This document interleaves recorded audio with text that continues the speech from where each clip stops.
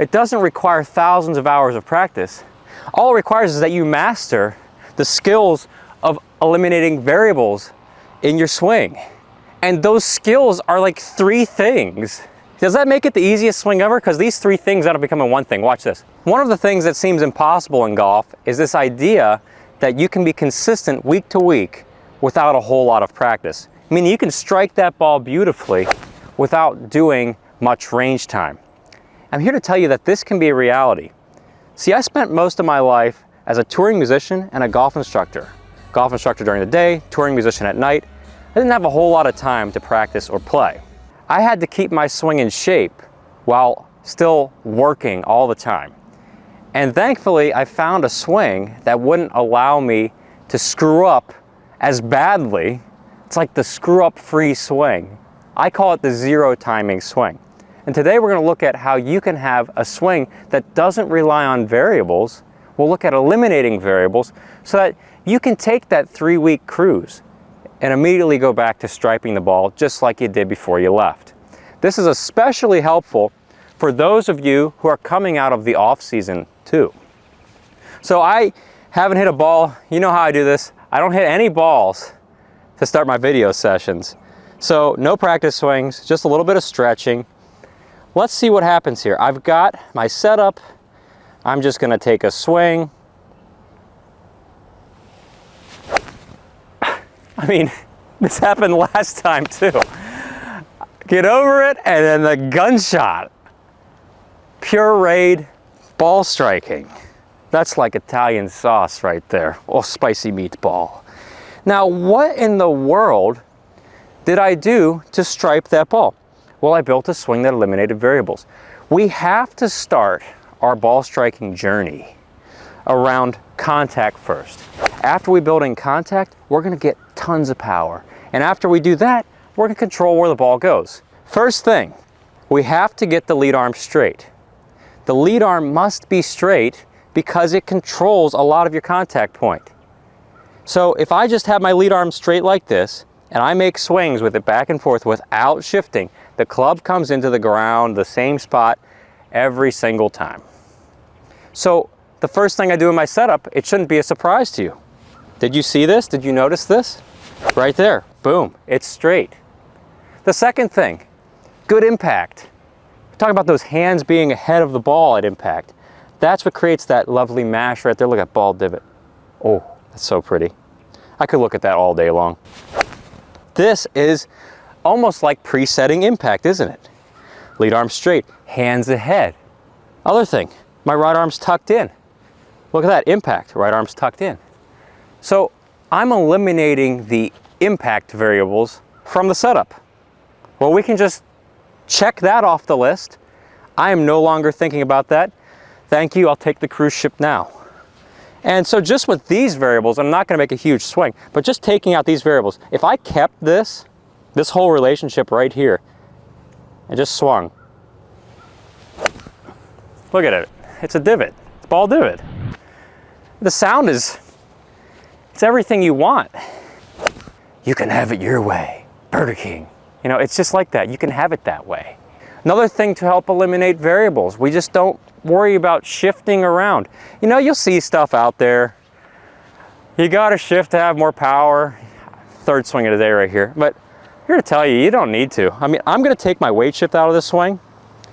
I'm just gonna make a full send swing right now. I didn't even shift my weight, and that's the longest ball I've ever hit with this club. Why is that important? Because shifting leads to contact issues. So if you start shifting around, and many of you know this on the channel if you've been following the channel, you know any little bit of sway, any bit of head movement in any direction is going to change that contact point on the ground. Now, why would we do that? Just cut out the shift, replace it with the rotation, and life is going to be dandy. So that's what I did there. I just cut out the shift, and everybody says, like you see it everywhere, you can't hit the ball far doing it. I just mashed that club, and did you see the swing speed on that? That was something else, wasn't it? Totally changes how you think about the golf swing. So we've eliminated the variables of impact, we've eliminated the variables of Well, power, we just added a whole bunch more power. Also, look at the turn I got. Holy cow. Whew, I got a full turn even without shifting. So I want you to start thinking about changing the way you view the golf swing. Variables are any form of shifting or breakdown. And 99% of lessons, I just gave a lesson to a guy today. And you should have seen, right off the ball, boom, breaks down the arms. Goes to the top, breaks down the arms again, hands are up here, and then the club just starts steep down across. But wait a second. I'm going to eliminate those variables. And our lesson focused on eliminating variables. So here's what we did. Hey, get that lead arm straight, get the arm set correctly, set the weight forward. Now just keep this, don't change it. And so all of a sudden, he swings back. Boom, lead arm straight. Boom, top of backswing position, perfect. Boom, downswing shallow. And he's like, I have been spending years trying to figure out how to fix my over-the-top problem. And we just did it by changing setup? Yeah, eliminate variables. By the way, this is what's going on in the SagutoGolf online golf school. I've got a free mini course. Check out the link in the description below, go.saguto.golf. It'll show you the top 3 keys you need to be a great ball striker. You need those keys to play great golf. You know, this is some of the pie, but we need to put the whole pie together. All the toppings on that pizza. Okay, so I've just eliminated variables. Tom, why don't you stop talking, hit another ball? Okay, I'll do that. So, eliminated variables, let's do it again. Look at that, ball divot. All this talking to you and ball divot strike. I'm not doing this to show off by any means. No, I desperately want the golfing world to experience that. That's the whole reason this channel exists. What I'm trying to get through to you is that it doesn't require a PhD in biomechanics. It doesn't require thousands of hours of practice. All it requires is that you master the skills of eliminating variables in your swing. And those skills are like 3 things. Does that make it the easiest swing ever? Because these 3 things end up becoming one thing. Watch this. I'm gonna make your swing even easier right now. And I can't believe I'm saying this. I really shouldn't be telling you this. But I really want you to hit the ball well. So, look at this. Variable eliminated, impact set. Okay, that's one, you check it off the list. That swing thought, gone. All right, wait, okay, set. Check that off the list, gone. Now what's the other thing I talked about? Just keeping this. That's the only swing thought I have. And it works every day. I took 3 weeks off, came back, boom. I didn't hit a ball today, came back here, boom. That is where the pie is. And it was powerful, it was consistent, and it will happen tomorrow, it will happen the next day. It will happen when I go out 3 p.m. this afternoon and play around with my friends. It's gonna happen. So, eliminate variables in your swing, and you will experience that time and time again. Saguto.golf is the place where you can learn to eliminate variables. Thousands of golfers all over the world are learning how to eliminate variables and playing the best golf of their life with my training program. So I'll look forward to seeing you there to help you play the best golf of your life. I'll see you in a future episode.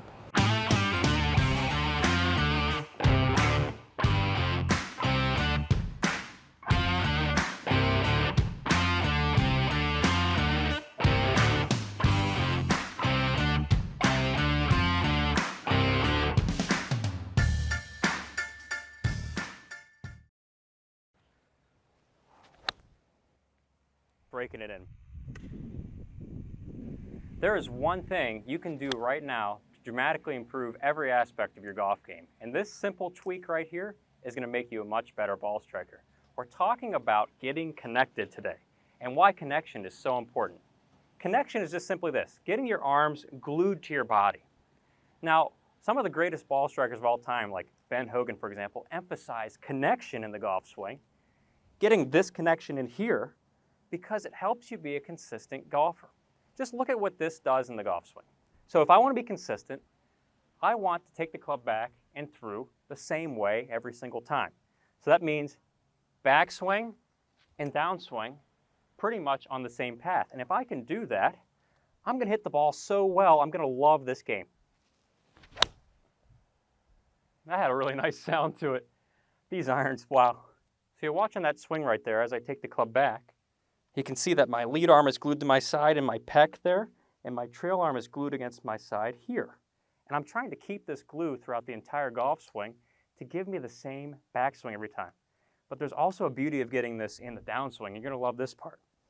If I keep the glue, I got my Gorilla Glue right here, stuck. Now I can't move this arm. Great, guys. Now I can't film the rest of the day. You didn't warn me about that. If I start down, keeping the glue, watch this. The club traces magically back on the same path to the ball. And this is what enables you to be ridiculously consistent as a ball striker. And you're going to be hitting it so clean, keeping the glue.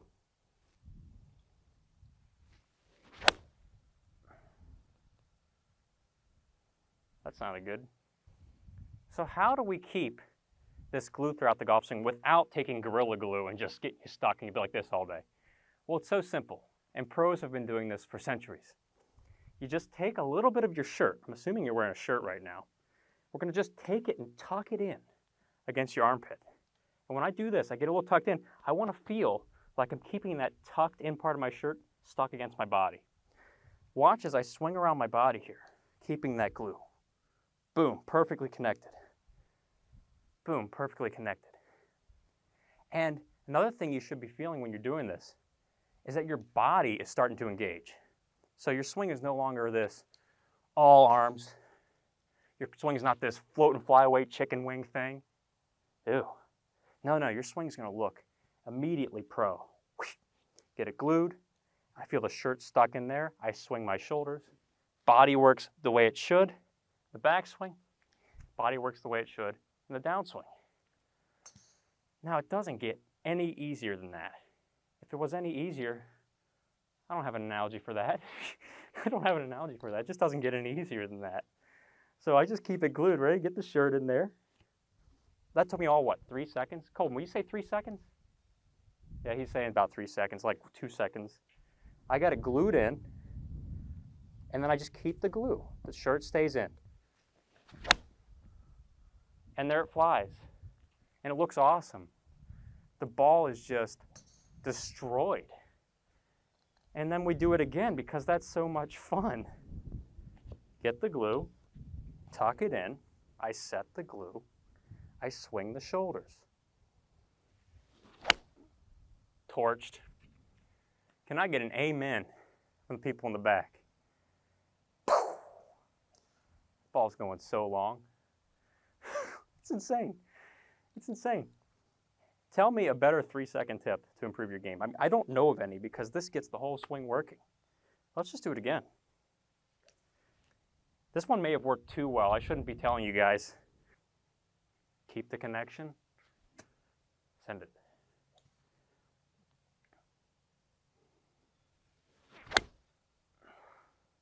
That was a peach.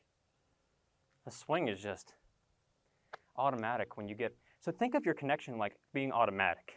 You're just setting a machine. So here's a little bonus tip for you.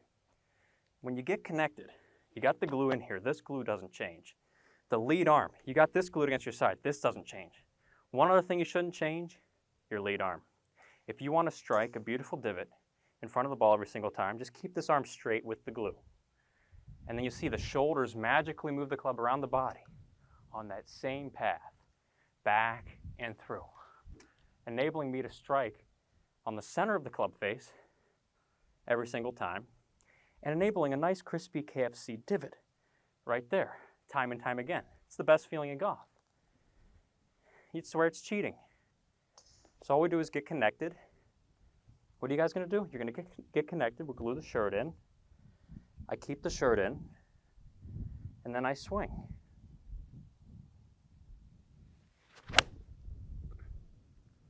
That feels really good.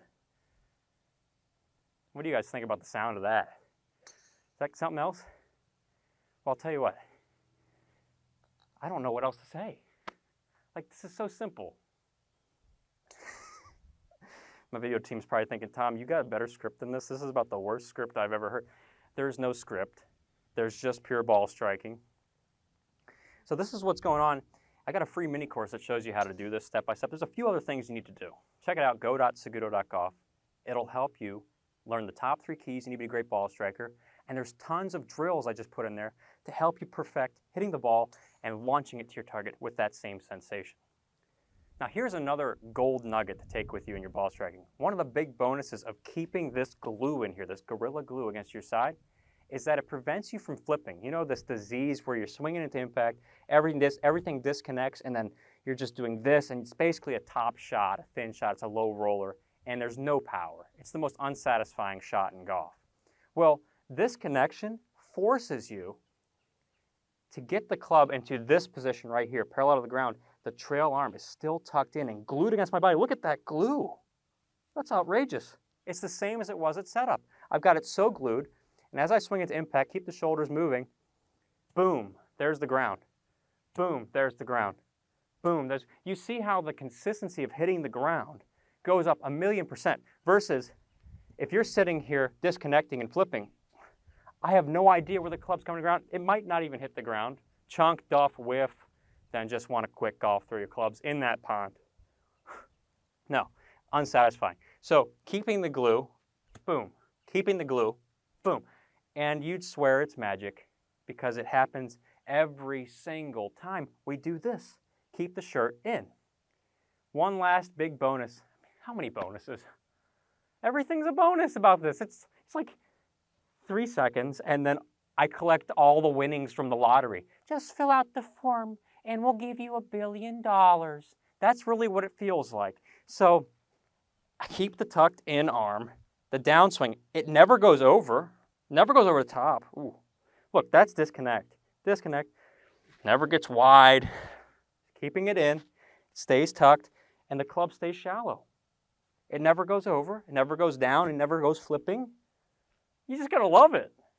So I'm gonna go in and collect my $1 million now, if you don't mind. Let's collect.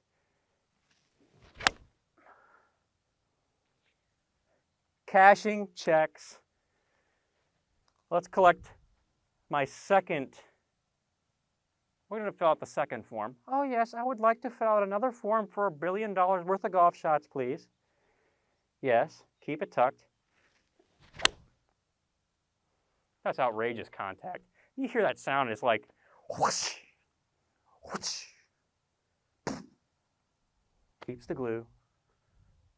He swings the shoulders. Oh, that's lovely.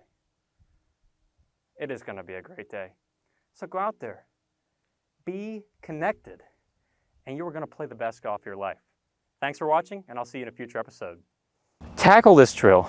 Master this drill. You don't even need to hit balls. You just need to do the moves. 3 golf balls, 3 crisp shots.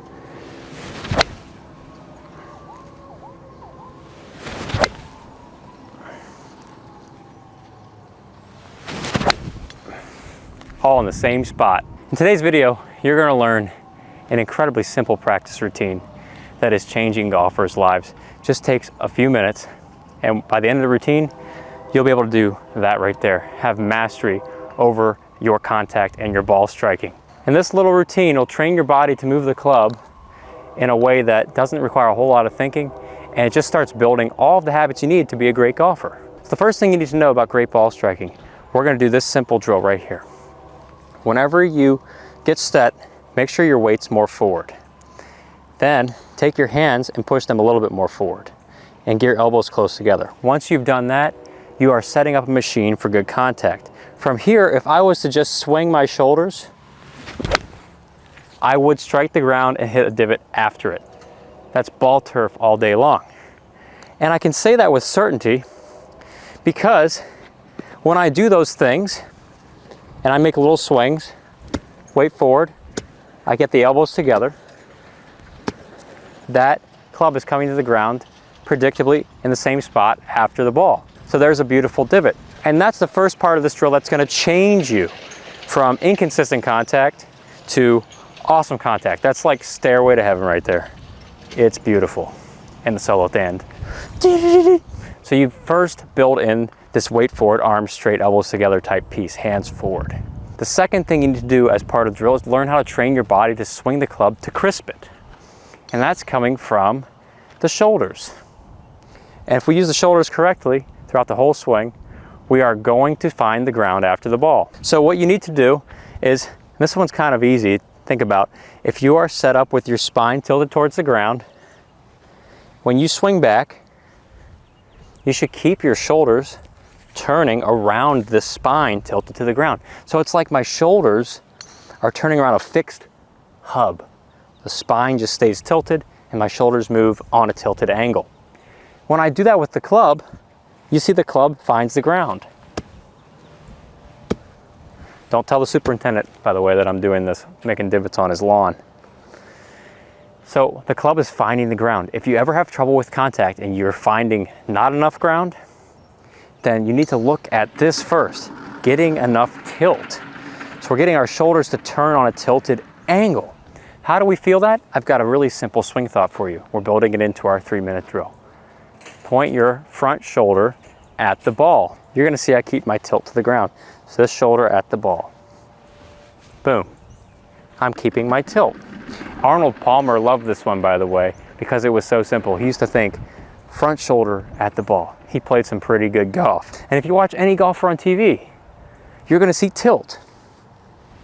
Front shoulder at the ball. And when you look from the front, you're gonna see the front shoulder under the chin, down. This creates quite a chain reaction in your swing, where your body starts working as if everything's connected to this front shoulder.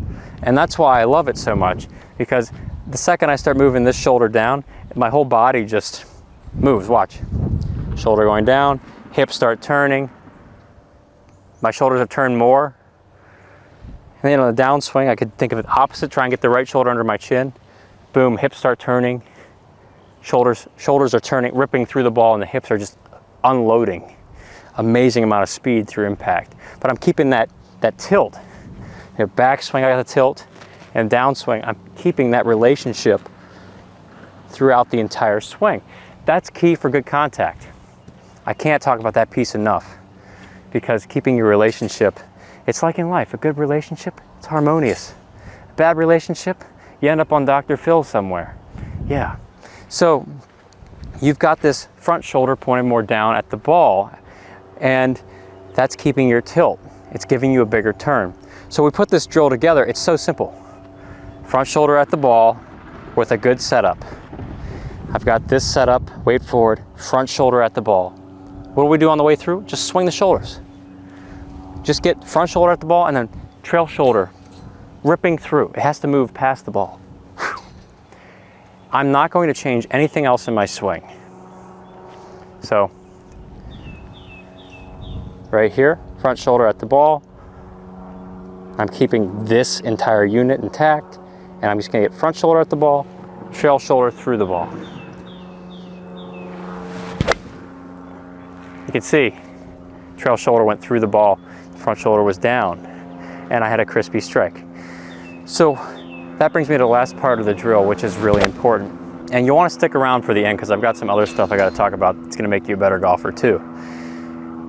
You have to learn how to get the arm straight after impact and point the club down. I had a student who told me that he was a club longer after doing this drill because he was working on pointing the club down. And it transformed his ball striking forever. He actually didn't hit any balls for 3 months. Winter break. He comes out and he plays a round of golf. And after playing this round of golf, he said he had to recalibrate all his yardages. He actually thought his Arcos was wrong. It was pretty cool to see that he's like, yeah, I just worked on that in my office in the winter. And then he started ripping the ball when he got out. So the same thing can happen for you too, because these things are what you need to strike the ball solid. They're not just like ifs or buts or maybe you should do it. Now, do these things. They're concrete things.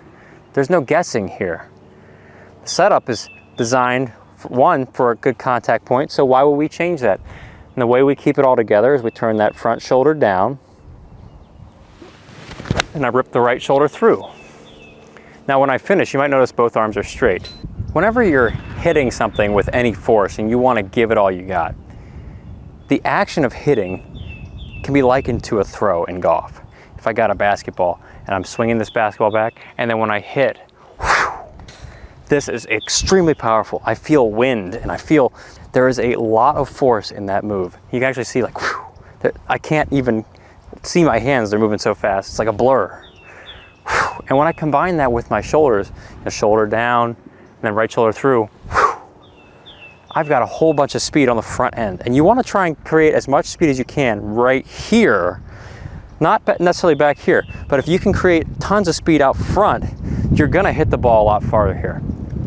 What happens after the ball matters.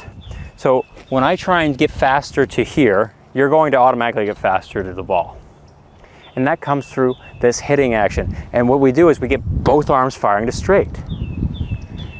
Not early, not both arms straight back here, but both arms straight up here. That's like 100 yards right there at least. Now, I barely swung that club back. The amount of power you're seeing in these arms alone just produced 100 yards with little effort. It might be one of the most powerful aspects of the golf swing. Train the basketball. You're passing a basketball down and forward spot in front of you.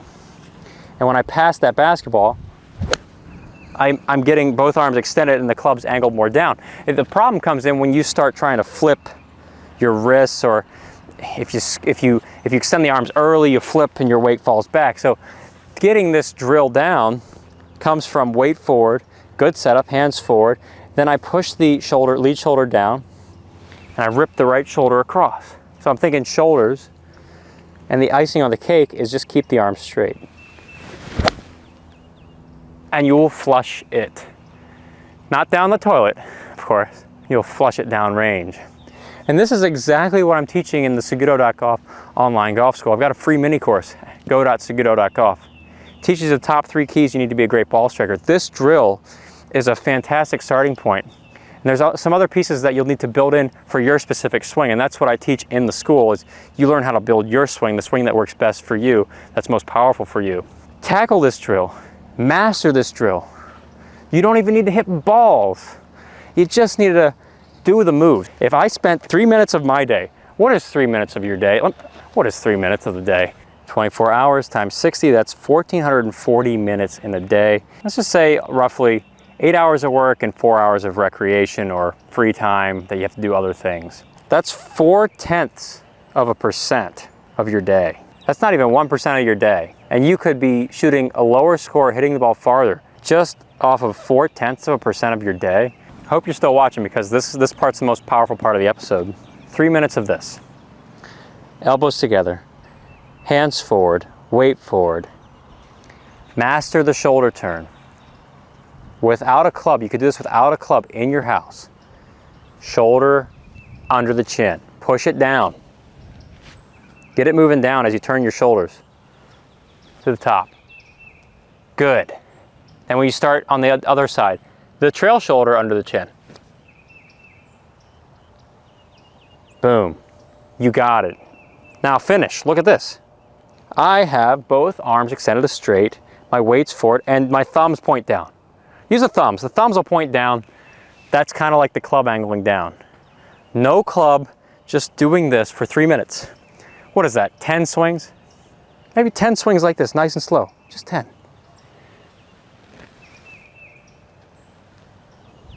Do 10 of those.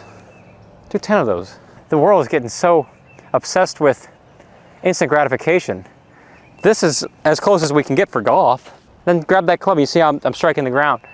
Slow. I know slow is kind of tough to do, but I'm seeing a consistent low point. Or you're tearing up holes in your carpet, but not really, you're brushing the carpet at home. You don't want your wife to complain about that thing, and then I don't want to deal with those complaints. Don't tear up the carpet at home. And then we take it to the golf ball. So you go out in the range in your yard, your garage, 10 swings a day. Just get one ball. Even if you had 9 swings inside and then there was that rainy day and you had one ball outside that you made your dog go fetch, and you brought it back to you and you said, oh, good boy, I've got only one shot. This is it. Like Eminem's song. You had only one shot. Dun, dun, dun, dun. Would you take it? I don't listen to Eminem, by the way. It's a good example of a reference. So, if you only had one shot and you had this drill, would you pull it off? I think so. Shoulder down. And you put the pressure on and you say, yeah, I dig it. This drill is the future of great golf for your life.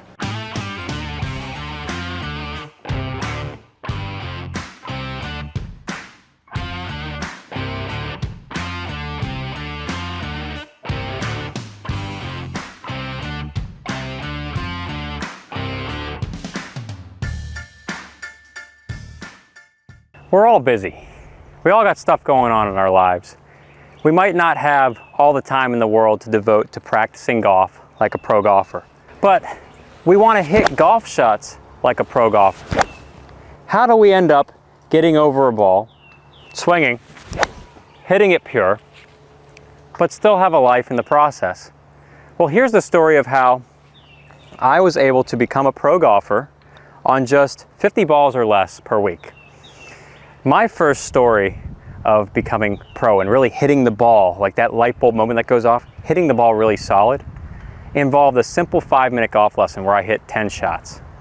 Well, 13 if you count the 3 bad ones before I got corrected. So my swing was all sorts of timing. I had to lift my arms, I was dropping the club, I was shifting, a lot of variables. When I do those things, contact's inconsistent. And I have to spend my life on the range trying to figure out how to time those things. But in this lesson, what I learned was I didn't have to spend weeks practicing. I could take weeks off, come back, and I'd still be in the same spot as where I left it. So my swing could take a break. And that lesson was simple. Well, I'm going to share with you today 3 simple things. 3 simple things to get pro ball striking without practicing much.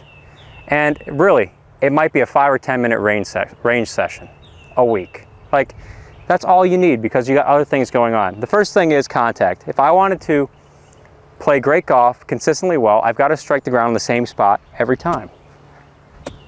And the first way I do that, I set more weight on the front leg with all my clubs because it creates a situation where I set it and forget it. Set it and forget it, keep that in mind. You want to set and forget as much of your swing as possible.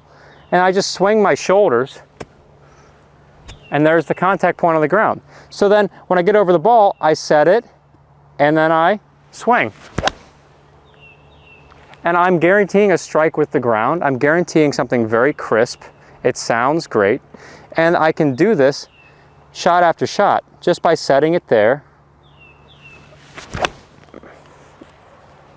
And bonus points, really, you don't have to do a whole lot in your swing if you just focus on keeping most of your weight there. Like that was the first aha moment was, oh, you're telling me I can take breaks? Yeah. Just set that there. You can even lean into it a little bit more, like 60% if you want. So that enables me to enjoy playing golf a lot more, but also open up my other hobbies like playing guitar. You have more time for friends and family, whatever you want to do. So I just anchor that weight there.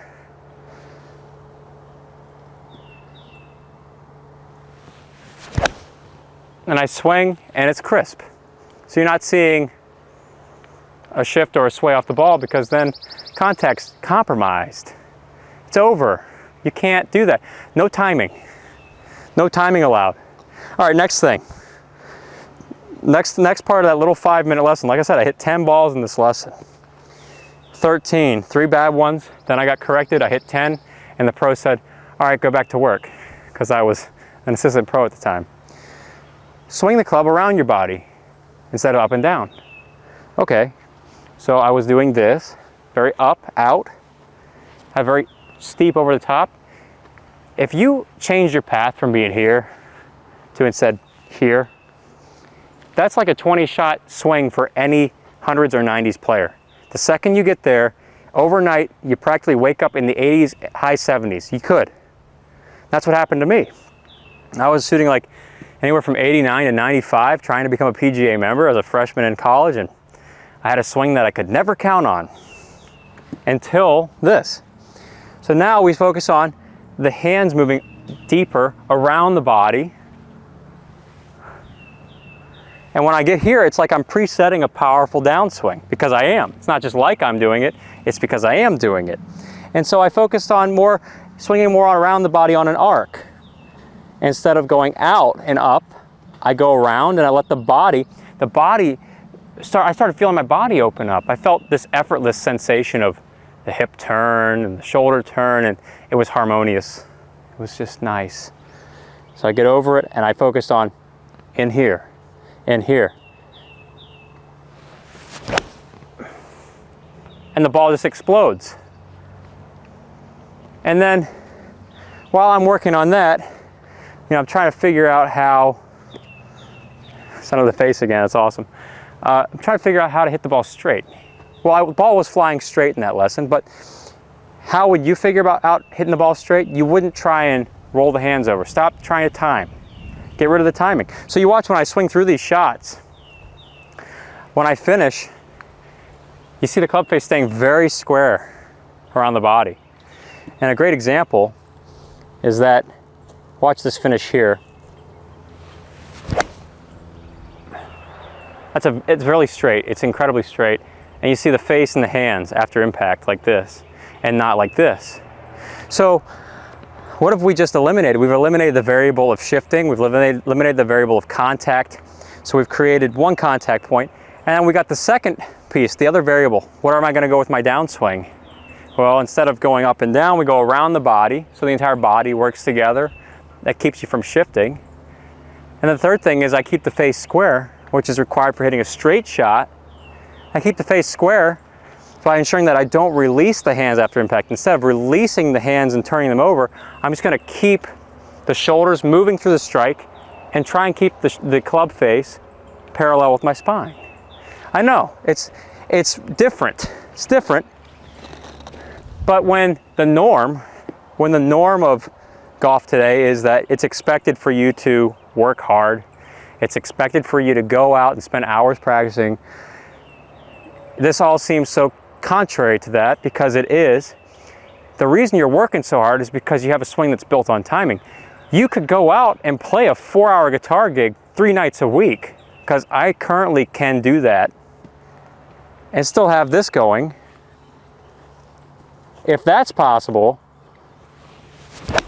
then you can do whatever you want too.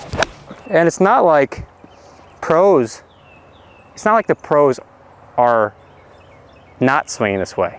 Because what if you were playing golf 80 rounds a year, let's say like 80 tournaments a year, what's that, maybe 200 rounds?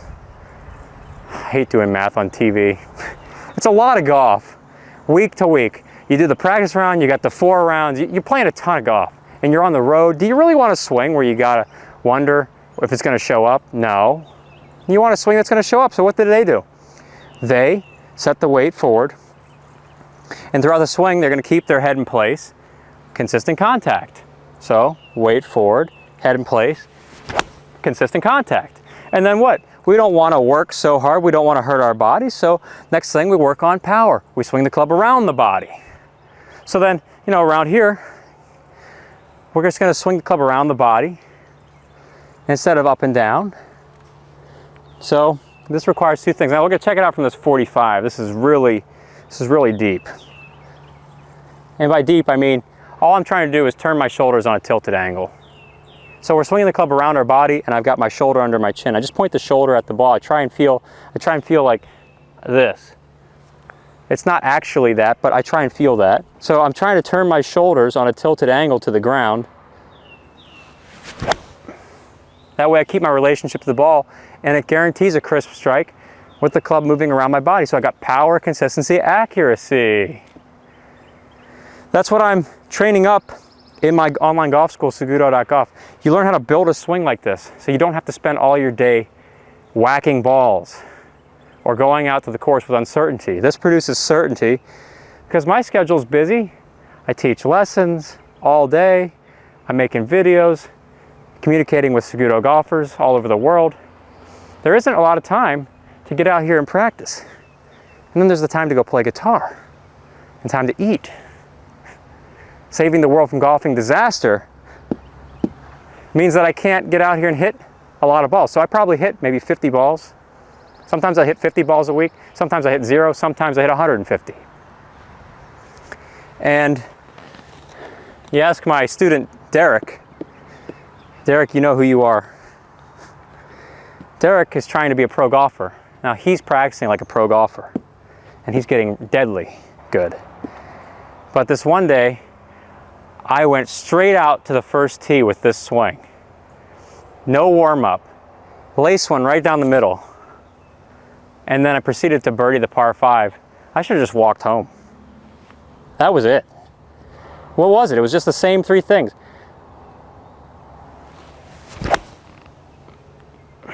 Pros do this too. I put a video out recently showing you how the pros do this. They're all doing this. They don't want to work like that. Stop working like a dog. It's been a hard day's night. I'm working like a golfer. Set it, forget it.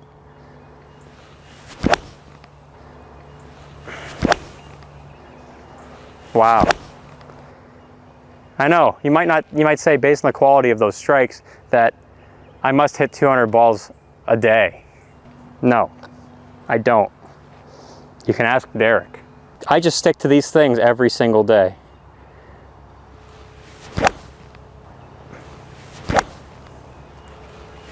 All right, a little bonus tip. If you've stuck with me this far, sometimes if you watch to the end, you get bonus tips. You know that. Another thing that I'm really jolly about is my right arm. I tuck it in. Just tuck that in, keep that tucked in with these keys. Get it in as much as you can. So at the top, instead of me being out, I'm just in. In, not out. When I get out, that's when problems come up. Oh, the choppers are here. They're coming to get us.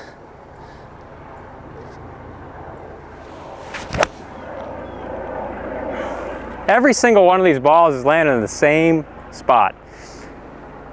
You don't have to work so hard. Why are we working so hard? This is how it's possible for anybody. You don't have to be a magician. You don't have to have athletic ability. This is normal people can play pro golf without working so hard. Thanks for watching. See y'all in a future episode.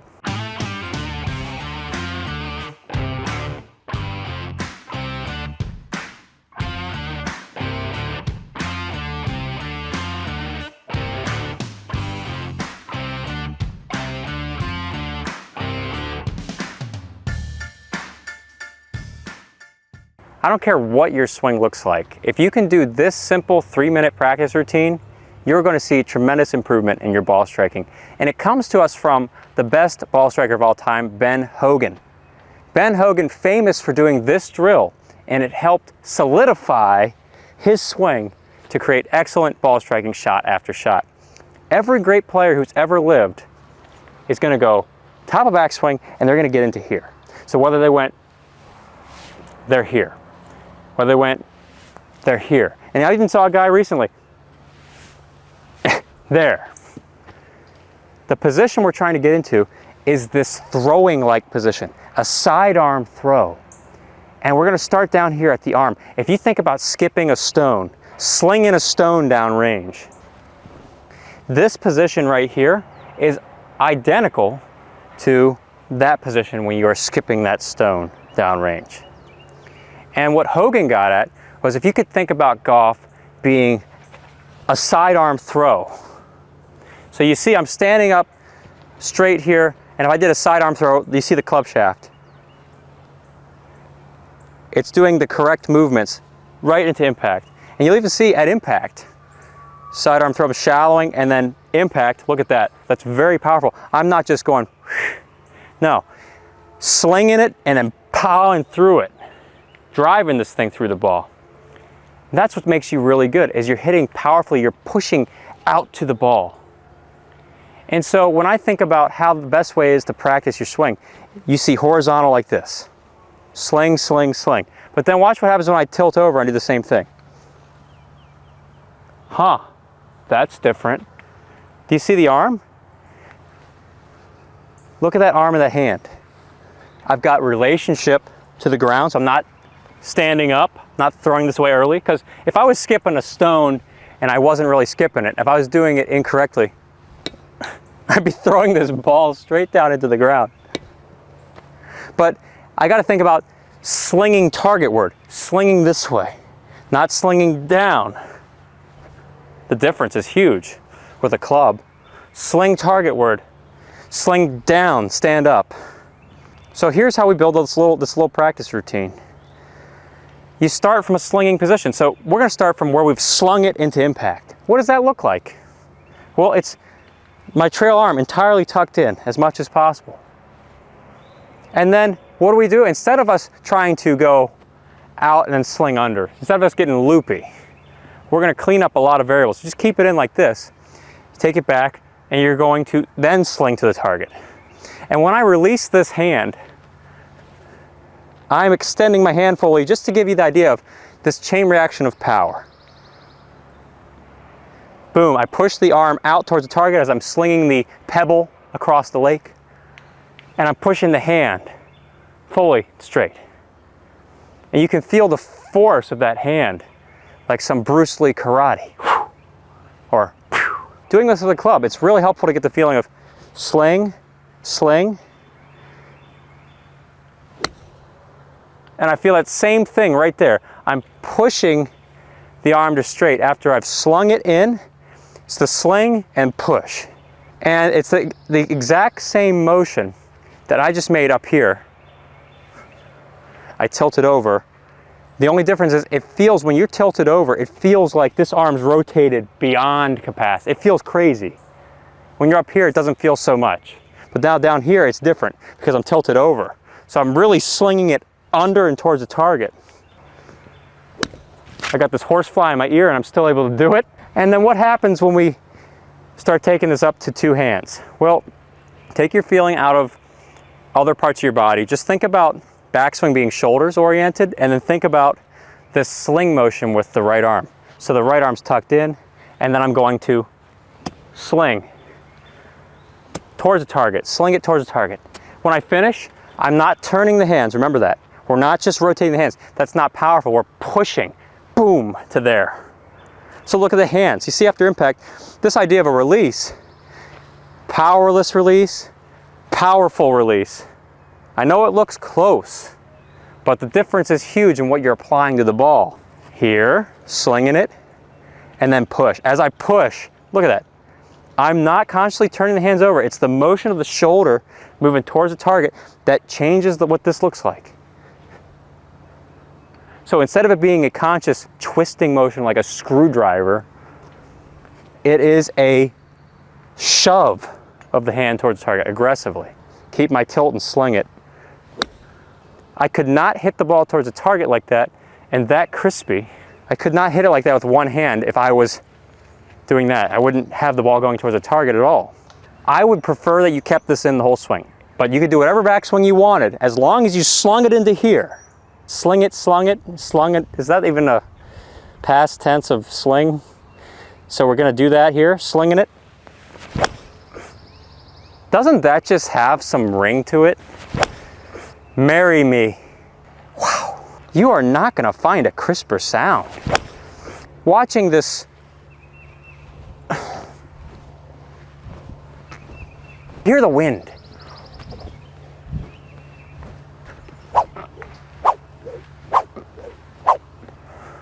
Not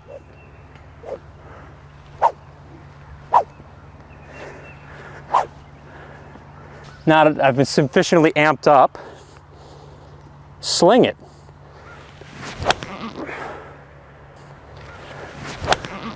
Wow. Booyah! Well, yeah, it takes like 10 seconds to set up the machine, then what, you're gonna hit 5 balls, slinging it. One-handed, tuck it in, sling. And then make sure when you finish that we're here and not doing the corkscrew. Then you're gonna do a little halvesies. Sling it. Look at the finish, it's identical again. Identical again. Really crisp. Don't judge yourself harshly about the strike on the one-handers. It's a little hard to do that. You'll hit some bad ones, but that's because, you know, you might be used to doing not slinging, you're just throwing the ball straight down. And then we go up to the full schlinger. What do we do? Same thing. My goodness, it's the same position. People will say, oh, you can't hit the ball farther than that. You gotta be kidding me. This ball is exploding off the face. You can just hear it. Sling it again, watch the path. So behind me, sling out, throw out. See, I chunked that a little bit. I'm not gonna be mad about that. It's a one-handed swing. Let's put two hands on. Let's sling it again. Blistery. Why was Hogan so good? This is one big part of it. I preset the sling machine and then I sling it. Look at the finish. Full sling. Boom. Mo Norman. Oh, you gotta hit it. You gotta hit it. The Precision Impact Trainer. I strap this thing onto my trail arm, and here's where the magic begins. The sling position, here. So I'm gonna preset a click or two. There's the sling position. Next thing, what I love about it is that it feels like you can tuck it in. So I get it glued against my side and I remember this position because you feel it's building swing memory right here. So I'm already in the sling position. As I go to the top, I'm in the sling position. As I start down, it's keeping me in the sling position. It's very important, especially for those of you who already have one of these, because I know there's a lot of you out there having good results with this. You will set it and forget it. So if you set it with the elbow out, well, yeah, you could keep the elbow out and then you'll have to sling it more. But the important thing is if you feel it here, this feel gets ingrained. And then when I swing to the top, it's wow. Every time it reminds me just how much I've got to get here. Just how much I've got to get into sling mode. Now you heard me get a little bit more clicks at the top, why it looks like that classic waiter's tray position. I'm getting more cupping in the trail wrist. This is natural and it's storing power. So when you go into slinging mode, hitting, get into impact, boom, excellent impact position. I'm holding this angle. And then after impact, boom, exploding through the ball. So the sling is practically built in. Go to the top and then sling. And I focus on holding my hand against that paddle. You really can't flip because once it's loaded, look at that, it's gonna say, no, we're not. The only thing you could do is move your arm out. Chicken wing it out. So we keep it in. It's really, you'll feel that. Oh, you can tell when it's bad. I've got it in the link in the description below. Check it out, nice little discount. Look on the way through. You can't, it forces, you just can't. You can't flip. The only way you can is if you let your elbow come out. But if I sat here and I glued my elbow in, and I said, well, you can't. I mean, I won't. All you got to think about is one part of your swing now. I got the elbow in, I could hold this arm against my side, and I'm gonna have the perfect downswing every time. And that's why I love it, because it's instant feedback. It's telling me, look at that, it's beautiful.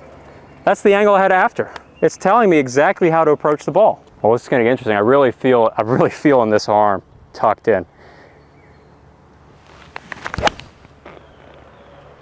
Wow, that feel is amazing. If you just had this feel the rest of your life, that's all you need. I don't care what it feels like, I just care that I keep this against the paddle.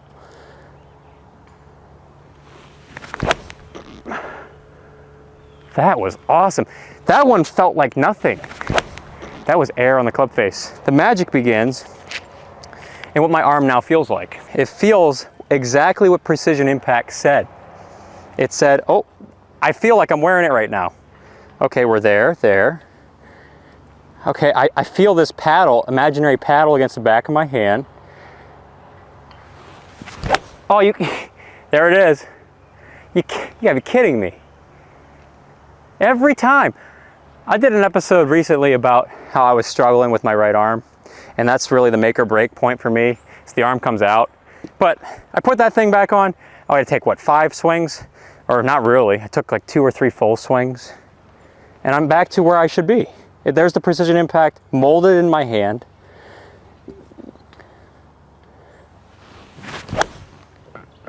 I can feel it, it's right here.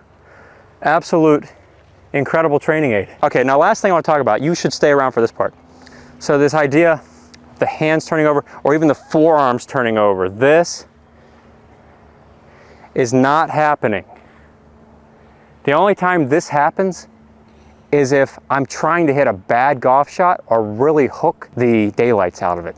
And if we're hitting a big hook, a big slinger, well then you're gonna see the club head be thrown out and turn over. And that's just a natural effect of swinging too much into out. So I'm gonna swing way into out here.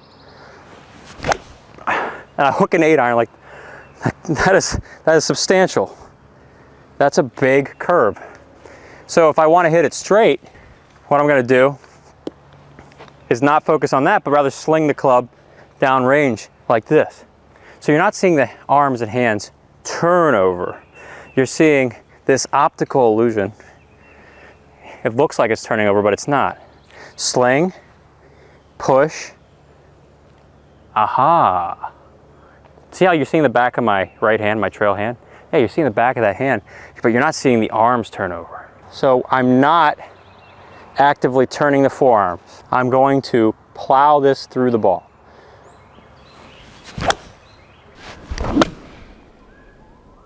Wow. So I'm keeping this plowed through and then I'm rehinging the club. I'm not doing any unnecessary moves.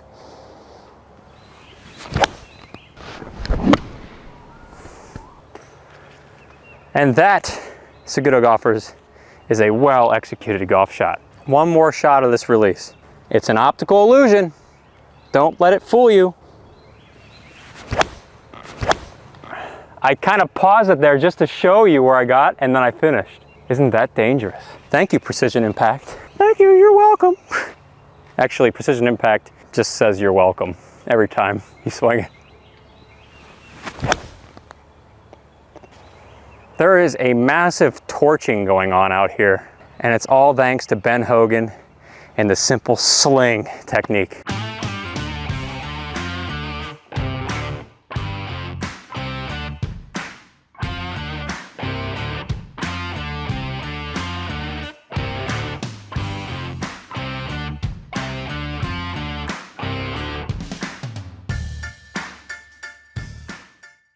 Imagine hitting driver pitching wedge into every green instead of driver 3-wood.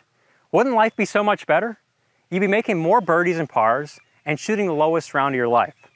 And there's just one thing keeping you from accessing all that power that's going to help you do that. And it's shocking because it goes against everything that you've been told about the golf swing. Today we're looking at pivoting, and especially don't coil in the golf swing.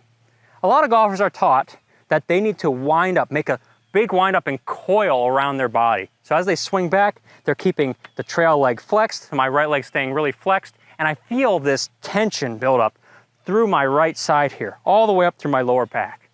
Now this feels powerful, no doubt about it, and I was one of the people who used to try this. But this is a recipe for power loss and back pain and injury. First, power loss.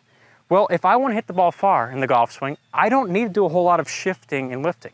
I can get plenty of club head speed just keeping my weight more forward and turning my hips. Check this out. I mean, that was a really effortless swing and I just let my body turn. Now when I coil, I don't get to access some key power sources. The first one being my hips. I need my hips to turn in the backswing to access this. Now, a lot of us try and get a 90-degree shoulder turn. So you want this big shoulder turn. Well, the problem with resisting and coiling is they force you to turn 90 degrees over a stiff lower half. I feel really wound up, but nobody can really do this. Your body's not designed to do this resistance model right here. If your body's telling you by resisting, it's saying, hey, maybe we shouldn't be doing this. And when I coil and wind up, I'm not getting a full shoulder turn. I can force 90, but my body doesn't want to go there. When I uncoil and I allow my body to work naturally, the hips turn and boom, the shoulders turn. I don't need to turn my shoulders 90 degrees. I just need to turn them 45. So look at this, hip turn, boom, the shoulders hip turn, 45. So all I need to do is engage the shoulders. There we go, 45 degrees of shoulder turn, 45 degrees of hip turn. That's 90 degrees of shoulder turn. Don't do the math, Tom. Stop doing the math today.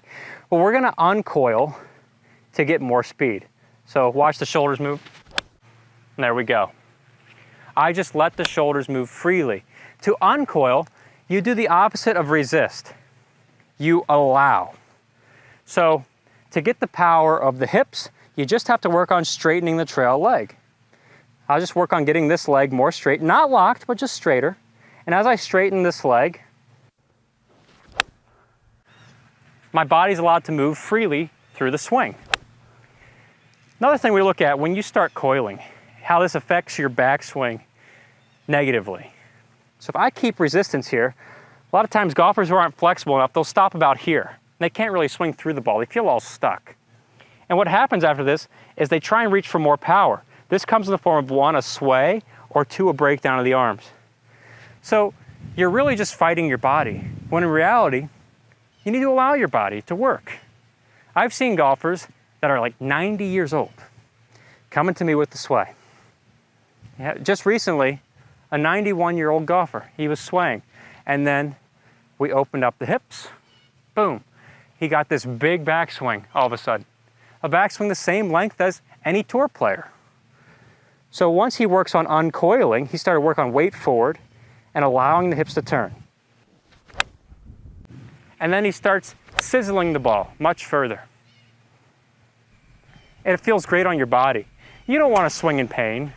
You don't want to spend time at the doctor's office for your golf game. You'd rather be out here playing and your doc saying, everything's good. So uncoiling is the secret to more power. So I'm getting more hip turn, more shoulder turn, and my body feels great. And the same is true with all the clubs in the bag. In fact, with the longer clubs, you're just gonna get more freedom.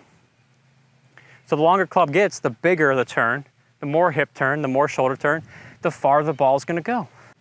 Think about uncoiling. I'm gonna try and point my hips at the camera over there. The more I can uncoil. There we go again. Good shot. And like the hips are spinning to the zone beautifully because of that. I'm no longer fighting, I don't feel tension, I feel free flowing. I feel like I'm on an island somewhere just hitting balls. And that relaxed swing, seeing the ball go that far with that much of a relaxed swing is a beautiful thing. By the way, I've got a free mini course, go.saguto.golf. There's some great drills in there to help you access effortless power and strike the ball like that. Link in the comments and description below. So when it comes to your golf swing, think about uncoiling. So we're not winding up anymore. We're not getting ourselves stuck. We're just gonna allow the body to work. The shoulders and the hips get pulled around, the weight stays forward, boom. That's all you need. And when you do that, you're gonna be a much happier golfer. You're gonna love hitting the ball like that. I'll see you all in a future episode. You know, it takes 5 seconds for you to change your ball striking. Good impact. We all see this every time. It's the hands leading the club head like this. Focusing on this simple position right here. And the common thing in golf is we struggle with flipping. This flipper the dolphin. The hands are doing this, the arms are pulling apart. It's shattering your golf dreams. But then when you really want to rip one and you're trying to force those hands ahead. You're trying to force good impact. You're trying to force a ball divot strike and it doesn't seem to be working. Have you thought about the grip? I can't tell you how many times going back to simple things like the setup has resulted in fixing my golf swing horrors and turning them into golf swing dreams. I was in a situation where my ball striking was suffering. I had a very strong grip at one time and my right hand was laying off the club. And whenever I swung through impact, just by the nature of this right hand, you see that right hand, look at that. It's like it's already telling me, hey, let's flip at it. So I would start like this and I would swing and I hit a high straight shot. Now that's really crisp. Nothing wrong with having that grip there, but this right hand, right through impact. I can feel this going on, a scoop. The only thing I should be scooping is ice cream, not golf shots. Nothing was compressed. And then I took a quick look, a little gander, at my right hand. And I was like, huh, that is a flip. Let's change that around. Instead, let's push those hands into more of a crisp impact position, right there. I'm gonna preset impact. And the way I did that, it's so simple, 5 seconds. What is this, 5 seconds? Maybe like 1.5 seconds. Hand on top, right there. So my left hand stays the same, but your right hand on top, all of a sudden I'm feeling this. It's like that hammer into a nail sensation, plowing through the ball versus swiping at it. Swiping, that's like a Tinder golf shot. We don't swipe right or swipe left. Oh, that's getting risky right there. Now we got this, plowing through the ball. And so I changed, put my right hand on top, same swing. Now just check out the ground here. Check out the ground. I'm gonna swing right through. Way more compressed. That's all I did. I went from this to this. You can see the result, the reaction on my face and also the club face. Significantly better contact, 4 grooves up and a lot of dirt. That feels way better. Now, I'm gonna hit one with a little bit of a fuller swing just to show you again, because this 5-second miracle. Hand covering, and I'm planting it on that thumb. When I talk about planting, I'm applying pressure down on that thumb. My grip's always like this. Your grip shouldn't change. Your grip should not come undone during the swing. I see this a ton in my lessons. Golfers are starting out like this with their hands. It's almost like the grip's an afterthought, but it's your only connection to the club. The grip should be a first thought, not secondary, because if you're secure here, then the rest of your swing is allowed to work much better. What happens when you're losing your grip? Oh, I don't know. How are you going to expect? How do you expect to hit the ball well from here? The only thing holding the club is the left hand, my lead hand. And then when I re-grip, well, how am I going to re-grip? Am I going to push? Am I going to pull? Am I just going to grunt? Ow, I felt that all the way up the shoulder. Whoa. So having pressure on that hand will actually lead to less pressure throughout your entire body during the swing. It's going to feel more free-flowing. Isn't that ironic? So we're going to go again. 5 seconds, 1.5 seconds. I'm just going to put that hand on top, and I'm going to swing. Wow, that is a buttery biscuit. That is a buttery biscuit. I feel like I'm smiling at the camera like I'm that kid at the dentist office who just got the lollipop after going into the dentist's office to get his teeth clean. I always love that. They give you a lollipop after getting your teeth clean. Incredibly sinful. All right, so let's see if we can get some other cool extractions out of this little grip tip. I know it's so simple. And well, okay, look at after impact. Just check this out. So from this view, what you're going to see through impact is this wedge. You keep that intact. I've said it a million times on this channel. You keep that intact, you're going to play great golf. Johnny Miller said it's the magic move. As much as we don't like those gimmicky sounds. But I'm going to put that hand on top again and just swing my shoulders.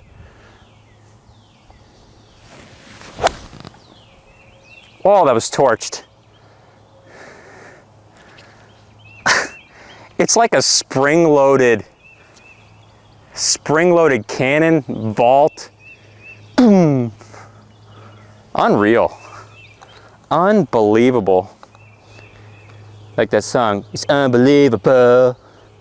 So, what are we gonna do again? We're gonna hit it again because that feels great. Hand on top, covering.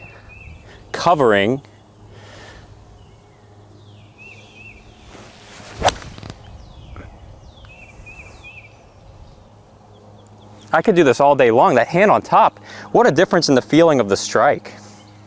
Let's do it again. And if you're working on this at home, you're gonna feel like you're gonna feel like you've got a lot more of this right hand, this trail hand over. It's gonna be uncomfortable. Yeah, it takes 1.5 seconds. It's gonna feel uncomfortable, especially if you're used to having the hand off the club. So make sure that when you're practicing on this, don't be afraid to rehearse it. So I've got it securely in my hands, and I'm just gonna turn my shoulders, and I'm secure there. I still feel that same pressure point. When I bring it down, check that out, it's still the same. Now I swing through, still the same, and after. It's helping me get good impact.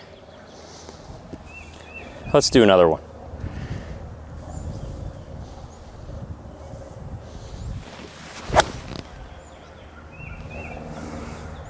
Another ball divot strike. You'd swear it's a miracle, but it's just 1.5 seconds of me changing my grip.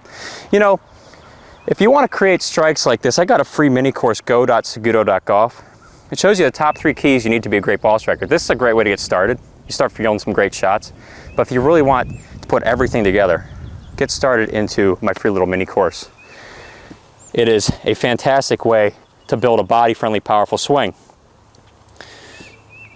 All right, what are we doing? Hand on top. Why are we doing it? Because we want to hit a good golf shot. Oh no, that was trash. My swing looks like it's straight backing up. Feels like it's straight backing up.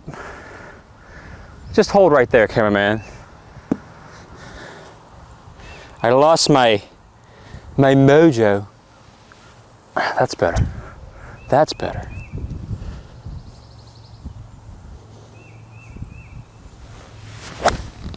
Oh, that was so much better. Remarkably clean strike.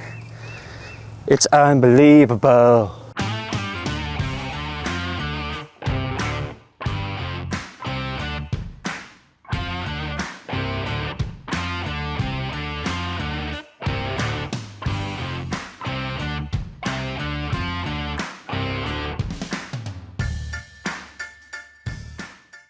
If I could only give you one tip that would dramatically improve your ball striking right now, it would be this one.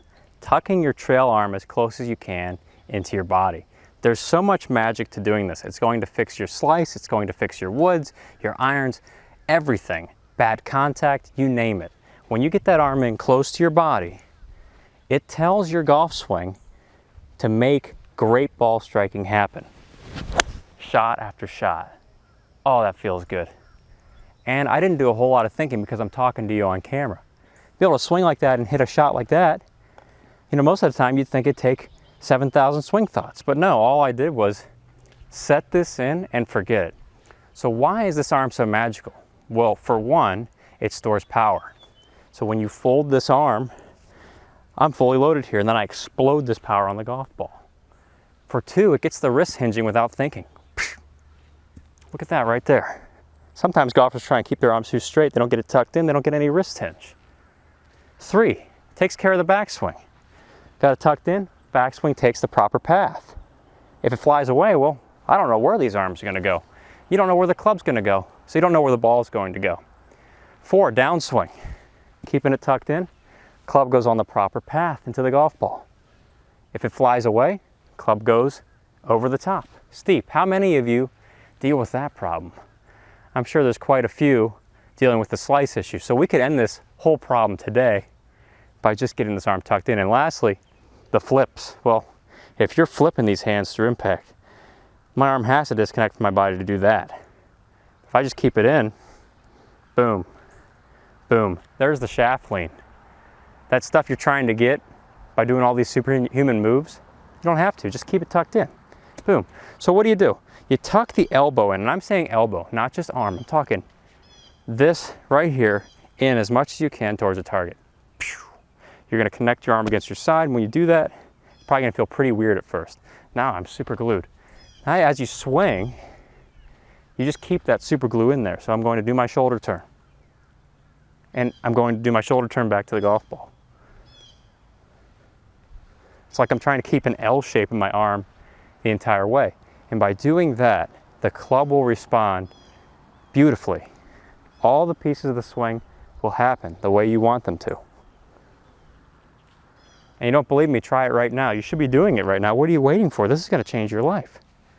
Once you got it glued in, keep it in. Don't change it. We're going to hit some short shots first, keeping this glued in. Beautiful strike. Ball just explodes off the face and there goes 100 yards. Barely touched it. That's what makes golf fun. We're not working too hard and the ball's just exploding through impact. So I'm going to take it up a little bit further here. Let's tuck it in even more. That was fun, so much fun, we'll do it again. There we go. Another good strike. That one went past the 150. And it's like swinging a feather, just nothing.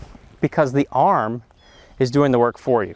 So we're going to keep it tucked in here, and we're going to build it up then to a fuller swing. And even at the top of the backswing, I'm still feeling this as much as I can. And even when I start my downswing, I'm still feeling this as much as I can. I'm not changing it more. I'm not losing it. Never. Don't lose it. Keep it in. Here we go. Let's have some fun. Another good sounding strike. Kept the arm in, and the ball just exploded down there towards my target. I love this because it's so simple. As humans, we overcomplicate the swing, but we don't have to. Keep the arm in and send it.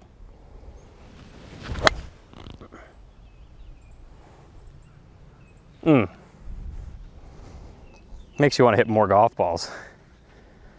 Kind of got that golf addiction going.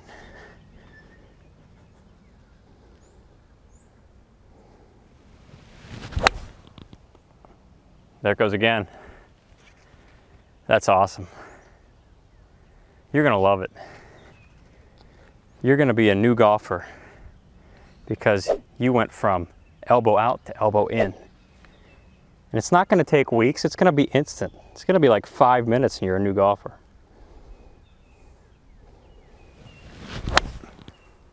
There it goes again. Whew. Doesn't get any better than that. Another place we're going to see a huge benefit with this is with the woods, and especially off the turf. You won't be chunking behind it or topping it, you'll be mashing it. Just keep it in. A lot of people with the woods get a little bit too over the top.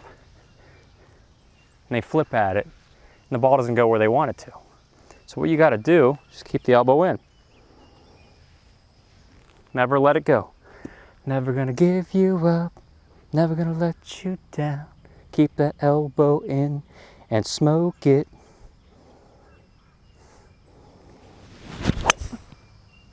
That's what I'm talking about. That just sounded great.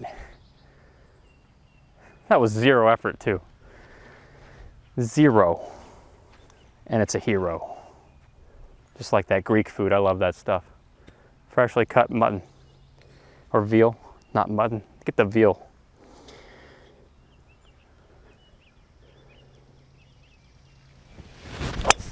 Oh, that was flonged. You just feel the club face collect the ball and it explodes. And look, I'm getting a little bit of dirt there. So I'm hitting it right on el centro of the club face. Whew. That is why we play golf. Doesn't get any better. In. You gotta be in to be in the club. There it is again, same spot.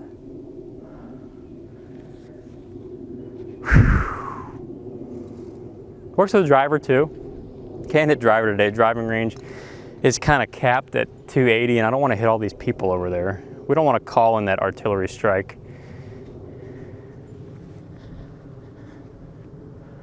All right, send it. Oh, that was free feeling.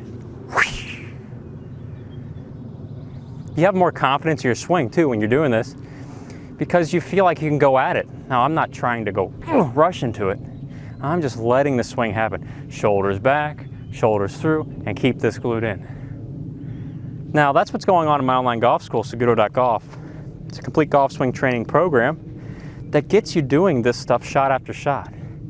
Elbow is part of the equation, but there's a few other pieces you need to know to start building up this machine. This will get you started though. It's great. Keep it in and then send it. Oh my goodness, does not get any better. Oh, sit down.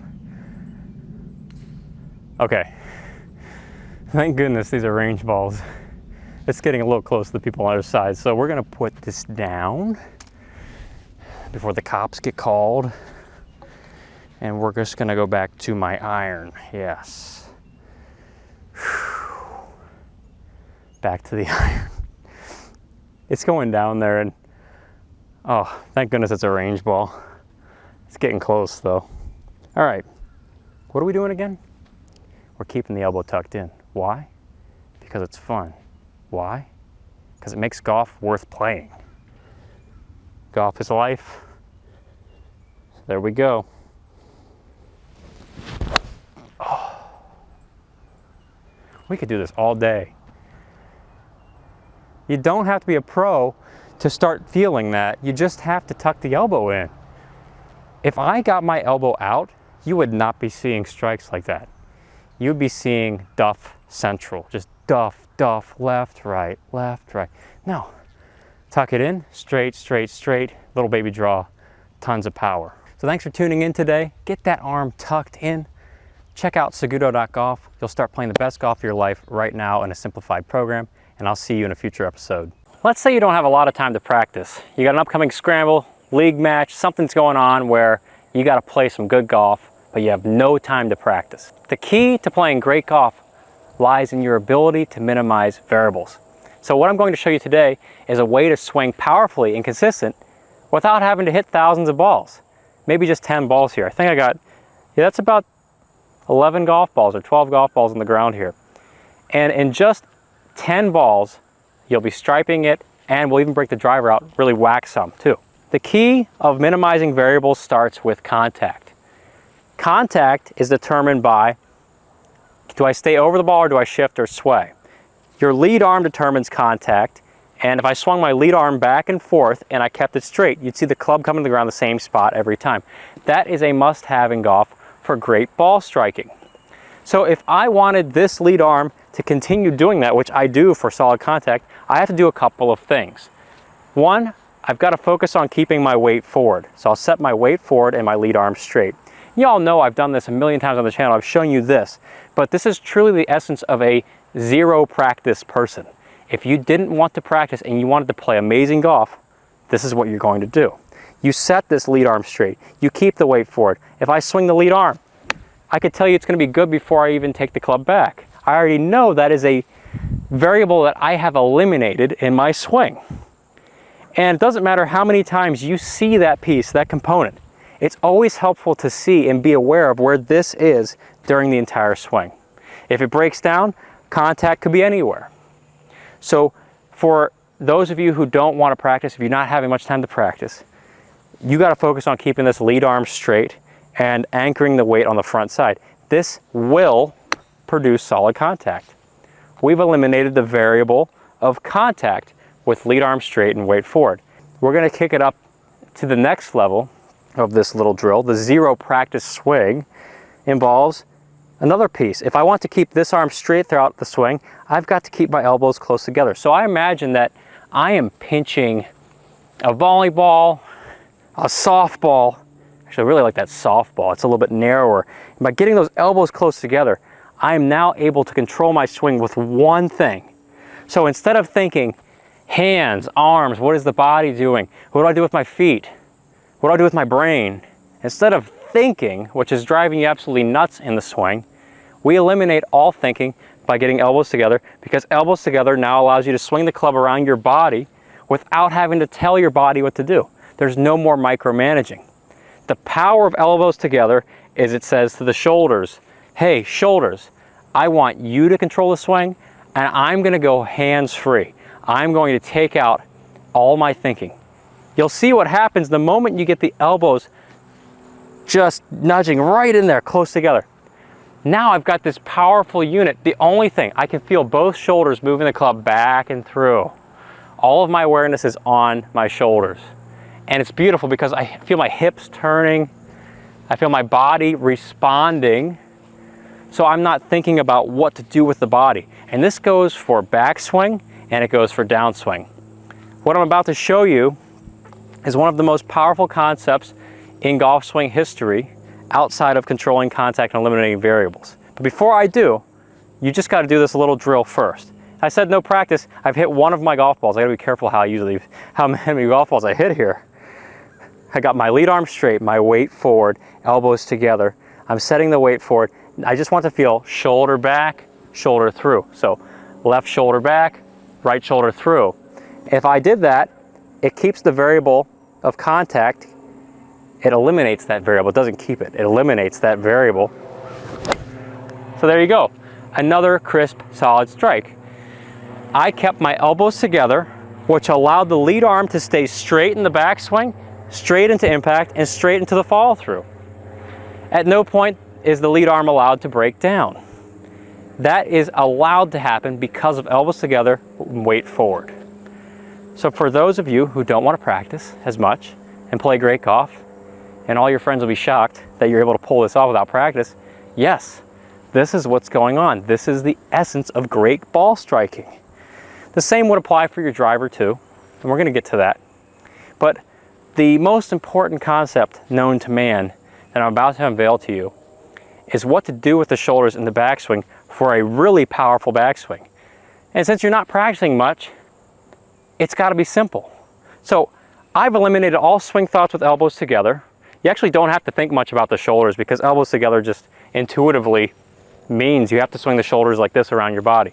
So the next thing would be really your first swing thought in this whole thing is pointing your front shoulder at the ball. So getting this front shoulder down, this is like giving you the key, putting it in the door, turning it, and all of a sudden everything opens up and it all makes sense.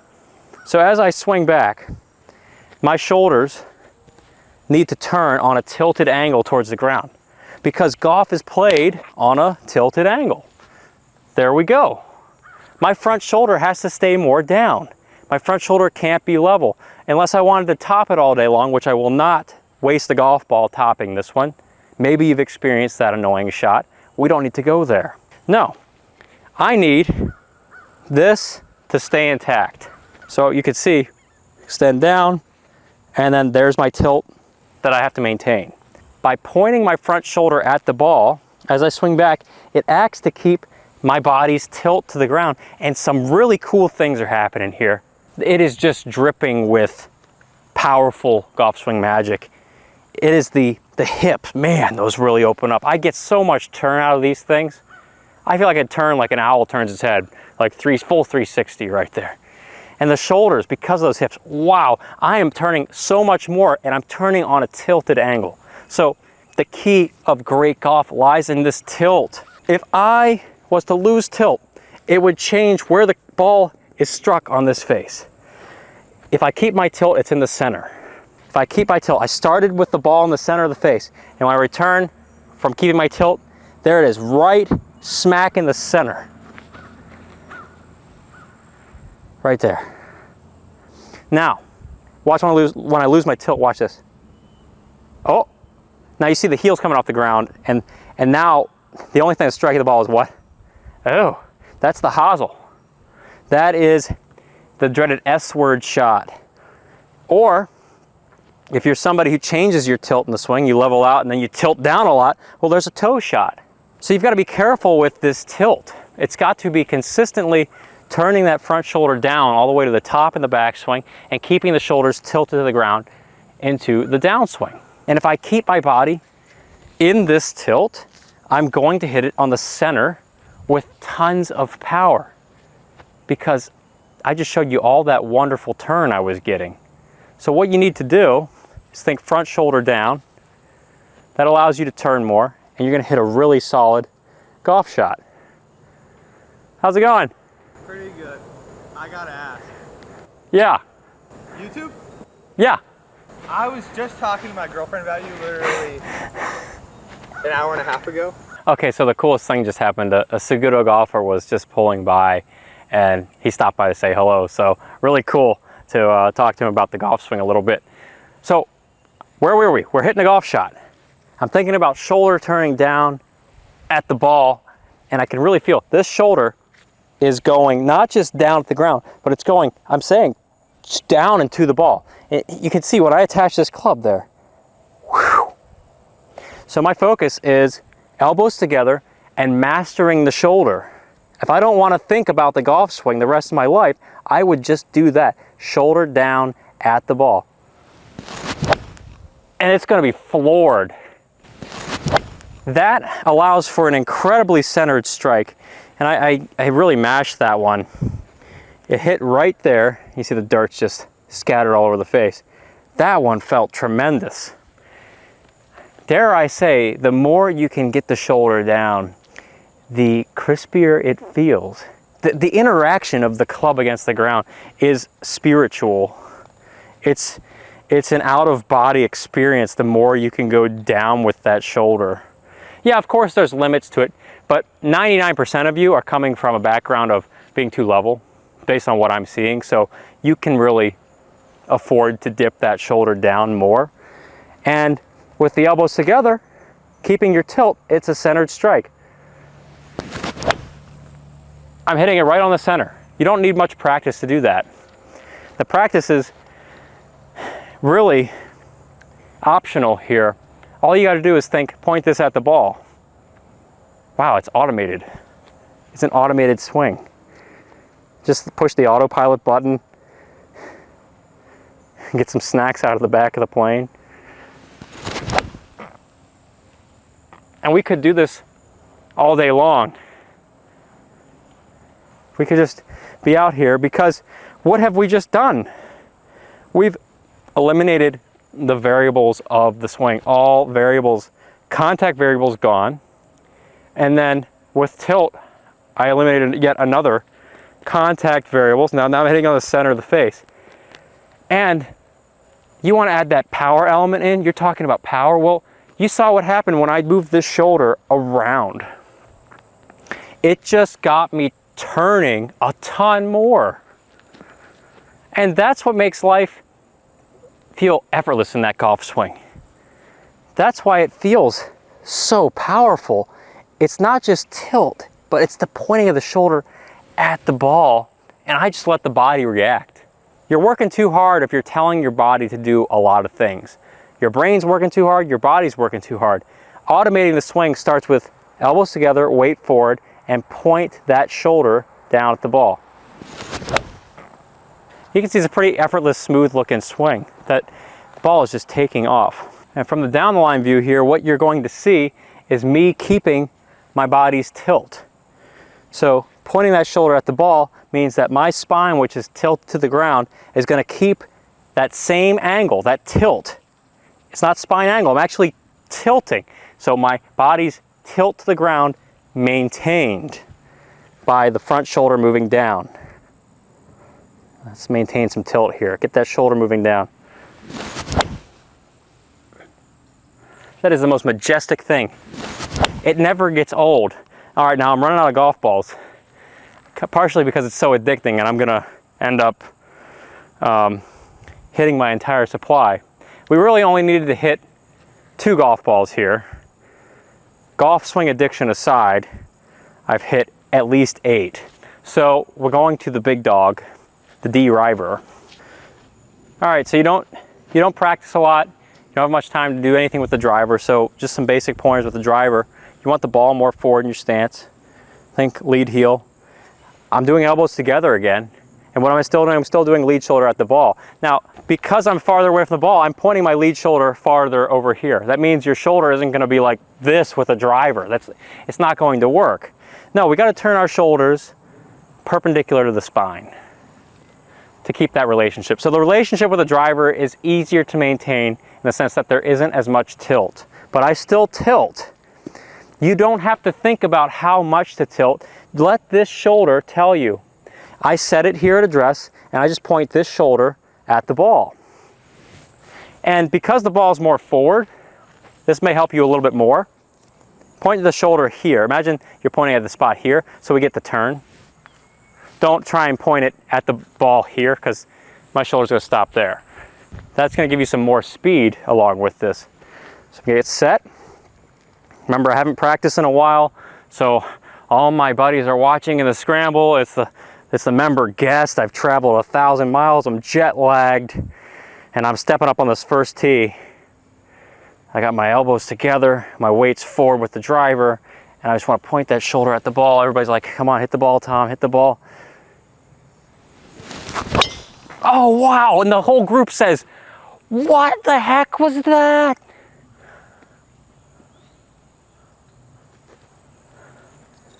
That's just a joy. That is an absolute joy. The tee came out of the ground and you walk back, you pick up the tee. Yeah, classic. That's right. That's right. You could take that jet lag and smoke it. And then you get up to the next hole and it's a beautiful, beautiful par 5 and you're wondering, oh, I've hit 4 shots today, or 3. Maybe I birdied the first hole. And get up here and I got to really nuke one. So I think about this shoulder passing under my chin at the ball, and then I'm just gonna rip those shoulders fast through. Don't think about anything else. Let your body take care of all the calculating. Here we go. I hope the people on the other end under the range are the safe ones. I'm kind of worried about this, so I'm just gonna try to not hit them. Here we go. Point at the ball. Oh, that's prolonged. Just land somewhere between guy number 1 and guy number 2. Yeah, we're good, we're good. Partially thanks to these being range balls. And then you get up to the next hole, and it's a lovely, actually, you know what, we gotta hit our approach shot. It's a lovely approach shot to this awesome hole. I've got this club in my hands, and well, this might only be the 6th swing of the day. How do I ensure I strike it well? Well, I'm just gonna follow the keys Tom talked about right here. Elbows together. I'm gonna set the weight forward. My arm is straight. Okay, shoulders only. Just keep this, swing the shoulders only. Okay. Now, that one was not as satisfying as the others. What happened there? I just didn't get enough tilt. I didn't get that shoulder down enough. But it's not a problem where I've got to go to the range and spend an hour. No, because you're playing your member guest. What you got to do is you've got to focus on just, okay, I'm going to point it more down this time. That's what I'm going to do. So I'm going to get set. I focus on down. And you start striking the ground. Little practice swing. Okay, I feel the ground. Let's hit one. Good strike right there. So what you're seeing is it doesn't take but 10 balls, in this case 12, to really groove something. That's if you stay committed to these keys, because these keys will work when you do them. I've got a free mini course at go.saguto.golf. It teaches you the top 3 keys you need to be a great ball striker. It's a fantastic starting point for learning a powerful, consistent golf swing that you don't have to practice much. You can rather just enjoy shooting that ball down the middle of the fairway and then striping the iron shot, having a birdie putt, and making tons more birdies and pars. So go check that out, and I look forward to seeing you in a future episode.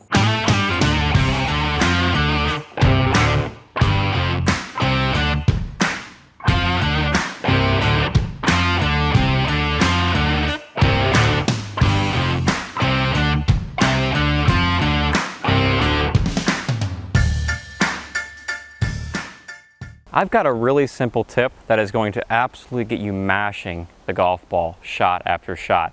And it's one of the best things you can do anywhere. You can train good impact from anywhere with this simple tip. So you're going to learn how to hit the ball first and take a nice crispy divot in front of it. That feels great. You can tell the ball mashed against the center of the club face. That's what you want. That's why we play golf. So the secret to doing this is telling your hands to work the right way at and through impact. Impact, the point where the club strikes the ball. The moment of truth. So good impact looks like this.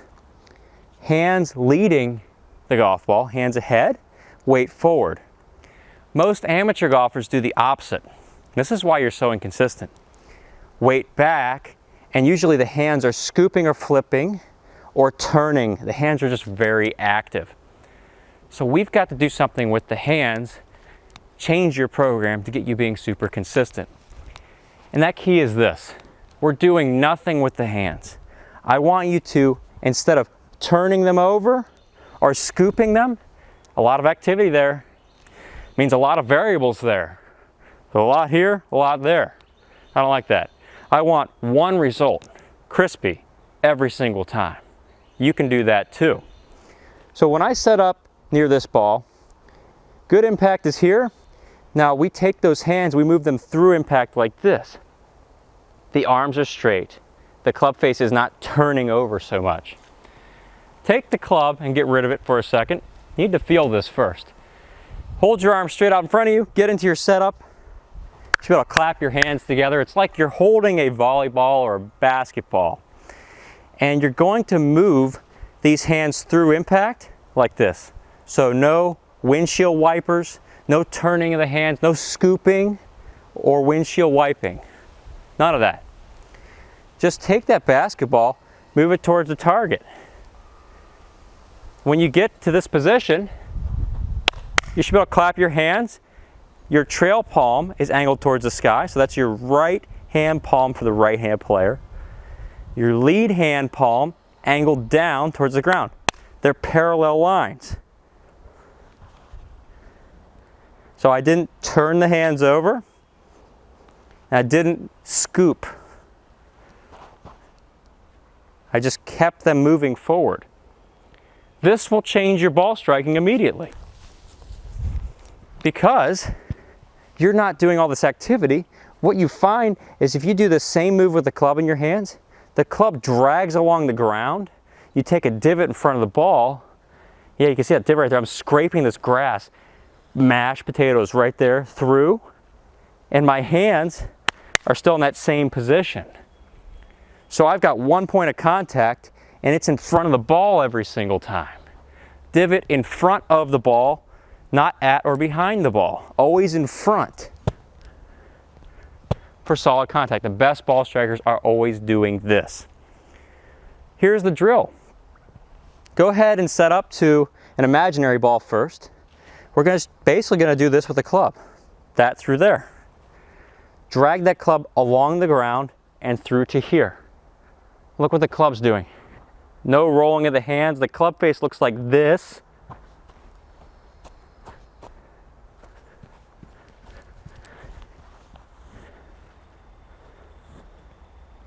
When you do this incorrectly, you have either a scoop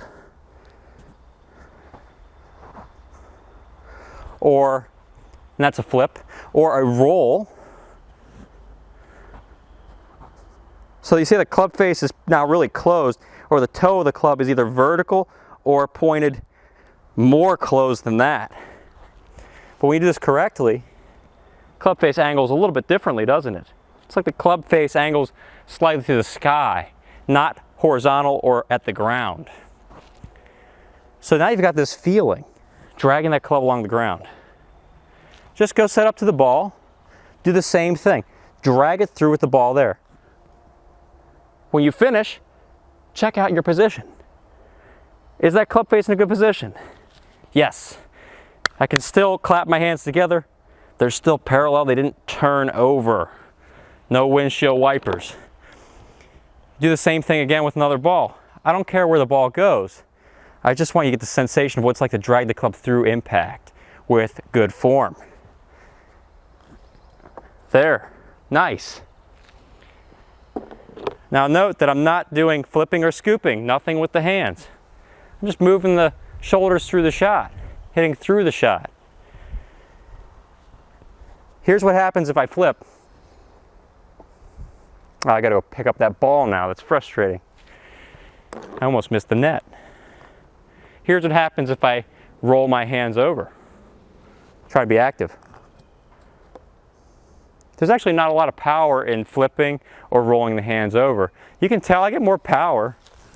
I get way more power accelerating through the shot with that. I can feel it. Energy's going that way.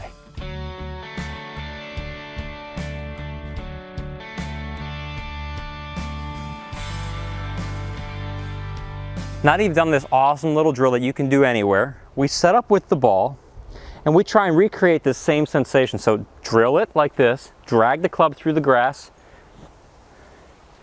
and then hit one.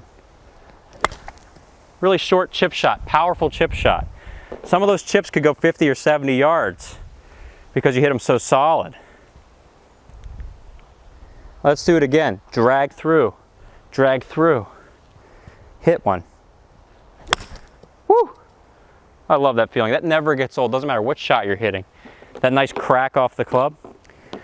By the way, I've got a free mini course, go.saguto.golf. Learn the top 3 keys you need to be a great ball striker. Go check it out. It's in the link in comments below. So as we've built this good fundamental, impact, #1 fundamental in golf, we need to now make a bigger swing. But only move forward once you're able to hit solid golf shots 8 out of 10, 9 out of 10, or 10 out of 10 times.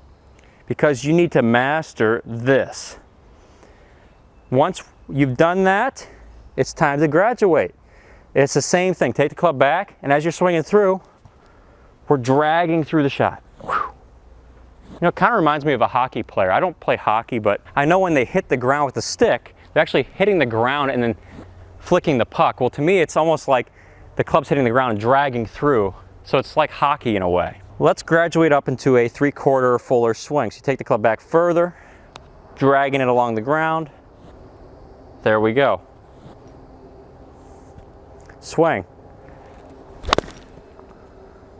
That's awesome. So I really was exaggerating, keeping the arms straight and extended through the shot. I felt the club gripping that ball, mashing it and sending it to the target. My hands were really quiet. I'm training solid impact. And we do it again because that's fun. That's fun. Let's swing. Nice strike again.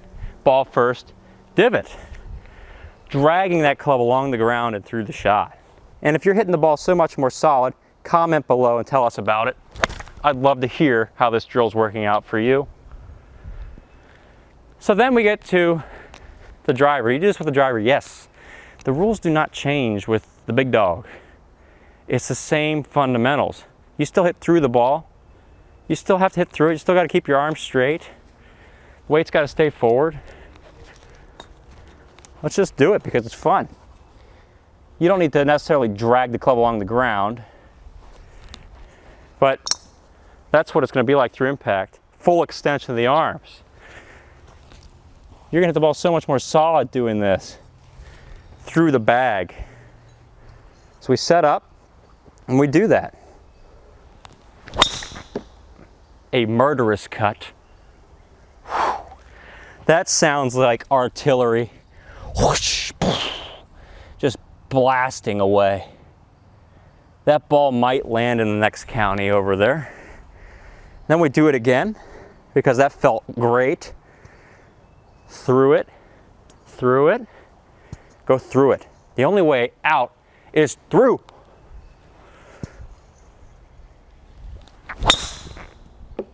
Woo! That just feels amazing. That feeling of the ball in the center of the face. I can't hear anymore because that's so loud too. Ball in the center of the face is mashed. Mashed potatoes. So Saguto golfers, you know what to do. Train solid impact. If you're looking for a way to play your best golf right now, check out my online golf school, SagutoGolf. It's a complete golf swing training program designed to help you play the best golf of your life right now. Life's far too short to play bad golf. So start playing the best golf of your life with SagutoGolf. Thanks for watching, and I look forward to seeing you in a future episode.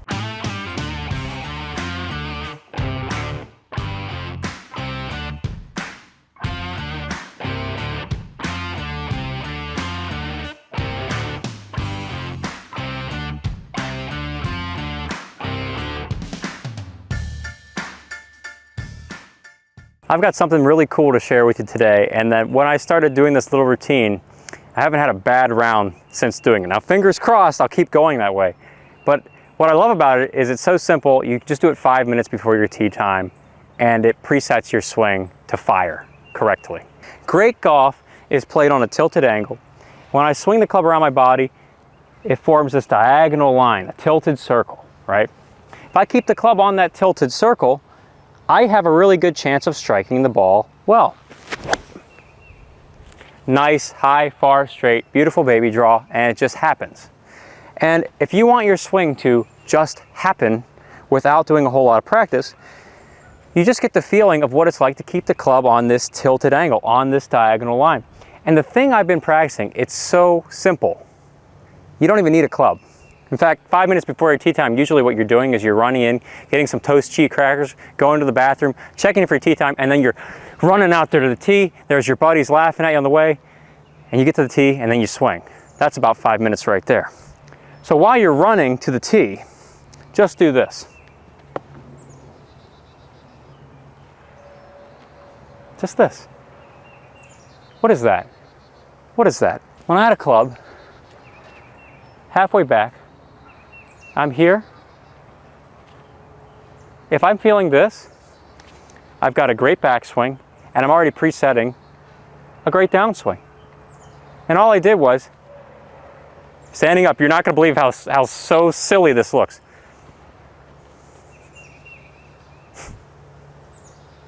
You're telling me that that can practically guarantee a great round of golf? Yes. Standing up, it's like I'm just having a tray of items, and I'm moving them up the side. I'm rotating my arm. I'm pulling my shoulder like a tray around my body. When I tilt over, watch this, the angle says,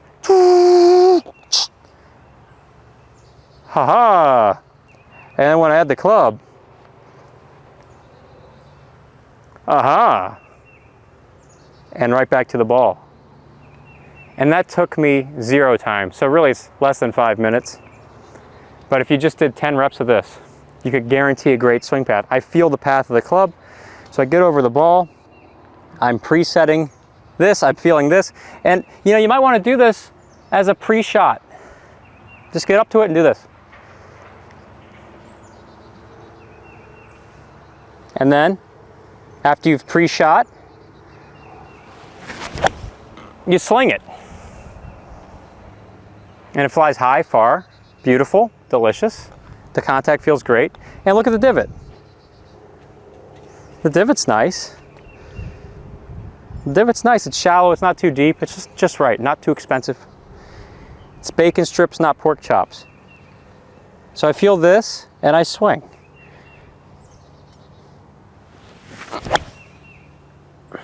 And if I can keep the club in this position, I'm going to hit a great shot throughout the bag, every club in the bag. Especially those of you who have trouble with the driver. The reason why you're having trouble with the longer clubs in the driver is because you're not doing this, you're doing this. So if you went back to the ball like this, you'd see all your driver woes disappear, all your long iron woes disappear. I set it, and I just send it again. It's the same feeling. Same feeling. Path. The path of the swing. If you keep the path on that diagonal line, you're giving yourself a great chance to hit the ball solid and straight.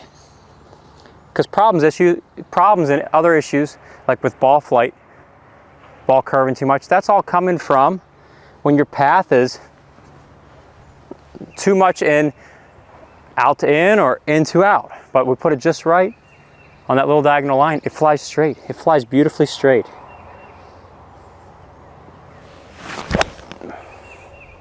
Now check this out from the down the line view. I want you guys to see this a little bit more. See if I can get the top of the backswing position in view. So really hone in on looking at how I'm trying to keep this at the top. And my struggle is I want to sometimes fight and go this way.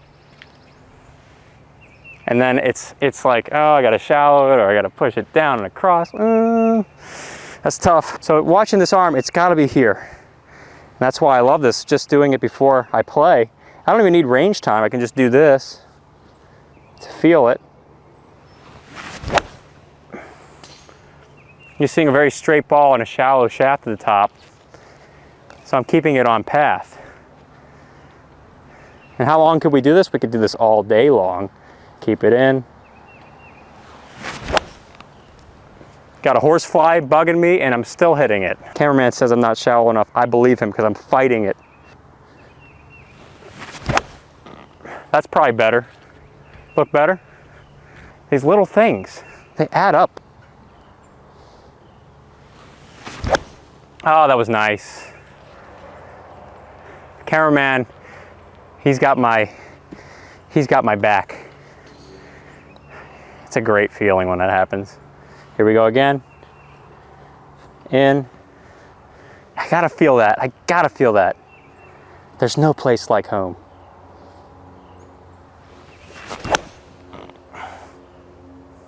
That's a great feeling. Let's do another one.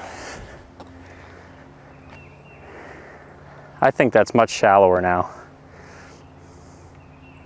So many of us struggle with the arm coming out, with all those issues, like slinging over the top or too much in and out. And just keeping it on this path, keeping my arm in, resolves it.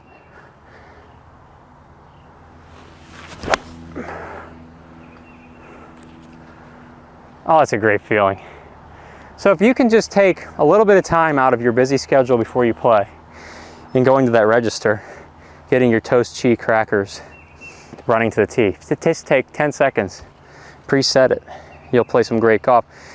And if you want to learn a complete way to build up a swing that fires like this shot after shot, just check out my free mini course, go.saguto.golf. Got a link in the comments and description below.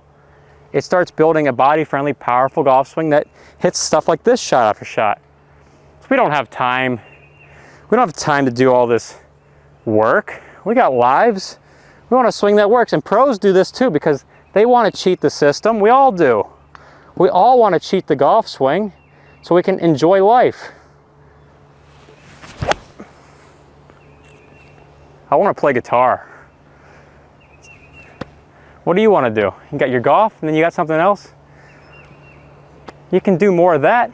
Enjoy golf, recreational sport, not a misery. Life's too short to play bad golf. So Saguto.golf is out here to help you play the best golf of your life. Thanks for watching today, and let's just keep the club on path. All right, I drew that too much, but no excuses, Tom. You got to keep the shaft shallow. There we go. You see, life is so much better. Wow, beautiful.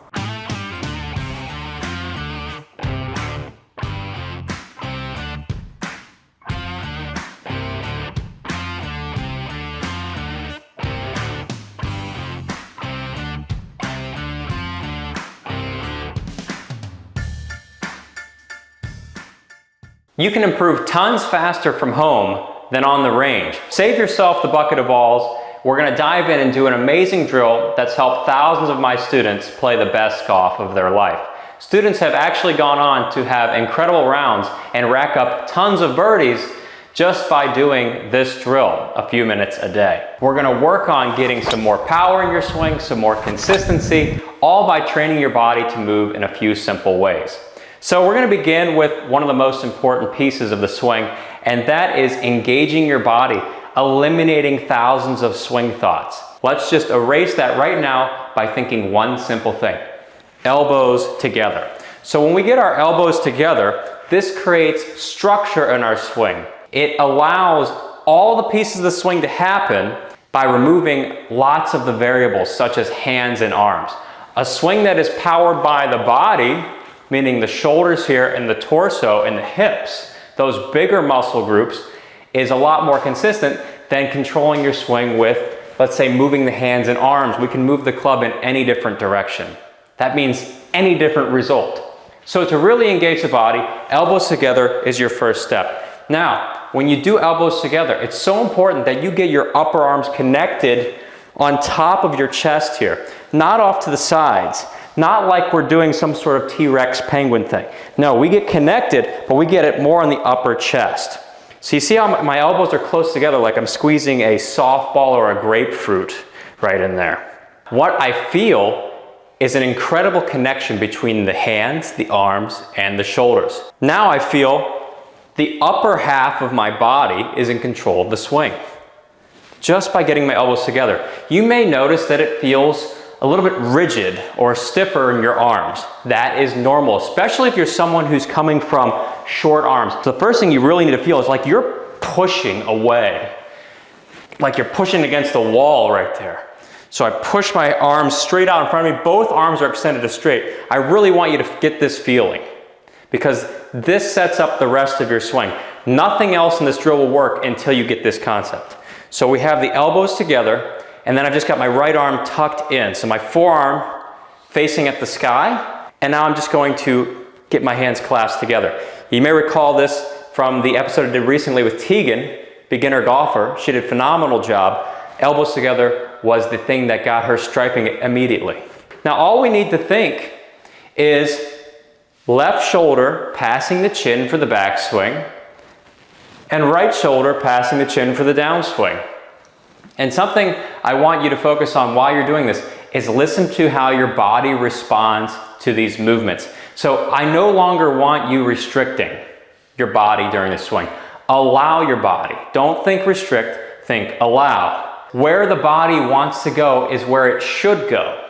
So as I swing my left shoulder around my body, I am feeling these hips wanting to get pulled around. I feel my right leg straightening. I feel my shoulder turn increasing as my right leg straightens. These are all things that are naturally built into your body. This is natural moves. We don't have to go to the gym to get this full shoulder turn. Elbows together allows this to happen. So backswing, we have hip turn being allowed. Downswing, we have, once again, right shoulder passing the chin. Hip turn is allowed to happen. So you don't have to think about when to turn your hips, how to fire your hips. All of these big questions, these many swing thoughts are eliminated just by elbows together and shoulders. Now tilt over towards the ground and do the same thing. Left shoulder under the chin. You notice once again, there's that right leg. Look at that straightening right there. You see space between your knees. Give me some of that space. And then downswing, right shoulder passing the chin. And look, you should see your belt buckle facing the target when you finish, and your shoulders as well are parallel, matching the wall, parallel to the wall. So that's your body working correctly in the golf swing. That will create a powerful golf swing. The next thing we're going to do, and this is one of my favorites, we're going to eliminate any contact issues. So good contact happens when we have our left arm staying straight, our lead arm staying straight, and our head isn't moving off the ball. You've seen me talk about this on the channel tons of times. If we kept that left arm straight and we swung it back and through, and my head stayed in place, the club would always take a divot after the ball. So that gives us some certainty in this game of madness. So keeping our elbows together, which funny enough takes care of the left arm straight, I want us to keep our head in place throughout the swing. This is really going to amp up the way your body works. All you need for this is your noggin, a wall, and your elbows staying together. So set up with your head against the wall. When I make a swing, I don't want my head sliding on the wall. The first thing you will feel if you have head movement is an urge to move your head or slide it on this wall. You'll create friction, either it's up, down, side to side. In any case, if you're experiencing that kind of movement, you're going to have variable contact, things that slow down your swing, things that cost you distance and they cost you consistency. This is really going to get you feeling your body now, because if you were somebody who sways, you do the whole hip sway thing, you can't get away with it. Your head will move. So this is fixing a lot of things. Left shoulder under the chin. Now, when I keep my head in place, I really feel these hips having to turn, so my right knee straightens even more, keeping my head in place. And that allows for a bigger shoulder turn, and I'm keeping my head in place. So power with the shoulder turn, consistency with the head in place.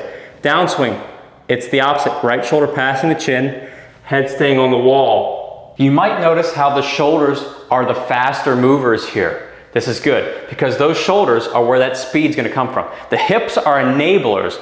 The hips are accessories to murdering the golf ball. So look at the shoulders here.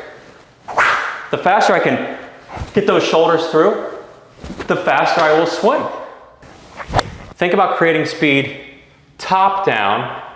It enables the hips to fire when you think about it this way. Shoulder, shoulder, and look at the hips. The hips, it's like I put WD-40 on them. They just boom right through there.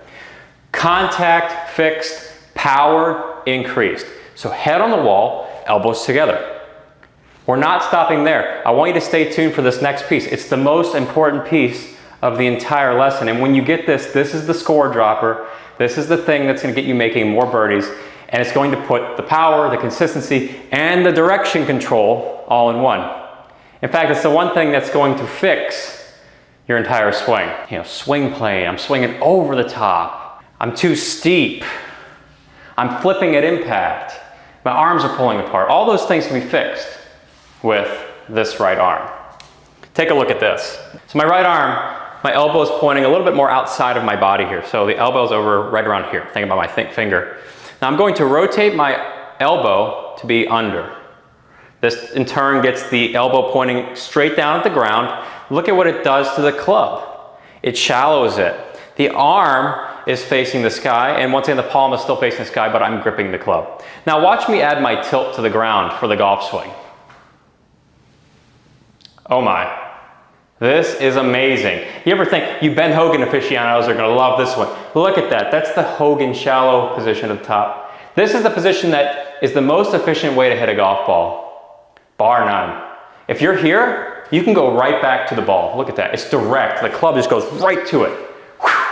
There's no urge to go this way. There's no urge to throw your hands to do this and stand up. If you know how to move your shoulder and let the arm hold this position, you will have fixed every single piece of your golf swing.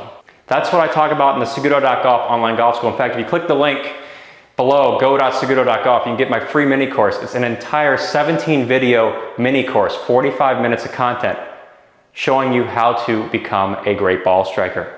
So, I've got the shaft shallow. What do I need to do? I move the shoulder.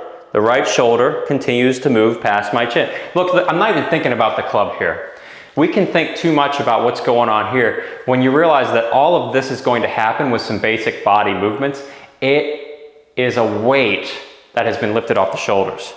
So arm tucked in, I add my tilt. I'm just gonna bring my right shoulder past my chin.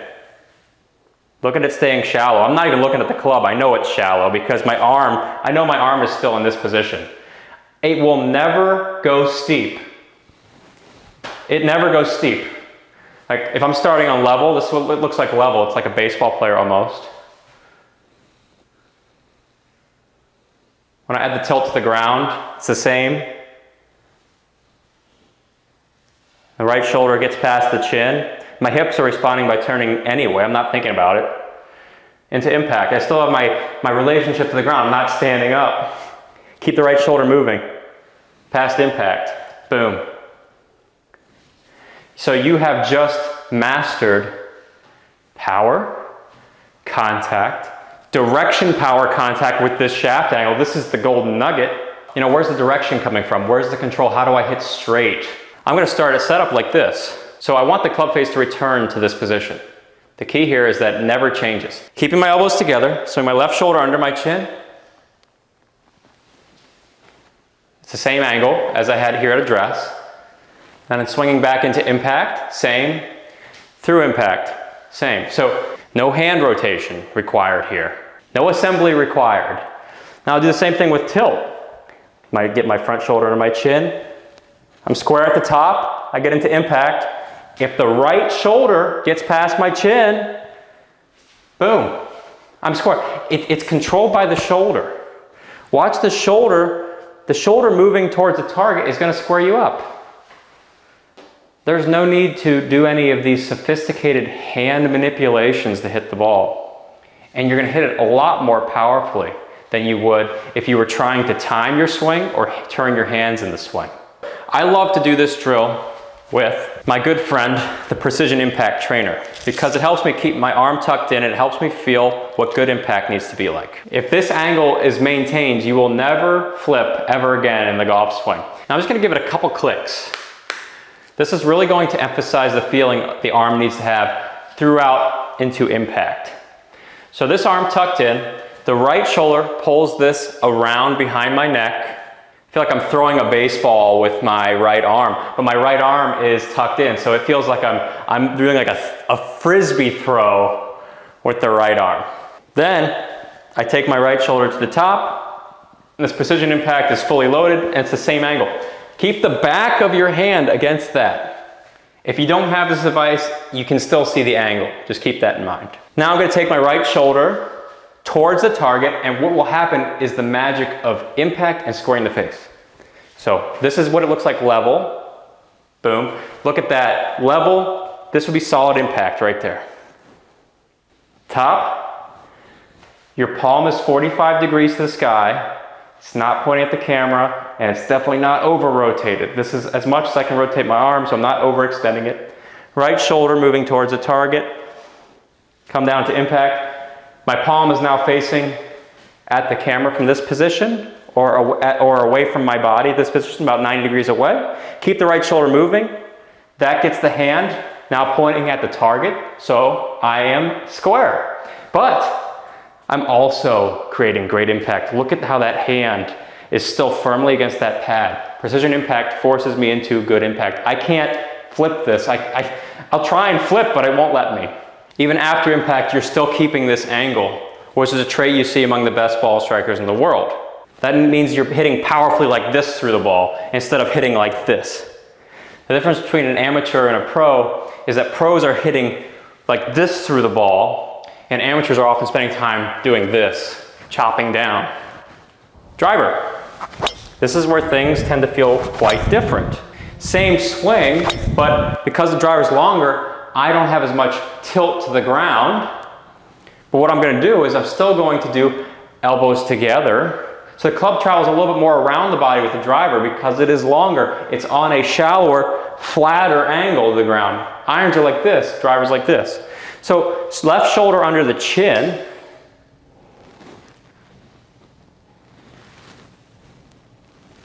To the top.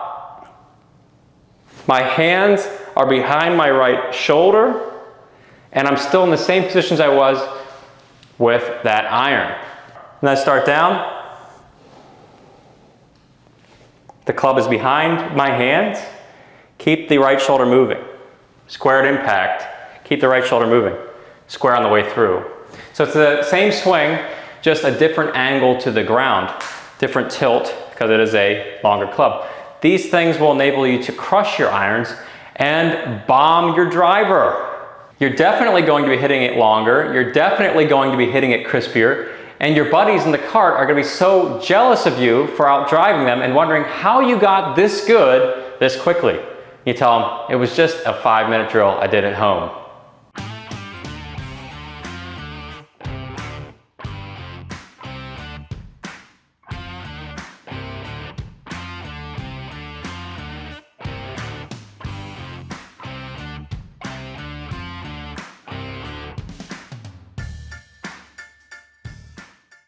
You don't have to spend 10,000 hours working on your game, hitting 1,000,000 balls a week to play great golf. All you need to do is this simple 30-second swing change that will change your life. I'm talking about something that helped one of my students who was a regular 90s golfer. After giving him this simple change, he went out and played the round of his life, shot a 79. You'll stripe the ball, you'll hit it with tons of power, you'll outdrive your friends. The laundry list of great things this is going to do for your game is darn near infinite. What I want you to think about is the shoulders always moving. Ball striking problems happen when these things stop moving. So if I'm swinging and I'm going to my downswing and then the shoulder just drops, that club is going into the ground. Watch this. I'm going to stop the shoulder. I mean, I can't I can't get through the ball, and now I look like almost every golfer, every amateur golfer out there is just stopping the shoulder, flipping and falling back with their weight. That's not fun. To play great golf, we got to keep the shoulder moving through. So if I keep my trail shoulder moving through, my right shoulder, I'm going to guarantee a good strike. Shoulder moving through. There it is. Listen to that. That is glorious. Can we hear that again? I bet we can't do that again. Just keep it moving through. Oh my goodness. Wow. You'll swear it's cheating, but what you're really doing is accessing one of the best things you can ever do in golf, which is using your shoulders correctly. Far too many golfers think about the downswing or the backswing, like, what do they do? Okay, do I use my body here? Do I use my arms here? If you think about the shoulders, you don't need to think anything else about positions. You're gonna hit all the positions. So as I swing back, shoulders. As I start down, shoulders. Do you see how my body just worked there? I'm not thinking about the body. Shoulders, shoulders. Everything's working. So I'm not thinking about, okay, lead with the hips in the downswing. Okay, turn with the hips. Okay, how much do I rotate? No. You can think about chilling out on a pool deck on the back of a cruise ship with your brain. If I keep the shoulders moving through, I will hit it and I will love it. And this is what that student did when he came to me. He said, Tom, I'm the most inconsistent golfer on the planet. And I said, come on. You know, look at his swing. And he's like doing this. Club's going steep and over the top and down. And then all of a sudden at impact, it looks like the colossal train wreck. This, and like the flip was so bad. I was gonna call him Flipper the Dolphin. And he got a chuckle out of that. So we had to go from this kind of psycho golf move into this full extension, weight forward, tons of power. Yeah, that's what creates that eye candy in the ground, that beautiful strike with the ball. And so if you're over the top, what happens? The shoulder stops moving. If your arms are shortened up at impact, your shoulder stops moving. If you're S-ing the ball, we don't use the S word, shank, we don't use that word. Shoulder stops moving. I like to feel my shoulders by clasping my hands together, extending both arms off the body like this. My elbows are together, now I feel the shoulders. Look at that, I'm rocking them back and forth. Backswing, downswing, backswing, downswing. Your shoulders turning on, what is it? A circle. And then you want to do the same thing with the club. At no point do the shoulders stop moving. You will change your swing with this because you can't be over the top. If the shoulder stops moving, you're over the top. So it's got to keep moving through. Now here's a bonus. This one is really what I love to do. Like my trail shoulder, my right shoulder, I like it to go through towards a target. Just keep it moving. Don't ever give the trail shoulder time to drop. If it drops, it's over, but if it keeps moving through, you are going to expect greatness. Like I can't miss. If I get the shoulder through before the body, I'm gold. I'm gold. Ooh. Somebody is hitting drives over here. They're shelling us. These are mashed. Whoosh, and they're straight. The shoulder never stops. Don't stop your shoulder.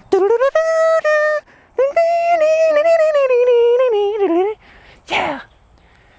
Oh, the shoulder up here keeps on turning. I know where that golf ball's going to go. Oh, the shoulder right here keeps on moving. Down, down, down, down, down, down. And then there it is again. Oh, I don't know the lyrics to that song. I just, I never thought we could throw Journey into a golf lesson until now. So this is really what I teach in the SagutoGolf online golf school. I got a free mini course to get you started on this. Check it out in the link there. But ultimately the school is going to teach you what you need to create this shot for shot. Shoulders is a great piece of it. There's a few other things you need to get down. to get down on the golf ball. Get down on it. We get to keep the shoulder moving through, so important. Oh, you remember why you got into golf? You fell in love, right? Somebody gave you a club, and then you probably took a lesson, and then you go to the range with that little bucket of balls, and you're just wailing away. Maybe you missed like the first 10, 20 because it's the first time swinging, and then you hit the one on the middle, and then the feeling is, oh, maybe you're sitting there drooling. Oh, I want to do that again. So then you pull out the golf ball again, and it doesn't happen because you say, what? Why can't I do it again? I just did it. Well, that's what happens. You get hooked, and then you come to YouTube looking for golf tips to do that, and here we are. The shoulder keeps moving through the ball. I know where this golf ball is going to be tomorrow. Even today, it's going to be mashed. Oh, the sound. It's just great. Torched. Can we just keep doing this? I will hit till I'm going to hit balls until I hit one bad. There's like 30 balls sitting here. Shoulders moving through.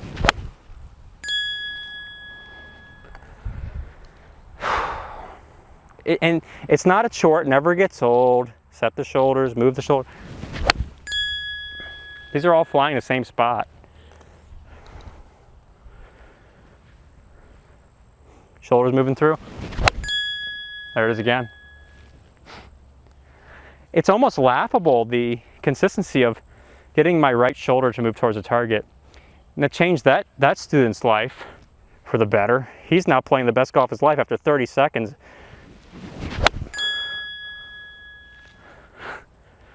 I can't believe this. It's amazing every time. Every time. I mean, I believe it, but like my swing in the past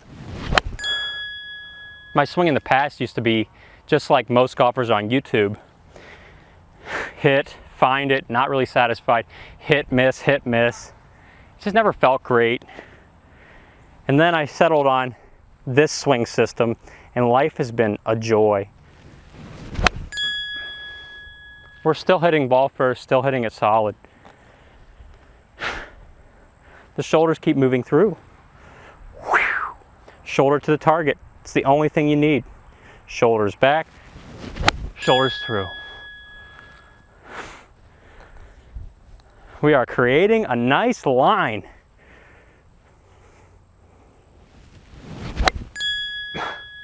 Torched.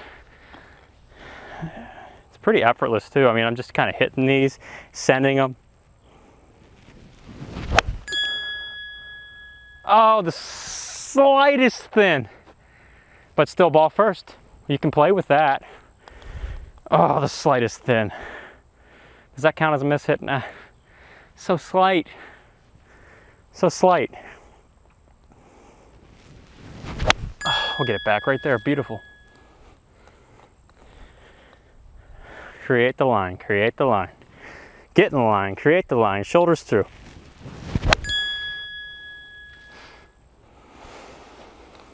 This is awesome. I tell you all not to rapid fire balls. I'm just doing this because I want to show you.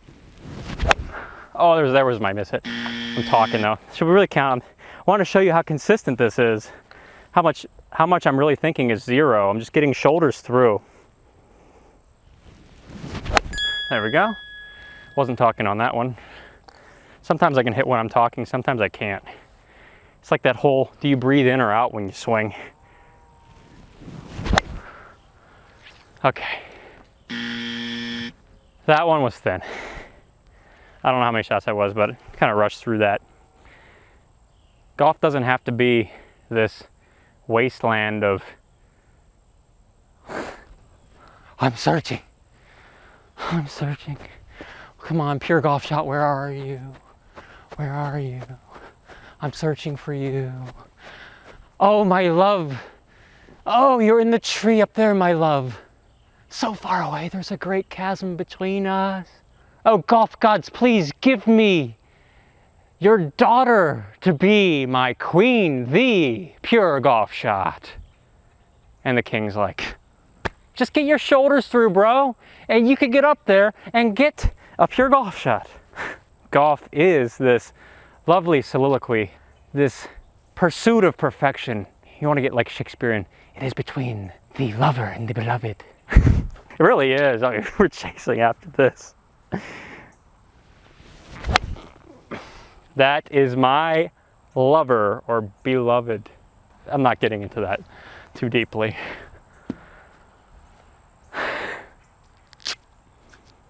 Hey, you know, if you're enjoying this and you're hitting a pure golf shot, I want you to comment below. Just say, hey, I hit it pure. Just do that. Like the video, say I hit it pure, send it to your friends, they hit it pure. If we can create this chain reaction of pure golf shot golfers, then we won't have the problem of being miserable out in the world. Like people go to work and they say, oh, I just got another day of work and then I'm gonna go home and I'm gonna check my Facebook and then I'm gonna go golf miserably. Doesn't that sound so malaise? Yeah, it's just the same cycle. I hate seeing this cycle. You need to get out there and just do this and you'll have so much more fun. Thanks for tuning in today, SagutoGolfers, and I'll see you in a future episode. When you eliminate variables from your swing, you'll be able to get over the golf ball, first shot of the day, take a swing, absolutely pure it, and have a lot more smiles in your golf game. So today, we're looking at making you a much better ball striker through the power of eliminating all the nonsense in your golf swing, the things you don't even need to be doing. And sadly, a lot of these things are common for many golfers out there. So they're things that you think you need to do, but you don't need to do at all. So let's get started. The first thing we're going to start with is puring your irons. The first thing you need to do is just set some weight on the front side, and we're going to keep it there throughout the whole swing. The second thing we're going to do is get our elbows closer together. So I've got my lead arm straight, my weight forward. If you've been watching these videos for a while now, you know these are huge parts for great contact with the ball. If I just do that, I'm going to strike it pure. Now what the audience doesn't know right now is that these two shots are the first shots I've hit in about 3 weeks. I kind of don't have a life and I live in a cave. Weight forward allows you to take a divot after the ball. Lead arm straight allows you to take a divot after the ball. So anything that doesn't involve weight forward or arm straight is going to cause you variable contact. So I'm talking about if you swing back and you break down your arm, if you shift your weight, both of those things are going to change contact. So we have to build our swing around weight forward and arm straight to have consistently pure contact. And the way we do that is we learn how to use our body in the swing. When you make this change right here, it automatically improves your strike at the golf ball. So I'm gonna get over the ball. I get my elbows close together like I'm squeezing a softball, and I'm going to add a little bit more weight forward. Now, if you're somebody who hasn't added weight forward before, just add a little bit more. So it's like adding cheese to a pizza. When you think you've added enough, you add a little bit more. So put a little bit more weight forward. So it feels like I've got 80% or 90% of my weight here with the lead arm staying straight. I'm just gonna anchor it, and with my elbows close together, all I want to think about is moving this unit. So now that I've got the elbows here, I've got a unit between the hands, arms, and my shoulders, which means my body is now controlling the swing. Whenever your body isn't controlling the swing, there's a disconnect somewhere. So that means that this unit isn't together. Keep the unit together, anchor the weight, swing. The result is a pure golf shot. That is the basic foundation of eliminating variables in your swing. But we're going to go through some common variable areas of the swing and how you can really crisp up to make your swing a lot more efficient, powerful, and striking it well. The first area we're going to look is the takeaway. Now, the takeaway is one of the biggest areas where I see the most variables. And in the first 3 feet of your swing, a few things can go wrong. One, the hands and arms take the club back.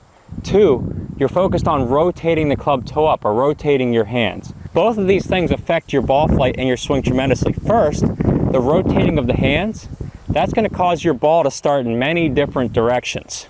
And secondly, if I just rip the club off the ball really quickly or I use my hands and arms, my shoulders don't move. So I'm losing that unit that I was just explaining to you.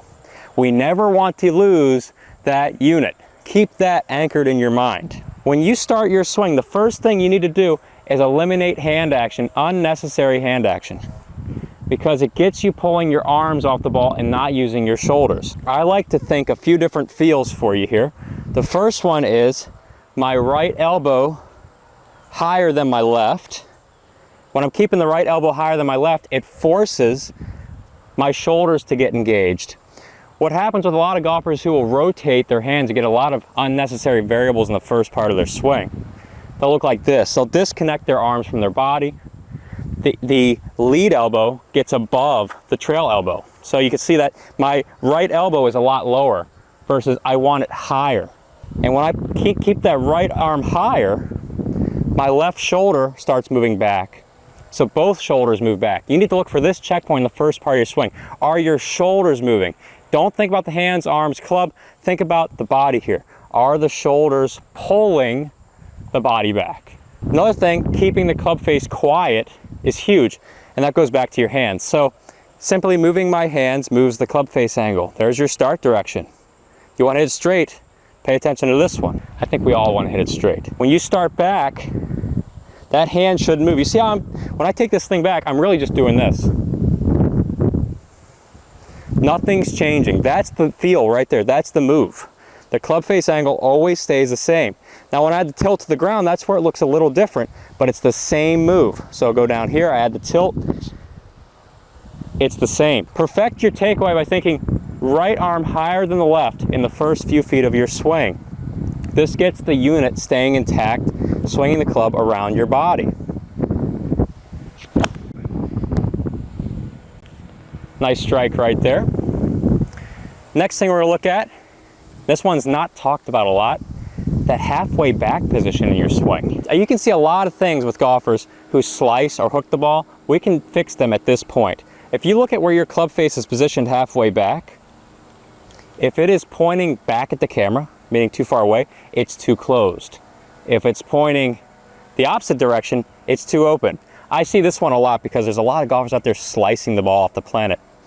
So when you get to this halfway back position, check and see if your club face is still square. After that, it's really easy to get into a good place at the top. So you think about takeaway, keeping the hands quiet, moving this unit, right arm above the left, keep the right arm feeling like it's above the left, the face will stay square to the top, so you're gonna hit it straight.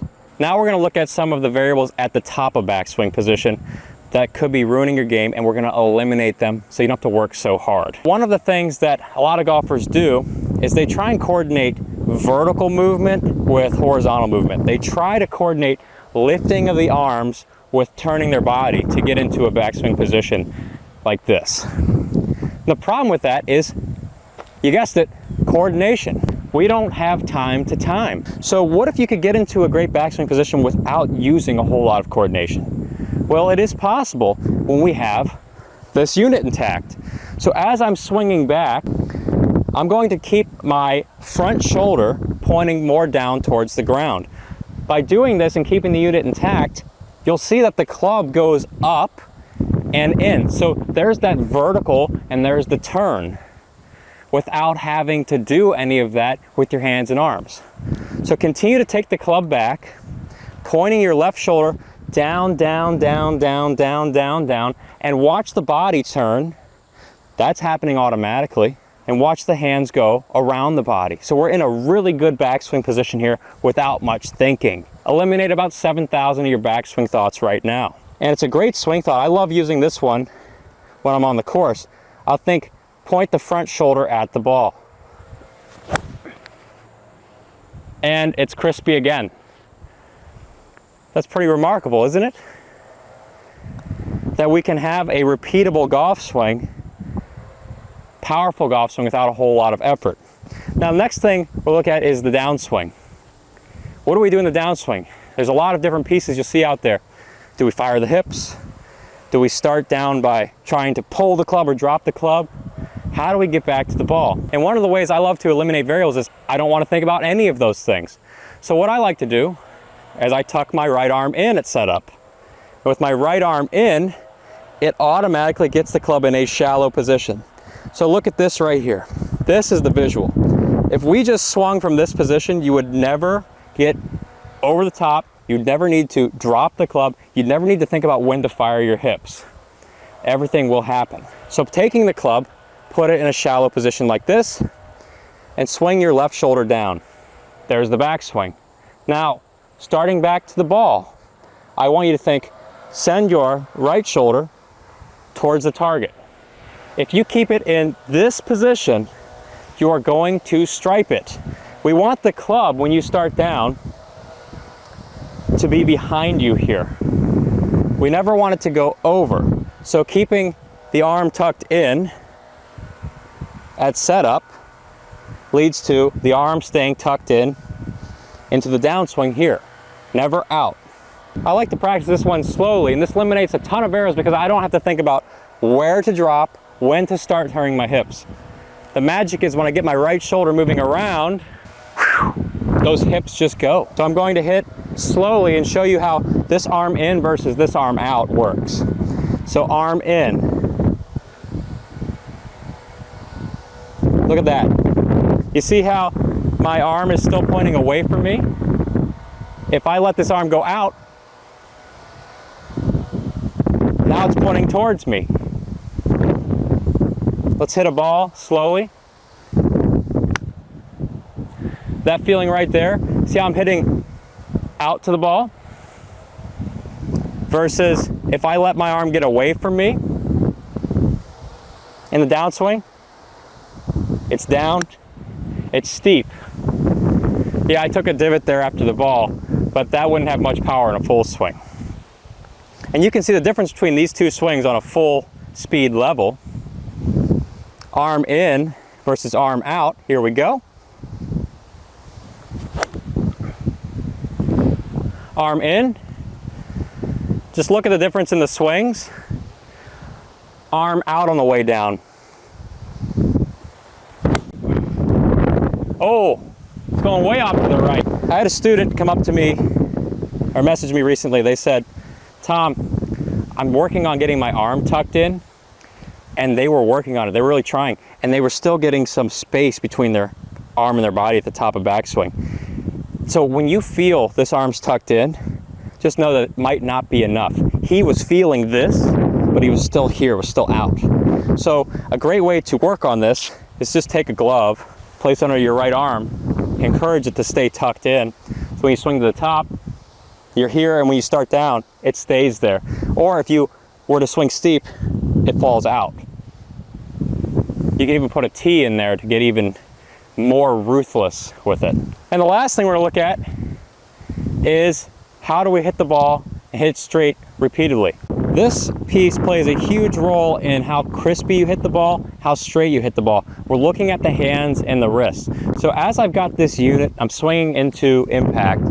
What happens from here to here is one of the most important things in the golf swing. So if you are focused on trying to turn your hands in this millisecond at a time, your ball is always going to start in different directions. So it's really hard to tell where that's going to go. You might as well just roll dice, hit the ball, and get a different result. I'd rather see that we eliminate the variable of coordination by keeping the hands quiet through the strike. So if you think about moving your right shoulder towards a target and keeping these elbows together, you'll see the club face works like this. Square, square, square, square, square. It doesn't do that. That is aggressive manipulation of the hands, and it's one of the most popular swing theories out there that has no benefit for you. The reason it has no benefit is when you're hitting a ball, this doesn't add power. All it does is change the club face. So you're really just making golf more hard on yourself. So what we do is we keep this unit intact and we're swinging our shoulders around the body. When I add the tilt to the ground, I'm doing the same thing. Now what you'll see after impact, you'll see the back of my right hand. It will look like I have turned my hands over, but all I'm doing is just keeping this all the way through. So you see how quiet that hand is? That's not this, but this. And this hand is quiet, this arm is quiet, the shoulder's just doing it. Whoop. I finish. That was a pretty straight shot. Good strike. You see that back of my hand. I'm gonna take the hand off the club now. Look at that, I can almost re-grip it. It's the same as it was at address. So I haven't turned it over. Last thing, when you're looking at crisping up the ball, you think about getting that club to stay down longer. If the shaft is down, that's one of the best pieces for really compressing the ball. Shaft down, hands quiet. Not a whole lot of effort to hit the ball far. There's a ton of power in the wrists if you know how to use the wrists the correct way. It's not me flipping my hands. That changes a lot of things in your swing. Changes your contact. Nope, it's just me throwing that club down, and I'm keeping the hands quiet on the way through. So we've eliminated a ton of variables here. We started off with the takeaway. If you kept that feeling, tying this all together, if you keep this feeling of the elbows close together, with the weight forward and the lead arm straight, and you were to just swing your shoulders around your body, arm tucked in, swinging my left shoulder down at the ball, backswing taken care of. And then I start with my right shoulder moving towards the target. As long as that right arm's tucked in, my swing will be devoid of any variables. And you'll see that the club traces the right positions time and time again. All I have to think is shoulder movement. When I'm standing up straight, this is all it is. The challenge comes in when I add the tilt to the ground. And that's why you should look at your swing and see, is this coming undone at any point? If I lose my elbows, then I have lost this unit, and now I'm going into the land of compensating for my swing. Variables, the land of variables. So we get over the ball, keep the elbows together, we swing, and we hit it crisp.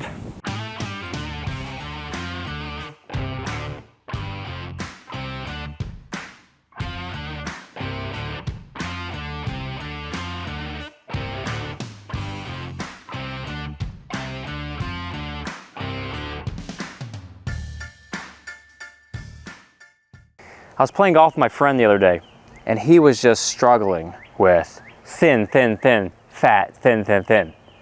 And his swing was a lot of that traditional, get the club more high here, disconnect the arm from the side, and then he'd try and drop the club down, and he would stand up at impact. And this happened all day long. And it's just because he was doing a lot of the things that you read about in the magazines, you see everywhere now. I was the same way.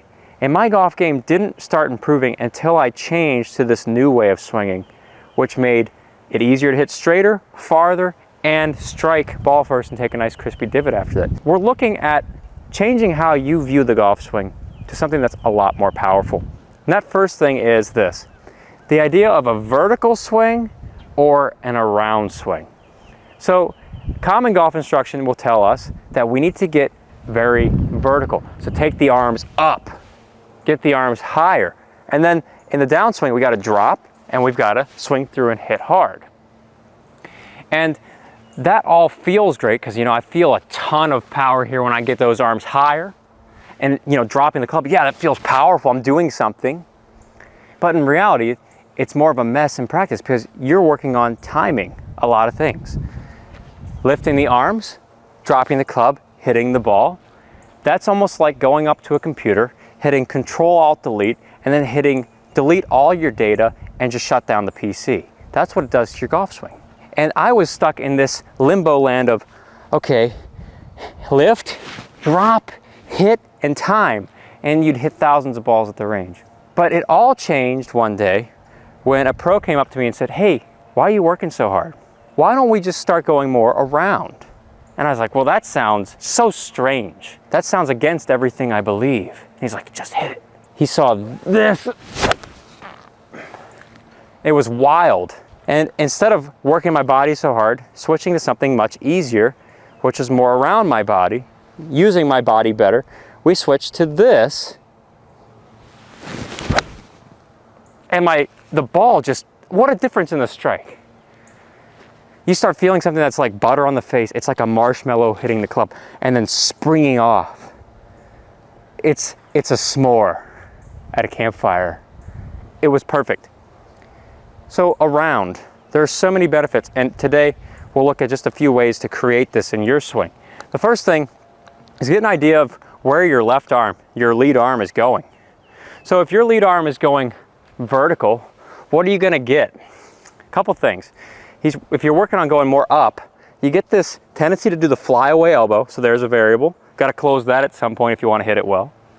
The club gets very vertical, so what's this do? Well, there's your steep and over. So there's a few recipes for slicing, if that's your forte. A few recipes for chunking. Look, the club coming straight down into the ground. I've been working on the railroad. That's what's happening. Instead, we think about the left arm going around the body, and the benefits are amazing. So I start getting this arm going around. Watch what happens. Boom. This arm, which is essential for great ball striking, you've seen me talk about it on this channel, it's tucked in. And when this arm gets loaded in here, I can then hit right back to the ball. Whew. So I don't have to drop. I don't have to even think about it. All I think about is get that left arm a little lower, and I'm set. And then bring it right back to the ball. And I'm right there. I'm right there. I'm in a beautiful hitting position. Explosive through the ball. It's not powerful. It's powerless when the club's out here in the downswing. If it ever gets out there, I call this the death zone, it's over. But if you're here, club behind the hands, whoosh, you're hitting from there, it's so much more powerful. Saguto golfers, you should not be hitting on a vertical playing field, but rather one that is like this, around the body. It's diagonal. That's the moment it all changes, as you get diagonal instead of up and down. Look at the other benefit. I'm gonna get so excited about this, I might just start going streaking on the range. Not really. But left arm going across the chest. Left arm going in. Watch what happens with my body. Boom, the hips turn. Like, this is a beautiful thing. Because no matter what your age is, you can take advantage of hip turn. Whether you're 93 or 23, hip turn is going to give you more speed today. Just by introducing hip turn, I've got a lot more speed in my swing. The ball is torched. Look at the hips. They're allowed to just clear through the ball on both sides. Backswing, downswing. Whew. All because of a simple backswing change? Are you kidding me? There's a reason to get excited about that. Because what? We don't have to think about it. Don't have to think about the hips. Don't have to think about trying to get the body to work because the body's working. It's because your body has to work on this angle. It can't work on this. You're tilted to the ground like this. This is the playing field right here. That's the playing field. Your body is telling you, hey, Tom, you're tilted like this. The only way I can work is this way on that playing field. If you want to work on some other playing field, then take a hike. That's like what my body's telling me, because it's like I'm fighting my body here. I go up, I can't turn as well as I do when I go in. I don't fight my body when I go in, I fight my body when I go up. The vertical swing fights your body. This other golfer, he has back pain. Back pain coming from being so vertical. And then in the downswing, because he's not turning, this leg is frozen, he doesn't even turn his hips. And then his lower back is bearing the brunt of this because his hips can't turn, so he's stuck here. A lot of stress I'm feeling right now. And then when he swings down, he's standing up into impact, and so he's compressing his spine more and more. He's always keeping his spine compressed. He's not allowing his body to be nice and free flowing. So going from vertical to around would solve this problem, eliminate the back stress. Oh, this is like the grooviest swing concept ever, because I just told you about how it improves not only your distance, but it's going to improve your contact, it's going to improve your body. This is a winning swing combo. So I'm thinking about getting the hands going more in. So you think like lead arm, just moving it more in behind your shoulder. Like, think of my hands. Where are my hands at the top? Are they high or are they lower? So this brings me to how I would go about improving your swing to get those kinds of results. I would just get set up for an around swing. And what an around swing setup looks like, well, you do a little bit more weight on the front side. This allows you to turn. And then I would make sure that when I get set, I've got my elbows a little bit closer together, and I've got a connection of my upper right arm against my side. And this is so important, keeping this connection to the top. If you keep the connection, the hands are going to be the right spot every time. You see I've got glue in here. It's glued. It's not flying away. If you fly away, it's going up and it's going wherever. That's when your body starts getting hit with all the damage here. So I just keep this tucked in, glued against my body in the backswing and even through the downswing. And it's beautiful. Backswing, correct path, downswing, hitting from the proper place.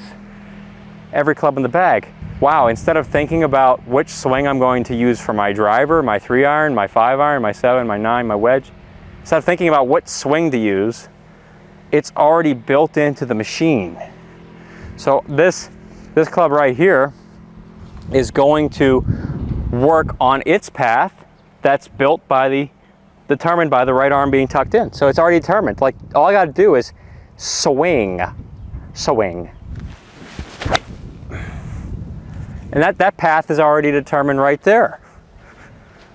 Now, what about the long irons? What do we do with a long iron? This is the longest iron in my bag. It's a 4-iron. I get set, and I got the right arm tucked in. I'm just going to swing my shoulders around this point. Oh, that is awesome. Don't you love the good feeling of the swath with a long iron? This is what's going on in the Saguto.golf online golf school. I've got a free mini course. Go.saguto.golf. It shows you the top 3 keys you need to be a great ball striker. These keys are so important to help you get the club moving around the body and into the ball powerfully. I get set, and I got the right arm tucked in. I'm just going to swing my shoulders around this point.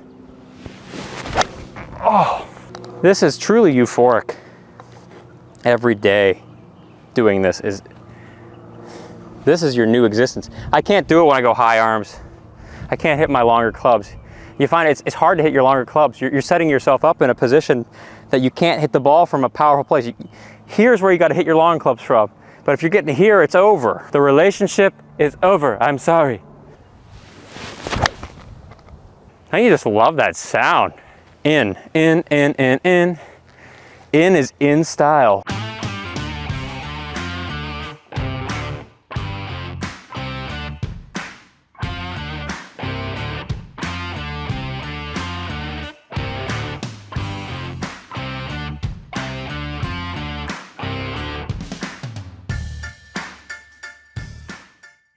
Two easy moves. In just 2 really simple moves, you can take your ball striking to the next level. We're going to hit really crispy golf shots. The shots that get you coming back to play more golf.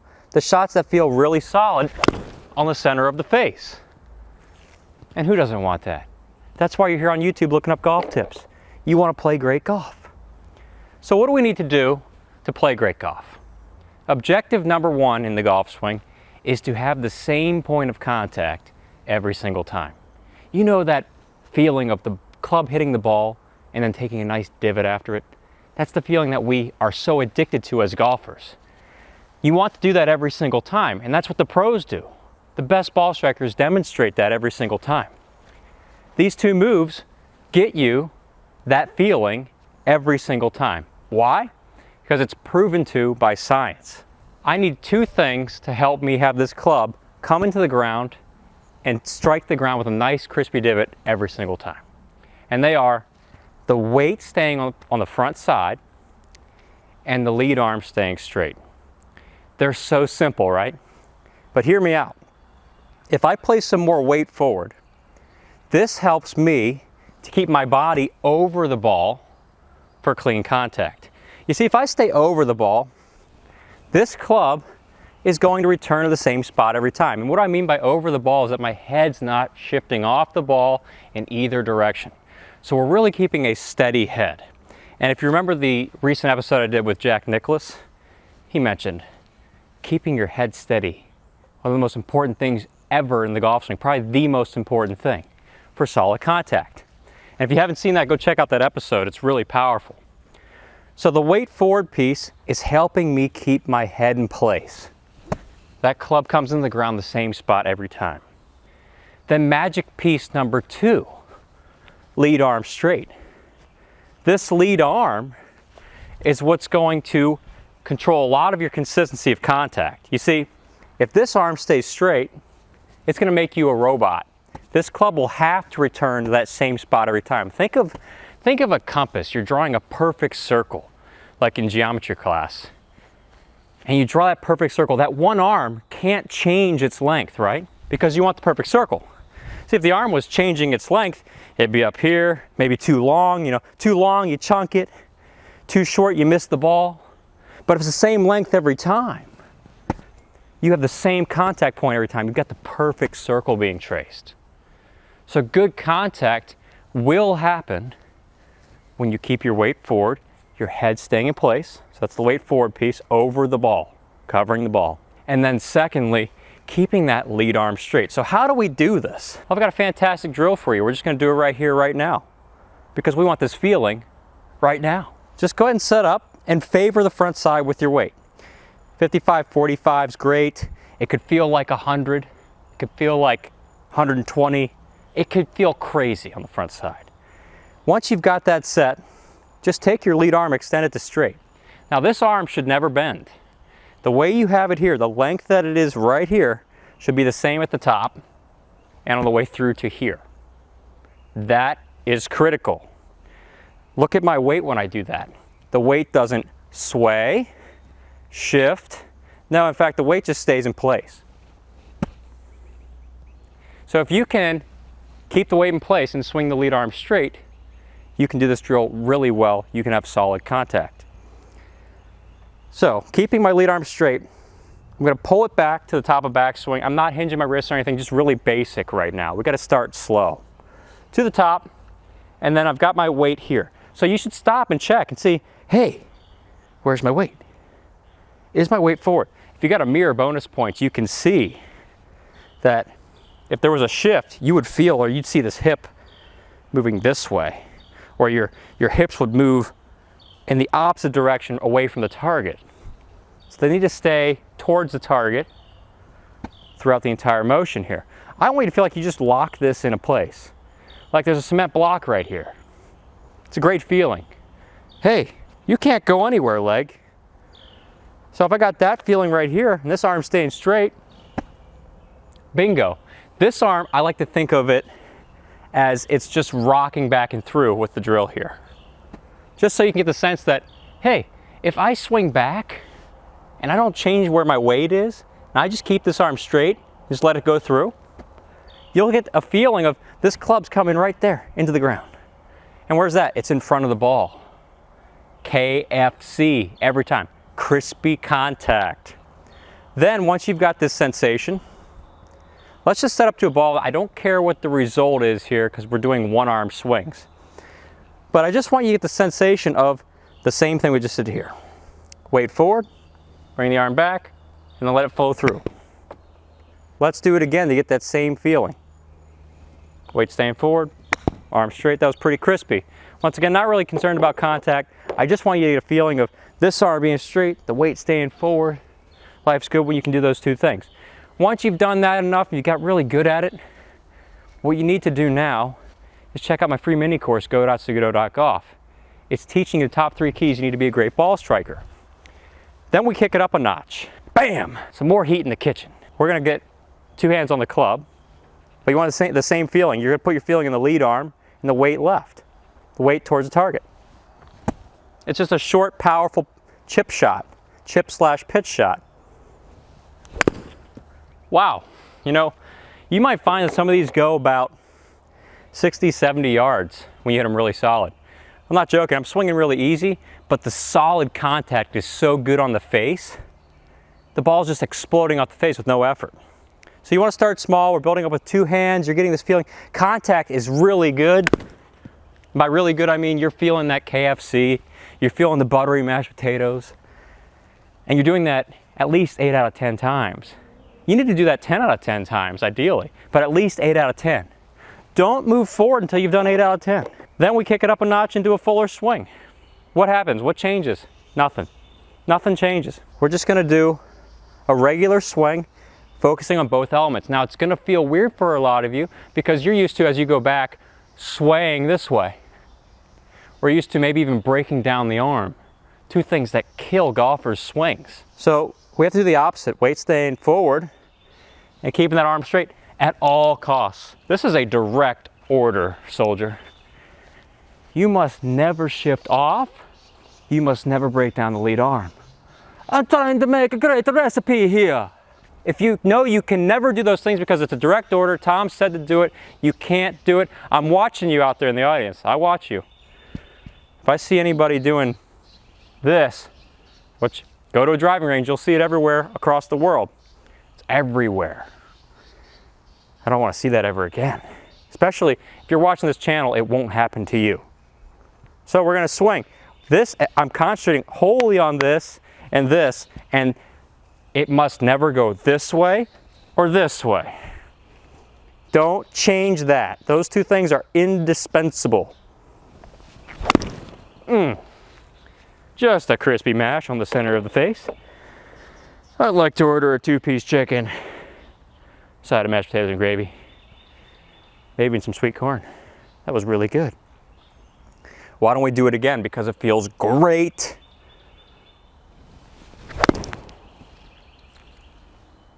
Keep in mind, this will take some time to get down. It doesn't just happen overnight because it's weird feeling. But do we do it with the driver? Because this question always comes up. Hey man, do you put the weight forward with the driver? Oh yeah, we do. Why would I change anything? I want the same contact point.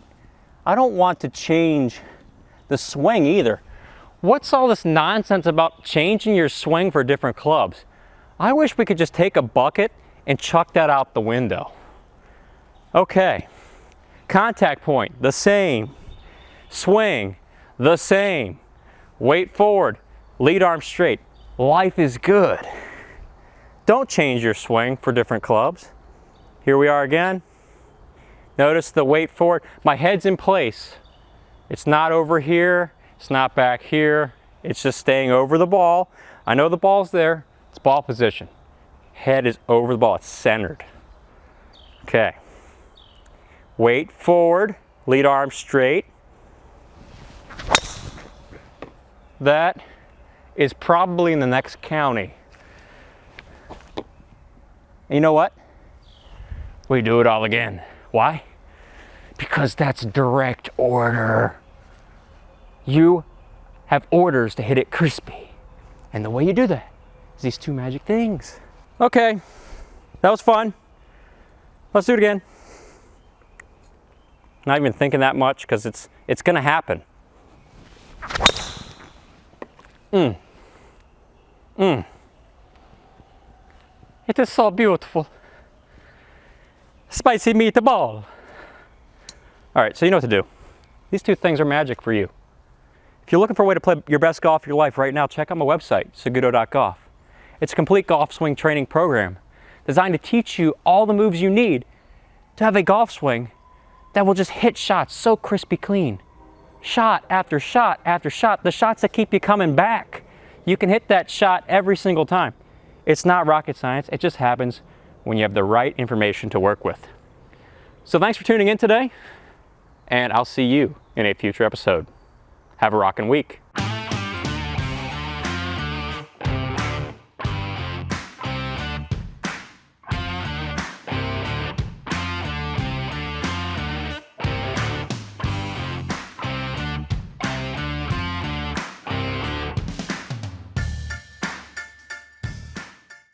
Hey there, Saguto golfers. Tom Saguto here, coming to you from the beautiful Tradition Club in Myrtle Beach, South Carolina. It's 80 degrees in March. You can't beat it. It's a great day to learn how to be a better golfer. Today we're talking about how a 5-minute lesson could get you to drop 20 shots and move you back a set of tees, just like it happened to me. And it just involved doing something that was so different than normal. And you figure, if your current program isn't working, if you don't like the way you're playing golf right now, if you're just trying to be more consistent and you're stuck in the inconsistent world, this will get you out of that. Let's get started. I had a 5-minute golf lesson about 10 years ago that completely changed everything for me in the golf swing. And it just went against the grain of what you typically hear. But my golf game was at rock bottom at this point, so I was willing to try anything. I asked this pro on lunch break if he'd give me a lesson. He said, sure. We go out there on the driving range, and I hit 3 shots with my old swing.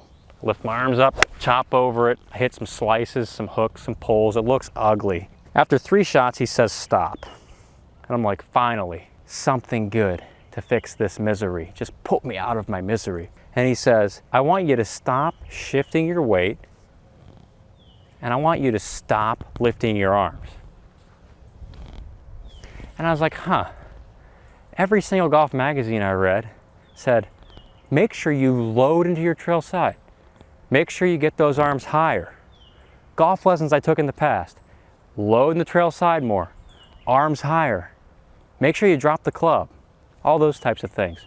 You're on YouTube at 3 a.m. clicking around. That was me. Lift your arms higher, load into your right side. The same stuff. So I was like, this is really odd. He said, put the weight forward, don't shift it. I was like, okay, that sounds weird.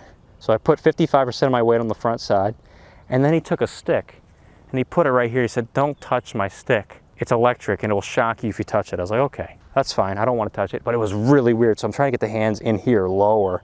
They're more behind my right shoulder. I said, that is weird. It looks like my hands are around my hips. Low hands, weight forward. You want me to do that? He's like, just shut up and hit the ball. Okay, I swing. And it was that feeling right there. I was like, what is that? And he was like, that's a golf shot. He said, hit another one. Okay, I have no idea what's going on. I'm an 18-year-old. Let's just do that again because I've never felt that before. That was really fried. So we get set. Weight forward, and there's that stick again. Don't want to touch it. Here we go. And it happened again. And I can't remember the last time I pured 2 shots in a row where it was that easy.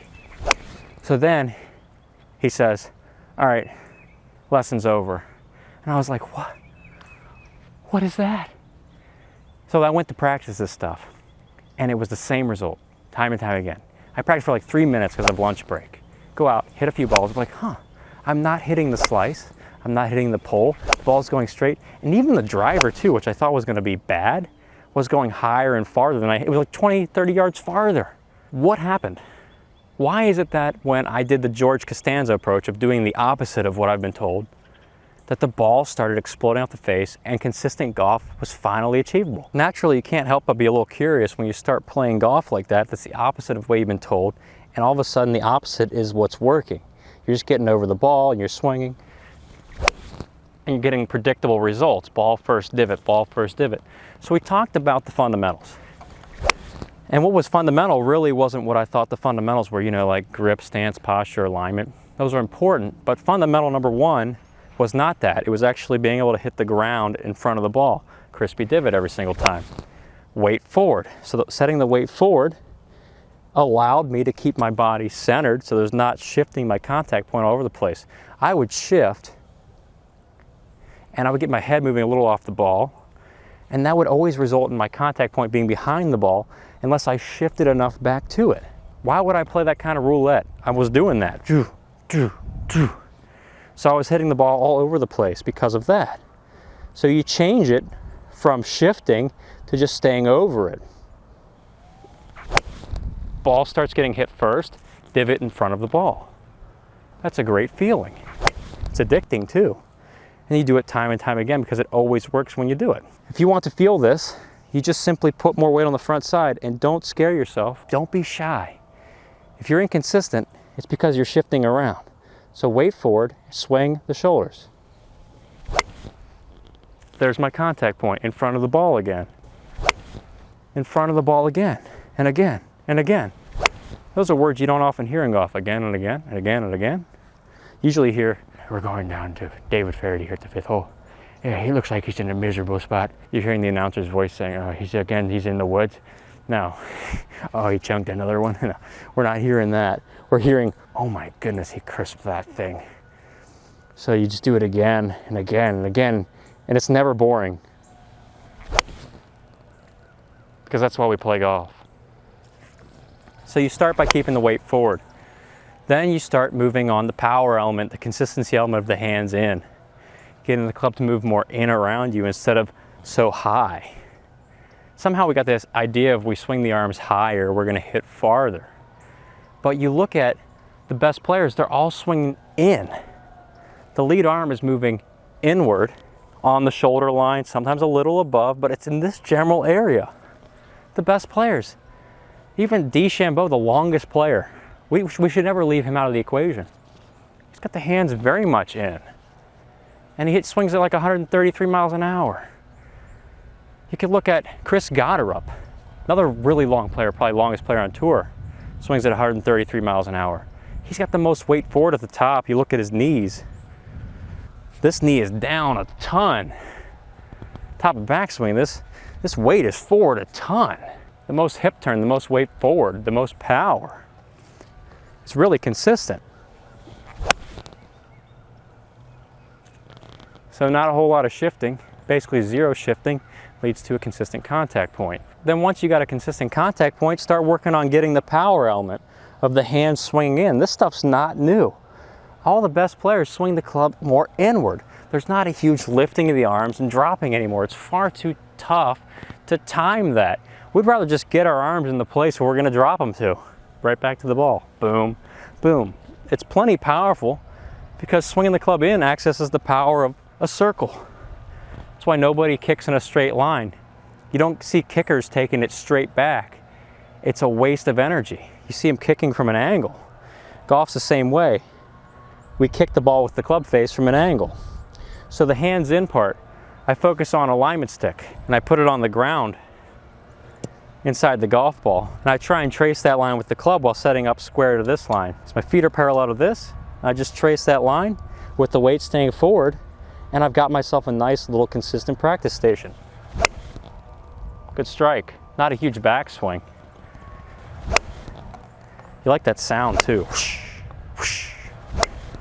So I'm working on hands in, weight forward, and I just keep doing it because it's fun. That was a really good one right there. Push draw. It's kind of like that Mo Norman consistency. Oh, you got to hit it. Oh, you're going to love it. You're going to hit it again, and again, and again.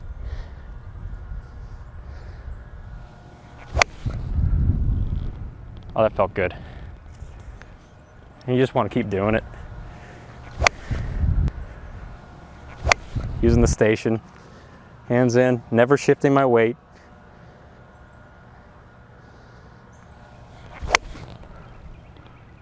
Oh, it's like that Men's Warehouse commercial, but for golf. You're gonna like the way you hit. I guarantee it. What else do you want with life? Simple. Simple. This is just vastly different than what everybody tells you to do. But it works when you do it. It's so simple. You don't need to hit thousands of balls to work on your timing. All you've got to do is 5 minutes worth of these two things. Weight forward, hands in. It only took about 15 minutes of good practice to get this down.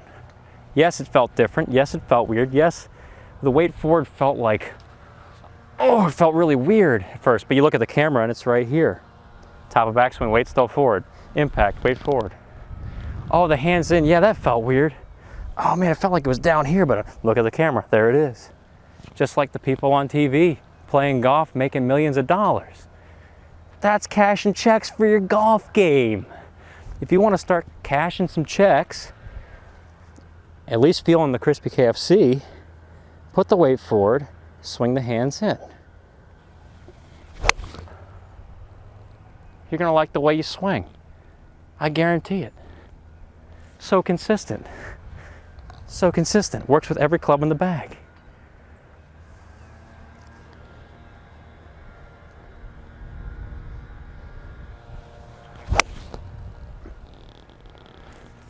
Oh my goodness. That's what I teach in my SagutoGolf online golf school. I teach you how to do this shot after shot. Build a consistent contact point. Swing the club around your body for more power. It's body friendly. We're not using a whole lot of moving parts. We're using the body in a natural way. That's what you need to do. You know your mission. Your mission, should you choose to accept it, is that right there. Comment below if you accept this mission. Have an awesome week.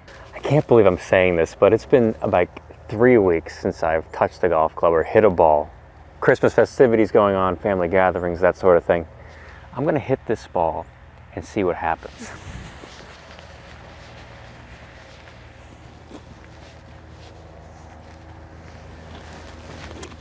Oh, the swing feels really, really weird, out of touch.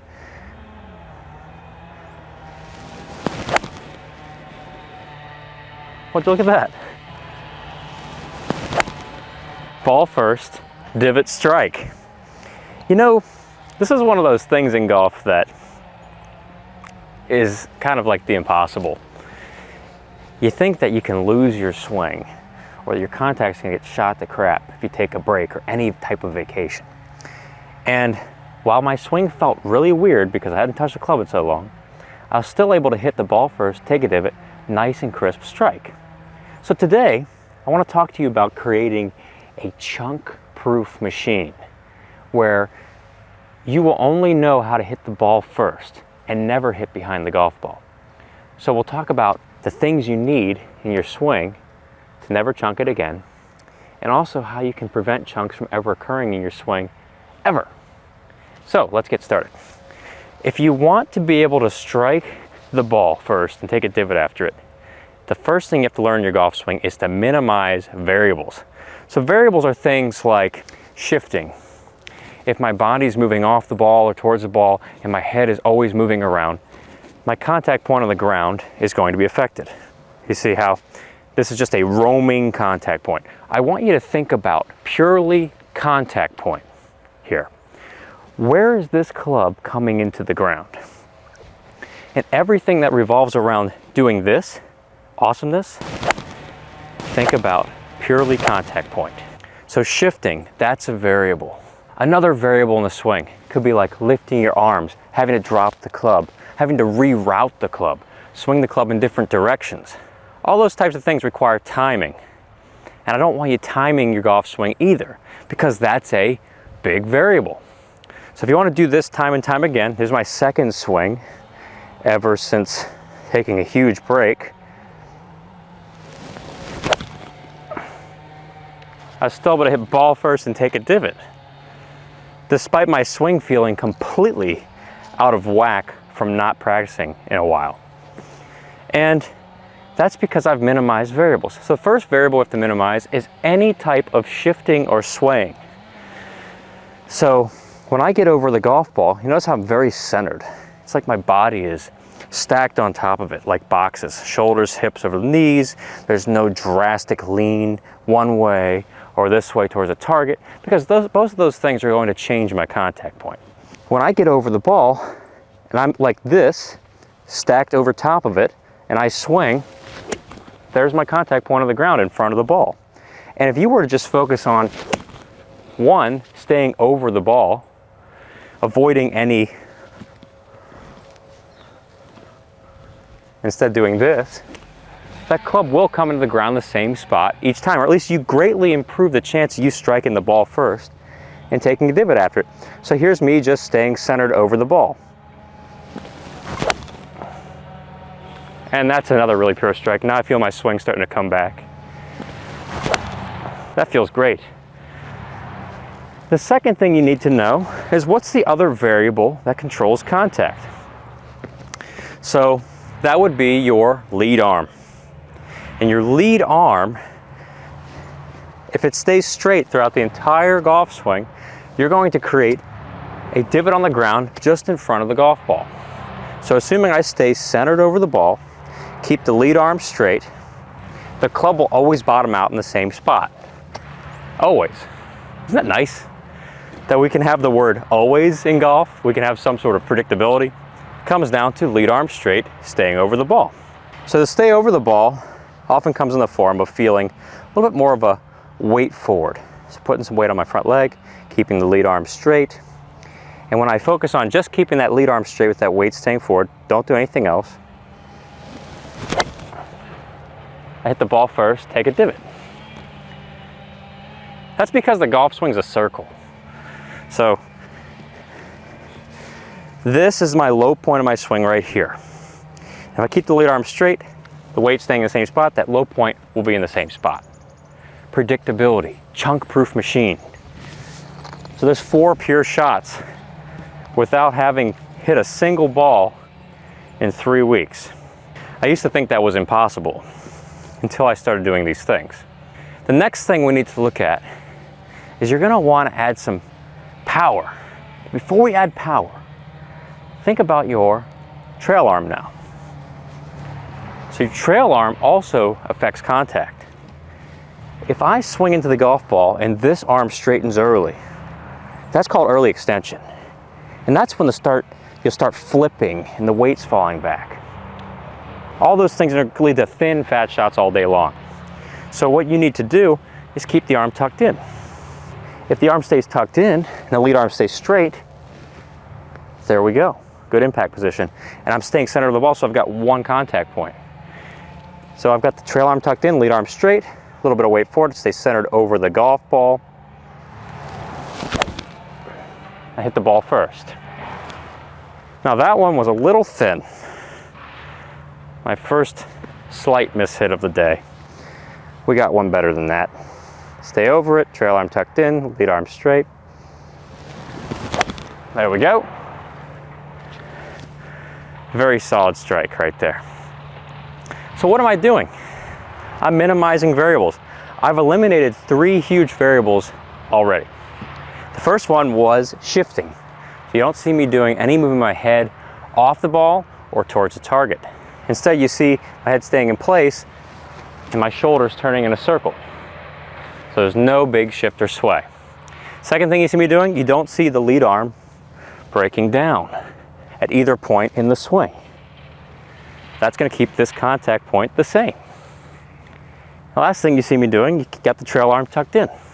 Staying folded here, staying folded into here. Both arms plow through to straight after impact. So that's a consistent contact point once again. Doesn't it sound awesome when you can just get over a ball without a whole lot of thinking, and I can say weight forward, arm tucked, trail arm tucked in, lead arm straight, swing, and just be able to hit it first, take a little divot after it. And without even practicing, without even doing anything for weeks. The strike is just as crisp as when I left for my break. And it's happening again, again, again. Yeah, sure, I had that one thin in there. But now I have a predictable contact point, and what you haven't seen me do is hit behind the ball. Chunk-proof your swing. Yeah, I'm not hitting behind it, and you're never gonna hit behind it either. So the last thing would be, okay, we've built this chunk-proof contraption. How do we add some speed to the swing? Well, that's where the hips are gonna come in. I want you to think about your hips as a circle, as like a swivel, like this. I'm not much of a salsa dancer, but if we get these hips turning, it'll prevent you from swaying, which is one of the huge contact killers. You ever watch that movie? I think it was on the A&E network. It was like Contact Killers, Unsolved Mysteries of the Golf Swing. Well, anyway, if you missed it, it's like right here. The sway. Oh man.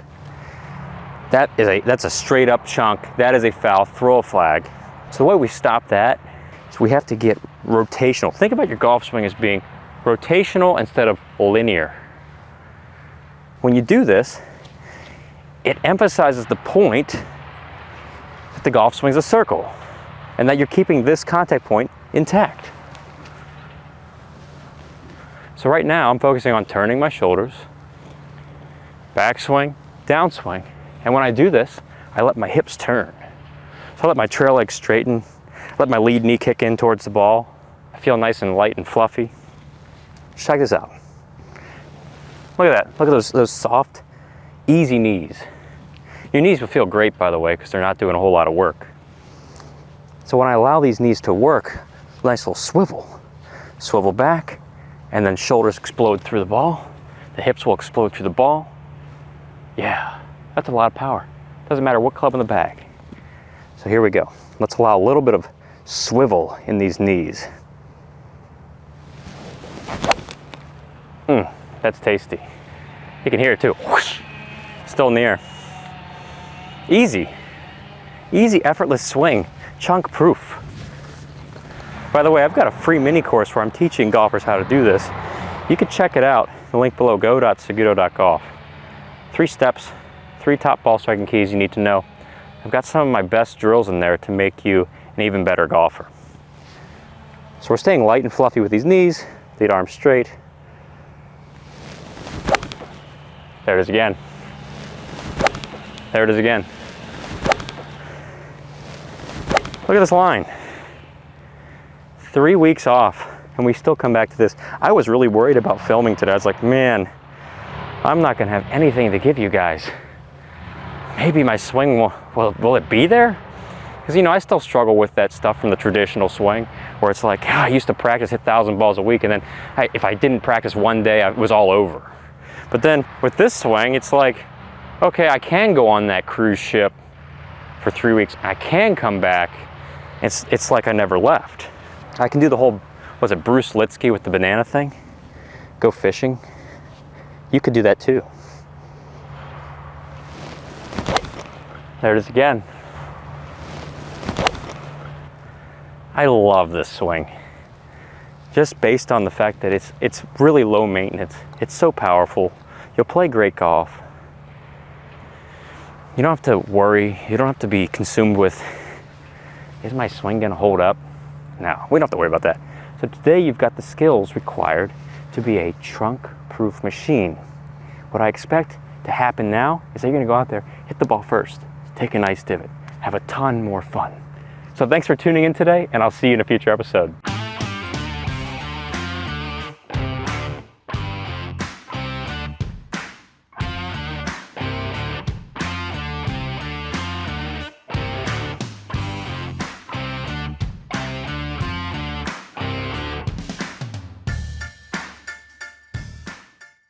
Today's lesson is an eye-opener, quite literally, and it will change how you hit the golf ball. 95% of PGA Tour players are cross-eye dominant. Now, eye dominance, how does this even affect your golf swing? Does it really matter? For years, I've struggled with this problem of looking at the golf ball. Whenever I look down at the ball, I would feel like I'm seeing a couple club faces. And this is crazy, it's like parallax. It's like these lines are crossing. It would drive me nuts. On the putting green, I wasn't sure where the face was pointed, and it didn't make me feel really confident standing over a golf ball. But here's another thing. It also affects how you swing the club. So, with my right eye dominance, the eye that's behind the ball, what started happening with me is I automatically would start aiming more and more and more to the right without even thinking about it. Another thing that would happen is that I would start swinging more and more in to out this way. So I'd hit a lot of hooks, a lot of pushes, a lot of pulls. And it wasn't satisfying because I'm missing the fairway. And you just don't know when that shot's gonna come up. You're struggling to play good golf. But I never thought it was my eyes until one day I said I had enough. I feel like I'm looking at 2 faces down here, 2 club faces. It's like having 2 different golf swings. So what I did was I just took my right eye out of it. I closed my right eye. All of a sudden, I made a swing. Boom, right up the proper path. And then I hit a ball. I even hit a ball like this, and it was so silky smooth. Close the eye, take the, oh my goodness, I took it out of play. And it's gone, it's straight. The swing felt different, of course, but I didn't feel like I was swinging out this way. I felt like I was swinging more down towards the target. The strike was amazing. The ball didn't hook. I did it with the putter. I started making more putts. So here's what I do now, because it really changed everything for me. And I want you to think about this. Such a big deal. One thing that a lot of people don't know about me is I started out as a left-handed golfer. They just didn't have left-handed clubs in the early 90s, you know how it was. And so my dad switched me to right-handed, but my swing used to be like this. Because I'm right-eye dominant, I'd be looking down at the ball, like this, and I'd swing back. And when I looked at my left-handed swing, I was like, man, it always goes up the proper path. Now, don't copy this left-handed swing. I haven't done this since I was a child. But the idea was, I just swing left-handed and the path's always good. Like, why? Why is the path good? Why? That's the positions I want to hit in my right-handed swing. Because my right eye is on the target side. My dominant eye is facing the target. And all of a sudden, everything gets all whacked when my non-dominant eye is now on the target side. So I switch where my left eye is. Now my left eye is target side, right-handed. Now it's all this again. So here's what I did to fix the problem. And it's gonna sound kind of crazy. I took my eye out of it. I turned my head a little bit. Now Jack Nicklaus was known for doing this in the golf swing. He would turn his neck. But what this did, it eliminates my dominant eye. So it doesn't interfere with my swing. So I'll swing like this. I'll set up like this and I'll swing. And I'll stripe it. And I'm swinging more to the target. I'm not swinging in such a way that I'm going to hook the ball. And then I can do it again. Now, I'm really exaggerating it here to get a feeling of a swing that goes more towards the target. And you see the ball just murdered out there. No mercy on that golf ball. Now, another thing that started happening, I was a little worried about how my right eye was starting to do this in the golf swing because it was so dominant. I'd start having my head turn out this way to see the ball out of my dominant eye. So I'd swing like this. It was kind of backwards. Well, another thing that started happening, when I took out my dominant eye, as I swung, I could get more tilt. So better relationship with the ball, because I always struggled with a little bit of a loss of tilt. It means contact wasn't as crisp when I did that. So this allowed me to tilt, get my lead shoulder down more, but it also gave me a lot more turn. I felt like this was the most turn I had in years, and the ball was getting explosive off the club, off the tee, straight, far, all by taking out my dominant eye. And this really applies to you if you are someone who is not cross-eye dominant. So if you're a right-handed player and your left eye is dominant, you're lucky. But I'd say most of us who shoot with a gun, I'm right-eye dominant, so I shoot a gun this way. Well, that's because that's the eye I would use to do that, and that's the eye that works for me, but I could never shoot a gun with my left eye. So turning the head to where I only see the ball with my left eye, and I swing. And I stripe it. Now it looks freaky, right? You look at it and say, Tom, you got an eye problem, whatever. It doesn't matter. For years, I'd struggled with my eye sabotaging my swing. Those two very different swings. Now, when I go back to looking at the ball with both eyes, I automatically feel like I can't see this club face as well as I do with just my left eye. So I feel like I'm seeing two club faces. Either it's going straight or it's going right. So then I swing. Now, same golfer here, just a different eye being in play. I'm not sure if that swing looks different, but I certainly feel different. I feel an urge with both eyes. I feel the urge to go more out this way. For me to get the club going towards the target, I've got to swing more across the ball. I don't like the feeling, but it's the feeling I got to have. So all of a sudden, there's a good golf swing with my non-dominant eye, and there's a questionable one with my dominant eye. Now, what does this mean for you? It's something to think about because it's never talked about. I've seen a couple articles online, they say, eye dominance, but they don't talk about what it does.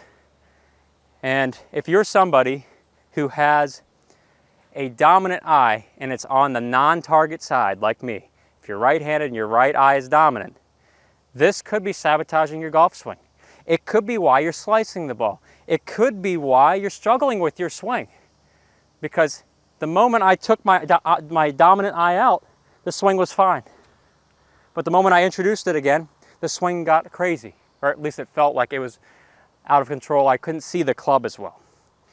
So think about taking out your dominant eye with a little head tilt, just seeing it out of your left eye, your lead eye, the target side eye, and swinging. It's going to feel weird, but this could be the swing that you need to get cross-eye dominant, like the pros. Because if 95% of them are cross-eye dominant, they're seeing things that people like me are not seeing. I'm seeing two club faces. I'm seeing two golf swings here. To eliminate the problem of having two golf swings, I take out the dominant eye. And the ball just flies beautifully. So Seguto golfers, that's something to think about moving forward, a little bit more psychological today. And if you're looking for a way to play the best golf of your life, check out my online golf school, Seguto.golf. It's a complete golf swing training program designed to help you play the best golf of your life. Life is too short to play bad golf, so start playing the best golf of your life with SagutoGolf. Thanks for watching, and I'll see you in a future episode. I was at a tough part of my golfing life, shooting 100, struggling to break 90, and then I changed my takeaway and it dropped 20 shots off my golf game. What we're looking at is this really small part of the swing right here, the first few feet off the ball. That's called the takeaway. It's where the club's parallel with the ground. My takeaway can determine how I get to the top of the backswing, how I start my downswing, how I get to impact. Your takeaway is almost like the lifeline of the golf swing. So how you start can determine how you finish. My takeaway used a lot of hands back in the day, a lot of hands and arms, and that would cause the club face to rotate, would cause the club to go off path, and sometimes I didn't even know where the club was. So you can imagine why the ball was going all over the place. Sometimes I'd even hit the hosel too, and I didn't like that feeling. Nobody wants that. What changed it all for me was taking out the hands in the first part of the golf swing and replacing it with more of a body move. And since I was such a roller, it felt crazy. I wanted the club to go back on a path like this. I wanted the club more out in front of the hands or in line with the hands. And I was tired of the club getting behind me so early. Another thing that happened was I would take my arms and I would try and rush my swing back off the ball. So my swing was more arms and hands, but not using the body. When I switched to using more of a body motion, the club would take the same path every time. And if you're taking the same path here, you got a better chance of getting the same path throughout the rest of the golf swing. So how did I start using my body? Well, I had to tell my hands, shh, be quiet. Another thing I had to do was make sure my right arm and elbow was higher than my left. See, when I took the club back with my hands and arms, a lot of times my left elbow would get higher than my right, or even with it. And then from there, it was game over. It wasn't gonna work. So when I focused on getting the right elbow higher than the left, all of a sudden I felt the body engage. I wasn't feeling anything with my hands. So the club face down here was staying nice and square. It wasn't changing angles. And when I figured that out, I got the face square and I was using more of this body feeling, the ball was going straighter because I didn't have to control my club face so much in the swing. If your swing is a lot of hands, you have to control the face a lot more. But when you take the hands out of it, the ball goes straighter. So here's a quick example of my old swing. Looks something like that. I don't want to go back to that. But a lot of hand action in the first part. And the ball started curving away from me, as you saw. But when I started doing right arm higher than left, I could hit it straight. Predictably straight. And the impact was a lot more compressed, meaning it just felt buttery on the face. It felt weird to me at first because the club was more out in front of me. This wanted to be down here, so I was feeling like it's so much higher. But you can hear the strike with that. And the impact position, the hands are ahead, where you want them, the weight's forward, and you're feeling the ball in the center of the face. I was no longer hitting the toe or the heel of the club because of all of this extra stuff I used to do in the first part, rolling it, taking it too straight back, trying to figure out where to put the club. I said, if I just put the arm up here higher, I don't have to think about all that. And then straight again. Then I would take it up to a fuller swing. So going here and then figuring out, how do I get to the top? So a lot less work. It was like, I'm here, I'm at the top. What do I do with my hands? Nothing. Because I didn't do anything with my hands here. I kept the club face square. I can just keep swinging back with my body and I'm square at the top. Means it's going to go straight because I'll get it square at impact without having to do anything with the hands. This brings me to why I see a lot of golfers struggle. It's because they're doing too much with the hands. A lot of times they're trying to control the club face mid-swing, manipulating the hands, manipulating the face, manipulating maybe the arms, trying to control every little piece. But then when you realize that you don't need to control every piece, you just need to control the right pieces. That's when the golf swing gets really consistent and much easier for you. That's when you start seeing shots drop big time. So we'll start taking this right elbow concept up a little higher. I felt like I'd do it about halfway back. Now you don't want to go past this point, keeping the right arm higher because you'll end up getting more of this chicken wing across the line feel. but it's a great takeaway feeling. So we're talking 3 feet here, then you can do the rest of your swing. You just have to do 3 feet. That's what I'm talking about. And it's laser straight. I'm so much more confident in my swing now than I was then. And we're talking back when I was in high school and stuff. So much more confident now because I knew that if I had it square here, it was coming right back to square. I felt like it was on autopilot. I felt like I had so much control that I could step up to the tee and almost know where the ball is going to go. And that's a feeling you'll never forget when you start learning how to do that. Another straight one, almost hit the bird out there. I don't really think about too much else, trying to keep that arm higher. If it ever changed on me, and I would take video of my swing, you should video your swing. If it ever got level, I was in trouble. That's when I saw some weird things happen in my swing.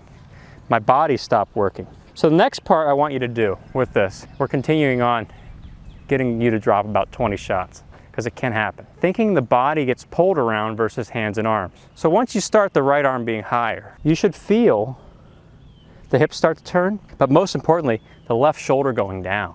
That's so key right there. Versus that. Hand rotation, no relationship to the ball. I got a relationship to the ball here, shoulder down. There's the ground. I can strike the ground. You know, that's the feeling we all want. Hit the guy. I bet he didn't know that was part of the video. He's gonna say, hey, you kids playing golf again, get off my lawn. You know, you'd swear this was part of the video. It was all choreographed, but it's not. There it is again, straight. Loving how consistent this is. There it is again. There it is again.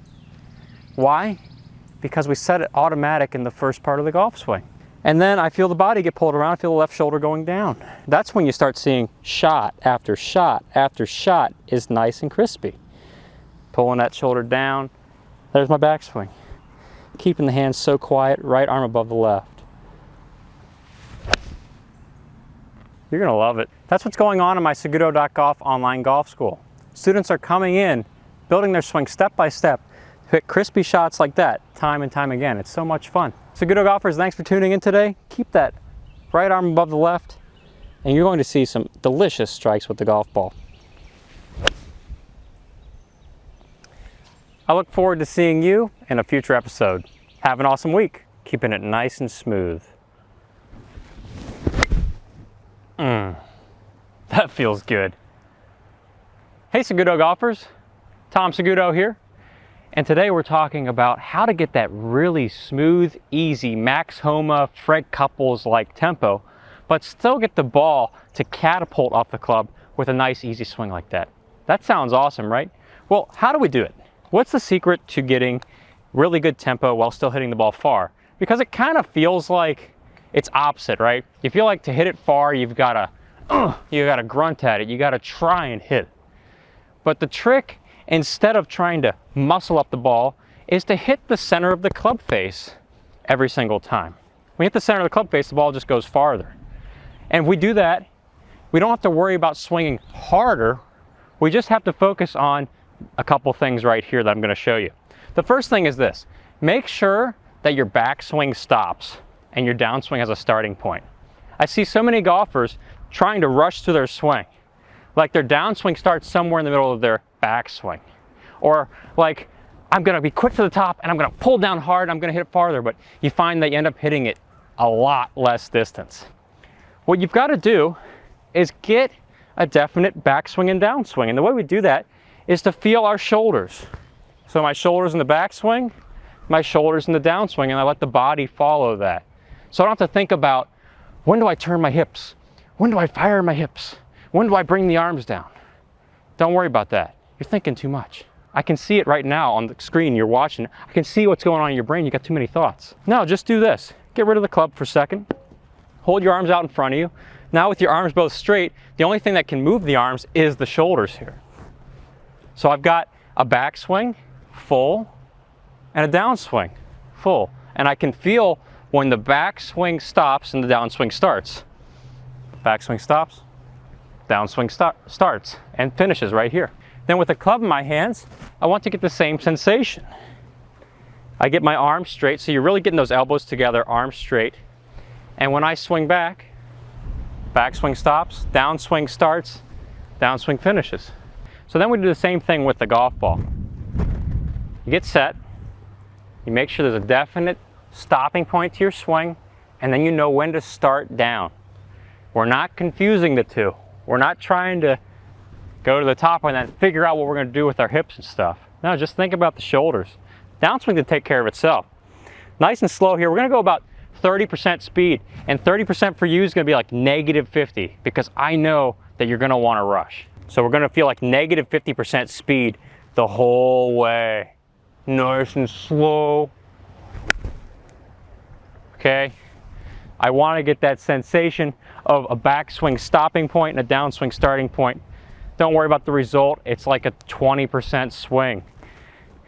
Feels all awkward at first. And then we'll do it again. Now on the downswing, I feel all the speed gathering. So my downswing looks faster than my backswing, right? That's because I've stored all this power and it's got to go somewhere, so it unleashes on the ball. It doesn't just start unleashing early. No, it unleashes at the right time because I've sequenced my swing correctly. I'm not forcing or grunting to get back to the ball. No, it's just me sending the shoulders through.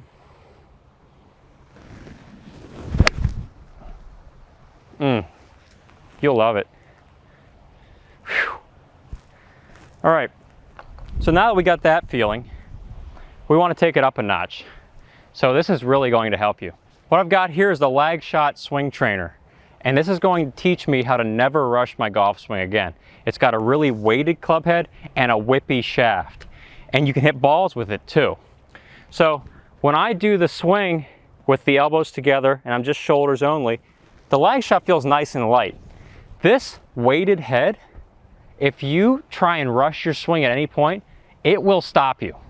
And it's crazy. Don't feel like, ooh, it'll pull you with it. So if I try and rush, whew, that weight just goes way off. Now my swing feels out of sequence. I know right away that I can't make a good golf swing with this. So I can't rush off the ball. And even if I did well to the top backswing, if I rush down, I feel the weight of the club kicking down towards the ball again. So it's impossible to hit the ball well if you do it where you're rushing. But if you stay in sequence and you get your shoulders moving correctly, you'll be able to hit a ball with this, no issue. So shoulders moving nice and smooth. There we go. Good shot. Took a divot in front of the ball. That's the correct tempo. You feel the club doing the work. You feel the shoulders in control. I'm not rushing my body. This could happen too. If you end up going to the top and you try and rush your hips into it, you feel the club going over the top. The weight of the club will actually slam down. And then you know you can't hit the ball from there. You'll actually miss the ball with this device. So if you can hit balls with this, you know your swing's on the right track. I've got a link to it in the comments and description below. You'll get a discount when you use the link in the description below as well. So we're going nice and slow. There we go again. So I'm really feeling my swing in sequence here with the lag shot. And I've got nice divots. This thing will teach you how to swing. Shoulders only. Have a stopping point. There we go again. Good speed on that. The whip of the club prevents you from making a bad swing because you won't be able to hit the ball. So here's what happens if I try and swing a little over the top or rush my swing. I mean, it's like I actually can't, I don't want to hit it because I feel the club getting out in front of me. I can feel it going down. I don't want to feel that. I mean, it's kicking down. That's crazy. I'm not trying to do this for just demonstrating. I'm actually doesn't feel comfortable to swing over the top or rush because the club just kicks. And I'll probably hit me. Now, I'm not wearing a cup. So, slow. And then I feel the speed accumulate in the downswing. Once I got a good start, I got plenty of speed. So let's get the club out again. That was awesome. I feel like all the energy I've built up here is now going to be sent on the ball instead of being sent somewhere else you don't want it to go. That's why it's one of the best training aids out there. It's like having your own golf instructor. Oh, does it get any better? Remember that song from Boston?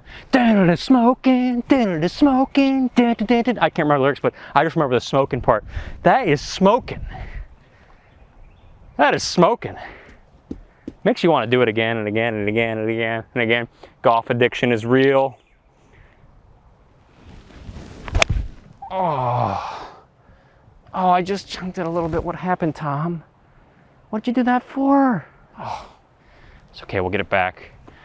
You know what I did? I got a little quick on my downswing. What'd you do that for? No, not to do that. Let's go back to my lag shot. We can't do that. We can't have that. It's not good enough. Speak to me. Yes? Uh-huh. We're not going to rush again? Sounds good. All right, cool. Thanks, leg shot. I needed that. All right, slow, you said. Stopping point. Starting point. Oh, there's a divot in front of the ball. Oh. All right, talk to me. It's like in Top Gun. Talk to me, Goose. Talk to me, leg shot. Here we go again. Let's do a little smoother. Butter smooth. Whoosh. Oh, yeah. Thank you, lag shot. I'm gonna talk to my other club now. Remember what lag shot said. We're not gonna rush. That's right. Oh, that was it. So good. It's biscuits and gravy. Beautiful. Ball striking is so much simpler when you don't focus on rushing. You can get that smooth tempo. You can hit it farther with less effort. You'll collect the ball in the center of the face using the lag shot as your friend. Check out the link in the comments and description below. Get yourself a lag shot. Get yourself that Max Homa, Fred Couples like smooth tempo, but see the ball explode off the face. Thanks for watching today, and I'll see you in a future episode. One of my students just had an incredible golf swing transformation. He was a low mid-90s player, and after doing this really simple tip, he shot a 78 the first time out. And it's going to have the same effect on your ball striking too. As humans, we make the golf swing really complicated, and the golf swing makes us psychotic. But what if you had a really simple way to make sure your golf swing was firing day in, day out for great ball striking? That's what we're doing here today. And it's all about the shoulders. If you can keep this in your mind during the golf swing, it will change your ball striking for the rest of your life, for the better. So this student in particular had very inconsistent ball striking. Left, right, up, down. It felt like the ball was going backwards half the time, maybe between the legs. And what it came down to was the shoulders. So the shoulders are one of the most important pieces of your golf swing. And one of the keys to mastering shoulder movement is to make sure your shoulders are moving freely in the golf swing. What do I mean by freely? I mean that the shoulders are not slowing down or stopping due to some other swing problem. So when we hold our arms out in front of us like this, and we clasp our hands together, you can feel, as you swing back and through, the free, uninhibited movement of the shoulders. And doesn't that feel great? That's where you're gonna get most of your speed, when these shoulders are allowed to do that. Just oil up these hinges here in your shoulders, and you'll get plenty of speed. But when we get a club in our hands, and I bet this happens with you, when you have the ball going all over the place, or the ball's just not coming off the face really solid, you don't get that same freeing feeling in your shoulders. In fact, you probably feel something different. You might feel with a club, well, I'm not getting through the ball. A lot of golfers will say that. Or they'll say, dang, it's like my shoulders are stopping. It's that feeling of slowing down through the ball. You're not getting all the speed. Sometimes you're finishing and your arms are pulling in close to your body, your weight's going back. So these are all feelings, these are all tells for us that remind us that the shoulders are actually stopping. And we need to keep the shoulders going through. So how do we fix this problem? Well, this is going to fix your golf swing. You just need to get your swing in position to have the shoulders move through the ball easily and effortlessly. And it's going to vary from player to player. You and somebody else might have different feels for this, but if you can do this, you're going to play great golf. We just felt free movement of the shoulders. Now bend forward over the ball with your clasped hands and make a swing back and through. Once again, nothing should be slowing down the movement of the shoulders.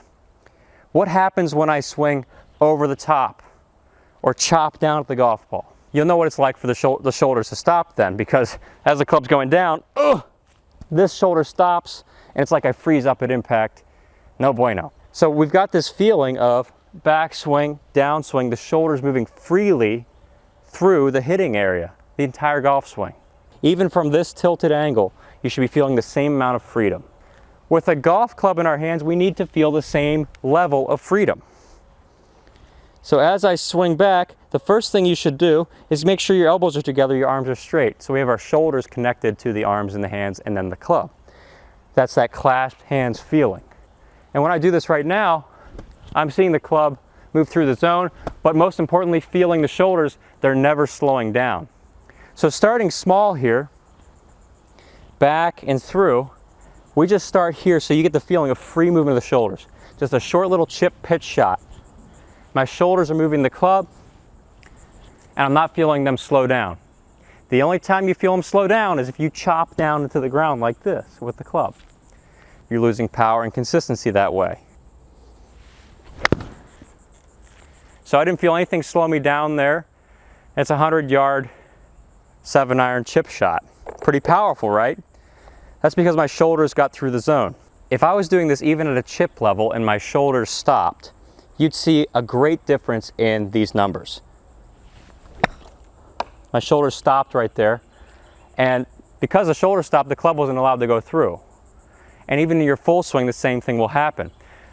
My club head speed changed a lot there. My distance obviously changed between the last two shots. My club head speed was 72, 73 miles an hour on the first chip pitch shot where the shoulders went through. And then here on the one where my right shoulder stopped, I consciously stopped it. My club head speed was almost half of that, or about 60% less. So we're talking 30 miles an hour club head speed there. When we get up into the full swing levels, you having free shoulders versus stopping is going to make your club head speed difference be even larger. We're talking about that 220-yard drive versus that 250-yard drive type stuff. The stuff that'll make you really happy. So once you get this feeling of the club head moving through the zone aggressively in this pitch shot, free moving shoulders, I'm not slowing this down. I'm being pretty aggressive here. I want the club to go through. I feel the shoulders. It's a pretty powerful strike. Once again, 76 miles an hour, actually went a little bit more at it, and I carried it 135. Beautiful. That's effortless power. I'm not working hard to get the ball going that far. We then start building up more of your swing.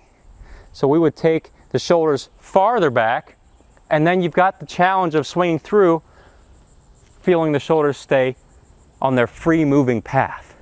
This is where a lot of golfers will change their game, is after that chip pitch level, as we take the club further back, how do I keep the shoulders moving through?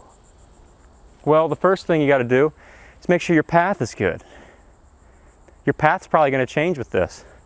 So the club path, if at any point it goes steep, shoulders are going to stop. If it's going down, shoulders are going to stop. Your game is going down. Things aren't good. DEFCON 1. But if we have a shallower club in the downswing, look at this. The shoulders just go right through. It's breezy. It's easy. It's fun. It's flying off the face. So as you swing, you're going to learn a lot about yourself. You're going to learn a lot about the shoulders. I've got to find a way to make sure the shoulders keep going through. So when we look at the downswing, it all comes back to, is the club shallow enough? Is the path good? So I could have a great backswing here, and if I shallow downswing, the shoulders will move through like nothing. It's like air. I've just got to figure out how they get through. All right. 185, not too bad. For a 7-iron, I'm pretty happy about that. I felt my shoulders get through, but if they slow down, things aren't good. I'm going to do another one where I really get them through even more. I think I can do better than that. Well, that felt good. Yeah.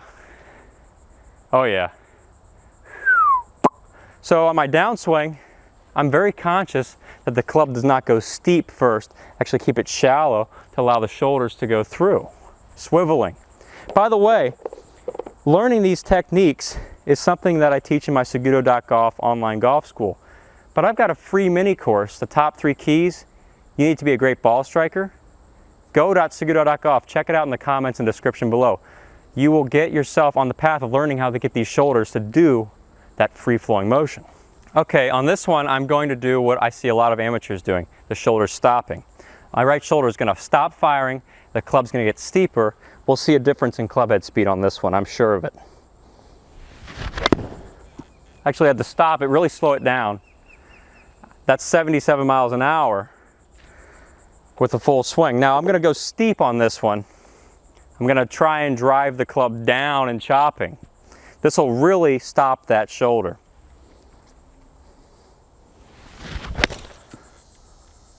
So I can't feel my shoulders going through. I actually have to force it through. It feels like it's rough. 92 miles an hour somehow, but a terrible shot due to that steeper downswing. So I could really grunt at the ball and hit steep, but the ball's not going to go anywhere because the shoulders aren't moving through correctly. They should feel like air, like nothing, effortless through the zone.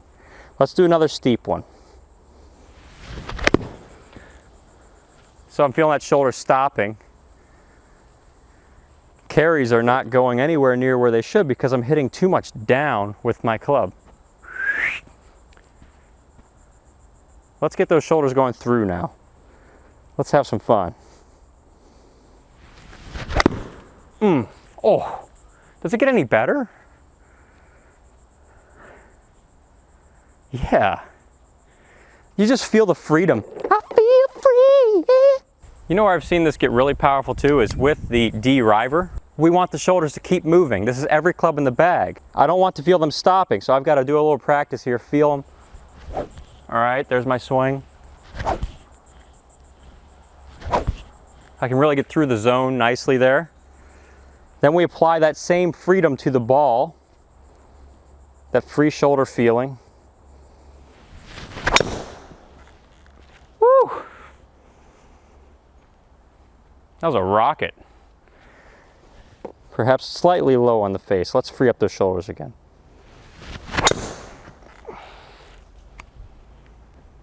Nice. 290 carry. We'll take that all day. Freedom of the shoulders is serious cash flow for your golf game.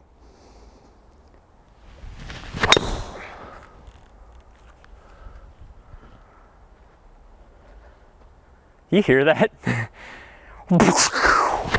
It's like a bazooka. It's going to the woods. Wow! You should be at your computer or your living room, wherever you're watching this, out on the range, you should be feeling the freedom. If you don't have the freedom, then you're going to be slowing down, the club's not working, life isn't good. Golf is life.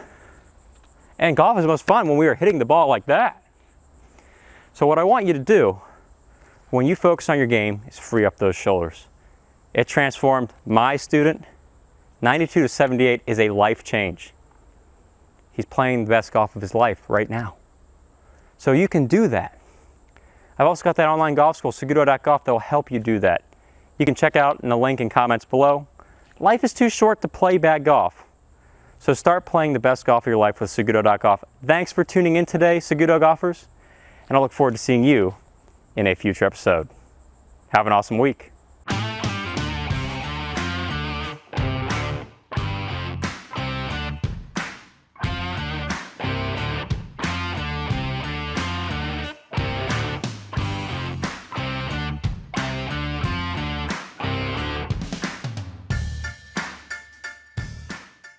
This is one of the single most important and transformative ball striking tips I could ever give you. And your ball striking is never going to be the same after you do this.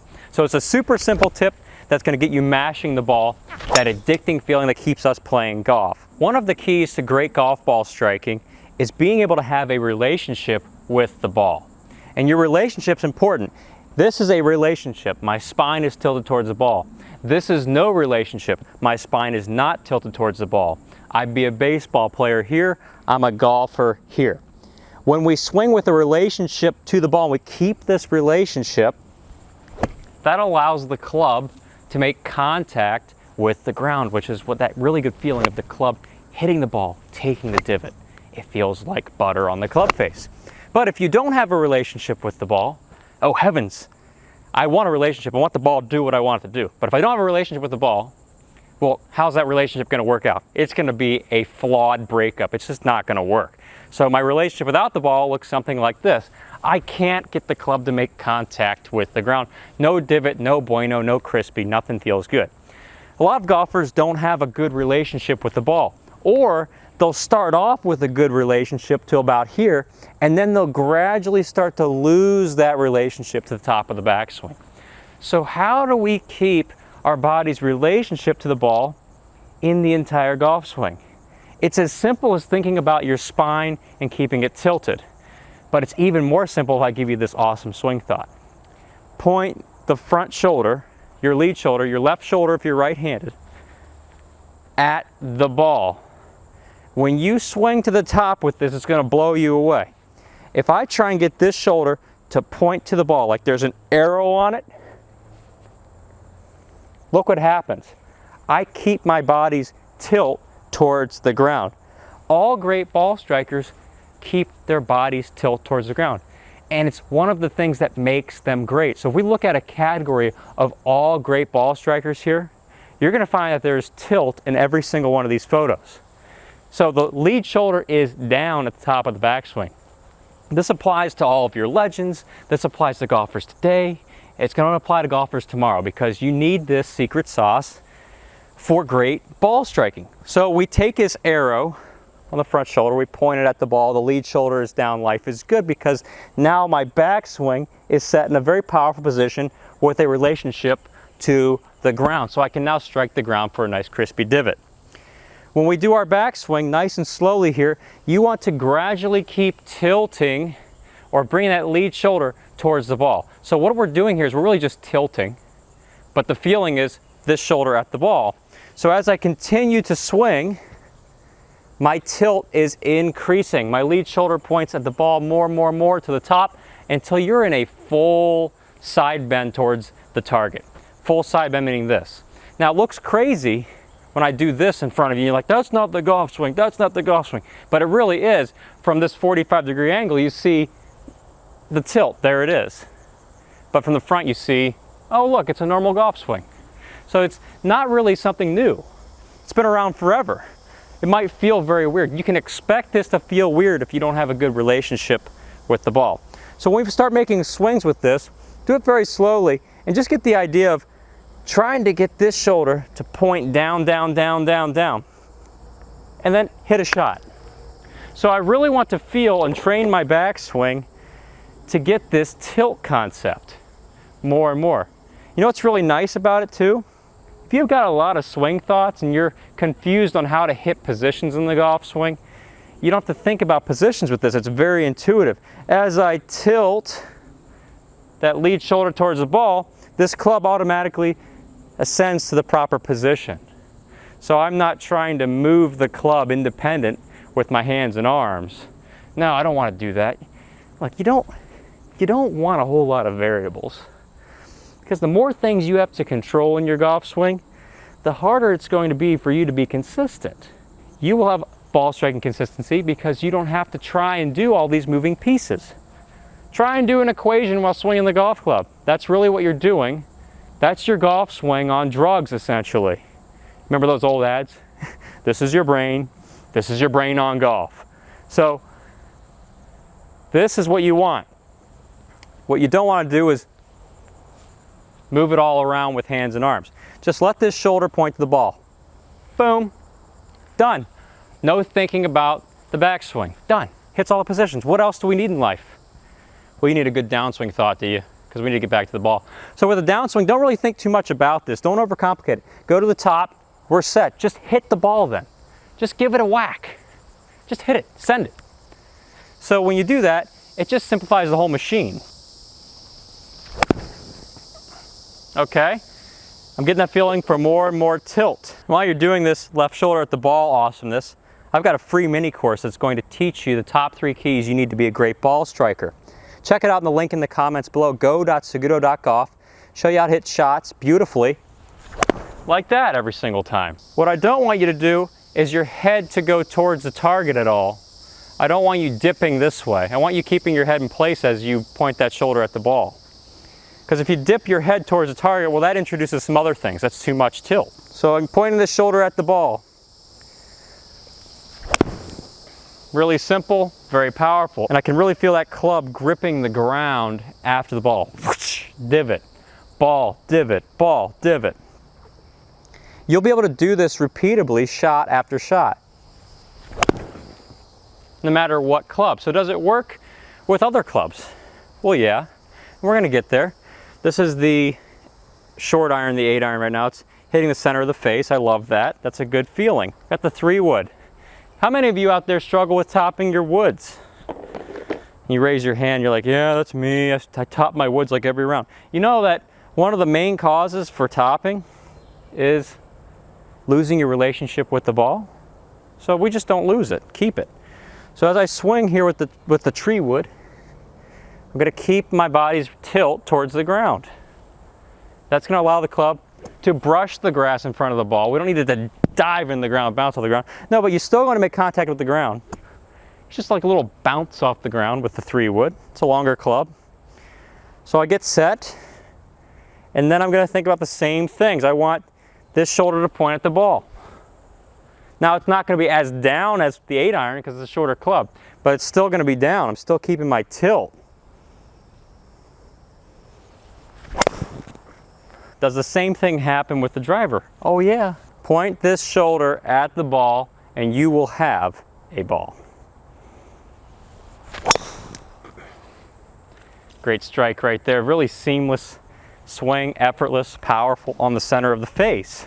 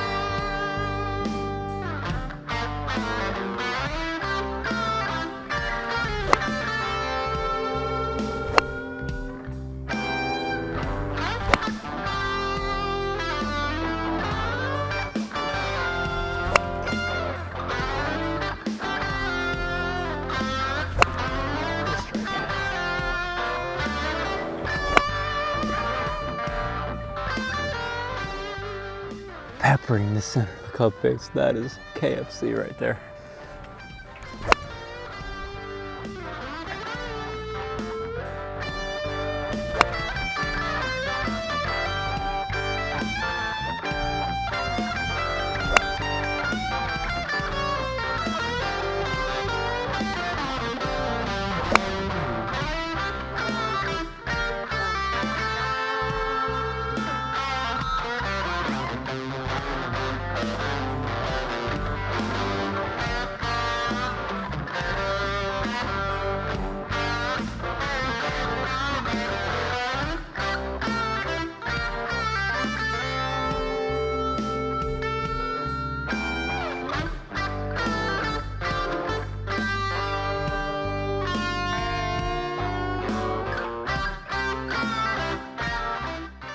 It is possible for you to get over a golf ball without much thinking, swing, hit it nice and crispy, and get that same beautiful crispy feeling of good contact shot after shot.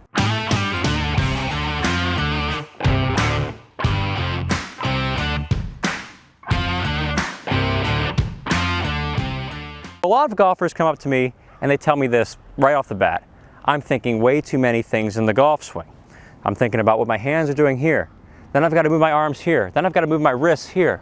Then I've got to drop the club here, turn my hips, turn the hands over. And I look at them and I think to myself, okay, I don't know if you need a golf instructor or maybe a psychiatrist would be a better option. We're going to simplify the golf swing down so you can get that buttery mashed potato feeling on the golf ball without thinking so much. Give your brain a break, just have some fun out there. That's what golf's about. So the first thing we need to do to get solid contact with the ball is learn how to use our shoulders right. Because if you teach your shoulders to move correctly in the golf swing, all of these motions of the club are going to happen on their own. When I hit that shot in the beginning there, I wasn't thinking 7 things. I was thinking one thing, how to move the shoulders. Just think about this. Where the shoulders go determines a lot of your contact point. So as I take the club back, if my shoulders move off the ball, see my shoulders have moved to the right, I'm going to hit behind the ball. If my shoulders move in front of the ball, I'm going to hit too far in front of the ball. The key to crispy contact is keeping those shoulders turning in a circle. When I do that, the club will return to the same spot every time with a nice crispy golf shot that explodes off into the distance. Effortless power, dead straight, tons of fun. Training the shoulders to do that is very simple. Take the club out of your hands and clasp your hands together like this. Next thing, extend your hands off your body so your arms are straight. Now I've got a unit that I've created here between my hands, my arms, and my shoulders. This unit is going to get you to feel the correct shoulder motion of the golf swing for crispy, powerful golf shots. As I start my swing, just begin a gentle rocking motion here. First few feet of the golf swing. As I'm starting my swing, I'm feeling the shoulders moving the golf club because this is all a unit now. It's not just hands, it's not just arms. It's the shoulders pulling the arms and hands with it. And in this first few feet, you should be feeling a couple of things. That the trail shoulder, the right shoulder for the right-hand player, is moving back and up, and the lead shoulder is moving down towards the ball. So lead shoulder down, trail shoulder up. When you have these two motions together, which is happening naturally, by the way, you're just simply bringing these hands, clasped hands back, the shoulders are moving, the shoulders are staying in a circle. No shifting, no swaying in either direction. So the first few feet right here, you're feeling what it's like to move the shoulders. The next thing I want you to do is get a golf club in your hands. We'll do the same thing hitting short shots. Then we'll build it up into a full swing as we go. You're going to feel the same exact things. The trail shoulder moving back and up, the lead shoulder moving down. Just like that. It's a really short shot for now.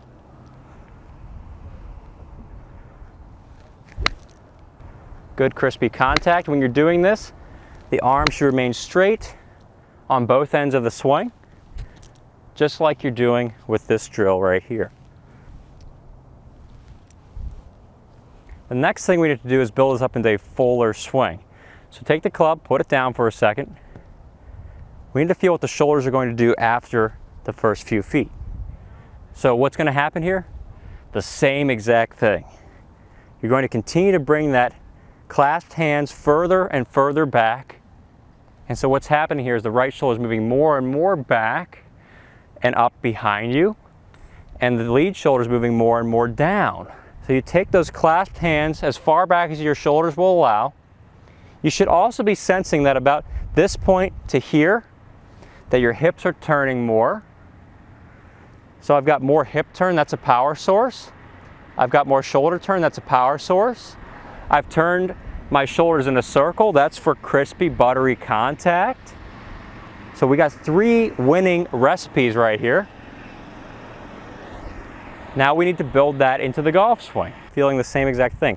Clasped hands, bringing that trail shoulder back and up, lead shoulder is going down.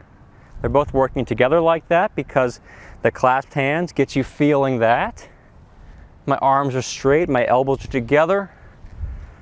Let's feel that backswing. Do it nice and slow if you haven't done it this way before. Nice and slow first. Good strike. Shoulders turning in a circle. Hit the ball first. Nice divot in front of the ball. After doing that slowly, let's build it up into a fuller, faster swing. Go about 80% here. Bring that trail shoulder back and up. Accelerate through the ball. Good strike. Ball exploded off the face. Same exact swing and the same exact feel as this. So that's building up a really solid backswing. Now we need to feel how this works in the downswing. So putting the club away again, clasp the hands together, arms straight, do your backswing that you've just worked on so beautifully. Next piece, we have the opposite happening. You're just going back to the ball. So taking this back to the ball is going to give you a different sensation. Trail shoulder moving a little bit more down and under, and the lead shoulder moving back and up. So it's the opposite move here. Why is this important?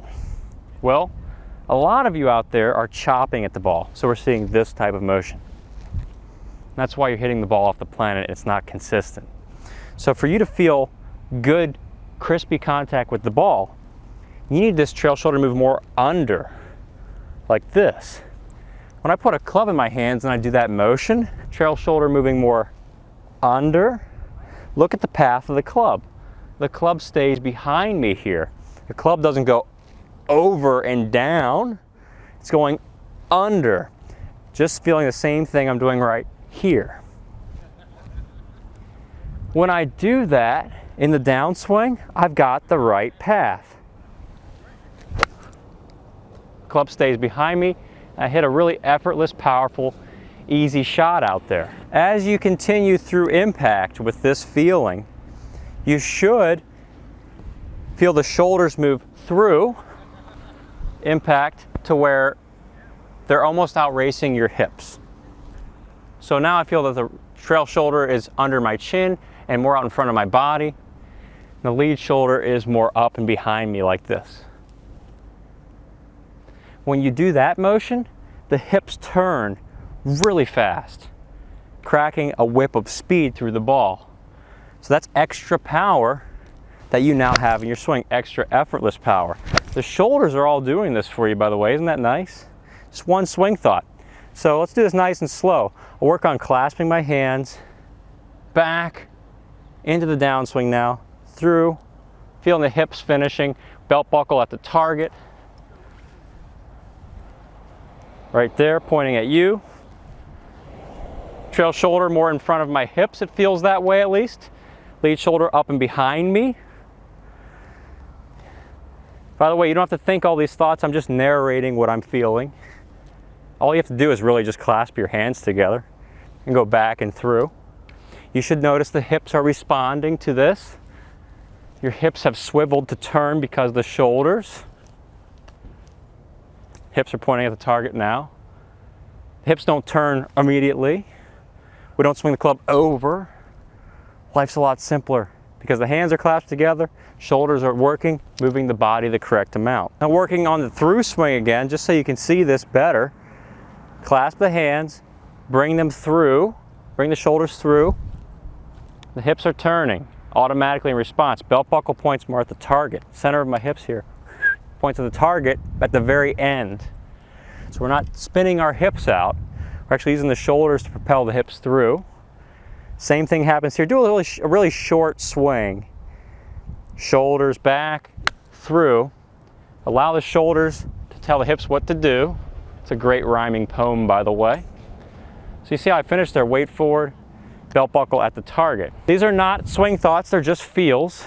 You might be experiencing the same feels. The same one simple swing thought is in play here. Clasp the hands, arms are straight, elbows are together. That gets you feeling the shoulders back and the shoulders through. So the one swing thought is shoulders back and through. That's all I want you thinking. You might be feeling many different things. Then we get over the ball, we hit a shot again, nice and slow here so you can see the through swing. The shoulders propel the hips around, and there's this crack of whip of speed just through impact. Whoosh. So I'm saving up all that speed for the ball. It's very effortless. It's built into the shoulders. So when I was making this episode, I thought, oh, this is gonna be just such an easy one to make. This one feel makes everything good. And then when I started filming it, like right now, I'm like, this is actually really hard because I could tell you a million different things that this drill fixes. I could spend all afternoon listing the things that this will fix in your game. And I decided not to do that. So I'm giving you as many details as I can, but just realize that this could fix so many things for you. It's amazing. Talk a little bit about the backswing again. I've got my clasped hands pulling the club back like this. Shoulders are working. The club's tracing one simple path in the backswing, then you do the same thing on the downswing.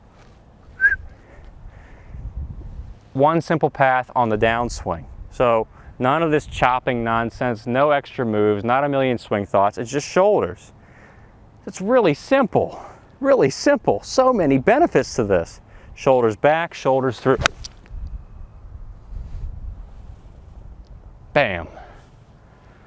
That feels good. So SagutoGolfers, this is a really great way for you to feel a simple golf swing. As you can see, there's just too many things to list that this will fix in your game. So you've got a great drill to take your swing to the next level. Now, as you go working through this, you're gonna need something to keep you on track. So I've got an awesome golf swing training program on website, Saguto.golf, that teaches you how to build up your swing step by step. Go check it out if you want to play your best golf right now. If you click here, you can join my online golf school. Click here to subscribe to this channel for more awesome golf content. And here are 2 awesome selections from the SagutoGolf archives that will show you how to play better golf. I look forward to seeing you in a future episode.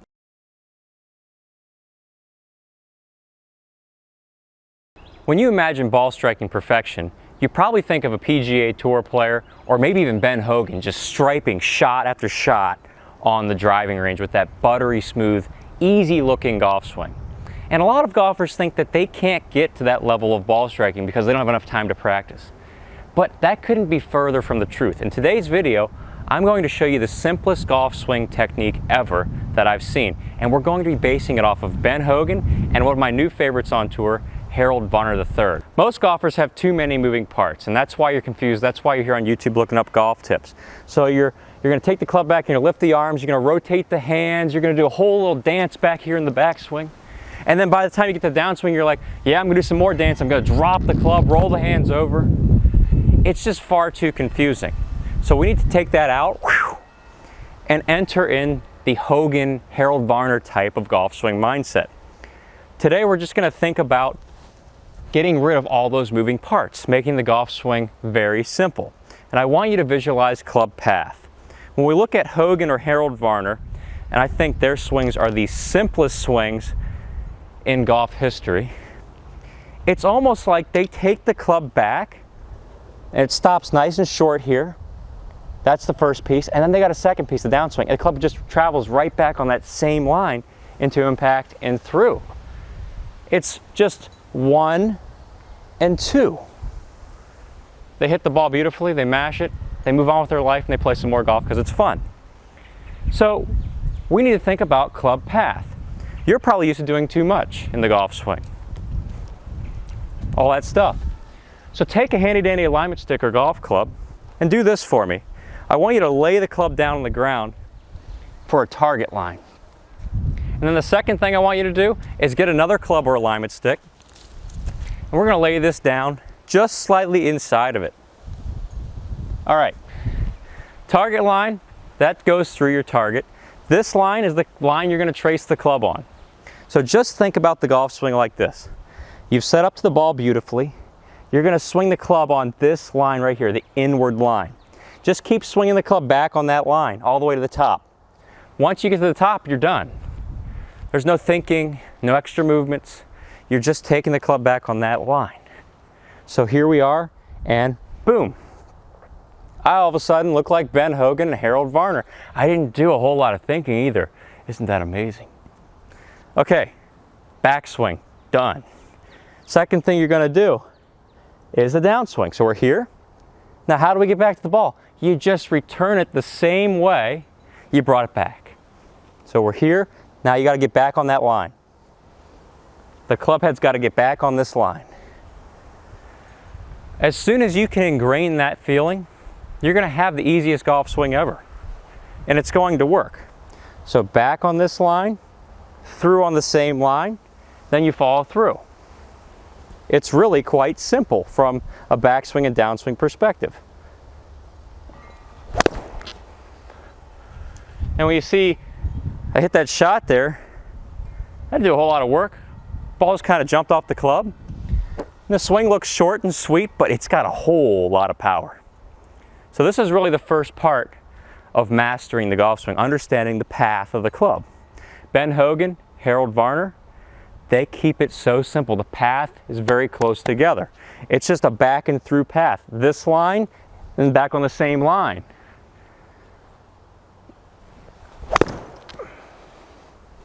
If you want your swing to be simple, you need to start there. Okay, that brings me into part two, but before we get there, if you want to achieve awesome ball striking consistency, like that shot after shot, check out my free mini course at go.saguto.golf, the top 3 keys you need to be a great ball striker. The second thing we're talking about here is getting solid contact, like Ben Hogan, just every single shot. Whoosh, whoosh, boom, explosion off the club face. Life is good.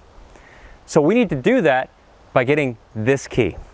Just keep this front arm straight. And when you do that, the backswing path and downswing path seem to trace the same line automatically. The second thing we're going to do is try and keep our head over the ball.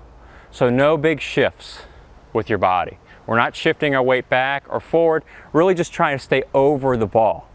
And this is a trademark of the best ball strikers. Not a whole lot of shifting or swaying. And if you got to shift, you got to shift back. I don't like timing. It's far too complicated. It's way easier to just stay over it for clean, consistent contact. So when we swing, you've got this front arm straight, and you're keeping your body centered over the ball. Not a lot of moving parts. What's the only moving part we talked about today? The only moving part has been the paths.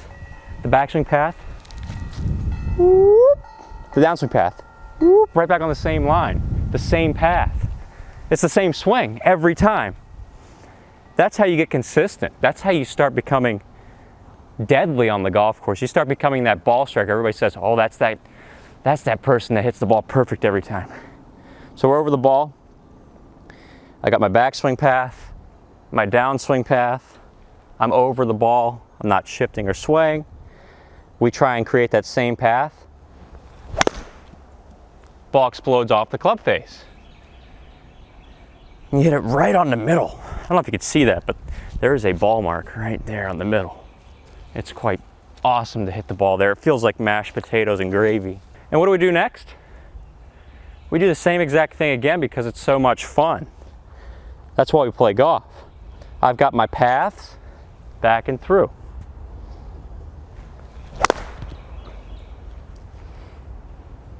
Feels like a piece of cake then.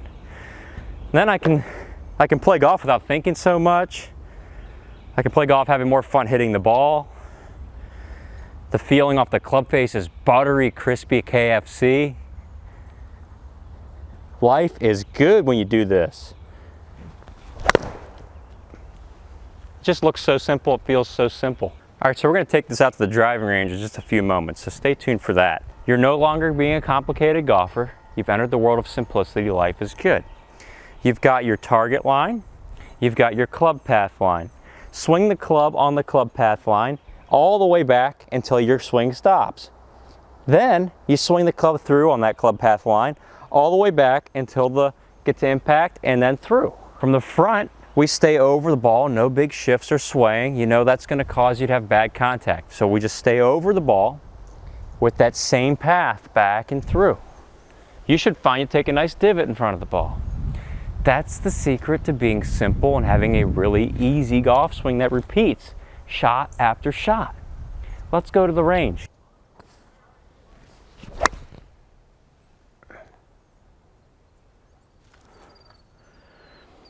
So Seguto golfers right here at the driving range. Just ripped a beautiful 5-iron right here. And all I'm working on is exactly what Hogan and Harold Varner are working on. Paths. Keeping it simple, same tip. Tracing a just slightly inward path off the ball to the top. Same path back on the way through. And just let it fly.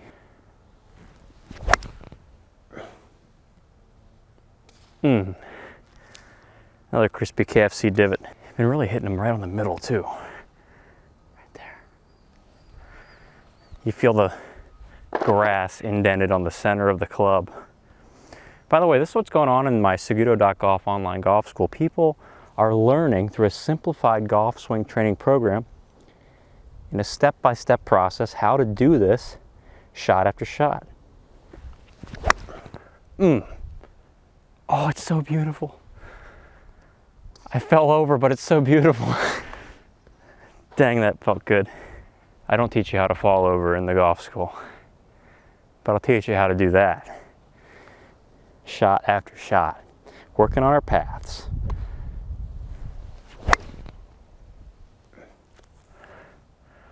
Whew. That felt good. That felt really good. And then you'll be able to work the ball a little bit. Once you get proficient at the first step, you can get it curving a little bit more. You gotta go around a tree or something. You can also work it the other way.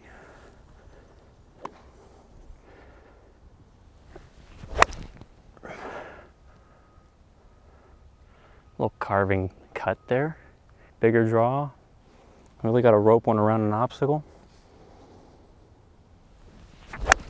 That really carves it pretty nicely. Then we get to everybody's favorite club, the D-River. Same rules apply with this beautiful specimen. Do not change your swing. That's what's awesome about this. Keep it simple. Good shot.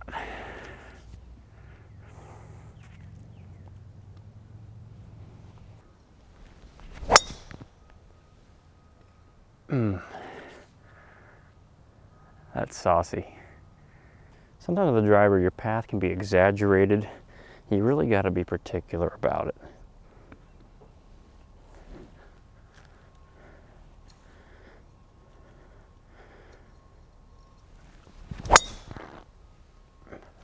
That's it.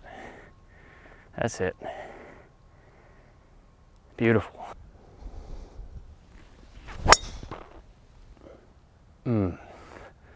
Saucy number 2.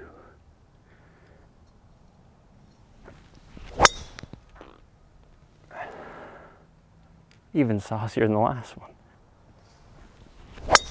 There it is. Nice.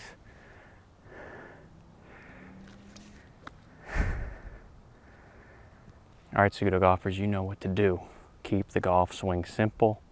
Take the club back on one path for backswing and downswing. You'll play the best golf of your life. Hogan did it. Harold Varner does it. Something you should model because it's really easy and simple as far as the golf swing goes. So again, thanks again for tuning in today. Like I said, check out SagutoGolf to start playing the best golf of your life right now. Life is far too short to play bad golf. So get on the gravy train to playing the best golf of your life with SagutoGolf. Thanks again for tuning in, and I'll see you in a future episode.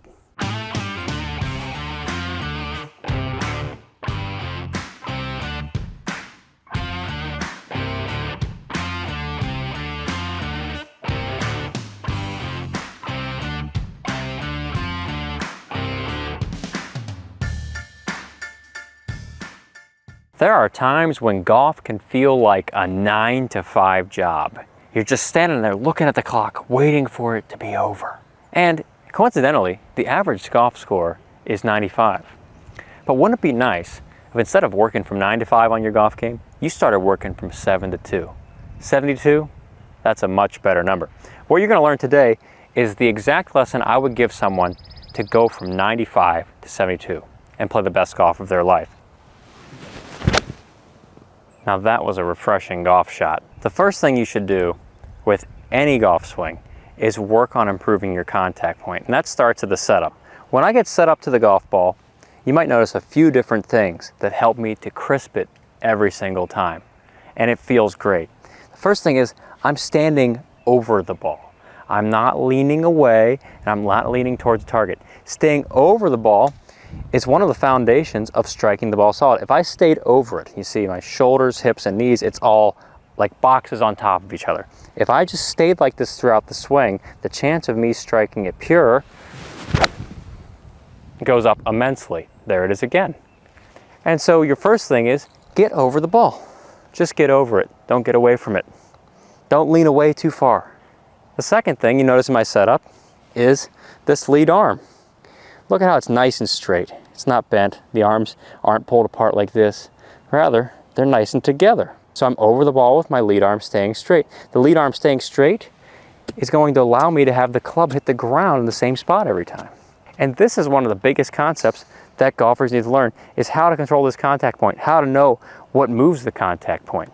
So if I keep the lead arm straight, and I stay over the ball. I'm talking about lead arm straight all the way to the top of backswing right here. And as I start down, it's still staying straight.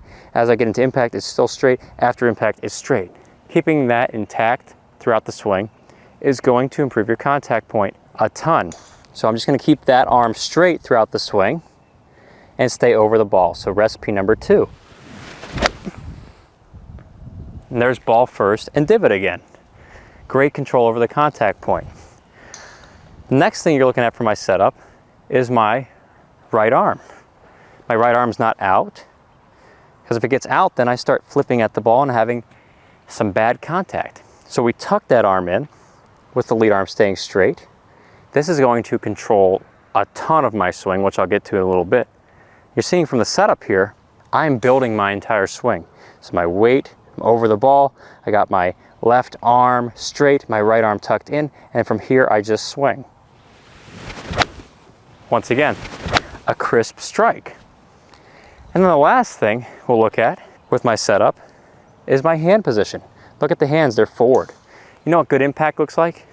Looks like that. So the hands are forward, I'm presetting impact.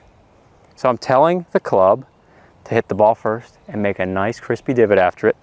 And all these things I just told you about in the setup relate to solid contact over the ball. Left arm straight, right arm tucked in, hands forward. What do I think? I just think about swinging once I do this.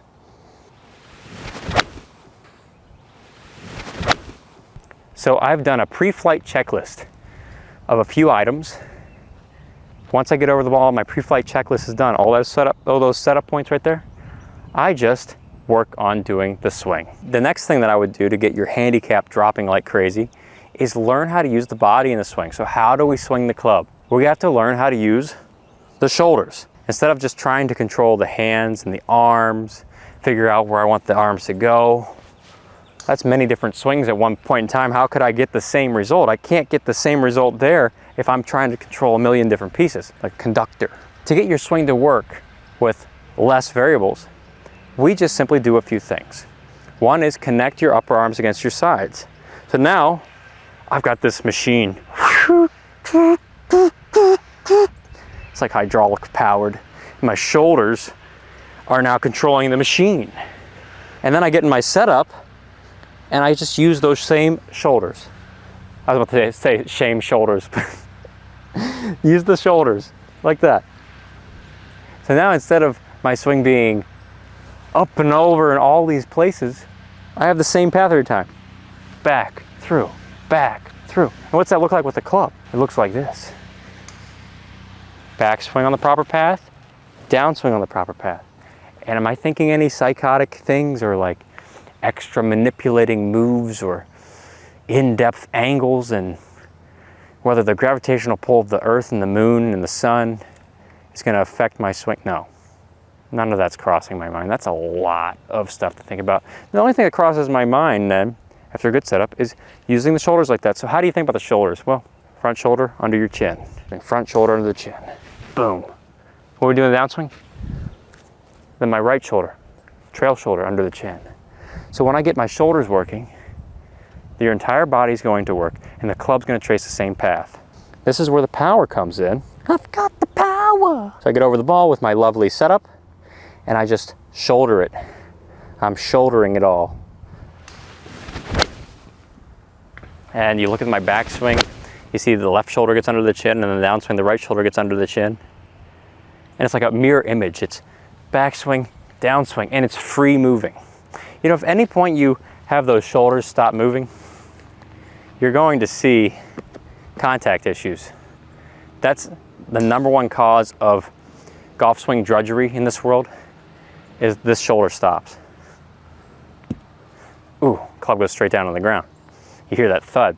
But the #1 cause of golf swing happiness is when the shoulders can move around, jump around. If your shoulders can move back and through, they're allowed to move back and through freely, you're going to strike it solid and your body's going to naturally move. So another thing you should see with your swing, once you get the shoulders going, is how the body moves. Like, look at this. Hips are turning, shoulders turn the hips, shoulders turn the hips in the backswing, shoulders turn the hips in the downswing. I just let the body follow. And it does. It won't follow if you try and hit the ball with the hands and arms, or if you drop the shoulder. Maybe you swing over it and drop the shoulder. It's just not very natural. That's why, go back to this. If you ever have any issues, I've got this machine right here, swinging back and through. Back and through. Allow the shoulders to keep moving. So that would be how to have a powerful golf swing. Now you might be wondering, Tom, that sounds way too simple. There's so much more going on than that. And you could think about it that way, but check this out. This is really going to simplify a lot of things. So that setup I told you about, look at the hands forward. I'm over the ball.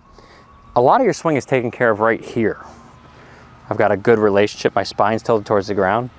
If I just swung the shoulders, that's the path right there. That's the backswing. I don't change anything. So problems come in when you start trying to change this setup. So like I said, I got the right arm tucked in, I got the left arm straight. If I just kept it like that, the backswing would look like this. But if my right arm gets away from me, oh, I've got problems. Or if the left arm breaks down, I got problems. So problems come in when you lose what you have it set up. And that's why it's so simple. You are setting up your swing. 95% of it's going to happen here. My swing is built here. That's why my swing will look different if I change my setup. So for example, watch if I change my spine, if I lean it away from the target. Well, now I'm going to top this ball. My swing just changed. Or if I lean too much towards the target, I'm hitting way down into it. And I'm swinging up a lot and chopping. That's just one aspect of my setup right there. So that's why I'm going to get over it and stay over it. And then I work on turning the shoulders around the body.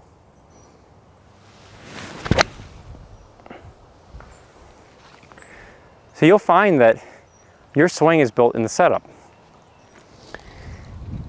And then once we've got the swing built there, the last thing we do is this really simple drill, and it's awesome.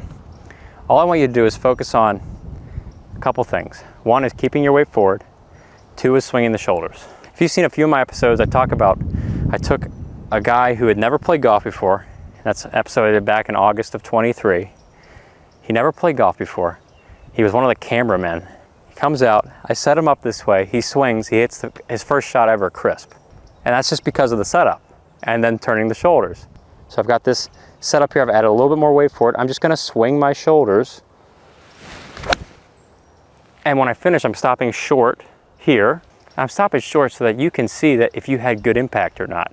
Because if you don't know how you're doing, then how do you know if you're on the right track? Well, we have to know. And what we know is our finish can tell us that. Our finish can tell us everything about our game. So when I finish my swing, you're gonna see those arms are straight. Both arms are straight. You wanna see that right there. And my weight never shifted back. And it's a beautiful shot. How much thinking is this? It's minimal thinking, because once I've got the setup taken care of, this is the only thing I do. Okay, arm in, left arm straight. Over the ball, weight forward. Now from here, keep the weight more forward for the drill and just swing the shoulders. Do it with every club in the bag. I don't care if it's the driver, if it's a long iron. Here's my 4-iron. It's one of my favorite clubs in the bag. From this drill, you can learn good impact with every club in the bag. Whoop. Just keep the same setup, and then I'm going to swing the shoulders. And it's nuked. Nothing beats the feeling of a good long iron, by the way. All the way up through the driver. This is actually, I think hitting a long iron off turf like this is a good challenge. Hitting a driver, it's teed up. Being able to rip a long iron off the turf with a drill like this would tell you right away how you're doing. Can you keep the arm straight through impact? So then look at, we've built the setup, we've built the backswing. Well, you notice I haven't said anything about downswing. Why is that? Because this will be our first lesson together, and I don't want you thinking too much. But if you wanted to know a little bit more about the downswing, I would just work on keeping the shoulders moving and keep your right arm in, because it's going to take care of it for you. See, the right arm is magic. I hate using gimmicky words like magic, but when I take it back, I got the right arm in. When I start down, the right arm's in. It's a beautiful downswing. It just starts on its own. All problems will happen when that arm comes out. So don't let the arm come out. And I'm just keeping this though. When I started setup, I keep this. Arm in, left arm straight, weight forward. I'm keeping it so downswing's already preset. That's why we didn't cover it. We don't need to. It's already built in. Doesn't mean that there might not be a lesson on downswing in the future, because sometimes you need to tweak that. But on the average, if you kept that arm tucked in, you're gonna see a good downswing. It doesn't matter what club in the bag either. And just swathing at this long iron. Well, isn't that refreshing? That it doesn't feel like a 9-to-5 job. Going out here and I'm just drudging around. I don't want to be out here. And it feels like a 7-to-2 job. Working a lot less, getting a lot more. If you just make your practice session 5 or 10 minutes of this, you're going to see a huge return on that investment instead of just beating balls all day. You're pre-programming fun golf. Boop, boop, boop, boop, boop. And if you're looking to take your golf game to the next level, I've got an online golf school, Saguto.golf. It's a structured golf swing training program that shows you how to build your swing step by step. Golf does not have to be 9-to-5 job.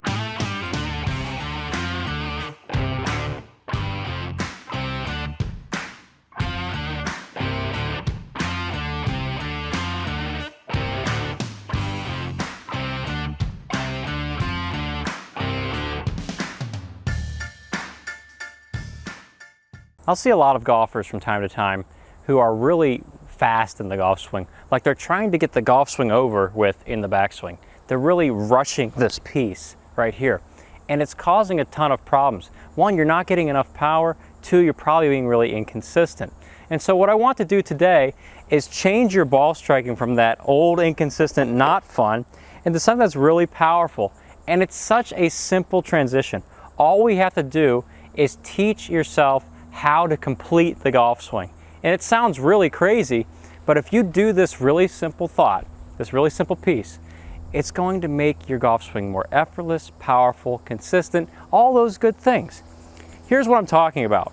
So a lot of golfers will take the club back, and as they're getting near the top of the backswing, it's like they stop turning their shoulders and they rush into the downswing. And it looks like something freaked you out. Like a deer, like you hit a deer in the middle of the road, just, trying to rush things. What I want you to do instead of that is think about completing the entire motion of your golf swing. So if we take the club out of your hands and we just have our arms extended off our body like this, you'll be able to feel what it's like to move your shoulders back and through. This is the full range of motion of your shoulders. And you'll feel the same full range of motion with your shoulders in the golf swing. You need to feel this. See, when you rush, things become armsy and handsy. Your body stops working. The golf swing's powerless. And then you're powerless, and it's not fun. So if you keep the arms extended out and you feel the shoulders, my backswing will complete when the shoulders stop. I need to let myself get to that position. If I don't get there, then I'm gonna rush my swing. I'm gonna have that convulsion. I don't want that. I want a smooth, easy, effortless swing that hits the ball a mile. And so with the club in our hands, you want to feel that same thing right there. You want to feel the shoulders actually stop. This will train you to stop rushing your swing. So I'm swinging here with the club going back, shoulders only, keep going. At about the point where you want to rush, you'll actually feel yourself wanting to go forward. But that's the point where you gotta push through the barrier. You gotta keep going back. So the point where you wanna go forward, stop. Don't do it. Don't do it. Keep going. For a lot of you, you wanna rush right from there. But keep going all the way, keep going. Stop, and then once you've stopped, keep going more.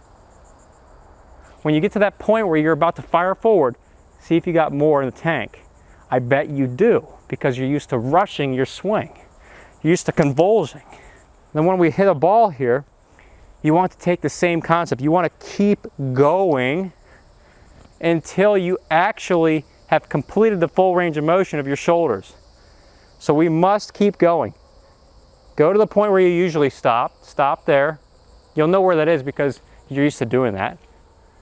And then just keep going. More shoulders. That's where your full backswing will stop. It's probably a bigger backswing than what you're used to. You're probably feeling the shoulders engaged. You're probably not feeling the arms doing all the work. The arms and the hands, which is killing your power and consistency. So let's hit a ball. Let's keep pulling these shoulders back, and back. There we go. Nice and slowly on the way through. I'm trying to keep my swing one tempo, one pace, so I'm not rushing this swing. I want you to get used to the feeling of what it's like to have this true full swing that you have within you this whole time.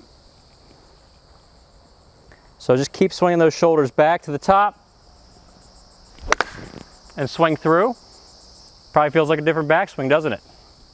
A lot fuller. Another thing you might notice when you do this is your hips have probably turned more. You definitely got more shoulder turn. It's a much more powerful position. Allow yourself to complete the golf swing there.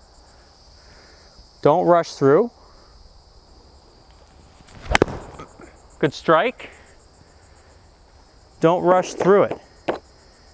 Allow it. Allow yourself to complete it. This will fix a ton of problems. Get you playing some great golf. By the way, I've got a free mini course, go.saguto.golf. Top 3 keys you need to be a great ball striker. Check it out in the link in the comments below. So, loading up all the way, shoulders stop there, swing through. Feel that full swing. Feel the completion of your golf swing. Then we're gonna do this with a driver because I know a lot of you like to rush your driver. We can't go around rushing this. You gotta love it, you gotta slow cook it. Put it in there like 250 for 24 hours. Really, really slow cook this thing. A lot of golfers will rush with the driver And I understand why. Maybe you're just not feeling comfortable over the shot. Maybe you're worried you're going to slice it. Maybe you're worried you're anxious. You got $1 million on the line, whatever it is. We have to allow yourself to complete the swing. This simple thought will get you hitting better drives. So right to the point where you're about to stop your swing, get more shoulder going. Go back a little bit more. Teach yourself to keep going back until you've actually stopped with the full range of shoulder motion. Really slowly here, keep going, keep going, keep going, keep going. Swing through. All right, I know where my limit is there. I'm not stopping short of that. And that's my natural limit. I'm not forcing that, it's just that's where they actually stop. I'm not rushing my swing, the swing is very smooth. Let's hit a ball then, 80% speed, feeling a completion of my shoulder turn. That feels effortless, but that ball just rockets off the club. Whoosh, whoosh. That's a victory. That's going to be a victory for you too. You know why? Because your playing partners will see you 20 yards past them down the middle of the fairway, and they'll be like, what the heck, you just swung so easy and the ball took off. Yeah, that's because you allowed yourself to actually complete this shoulder turn. Now, obviously, you're going to end up winning a lot of matches, and your handicap's going to go down. It's going to get really, really tough because they're going to be sandbagging. But that's a whole other story for a different day. Let's allow ourselves to complete the turn. Wow. You know what I feel like when I do that? Aside from feeling like freaking amazing, because that feels great, I just feel like my body is freer. Not bound up and stuck and convulsing. Just feel opened up. Golf club is swinging. It just feels free. Feels free. It's like a nice Pink Floyd song. Really free, comfortably numb. That guitar solo, killer.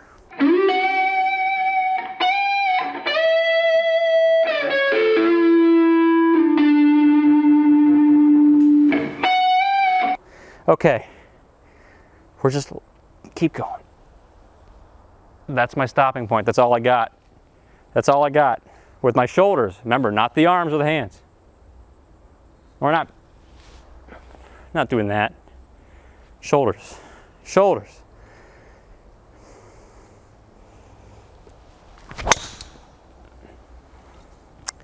You know what, driver? I think we can be good friends. Okay, let's do this again.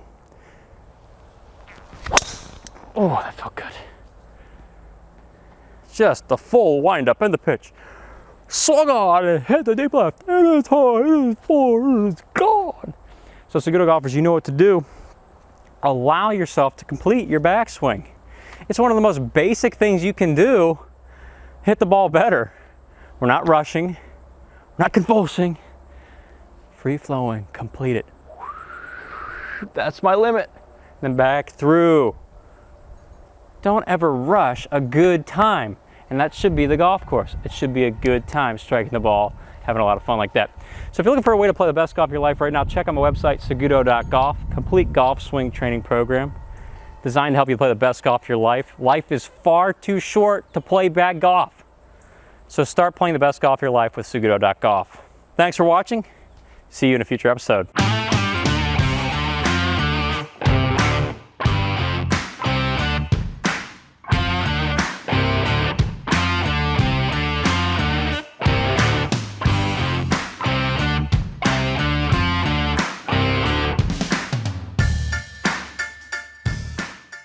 I used to be your typical 100-shooter golfer. I go out and fire a cool, crisp 126 for 18 holes. And I did that all the time.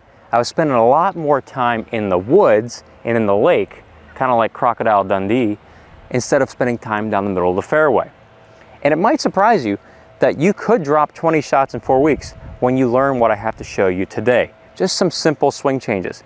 Because if you're spending a lot of time in the woods, in the hazard, doing chip outs, sculling shots over the green, all of that adds up over the course of a round. So when you start doing the things I have for you today, hitting it more crisp, hitting it farther, spending less time out of play, you're going to see a dramatic improvement in your score. It doesn't matter if you're a 100 shooter, you could get down into the 80s after doing these things. If you're a 90 shooter, this can put you into the 70s. So let's get started with the first thing that helped me shred shots off my score. And that's the idea of controlling your contact. I'd get over the ball with my old swing. I'd put a little shift on it here, a little shift over here, and I don't want to destroy this grass, but it looked something like divots everywhere. It looked like a goat pasture whenever you went by me on the driving range. And they say, ooh, you couldn't even watch it, it was so ugly. Because I had no idea where this club was coming into the ground. So the first thing I learned to control my contact point, and you should be doing this right now, because if you're not, you're missing out. You start learning to do a more centered golf swing. What do I mean by centered? Well, it just means that I'm turning in a circle. I'm no longer thinking in a line. If your golf swing is a circle, you're gonna play great golf the rest of your life. It doesn't matter who you are. Just imagine I'm over the ball here, and I'm just going to turn. I'm just turning around a fixed point, my spine. Just turn around this fixed point, that club, boom, boom. It's right after the ball, and look at that, it's every time. It blows my mind how simple that can be. If I just keep my head in place, I don't do any movement of my head off the ball, everything else is gonna happen. And if I keep my head in place and swing my shoulders, boom, I'm centered. And all the way through, boom, I'm centered. Boom, the contact point. Let's just hit one, because it's fun to do the golf swing like this. It's fun to create solid contact. So I'm getting over the ball, and I'm just going to turn around this fixed point by keeping my head in place. And that's it. A mashed potato golf shot. That's my first shot of the day. I didn't even do a warm-up. I never do warm-ups for these videos, because I want to show you how if you just work with a few simple things, you can come out 5 minutes before your tee time and do that. And then mash your driver too, of course. There's a couple things you can do to really get your swing being more centered. One, you gotta unlock the hips. You just gotta get hippie with it. Instead of me keeping my leg flexed, you see this a lot today, getting linear, loading up. Well, instead of me doing that, which caused a lot of tension in my leg and my lower back, I don't like the feeling of that. I like to just straighten my leg. I straighten my trail leg. And when I do that, watch what happens with my shoulders. Boom, they start turning around this fixed point. So I've already preset it. Wow, fixed point, maintained. And then from there, I swing the shoulders more. Boom. I am turning almost like you could drop a stake right through my body. And Jack Nicklaus, this was one of his favorite swing keys. He actually considered this the most important part of the golf swing. There's one most important fundamental that you must work on, and that's head position. I feel as though there was a shaft that came right down through my head and down through the middle of my back, and I rotated my upper body on that with my head remaining there, right in position. My head can turn, but I don't want it bobbing up and down. I don't want it moving back and forward. And you do it, and you strike it beautifully. So I get over the ball. I hit ball first again. You know, the next thing I would practice, if I wanted to drop 20 shots in 4 weeks, I'd be working on my left arm. See, this lead arm controls contact too. So I'm gonna swing my shoulders back, I'm gonna keep the lead arm straight. Whenever you bend this arm, like you notice when I did these little rehearsals, I'm never letting the arm bend, and that's because the club is allowed to strike the same spot every time. If I was to shorten this arm, well, where's that club coming to the ground now? I don't know. I have to straighten it at some point. Oh. Oh. Maybe that. Maybe that ugly move. Ooh, that's not a good appetizer either. I'm not ordering seconds of that. Now we want some crispy golf shots. So what we're gonna do instead is just keep that lead arm straight. When I keep it straight, and you know, you think you got it straight, you don't have it straight enough. You just gotta get it straight, and it should stay this way throughout the whole swing. It's that beautiful. And let's see what happens here. I'm gonna just set the weight a little bit more forward. I'm gonna stay centered. I'm gonna keep this lead arm straight. I'm gonna hit this ball. Oh my goodness. You know, every time I do that, I'm always worried that I'm gonna duff it. And every time I tell you on camera, it goes out clean. Because a one arm swing, you think, oh, it's impossible. No, I just kept my body in place. That is possible when you start having a circular golf swing. that will shred shots off your game. That will get you from 120 to 90 or 80 right off the bat. You just practice that on the range, give it like a 15-minute session. Don't even worry about hitting more balls. Just go stay at home and just practice this at home. You don't have to spend hours on the range if you're working on the right things. That's what I'm trying to say. You can take that cruise ship, take a break, come back, your swing is gonna be there. This is still gonna work at the end of the day. The next thing I'd learn, if I want to absolutely mash the ball, and I wanna take it to the next level, even get my score going down even more, is how to hit the ball farther.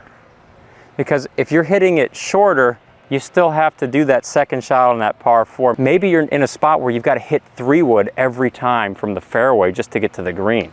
That's not fun. You'd rather be hitting something like a 7-iron or an 8-iron or 9-iron. So when I swing back, if I can get my left shoulder under my chin, I have accomplished a beautiful full turn. And I'm going to swing this club faster just by allowing the body to work natural.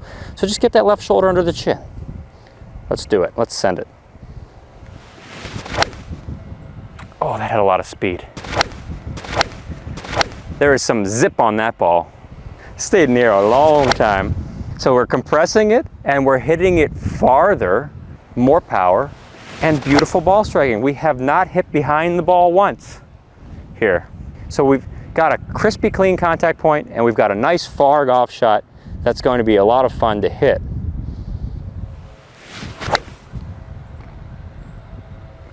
There it is again. Beautiful. Same contact point. How long can we keep doing this? As long as we want.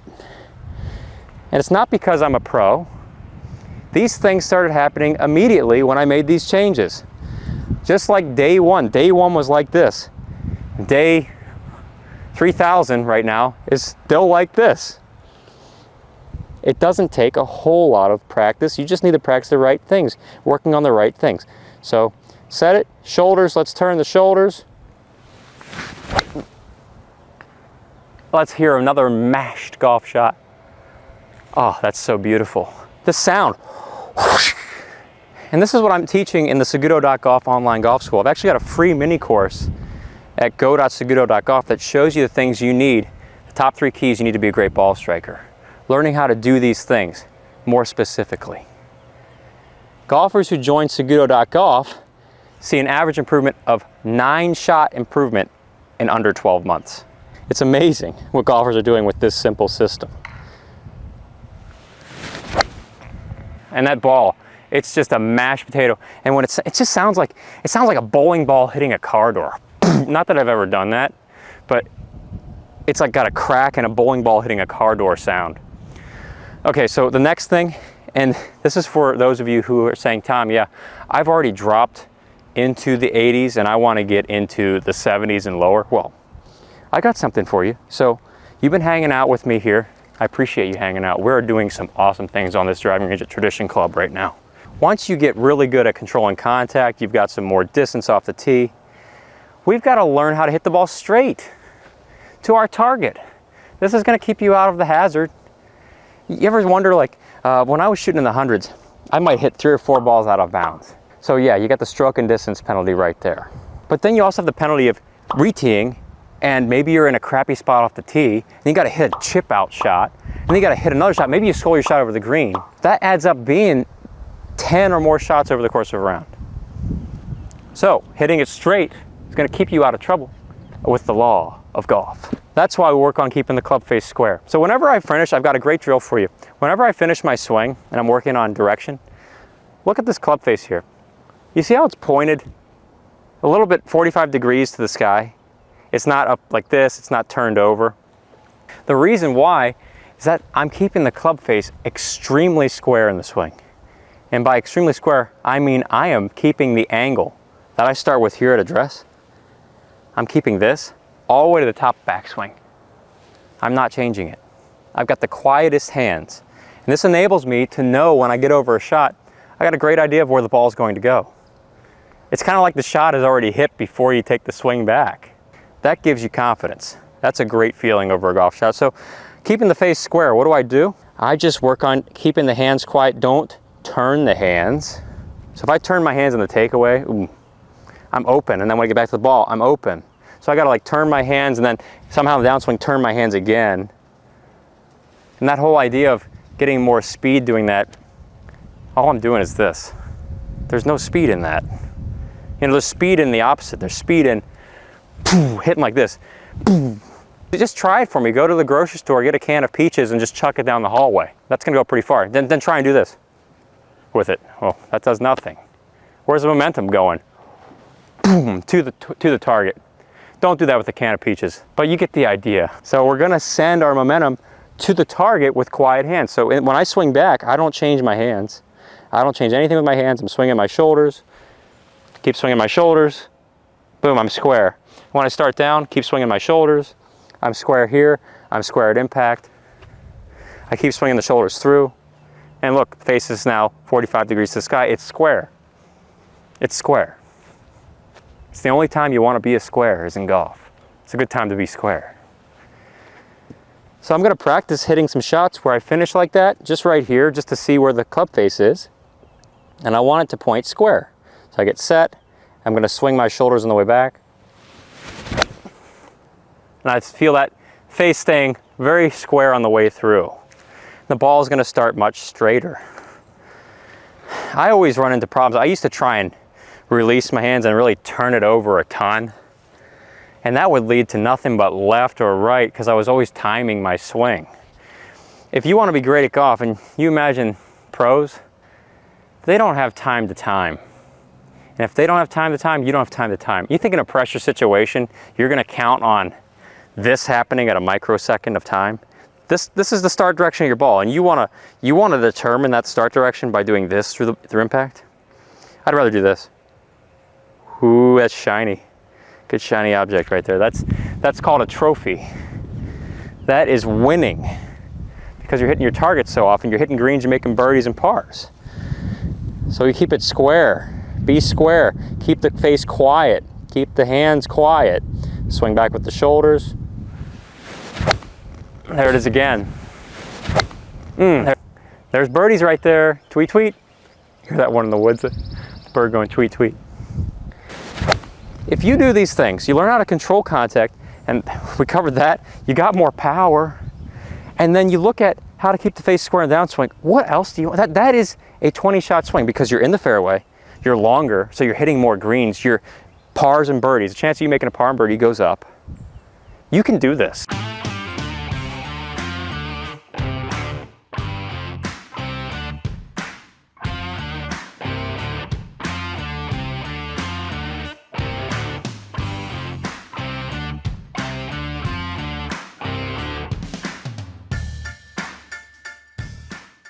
What I've got for you today is something so powerful and amazing that it's going to give you great ball striking instantly. Not next week, not tomorrow, not next year. Right now when you do this in this video today. I'm really excited. If you want to be a great ball striker, you have to learn how to get this club to descend to the ground at the same spot every single time. That means you're taking a divot on the front side of the golf ball. That's that feeling that keeps you coming back to play more golf. Oh, that just felt great. Now imagine the best feeling golf shot you ever had. Imagine doing that every single time. This simple trick gets you to do that. In fact, every golfer should be doing this. If you're not doing this, I don't know what you're doing. You're sitting on a couch just waiting for perfect golf shots to come to you? No, we're gonna make it happen. The way we get this club to come into the ground the same spot every single time comes from one really simple thought. And that is to keep your head in place. If you keep your head in place, that means your head's not moving forward, backward, bobbing up and down. If you keep your head in place, it allows you to return this club to the same spot every time. And it's so simple. It's like the whole golf swing is going to revolve around you keeping your head in place. Now I want to add one little piece in there that will help you hit it even better, and that is keeping the lead arm straight. So if you keep your lead arm straight, that's your left arm if you're right-handed, and you keep your head in place, that allows this club to travel on the ground, same spot every time. And just do that in the golf swing from backswing here to the top, straight, down into almost impact, impact, through impact, and then you can let it fold. But this right here, head in place, lead arm straight, I'm creating a ball striking machine. I'm creating a robot. Something you can rely on every day. You just show up at the tee.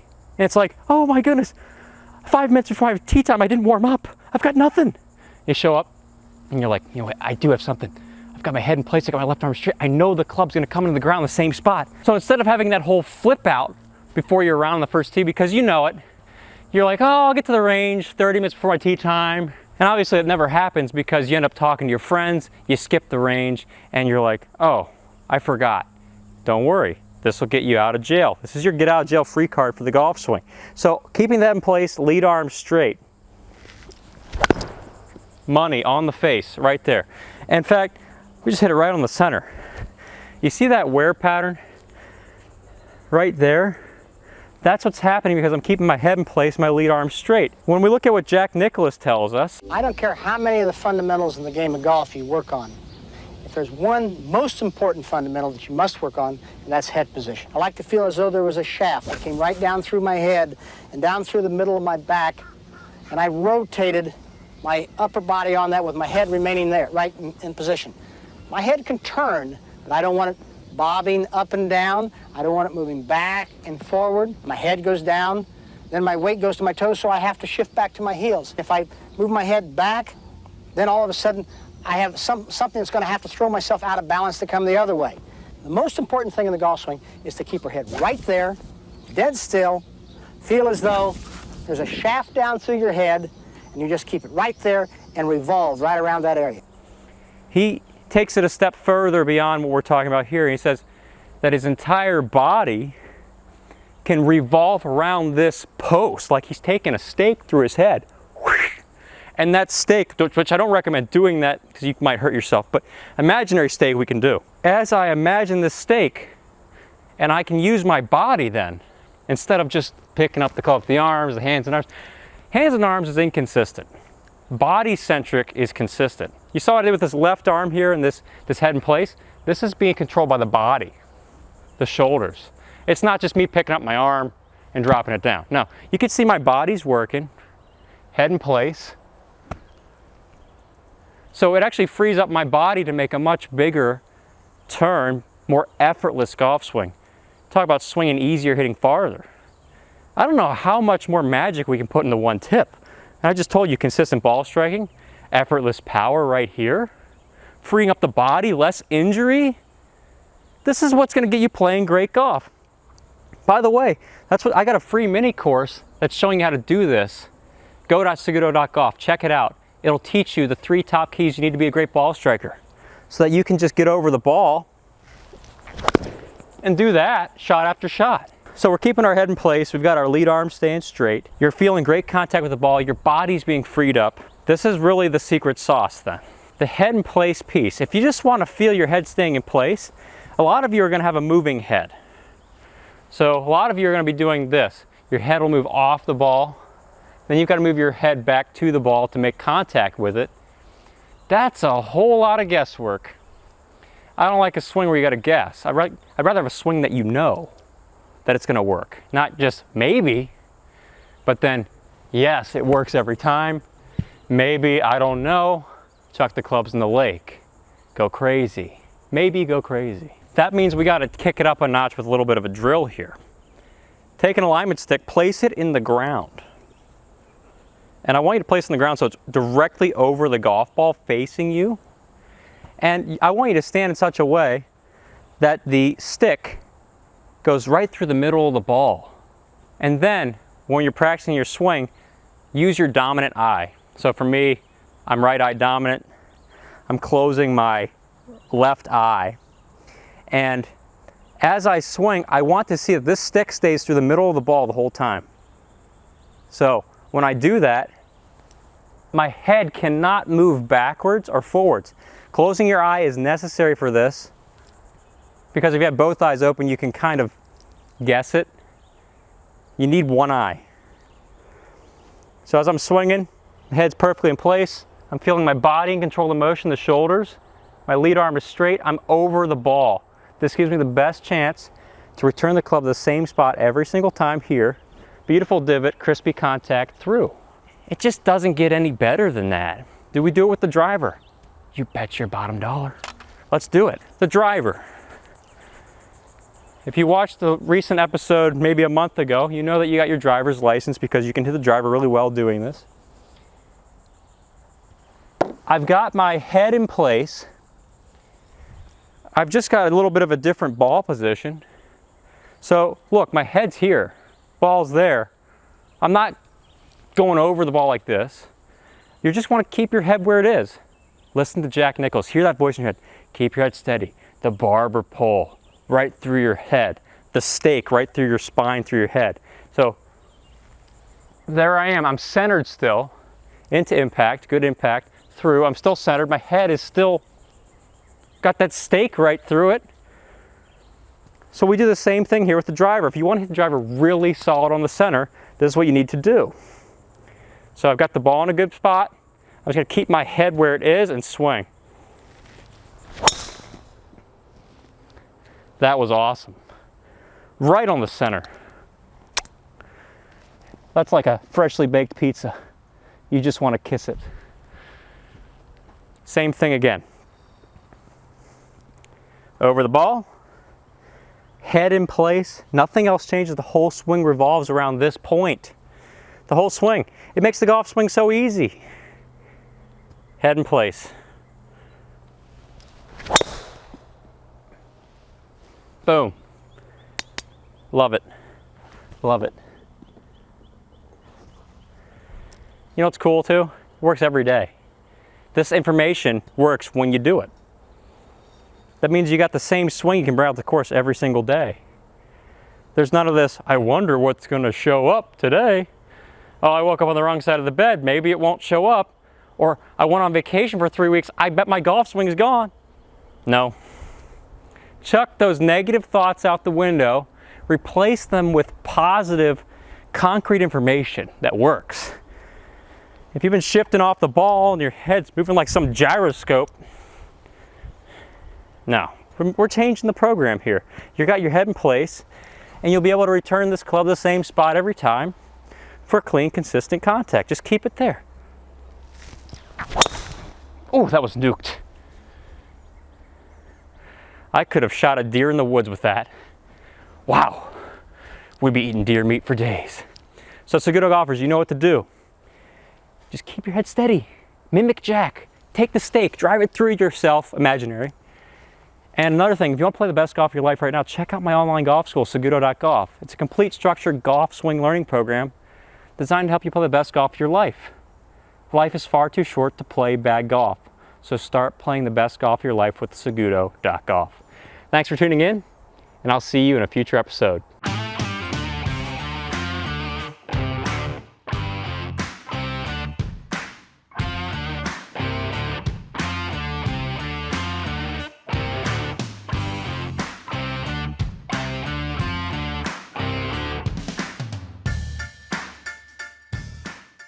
Hey there, Seguto golfers. Today I've got something for you that's going to change how you think about the golf swing, and it will quickly improve the quality of your ball striking. What I'm talking about is the concept of swinging the handle and not the club head.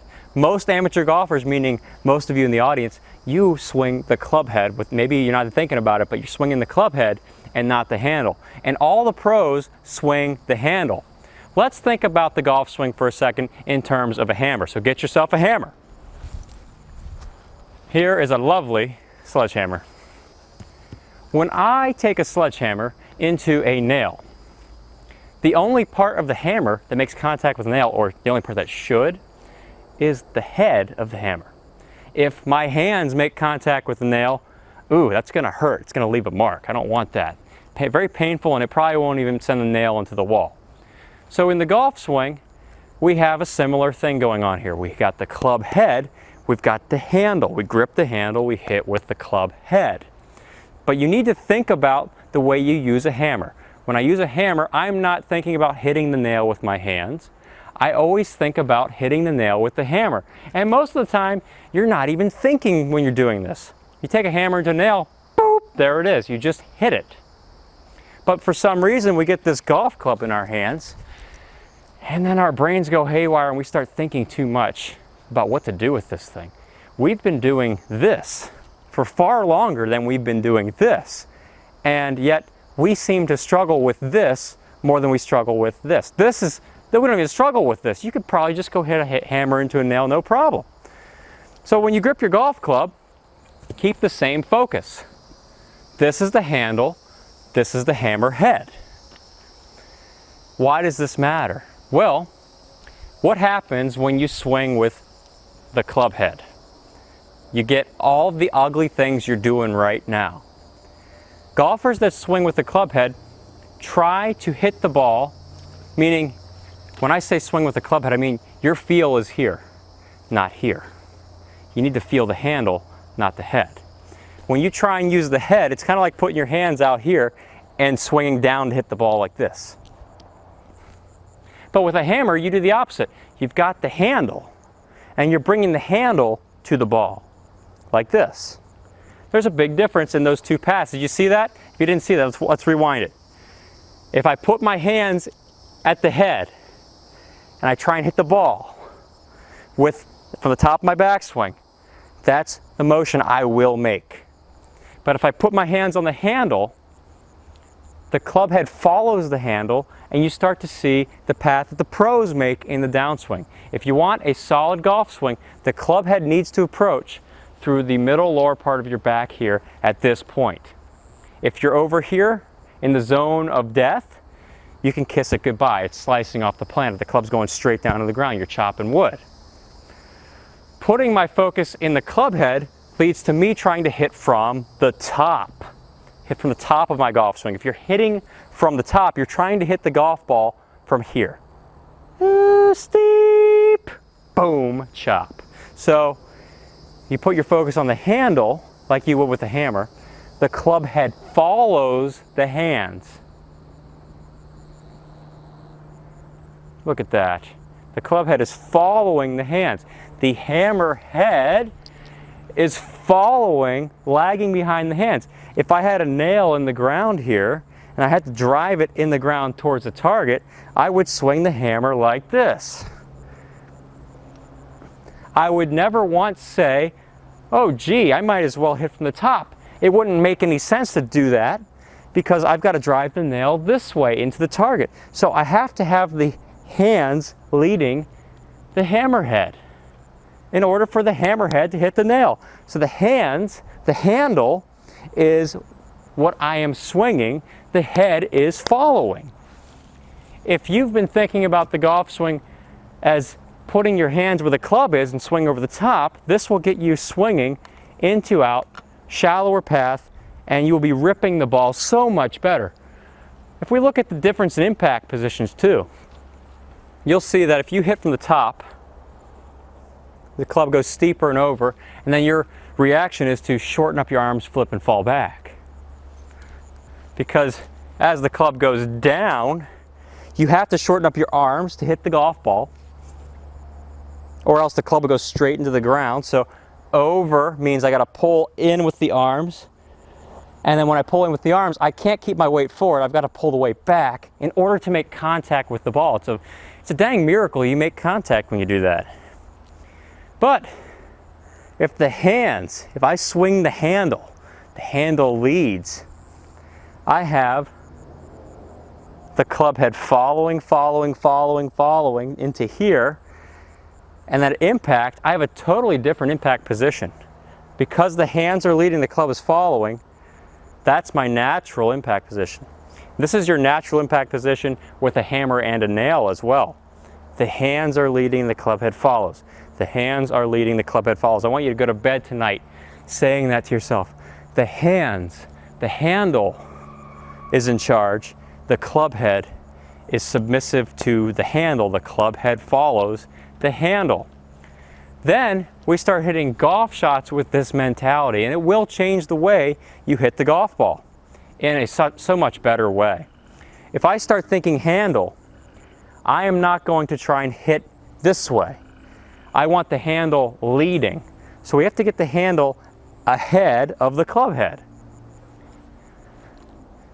Here's how you feel this correctly. Go ahead and grip the golf club. Not like your normal golf grip, but grip it like you have a hammer. So how do I grip this hammer? I'm gripping it kind of like a baseball bat. 10-finger grip without the thumbs. You can put the thumbs down the middle like this, if that helps. But really just trying to give you the idea that it's a hammer and not a golf club for right now. So we've got this hammer right here with my thumbs down the shaft, simulating a golf grip.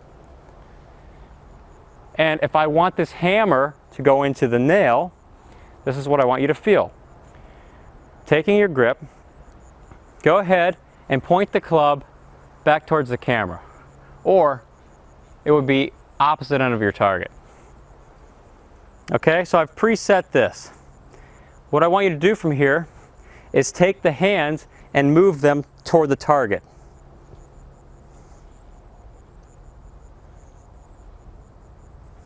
When you do that, the club head is following. You're getting the sensation of the club head following and the club head, instead of the club head going over. The club head is behind you. And this is just a short example, a really slow, like not a big swing example. If you were to take this feeling to the full swing, grip it like a sledgehammer, go to the top of your backswing, and from here, hands lead, but the hands must go down this way. Hands go down. The hands lead, club stays behind. The club never goes over. Never over, always behind. You should be seeing it over here. I can't stress this enough because I see this problem on the lesson tee all the time. And you're probably dealing with this, or you've seen many people who have this problem. Pay attention to the club head. Is it behind me or is it out in front of me? I never want it here. I always want it here. Then we're gonna hit a chip shot. Why we're hitting a chip shot? Because we need to start small. If you've never felt the club head lagging behind, this is a good place to start. So, taking the club back to about takeaway position, you now have the hands ahead of the club head. From here, have the hands lead through impact. So it's a short chip shot, just preset this. Hands going to the target. Club head behind me. Hands going to the target. Club head behind me.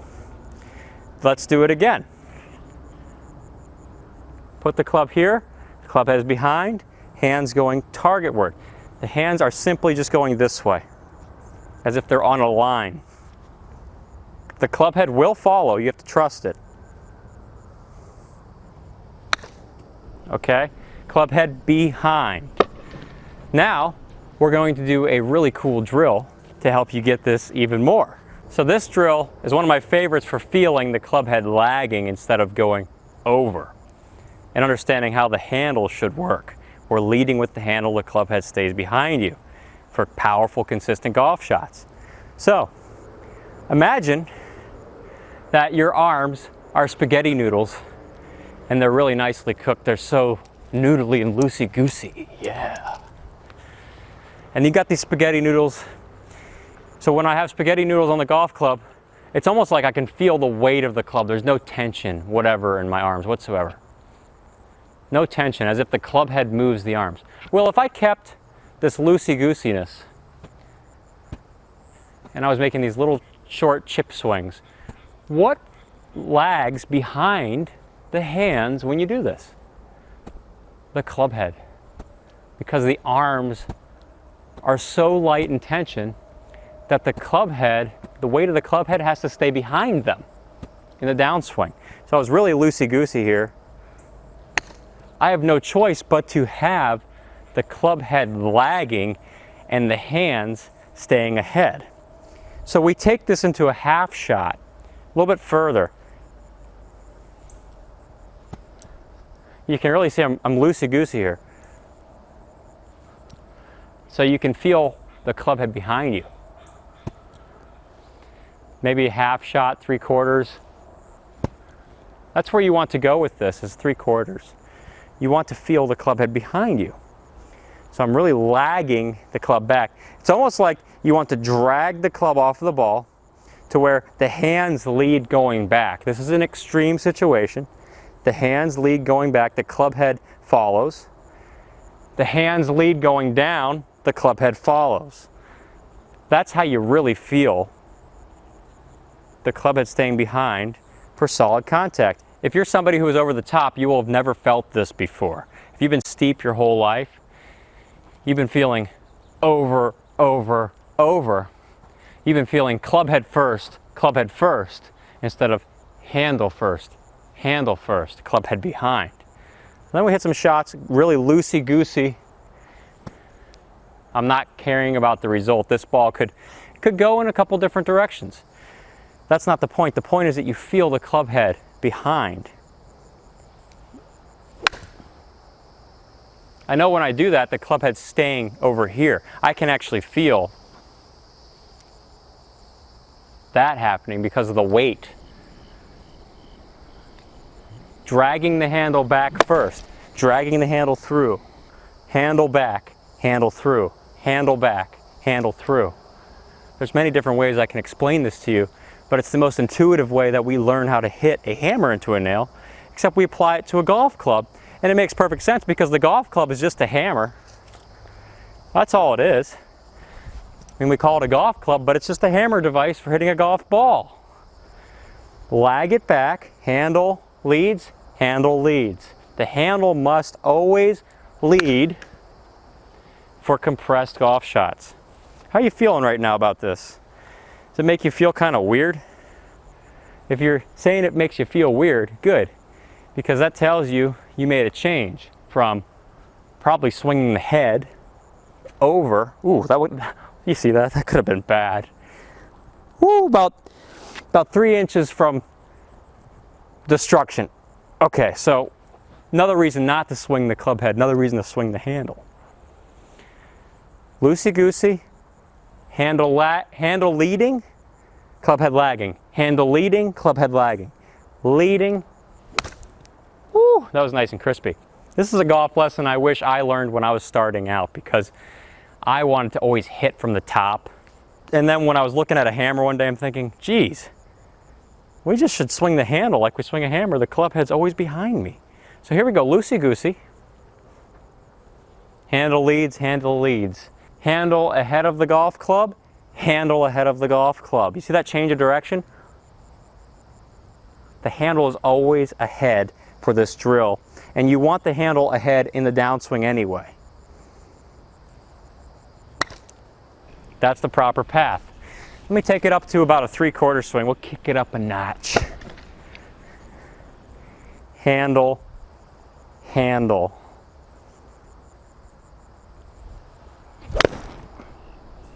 Really loosey-goosey spaghetti arms. Club head lags behind the body. Now, when we have to take this up to the full swing, you just need to keep in mind we're going to take away the loosey-goosey arms, unless you're a really bad slicer and you want to fix that for right now. But if we're getting into regular swing dynamics, regular feels, not going all spaghetti-like, not doing all of this, though it might help you to feel that. We just need to keep in mind where's the club head. So when I'm swinging, normal, club head's behind me, club head needs to stay behind me. If it doesn't, I won't hit it solid. So anything you do in golf when it comes to swinging this club, you must be handle oriented to hit it well. Handle is going to lead on the way down. That was nice and solid. The handle always leads, the club always follows for a really powerful golf swing. So Saguto golfers, if you're looking to play your best golf right now, check out my website, Saguto.golf. For $10 a month, you can be playing the best golf of your life. You know this, life is far too short to play bad golf. If you go out there, remember to swing the handle, not the club head. Club head, handle, two very different forces at work. You want that handle in there. Click here to join my online golf school for $10 a month. Click here to subscribe to my channel for more awesome content. Here are 2 selections from the Saguto Golf Archives designed to help you play some awesome golf. Thanks again for tuning in, and I look forward to seeing you in a future episode. You're about to learn one of the best secrets to incredibly crispy ball striking, and all you need is a golf club and 2 golf balls. Check this out. All right, so crispy impact happens when you hit the ball first, you take a nice divot in front of it.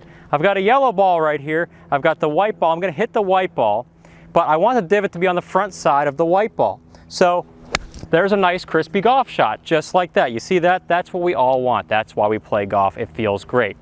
That yellow ball is my reference point. A lot of golfers trying to hit at the golf ball, meaning they're focusing all their energies on hitting the ground here where the ball is. But we want the divot on the front side of the ball. So shouldn't we be hitting in front of the golf ball? Survey says yes, 100% of the time we are actually bottoming out the club in front of the golf ball, never at the golf ball. That's why the divot's always on the front side.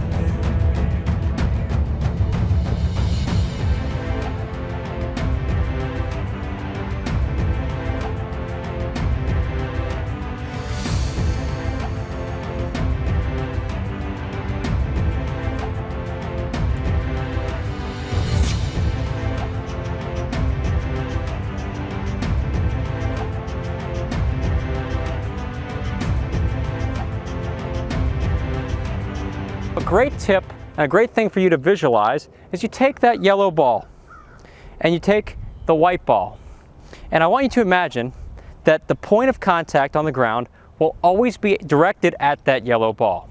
The white ball is not there. I want you to imagine that there's a snake there and its head is in front of the golf ball. So its head would probably be around where this yellow ball is. And I want you to chop its head off. Now, I don't like the word chop, but the idea here was I want you to focus your energy on getting that club to bottom out there. You see that every time, every time.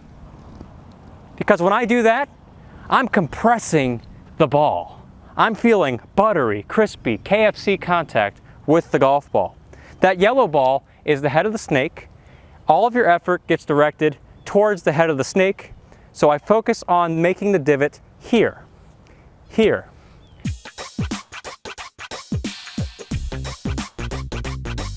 All of your effort gets directed towards the head of the snake, so I focus on making the divot here, here.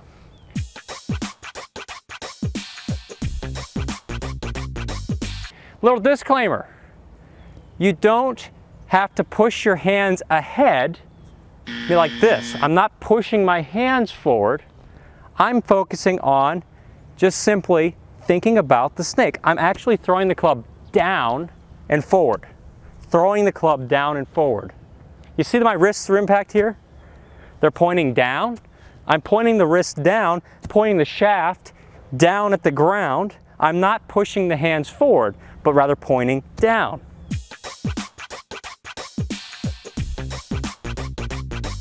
I'm actually throwing the club down and forward.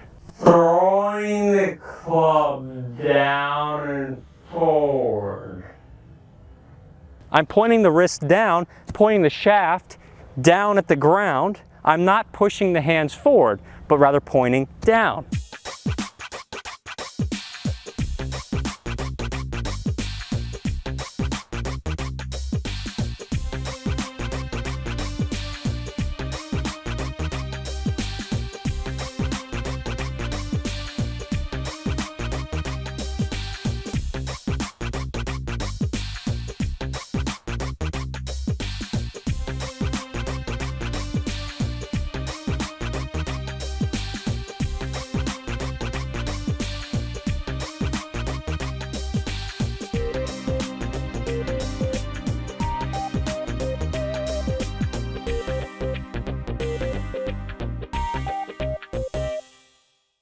This is the secret to incredible golf ball striking.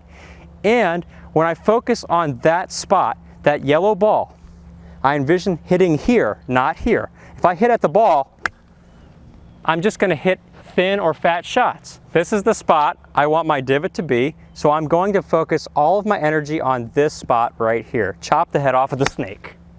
Divot on the front side of the ball, nice compression through impact. This works with every club in the bag. Yes, even the driver, because with the driver, you still need to have the hands ahead at impact. We don't flip with the driver, we don't flip with any of our clubs. There's always going to be forward shaft lean, there's always going to be a bottom out point on the front side of the ball with the best players. The players who are the best ball strikers are doing this right here. Whereas the players who are the worst ball strikers are doing the opposite. They're hitting at the ball, they're flipping their hands through impact like this.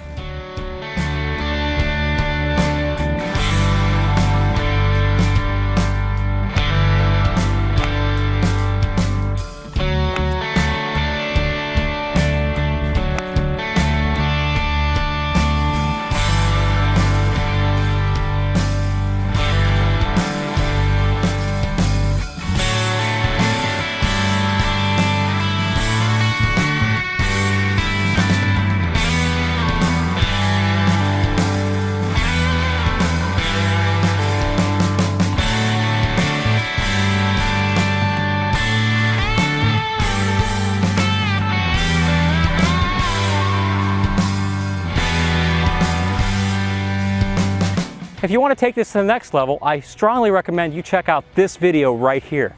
It will help you build up the fundamentals of being an excellent ball striker. Thanks for tuning in, and I'll see you in that video.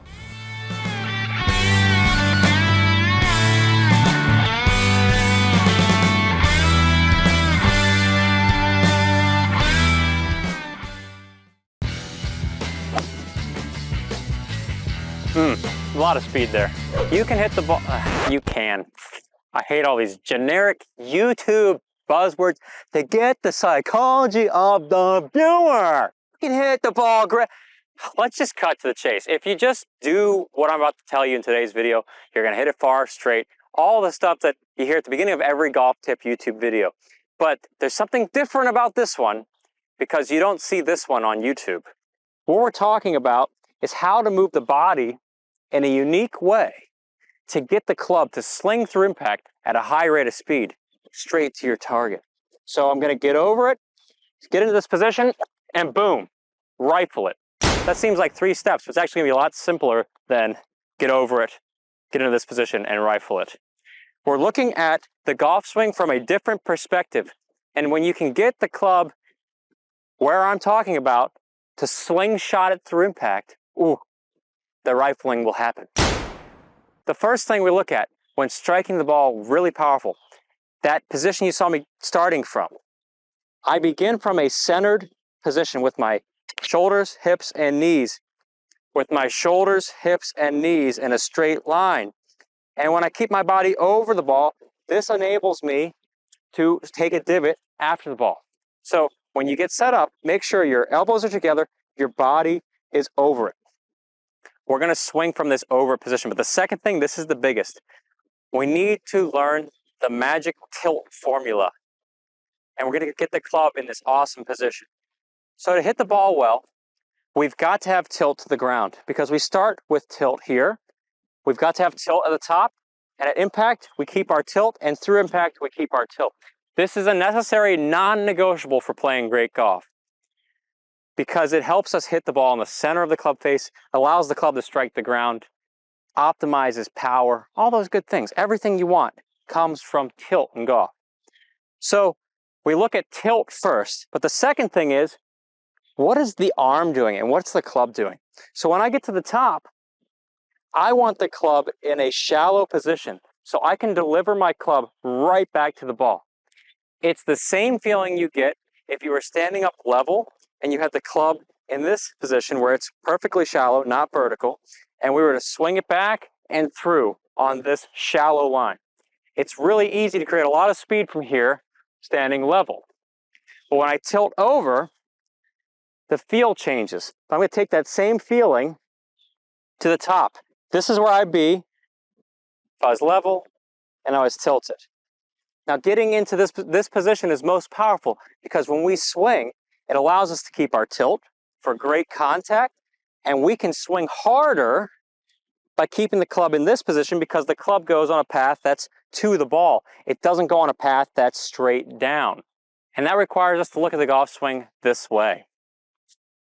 From this view, from the front view, as I swing back, to get into this money position, and you can look in a mirror doing this drill, go to the top, and what you see is the club shaft is perpendicular to my spine. So it's like 45 degrees to the sky. My left arm too is also in that position. My thumb is 45 degrees to the sky. You can see the shoulder is down. So one other thing, my right arm is connected. So my body is working doing this. The elbows are staying together. That's the connection piece. And the tilt is happening. So I'm connected with tilt, and the club is at this shallow angle. From there, you can see how I go right back to the ball. And the way you hit the ball is you take your lead arm and you accelerate it hard. On this path, you think thumb 45 degrees to the sky. You keep the arm in that position. You accelerate it hard into the ball. As we're accelerating that hard into the ball, what's going to happen is this club is going to get rifled through impact. So I accelerate it hard. What happens? Boom. The club squares up. The right arm pushes hard through the ball, and you get a beautiful feeling strike. Now, cameraman's going to take this camera behind us, not in front of us just yet. I don't even know if I could film that position. We'll try. But just to see how the tilt in the arm works. The shaft perpendicular to the spine and pulling that arm through towards the target.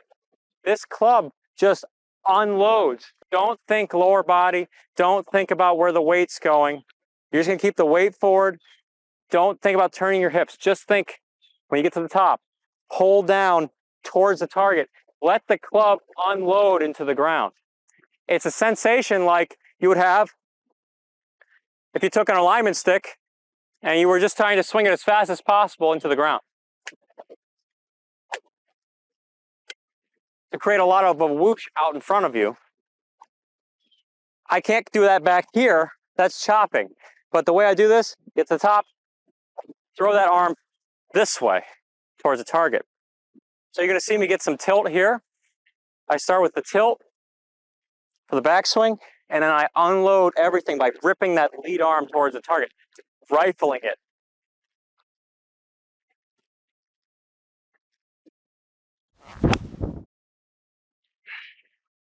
Beautiful shot right there. And from the front view, if you were facing me from this direction, you would see the spine tilted, and you'd see this starting down with the arms and the shoulders all the way through. Get your tilt, rifle it.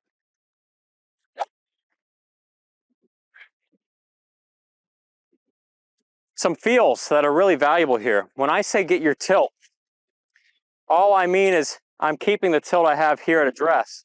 And the way I keep that, I'm physically dipping my shoulder down. My front shoulder is going down. But you don't see that from the front view. You know, from the front view, you're going to see this. But you will see from this view a full tilt of my spine towards the target, while from the front I look vertical. So it's quite a drop. It's an actual drop. It is an actual tilt.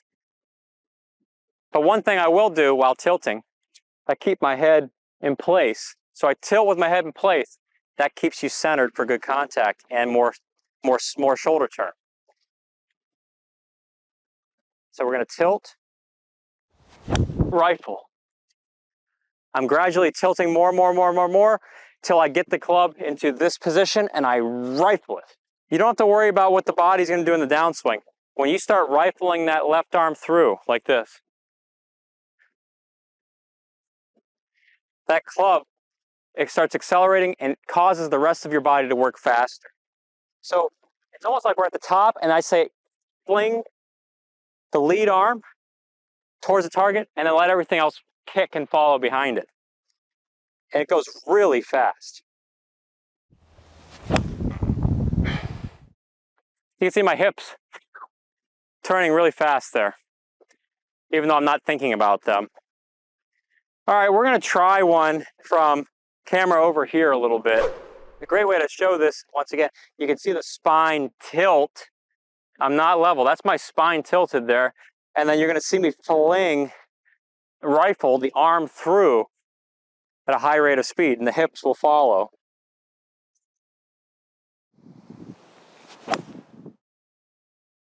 A lot of speed there.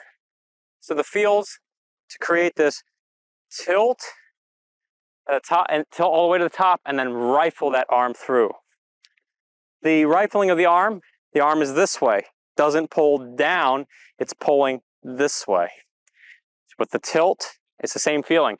You're pulling more that way, not down. That's a huge difference in how you hit the ball. And I've got my free mini course, Become a Great Ball Striker. 17 videos, 45 minutes of content. Shows you the top 3 keys you need to be a great ball striker. Check it out in the description and comments below. Really gets you started into this type of easier, more powerful way of swinging. Just ripping it. I liken it to storing up all your power with this tilt because the body starts working. Head in place, tilt, everything stored, and then rip it. Just you light the match with that lead arm. Oh, I farted. I actually farted on camera.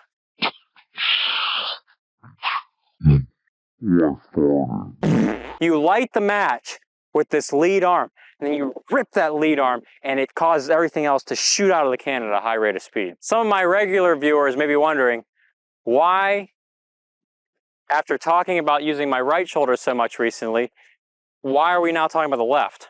Well, your shoulders are interconnected. So as I pull my right shoulder around, the left shoulder is allowed to be pulled around and the hips turn.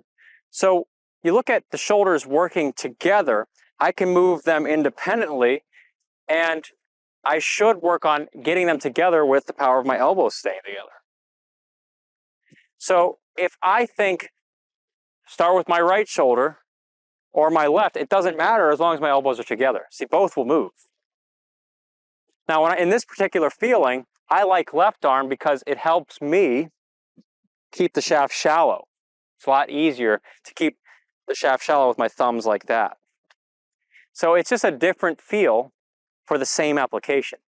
Because, you know, there's many different ways for people to learn the golf swing and get certain swing feels to accomplish the same objective. And so this helps us accomplish that objective in just a little bit of a different way.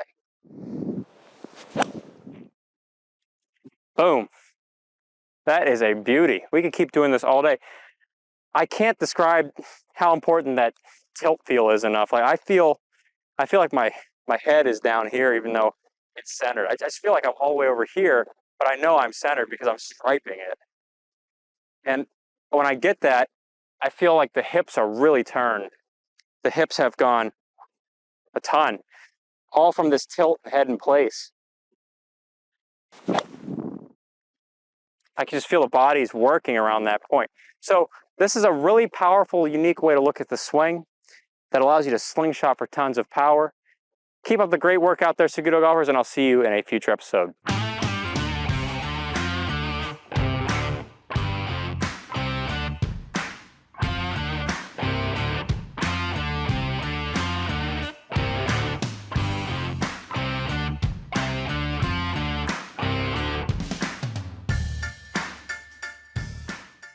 You could be hitting so much farther than you are right now, and there's one thing that stops 98% of golfers from getting maximum distance out of their driver, and it's so simple. When you make this little change today in this video, you are going to be hitting the ball much longer and accessing the full potential of your drives.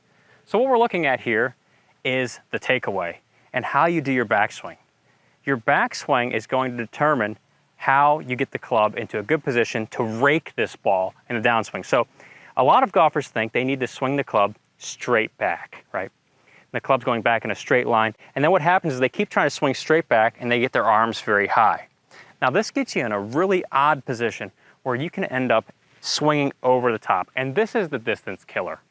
The club is moving over and down and it's going into the ground. It's almost impossible to hit your long clubs, one, straight, and two, you have zero distance. So if you want to maximize distance, you've got to get out of this high and over type of golf swing and go more into this lower and around.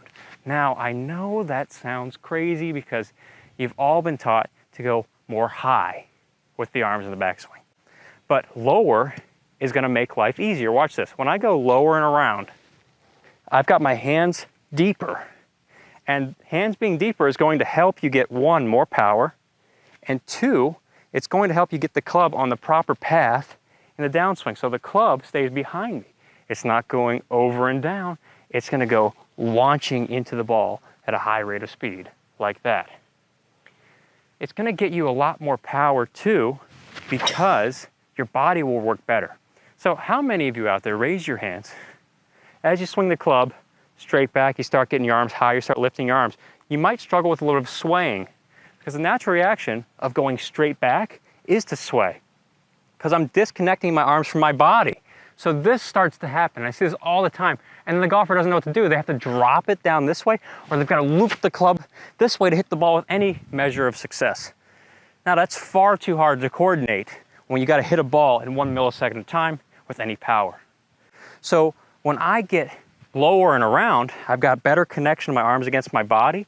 And as I swing, because I'm going lower and around, it's going to naturally engage my hips, so I get more hip turn. That's a power source. And two, the hands being deeper in here, that's a power source. So as I swing into the ball, that club is going right to the ball. It's the most direct path into impact. And it's gonna be right on the middle of the face. Solid is far. So how do we get the sensation of getting rid of higher arms in favor of this more around swing? Well, you gotta think about getting away from straight back. So a great feeling, and this one, it's gold. You want to feel like you're getting your hands around your hips. And I know, I did this too a while ago. I used to be a lifter and a shifter. But for me to feel like I'm getting the hands in the correct position for more power and distance and accuracy, I've got to feel the hands down here. So when I swing the hands low around the hips, I felt this, and what I saw was this. And I will never forget the first lesson I did this. When the instructor said, hey, you need to swing under a stick. He had a stick here. He said, go under it. I said, okay, that sounds crazy. And I'm here, and I'm like, oh, so weird, so awkward. He says, just hit it, just hit it. And I did, and the ball exploded. Here's a little example of taste of what happened that glorious day. So we got a little lower and around, and the ball just went with a little baby draw instead of that slice. So I'll never forget what happened that first lesson. I got all connected and I started swinging the club low and around, hips feeling. It was amazing what happened to the golf ball. Oh, that is destroyed. Versus the arms going way up and chopping down. For one, this feeling is so powerless. I hate this feeling with the driver. It's like, Whenever I see a golfer struggling with this problem, I really feel for you because it feels helpless. But the moment you stop feeling helpless is when you start going around. So lower hands, and there it goes. And I barely swung at that. I'm just tapping, I hit the trees in the distance again. I'm just tapping it. Don't get the idea that I'm trying to swing hard, like I don't feel like I'm swinging fast, the ball just explodes. That's the beauty of these power sources that I just showed you right here. The hips, the hands going more in, the better connection, the turn. Instead of all this disconnection, we've got connection and everything's good and working together. And what's working together? You're gonna hit fairways. Disconnecting is what ruins relationships. There it goes again. Oh my goodness, that was torched. I'm blaming the camera guys if that goes in that guy's yard. They said it was okay to film here. They set me up here. So getting the hands lower around the hips. You'll love it. Your friends are gonna hate it because they'll be the people 20 to 30 yards back when they see your ball just going over them. And it's high and far and they're just jealous. So keeping it in. There it goes again. Barely swinging. When we get the hands in, that's fantastic. Now, belt high hands is not the only piece that is going to save you here. There's another piece. This is a bonus piece because we've already fixed the backswing with the belt high hands. We fixed the downswing with the belt high hands. But if you really want the icing on the cake for this, you got to get the shoulder down. And the reason why, if you want to hit the ball solid on the middle with most power possible, with the least amount of effort, we've got to keep our body's relationship to the ball. So at setup here, I've got my spine tilt to the ground and to the ball. For me to strike the ball solid, I've got to keep my spine's tilt. So as I swing back, I can't just swing the hands low and have a level turn. No, I'm going to top that ball. It's not going to look good. There's a top. So it's not going to work. But for me to get everything working right, I've got to point my lead shoulder at the ball. So I think swing the club low and around, and my lead shoulder, my left shoulder at the ball to keep my tilt. You do that, you're going to be bombing it. Just get up the tee, send it. You could do this tip right now, 5 minutes before your tee time. Walk up the tee. Your buddies are there. They're saying, oh, here's the short hitter. He's the short hitter. And then you nuke it over all their golf balls. In fact, they waited for you to hit last because they just wanted to see how much they outdrove you by. And meanwhile, you just get up and you're like, I'm tired, sick and tired, watch this video. I watch this video and I get in. I'm going to swing my hands lower. And then you flong it and it's gone. And your buddies are like, one guy falls over. He has a heart attack. So this is what's going on in the SagutoGolf online golf school, by the way. There's people literally doing this right now, and their buddies are freaking out. Their buddies are crying because they're out driving their friends so much. One more nugget for good success, right? Because it sounds cool, it's more fun. The guy at the end of the range is gonna hate me because his house has the lights on. In fact, the lights may have just turned on. Hey, the kid's hitting the balls on my lawn.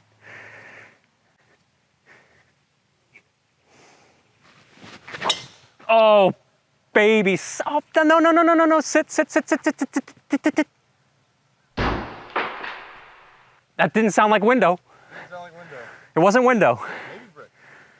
Yeah, it was probably brick. Okay, swing the hands lower.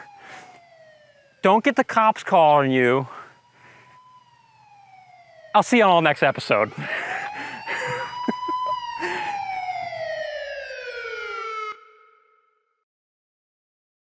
If you've ever worried about your golf swing, if you've ever thought about the backswing and the downswing and what do you need to do in the follow through and you're thinking that at the same time, get ready, buckle up. We're taking all that out right here. Look at this, no hands, no hands, no hands, just shoulders. When you learn how to do this, your consistency is going to go way through the roof. In fact, this is the moment where you become a consistent ball striker. It's when you take the hands out of the golf swing. So we're going to talk about today an easy way to take the hands out of the swing, why you shouldn't be using your hands in the swing in the first place, and some bonus things at the end to help you understand the golf swing a whole lot more. Make the golf swing easy for you. So the first thing is the dead hand swing. Why do a dead-handed swing? What powers the swing then? The hands. You'd think that, well, I've got my hands on the club, so they have to control the club. They're doing all the moves. I've got to have a big awareness of what my hands are doing in the swing. Well, don't worry so much about that because the shoulders are the key to mastering the golf swing.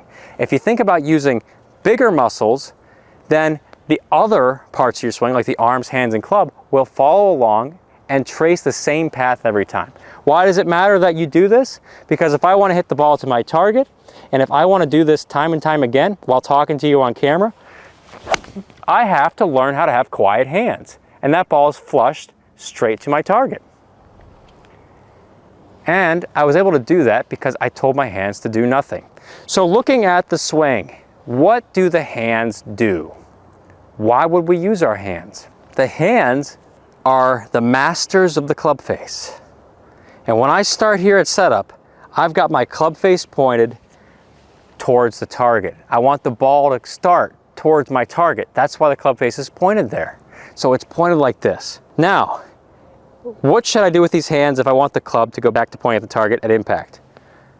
Nothing. I want to return this to the same spot, impact. Backswing, impact. Backswing, impact. Ball is going to go to my target. It's only when I start doing some hand turns, backswing, impact, that the ball gets haywire. And that's where you see those GX7 commercials where the guy's like chucking his clubs and it's going all over the place and the ball looks like spaghetti on the screen. Those are golfers who have a lot of hand issues in their swing. We just say, hey, shh, don't do anything. I got a better idea. How about you just hold on to the club and I'll tell my shoulders to move the club. This is where it opens up. This is where everything starts to make sense. It all clicks now. A no-hand swing, if I just kept my hands quiet, swing my shoulders, watch this, boom. My hands didn't do anything. Look, all right, I shouldn't be telling you this. This is like gold. Starting out like this at setup. Remember this position. Don't forget it. Take it back. Boom. Look, it matches. It matches where I started. No hands. Continue back to the top. I'm on plane. Club's going up the proper path. Continue back. Boom. Club face, square. Not open. No cup wrist. No need to bow the wrist. I got a flat wrist. Quiet hands. Watch this. Start down. Doing nothing with the hands. Club face staying square. Look at this. The club shaft's on the proper path. Continue moving through the ball. Boom. Where did I return? Boom. Back to square. Whew. I did a whole lot of explaining there, but what you needed to know is that I started square, didn't change my hands, went to the top of the backswing, I was square. Didn't change my hands, went to impact, it was square. And I know it's gonna happen. So I can just say to you with confidence that I can get over this ball, just swing my shoulders and keep the hands quiet, and that ball's gonna start to my target every time. There's the consistency. There's you dropping 10 or 20 shots. Like let's say you're a hundreds or 90s golfer, hello, low 80s and then the high 70s all of a sudden. And if you're somebody who's in that low 70s, hello 60s. Because you can start being a whole lot more consistent now. So we're gonna look at how we would go about doing a hands-free swing. You know they got these cell phone laws. They talk about, hey, you got hands-free, you gotta have the hands-free headset and stuff, or else we'll arrest you. Well, it's kind of like the same thing. I'm like the swing police, and if I see people using their hands, I'll come by, and I swear I'm watching. I'm watching you in those trees, from those trees. So, to take the hands out of the swing, you just saw a good chunk of it. I didn't rotate. I didn't rotate the hand at all, or either hand. None of this. Look at this. You see how my shoulders are just staying here, and then I'm rotating, I'm windshield wiping with my hands? This is the no-no. No more windshield wipers. No more driving in the rain. Set up like this, and then let the shoulders move the club around the body. It is the same thing I just showed you right there.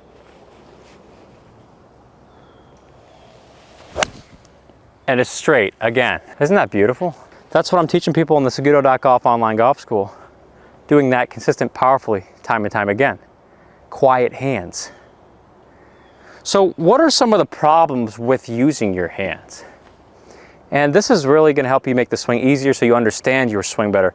I don't want you to just go out there and try tips. Like, that doesn't do anything. You truly begin to master your swing when you know your swing. This is why you need to know what your hands are doing and why it's a problem when you use your hands.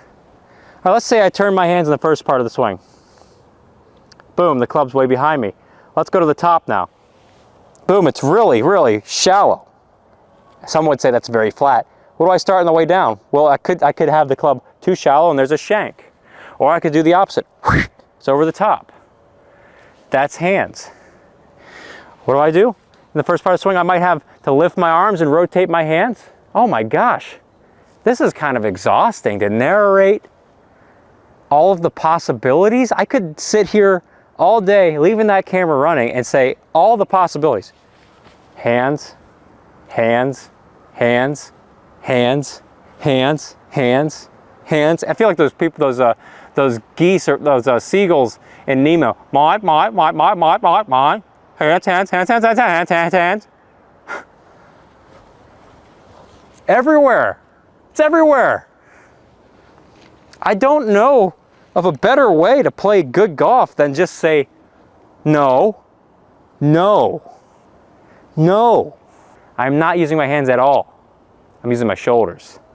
If you want to know how to use the shoulders, I've got a free ball striking mini class, go.saguto.golf. Shows you how to start getting on that track, and then saguto.golf. Show you the shoulders. It's the breakthrough. You could sit around trying to time up like a monkey, like you're just swinging between vines, or you can just get over it, and then shoulders. And there it goes again. And it's predictable. Every club in the bag. Feels like cheating. Feels like cheating. And it's not, because really, you should be hacking into the golf swing. Make it easier for yourself. It doesn't need to be so hard. No hands. Bad. I remember seeing a guy, he's talking to his dog like this. I was in Florida, backyard. He said, no. every morning at 7 o'clock. No, no. I'll never forget that. Maybe I got PTSD from that, but I always thought he was talking to me. I'm like, what's going on? No. That's how I feel about my hands though. No. You're bad.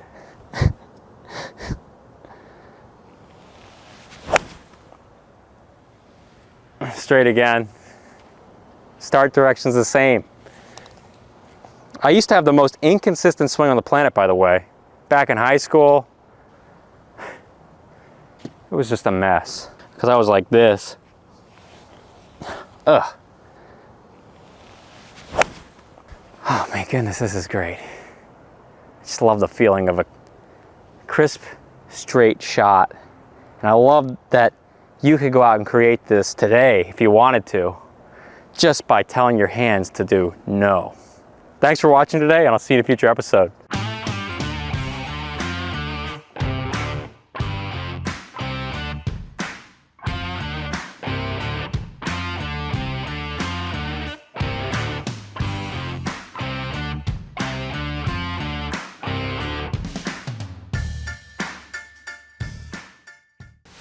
Today, we're looking at accessing some serious swing speed to get some incredible distance, all from the comfort of your own home.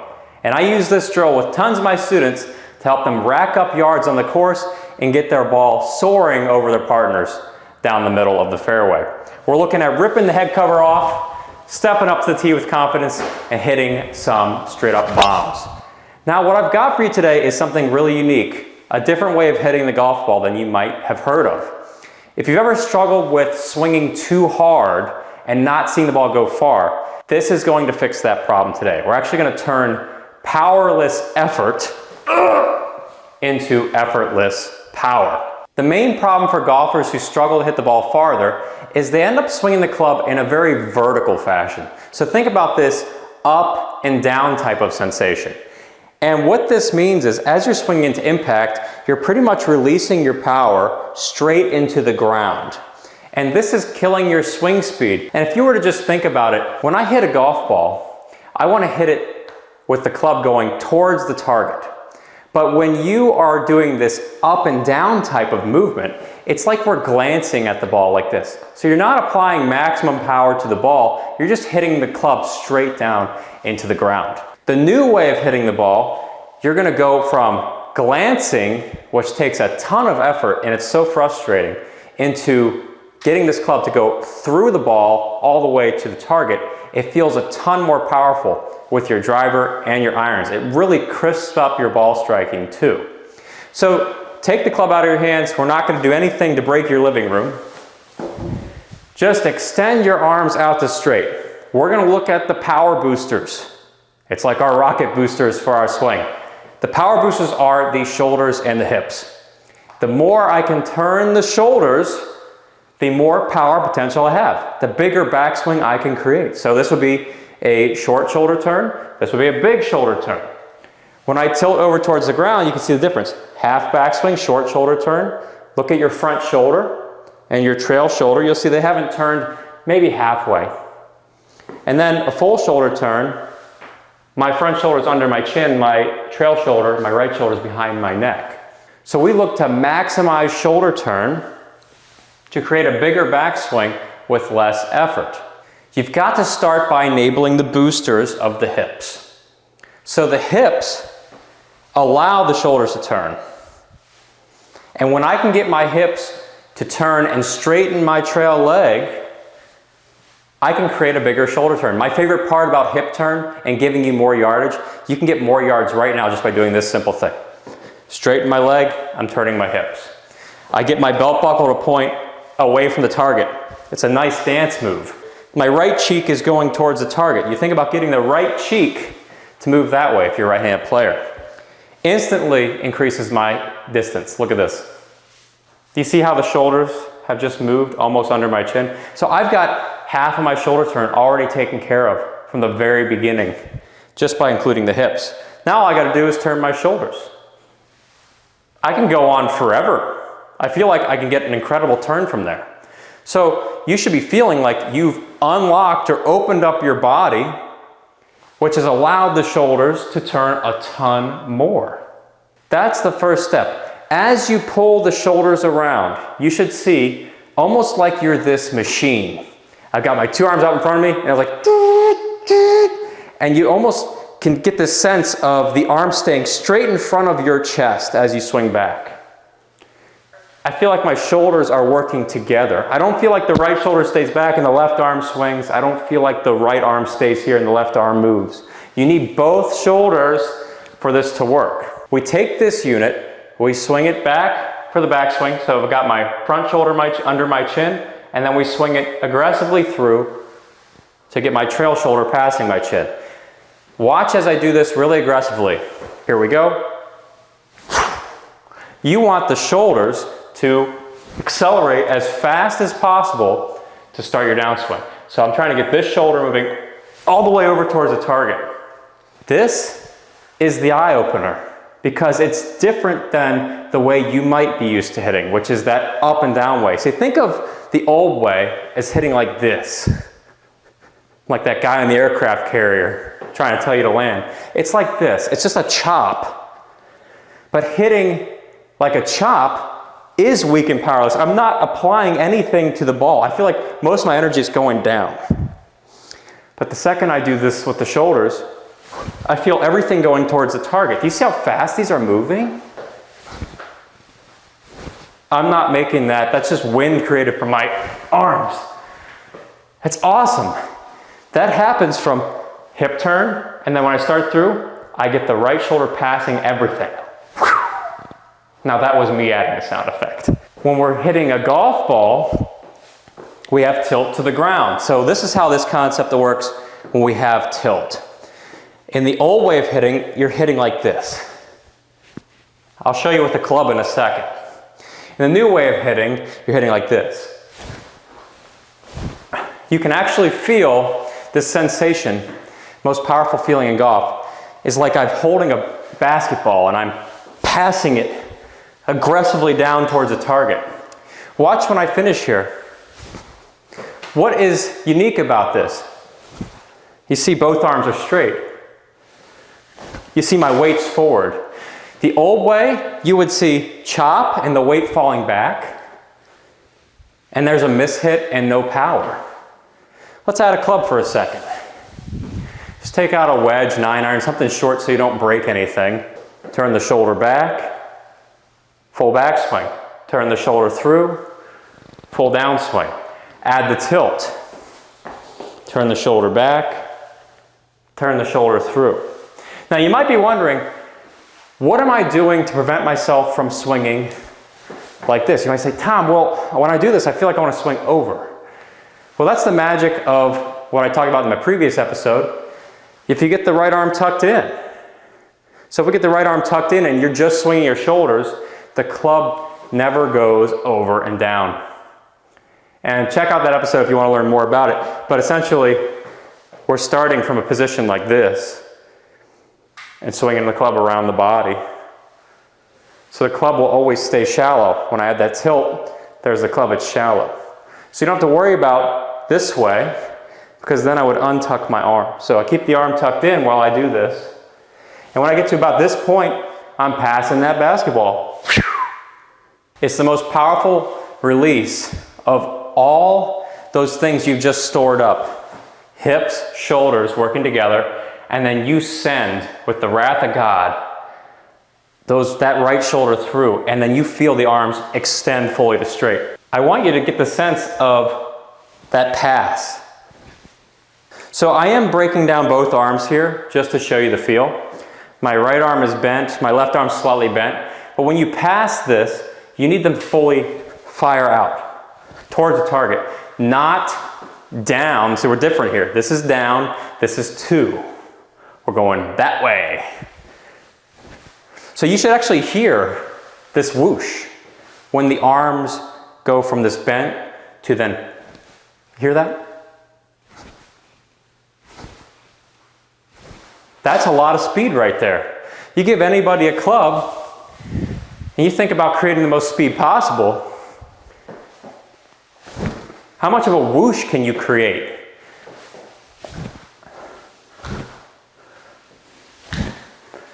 Kind of limited with a short club, but I can feel a whirlwind of speed right there. If you're not creating that speed, you're spending way too much effort trying to hit the ball. This is effortless because that club is whipping through impact. All with the help of the shoulders and the hips. All right, now one thing, you need to stay tuned and watch this part because this just came to me. The over-the-top fixer. So find something. Place this chair about 1 foot length past your right foot. I hope that I don't break my arms in the process. Just kidding, it won't happen because you don't want to hit this chair. Softer chair, be nicer to you. This is just straight up wood. So swing back, and as I swing my shoulders through, you don't want to touch this. If you do, you hit like this. Move it a little closer. So you should see your hands approaching from here instead of over. Actually move it a little closer to the ball. If you want to get mean with this,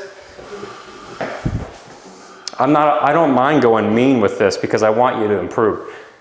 Those hands are always behind me, always behind me. These hands, ooh, it hurts. Rather cut steak like that. That's painful. So this fixes a lot of things. We got the backswing taken care of, the downswing taken care of. Your driver, place that chair there. I've got the club head in line with the heel of the chair. Don't break anything in the room. Swing through, don't touch the chair, Tom. You just build that feeling. You'll crush your driver, your long irons, everything in the bag is going to see a huge improvement with this. And you're definitely going to be the longest hitter in your group. Thanks for watching. I'll see you in a future episode.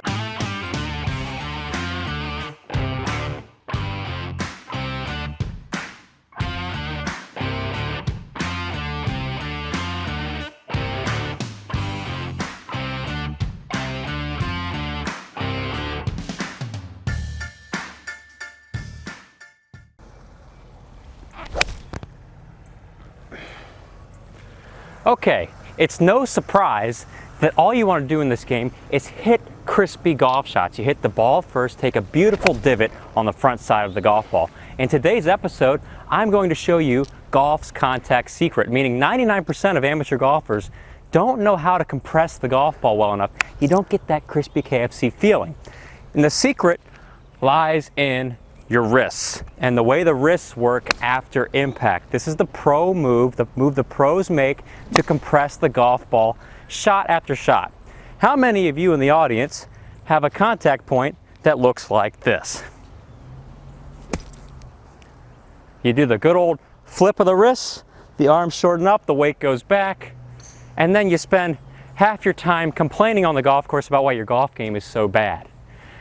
99% of you do that. I see this all the time. It's a terrible disease in the game of golf, and what it leads to is just frustration, pure frustration. You don't want to play. But when you do this with your wrists, you make this move, this new move I'm going to show you, you are going to start hitting ball first, taking a divot on the front side every time. You're gonna have so much fun. You're gonna play more golf and you're gonna beat your buddies. Is that a win? That's a win. That sounds like a ton of fun, Tom. Yes, raise your hand if you're ready for more fun. You should be. Get excited. Because today ends your golfing disease, the problem of terrible contact. When we look at what the wrists do in the golf swing, sure, we're familiar with the wrist hinging in the backswing. This is a power source. You need the wrist to hinge because it gets the club to travel farther back.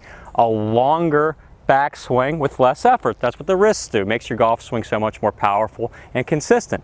Now when we get to downswing, we need to keep this angle between the arm and the club shaft, the wrist angle here. That's often referred to as lag, holding the lag, getting to this position here. You're storing all this energy for a huge release of power through the golf ball after impact. So how do we make sure we apply all that power punch to the golf ball? We have to tell our wrists to go down after impact. When the wrists go down, man, you're gonna find the ground and that ball is going to explode. I'm not talking like those little balloon weak things you're hitting right now, those annoying things that you're tired of. I'm talking about exploding downrange. Massive power. See, here's what it looks like when you do the flip. Take the club back. Usually most of you are shifting your weight, doing that old move right here. Then into impact, your right arm gets longer, trail arm gets longer, you start to flip, you start to fall back, you top the golf ball, you hit it thin, or you hit behind the ball. So it looks something like this. Okay? That doesn't have a lot of speed because you spend more time trying to figure out how to get this unhinging, falling back, hitting the golf ball, when you could be spending just a little bit of your time changing the program to compress it like this. Now that, whew, I barely touched it. That ball's still going. This is a 5-iron, by the way. So the wrists have to go down after impact to hold the power. We've got the lag here. After impact, I start moving the wrist down into impact like this, through the ball. I'm not rolling the hands over. I'm not scooping the ice cream cone. Ice cream only belongs for dessert, not in your golf swing. So when I say the wrists move down, what do I mean? I quite literally mean the wrists unhinge after impact. Unhinge down. Down. Because the wrists are storing power. Stored power, releasing power. Stored power, releasing power. So you have this stored power. Now we need to release the power after impact. And look at my impact position. Look at post impact. You want the hands forward, that beautiful forward shaft lean. Look at that. It's right there. I will get forward shaft lean 100% of the time if the wrists hinge down. It's a guarantee. There are a few guarantees in life, in golf like that, where you can get forward shaft lean every time. And you don't have to think so much about it. I'm not thinking. You hear that? It's like spanking the club against a cement wall. It's like, sounds like you're whacking the crap out of it. Put it down. Oh, that's so much fun. That sound never gets old. It's so much fun. So do this with your wrists right now. Hold the club out in front of you like this. Hinge them all the way up. Okay, that's full wrist hinge. Now, take them and unhinge them all the way, meaning there's no wrist hinge. That's a sensation after impact you need to feel. Down. Now, why do I say down? Because it's easier for you to think of it this way. If you imagine that there is a bullseye, and I'm going to use this golf ball as an example. Put this golf ball in front of me, and I want this club to point down at that golf ball after impact if I want to hit it solid, if I'm doing this correctly. If you do this incorrectly, your golf club will flip, club points down range. You want the club to point down at that ball right there. So here we go. I'm going to hit a shot and focus on pointing the club down at that spot. So there we go, club pointing down at ball, super mega compression on that golf ball. Club down, that gets you unhinging the wrists. And you see the compression. You cannot deny that it's there. The pro-like secret, and all the pros are so good at contact, they hit the ground in front of the ball every time. This is how you do that. You set up a line like this, and then you start imagining these bullseyes in front of the golf ball. So we've got 5 golf balls here, 6 golf balls. There's a spot right there I want to hit. I want to point the club down at that spot, right there. All right, so I'm rehearsing that move. I'm getting that feel. Let's point the club at that spot. Divot in front of the golf ball. Divot in front of the golf ball. One of the best things you can do for your game. Here we go again. Look at that, unhinging the wrist. Nobody does this. Nobody in the amateur world of golf does this. Another divot in front of the ball. How much thought am I giving to this? Not much. Because I know if I do this correctly, divots in the front side of the ball. And this will build up into your full swing, but you need to start slow. Don't just jump in and do full swings. You've never done this before. You're coming from this. You're coming from the old flip. You need to get this club pointing down. Woo! Another one right in the center. Right in the center. Right in the center. If you're looking to do that, get that kind of compression, check out my website, SagutoGolf. $10 a month to play the best golf of your life. What are you waiting for? Life is far too short to play bad golf. You're going to learn how to do super compression with the golf ball. That is fun. Golf is fun. Golf can be a ton of fun if you let it, if you invest in your game. Oh my goodness, that's so much fun. You know, it's like Thanksgiving dinner. Just buttering up Texas toast. Maybe putting butter on top of some steak. I know some of you like to do that. I like to do that too. Get a little creamy horseradish on it. That is 6 in a row. You just can't screw this up. Okay, now we take it into the full swing, but we don't go full, and here's why. Because I know you're gonna wanna go back to this. No, we're done with that. I need you to work on this. Finish here, just for some time being, until you get this right. You gotta be able to hit ball, take a divot in the front side of the ball every time. I don't mess around with this. I tell students, hey, work on this until you can hit 9 out of 10 clean. And 10 out of 10 is the goal. 9 out of 10 clean, and that 1 out of 10 that's not good, it better be a thin one. We're trying to get every divot on the front side of this line. So half swings, this far, 3/4 half swings, there. Look at the wrists are hinging down, unhinging. Unhinging is the secret to great contact. So you set up here, we do a 3/4 swing. And I'm gonna hit the ground in front of the ball. There's a divot on the front side of the ball. Oh, it's buttery. We can do it again because it's fun. Here we go again, 3/4 swing, unhinge after impact. Unhinging. Oh. I am excited about this because I know you're gonna have so much more fun. That's why I teach golf. I teach golf so that the average golfer doesn't wander around in the desert. The land of milk and honey is here. It's right here. It's at SagutoGolf. It's right here on this channel. You don't have to spend your life wandering. Why do you play golf? Well, I play golf because I think it's a masochistic game and I enjoy the pain. Nobody says that.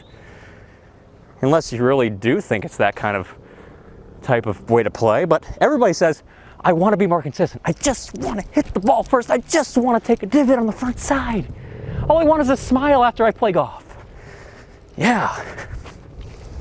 This will do it. This will do it. I cannot fake compression smiles. Those smiles happen after you compress the golf ball, and they should happen for you. So, 3/4, unhinge, there's the crispy. So I'm really emphasizing that. If I was to stop here, I should, Going a little too far, getting too excited. Happens. You get too excited. That was a good shot though. I'm probably picking up about 10 yards. You'll pick up 10, 20 yards, maybe more depending on how bad your flip was. So you're flipping out. Just stop right here. I'm getting too excited. Oh, compression, it's fun. Stopping short. There we go. Just to feel it. Just to feel it. This is your game on flip. This is your game on playing the wrist down. So, yes, Cinnamon Toast Crunch. I love Cinnamon Toast Crunch, okay? But they got these faces. These are all the faces of Seguto golfers when they go out and they do this drill. They're literally drooling after hitting the golf ball like, oh, deep fried sauce. Deep fried sauce. I can't believe it. I can't believe I just did that. It should happen again. It should happen every time. Oh my goodness, that contact was so good.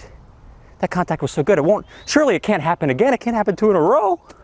Oh, yes it can. If you point the wrist down, anything is possible. Anything is possible. Woo! Woo! Yeah! Get excited, Seguto golfers.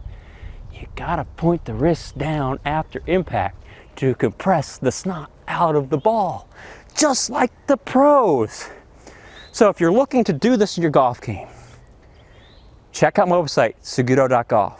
$10 a month to play the best golf of your life. If you think life is far too short to play bad golf, click here to sign up for my online golf school.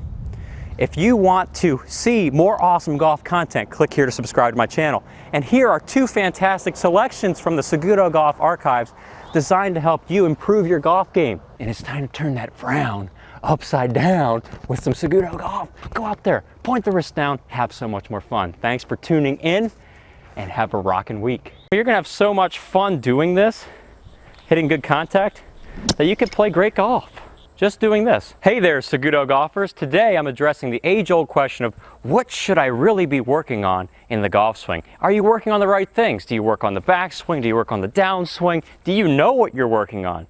Today I'm going to clarify and clear any confusion you might be having about what to work on your golf swing, get you working on one thing that gets you on the right track to good ball striking no matter who you are or what your skill level is at golf.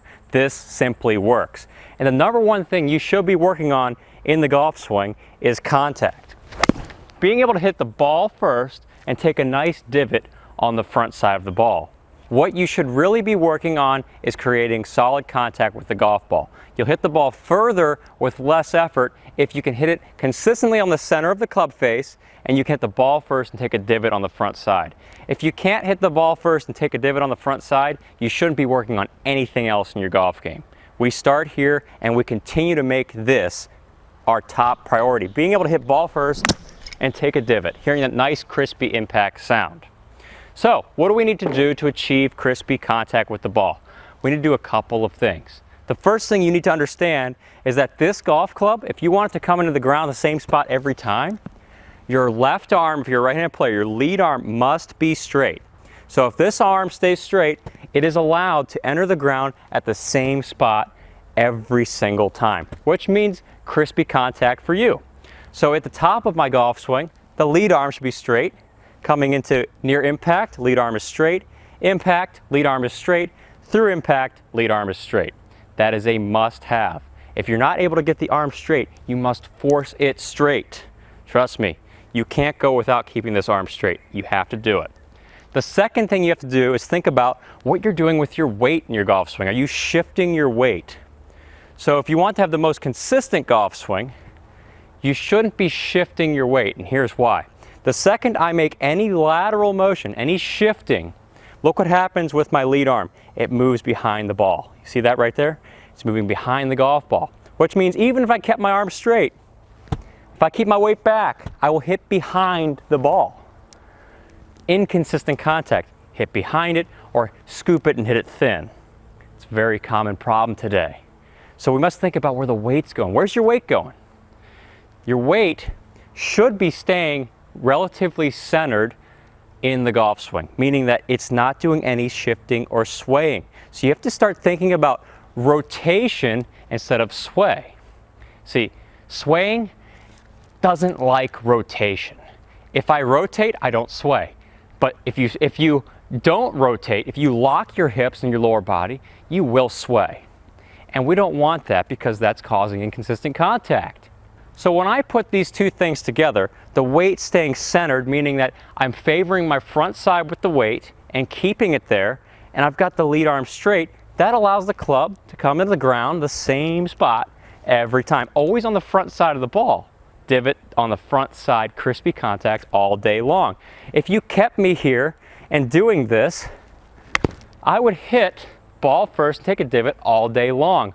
When you get into the full swing, you need to focus on these two big keys. The weight must stay forward, the arms must stay straight. You will hit the ball very solid.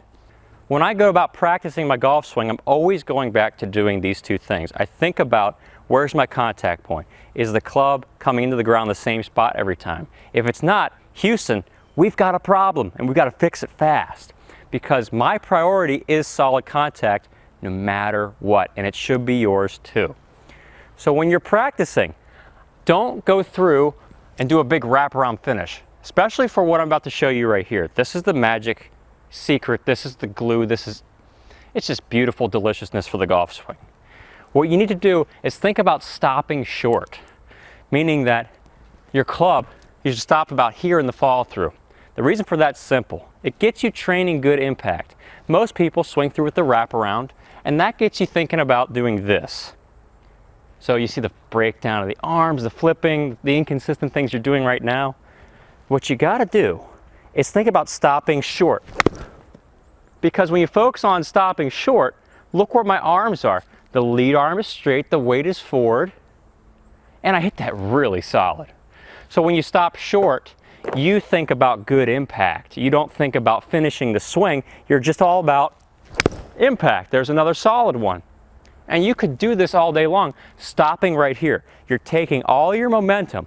You're taking a truck going 100 miles an hour, and you are stopping it into a wall. I'm not slowing down.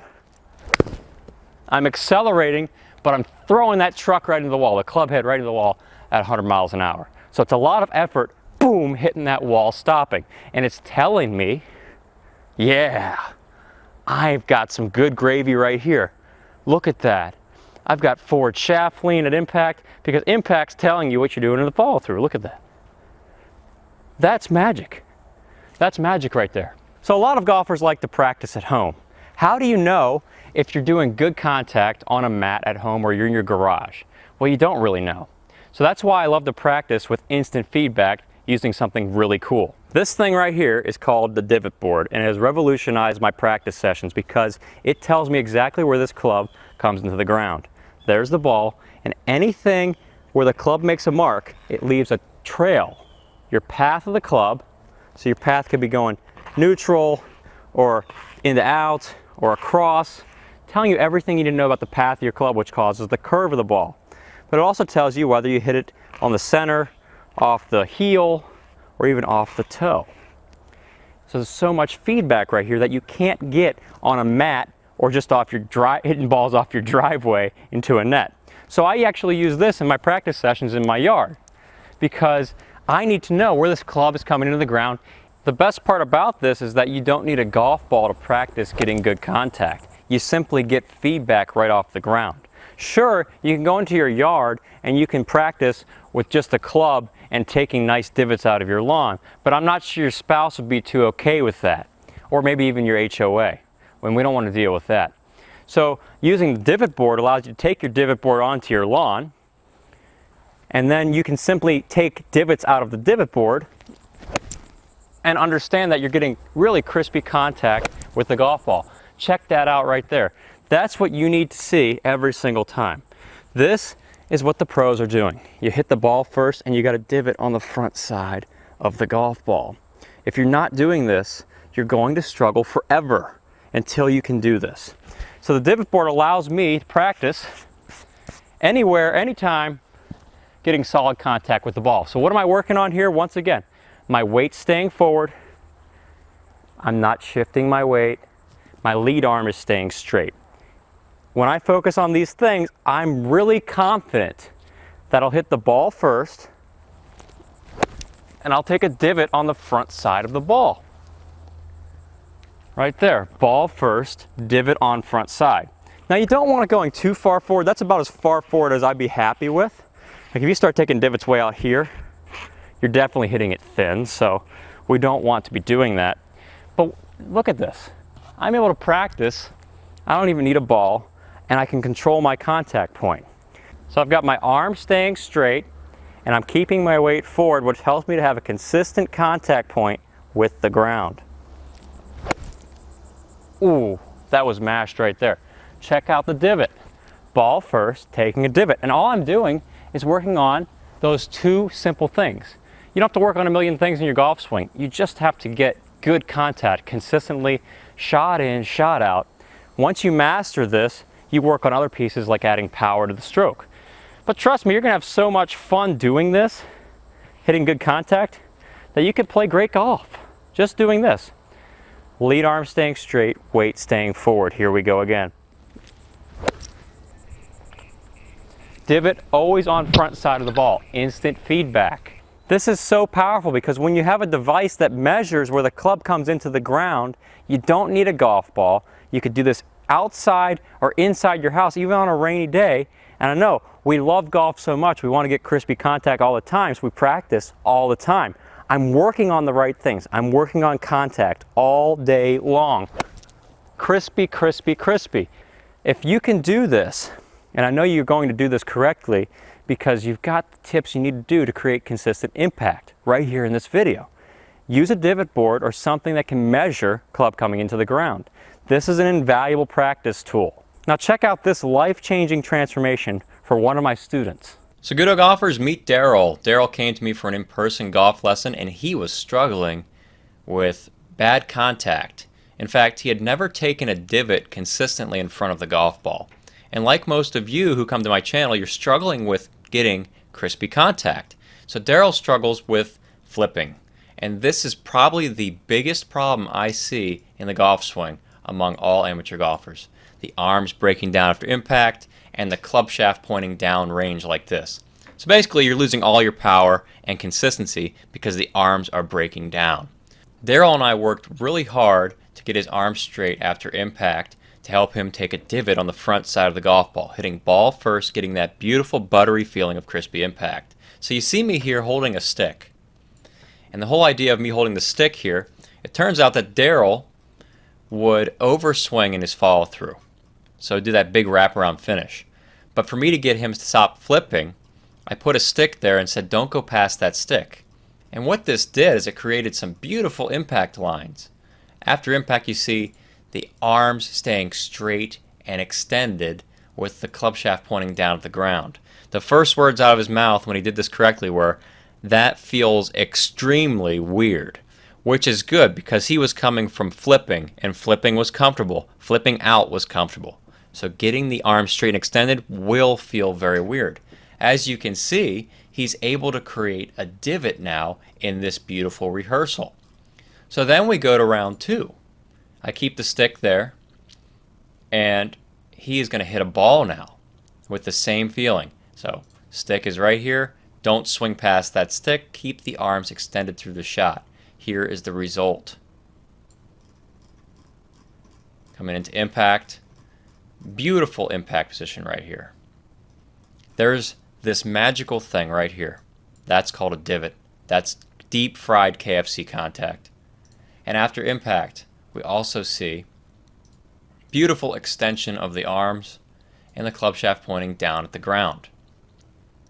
When looking at a pro golfer, we need to create a situation for you to have crispy contact. Flipping, you have a million different points of contact. But if you can keep the elbows together, the arms straight, and the weight forward, you will hit it crispy every single time. You give yourself the best chance to hit it crispy.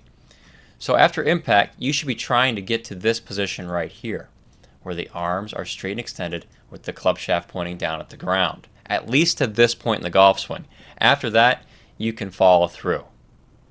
When looking at old Daryl here on the left, we see the dreaded flipping. At the same point in the downswing, in the new golf swing, we see arms straight and extended through the golf shot. The old Darrell would never take a divot on the front side of the golf ball with the flip. This breaking down of the arms causes the club to go up through the shot, so the club doesn't come into the ground in front of the ball. Usually you're scooping and hitting it thin, or you're hitting behind the golf ball. In the new Darrell, he will hit ball first and take a divot on the front side every time he gets this club into this position. He's got the arm straight and extended, club shaft pointing down at the ground. If you can just focus on pointing that club shaft down at the ground instead of in the old where he's pointing it down range, you are going to hit the ball so much more solid. Lastly, we need to keep this solid, crispy impact going. So we take a lovely Home Depot driveway marker alignment stick, best $2 training aid ever. You place it in the ground at a diagonal like so. And what this is going to do is it's going to act as if it's your golf instructor holding a stick right here telling you to stop short. So if I go beyond this point, I'll hit the stick, probably do my wraparound finish. We don't really want to do that. I want to stop very short. So probably right about there is about as extreme as it will get. If you're having trouble getting quality impact, keep it at a spot where you're really going to hit it short. Change the angle if you want it a little bit easier. So you can move it upwards like this. If I change the angle, I can go a little bit further. Right about there is where I would like to see it, for at least my swing and for the average golfer.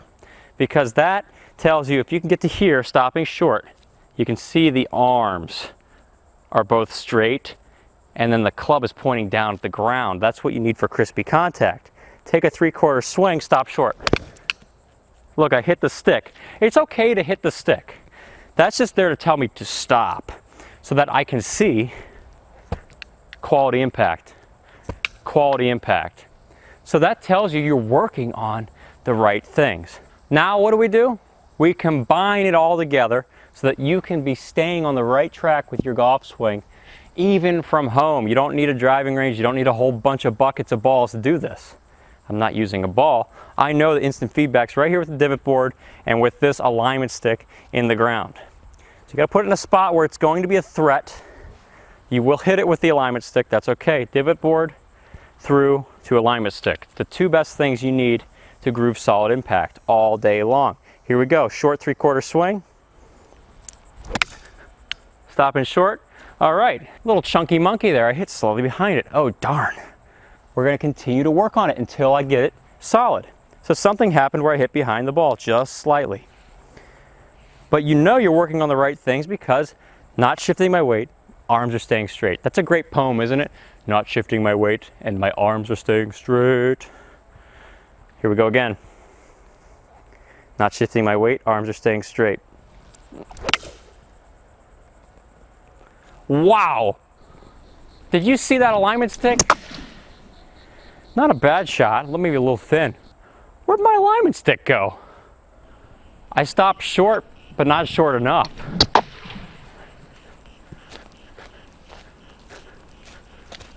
It's right over here in the woods, stabbed into the middle of a tree. Continue to work it out. Divot board, stopping short. Good post impact, bad contact with the ball, a little behind it, but not really worried because I know when I get through impact that my impact position is so solid. Here we go again, working on stopping short. So pointing the club down at the ground, that's really the secret gravy right there. Weight forward. Well, good shot. The stick flew away again. What's that tell me? It tells me I swung too far through in the forward swing. But good contact. Make sure there are no women or children around when you're doing this so that nobody gets impaled by a stick. We would not want that. But I'm really liking the results here in my practice session. This is my practice session. Really, Tom? You don't need a huge bucket of balls. Yeah, you don't. You just do this. You do this, and then you could take it to the golf course. So I'm just working on getting through impact, a little chunky there. But once I've finished this, you take away the divot board, you take away the stick, And then you simply will hit golf shots. Maybe you do a little rehearsal. Right to there, just like you have the drill. Nice and solid right there. And I should be trying to replicate the drill. I should be trying to point that club down, stopping short. There, nice and solid. You can see the same habits form. Good impact, good impact, good impact. So what should you be working on in your golf swing? You should be working on hitting the ball first, taking a divot on the front side of the ball. The way we do that, lead arm stays straight, the weight stays forward. If you can do those two things, which are really simple to remember, you're going to play great golf. Hey there, Seguto golfers. Tom Seguto here at the Tradition Club. Isn't this just a perfect day for golf? And you should be excited because today, the problem of rushing the downswing is about to end. That means no longer trying to swing over the top and down, chopping at the ball. It means more distance.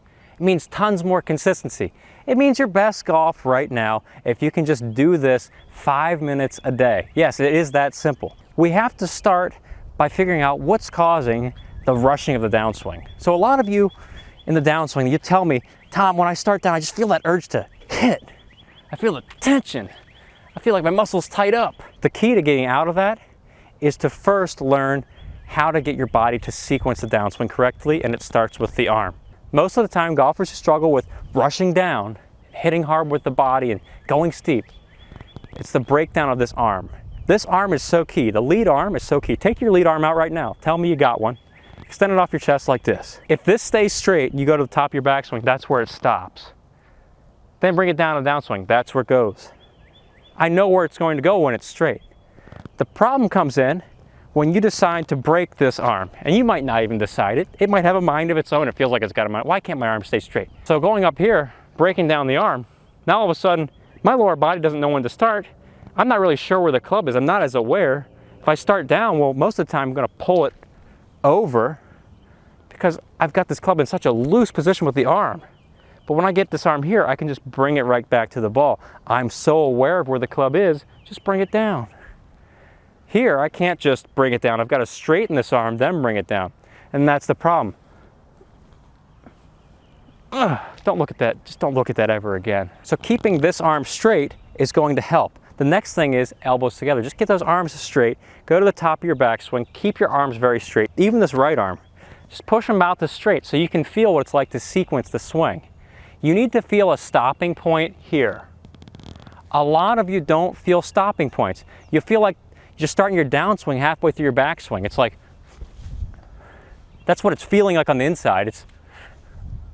It's never just saying, stop, start.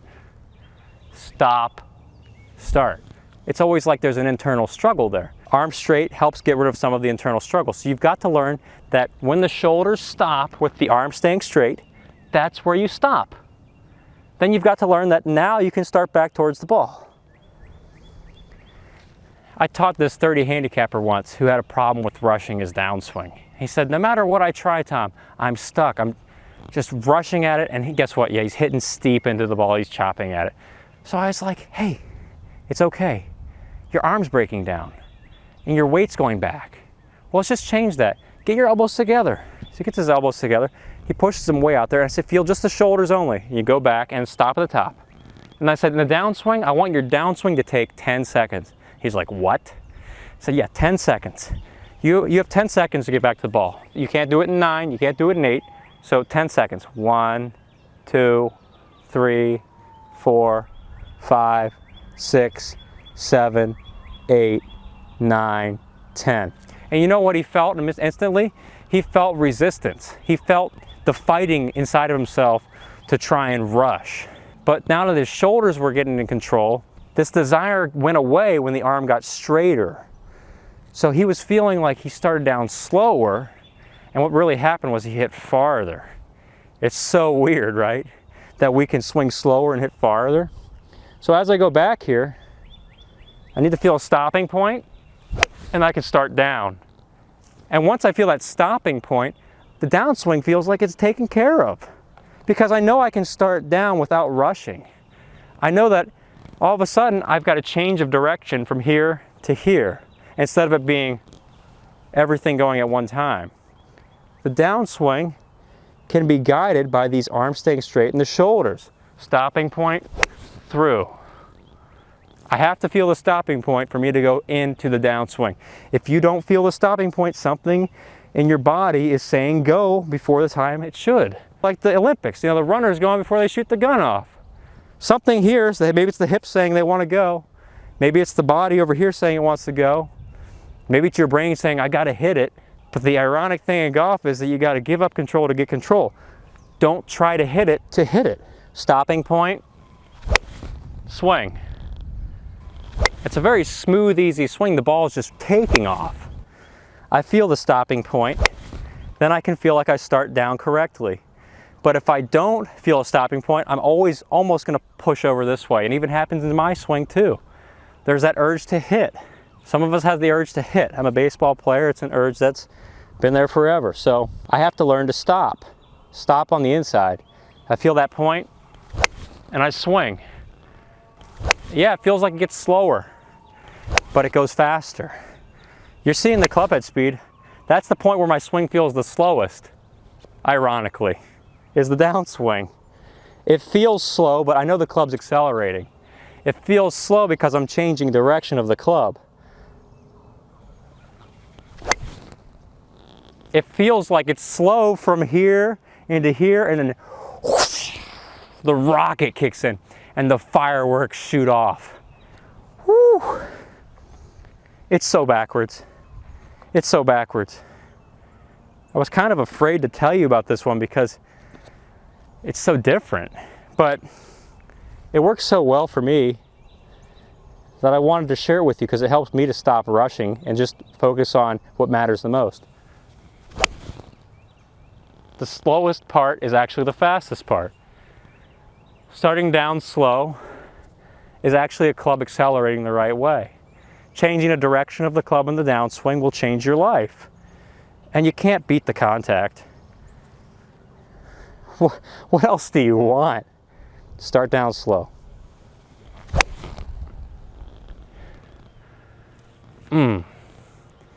That's like going to a buffet and saying, yeah, I got my little tongs there. I'm picking up some more crispy golf shots on this little one area. And I got some fried crispy there. And then there's another one. We're going to go up and oh, got my tongs. I'm going to pick up some more crispy chicken right here. But what am I doing? I'm doing it slow. I'm starting down slow, but it's accelerating.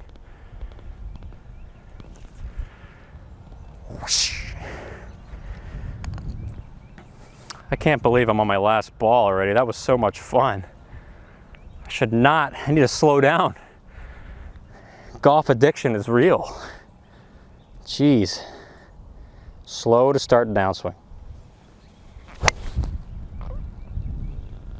Oh, does it get any better?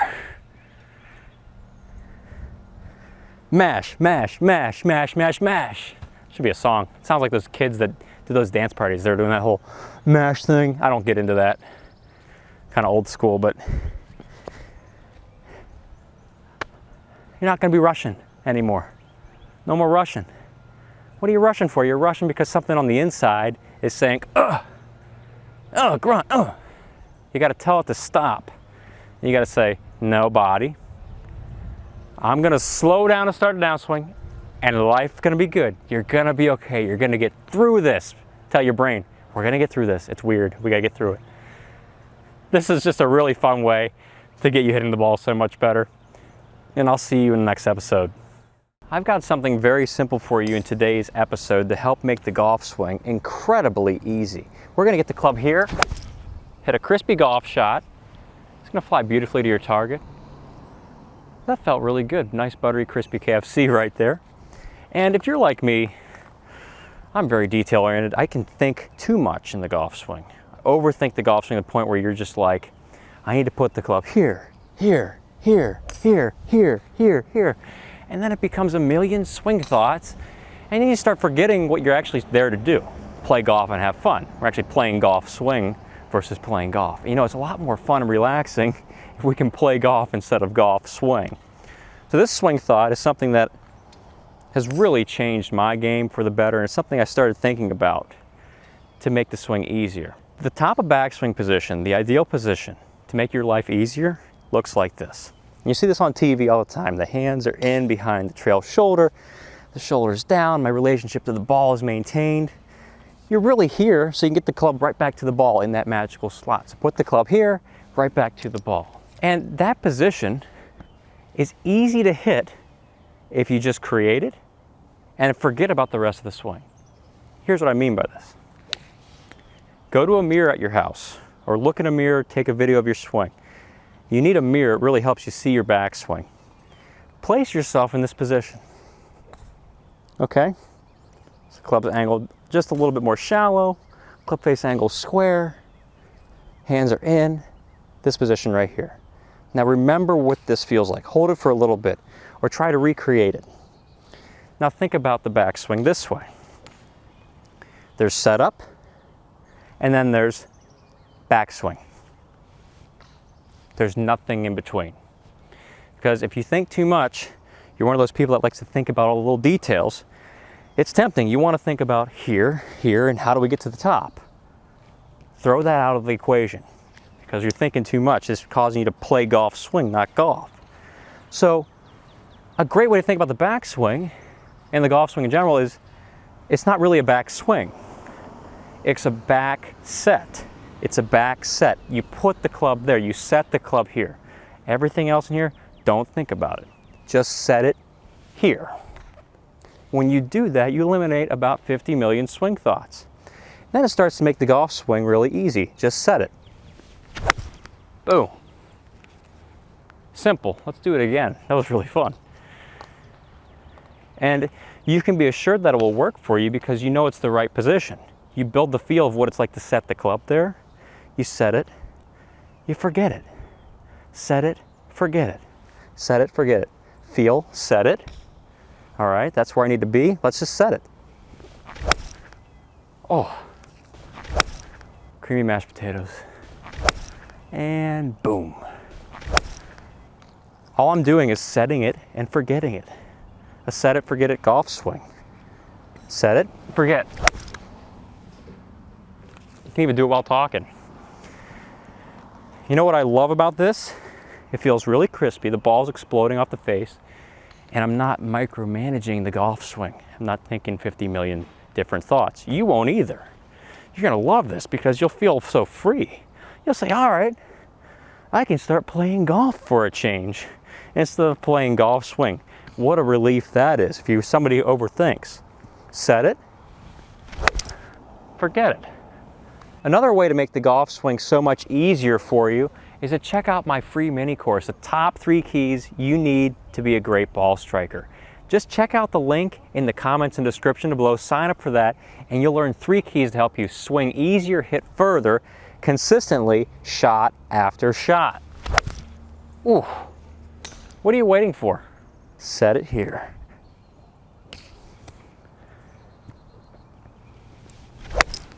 Oh, make up for that one right there. Whew.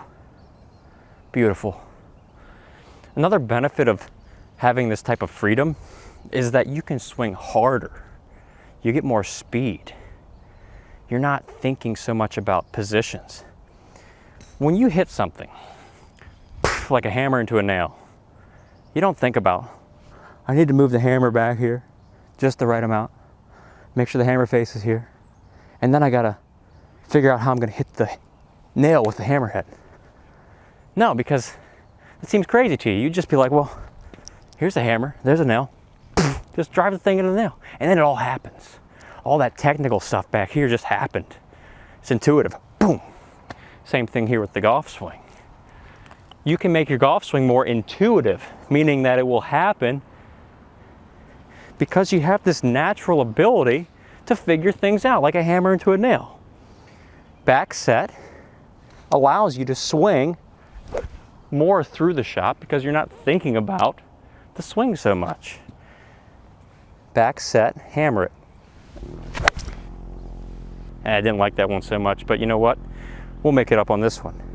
Back set, hammer it. If I didn't set it correctly, then I'll just do another one and get it right. Get the feel right. Oh, crispy mountains. Whew. All right, that was it. You're building feel, so you don't have to think so much about the golf swing. Isn't that lovely? Isn't that lovely?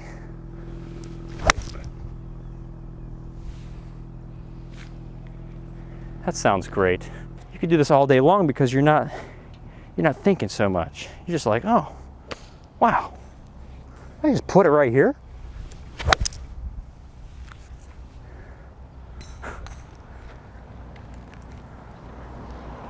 Just put it there, right in the middle.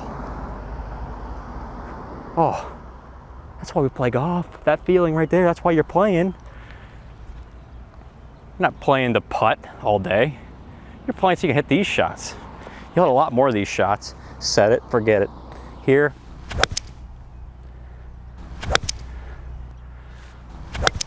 And then your range basket's gonna be empty quicker because you're hitting so many good shots. You'll be like, man, that was a fun session. Set. Let it go. Let it go.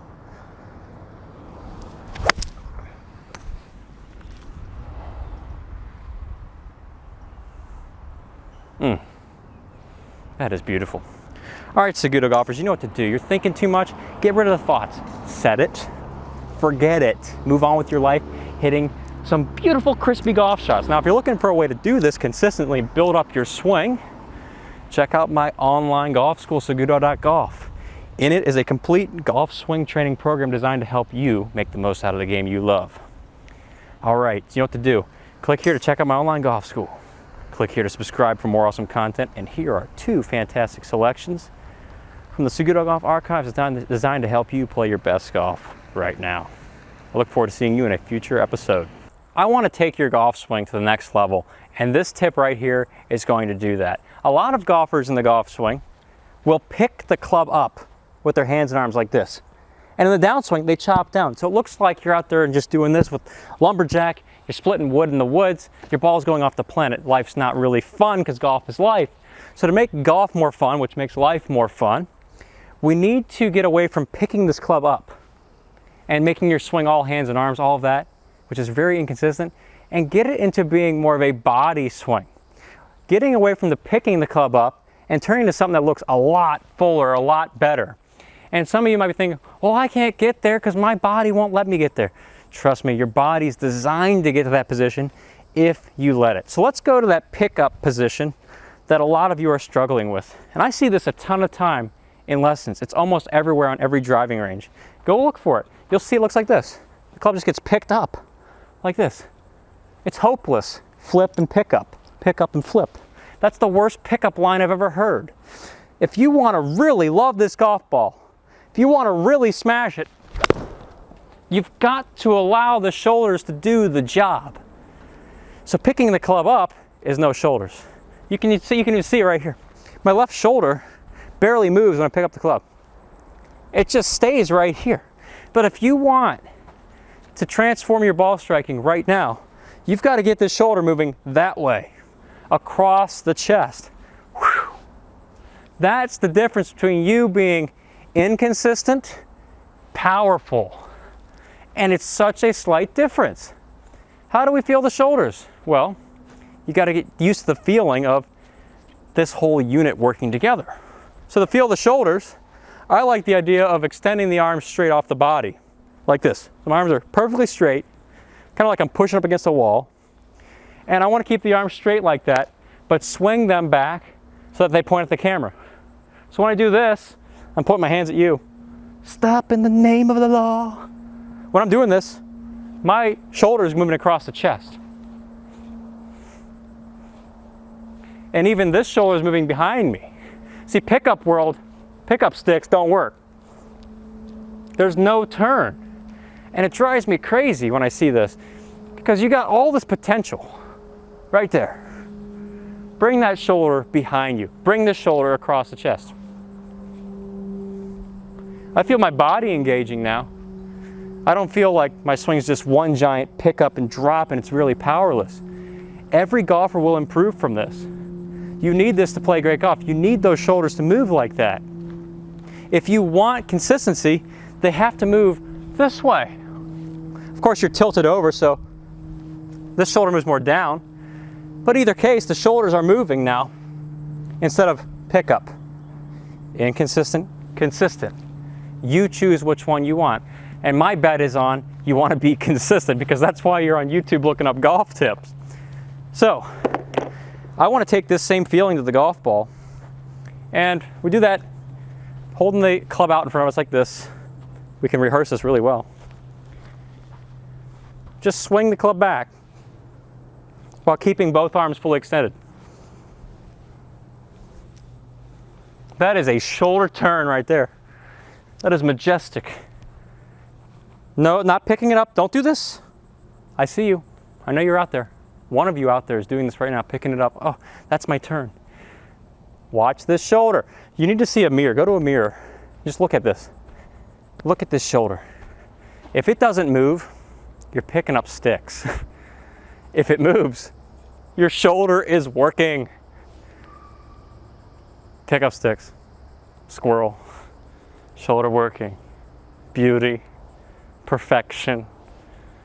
Great golf shots. Then I'm gonna hit a shot with that feeling. Get those shoulders working. There it is.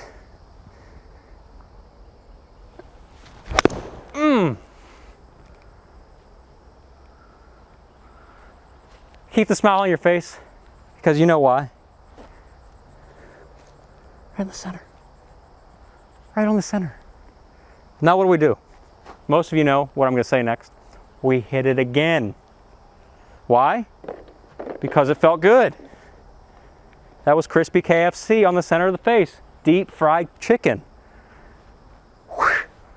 So, shoulders. There it is again. Really simple, really powerful. Just for giggles. Let me pick one up for a second just to show you the difference. My goodness, I'll never do that again. I don't know how you swing like that. Why would you do that? It's just miserable. That's okay. You've gotten out of that habit right here. You're in a new land. By the way, I've got a free mini course, the top 3 keys you need to be a great ball striker. Go.saguto.golf, check it out. It'll show you how to do this shot after shot. Easy, effortless, mashed potatoes, center of the club face. Okay, so same with the driver? Yes. And with the driver, it's even more important you do this, because you're going to get that temptation. That little golf swing devil's going to come and say, hey, how about you pick that club up on that next swing? I know you're doing great with the irons, but why don't you pick that club up on the next swing? And you say, why? I don't want to do that. And then it's going to convince you on the next hole to pick the club up with the driver. And then you're going to slice it off the planet and you're going to say, why'd you do that? I got my shoulders. My shoulder's turning. All right. So it's even more imperative that you get your shoulders working with the big dog, the D-river, because if you pick up at all with this club, you are looking at your boat at the bottom of the ocean, your ball at the bottom of the ocean. Same thing. Get a little wider here with your hands so you can really feel these shoulders. Whoop. It's a longer club, but it's still the same shoulder move. Still the same shoulder move. Watch this. There, that shoulder moving across the chest. Right there. Never stopping. It's an athletic move. It's one you need. Then we're going to swing. Dang, that was spanked. Whoosh. Actually heard a crack. Whoosh. That full shoulder move. No picking up going there. No pickup sticks. This is just lighting the candle all day long. Here we go again. Complete it. Wow. Good thing there's a net there. That would have really done some serious damage in somebody's backyard. So, Saguto golfers, don't pick the club up, but rather shoulders. Let the shoulders do the work. Picking up is disaster. Shoulders is money. If you want to play the best golf of your life, check out my website, SagutoGolf. It's a complete golf swing training program designed to build your swing to hit shot after shot crispy, just like that. Life is too short to play bad golf, so get on the track to playing the best golf of your life with SagutoGolf. Thanks for watching, and I'll see you in a future episode.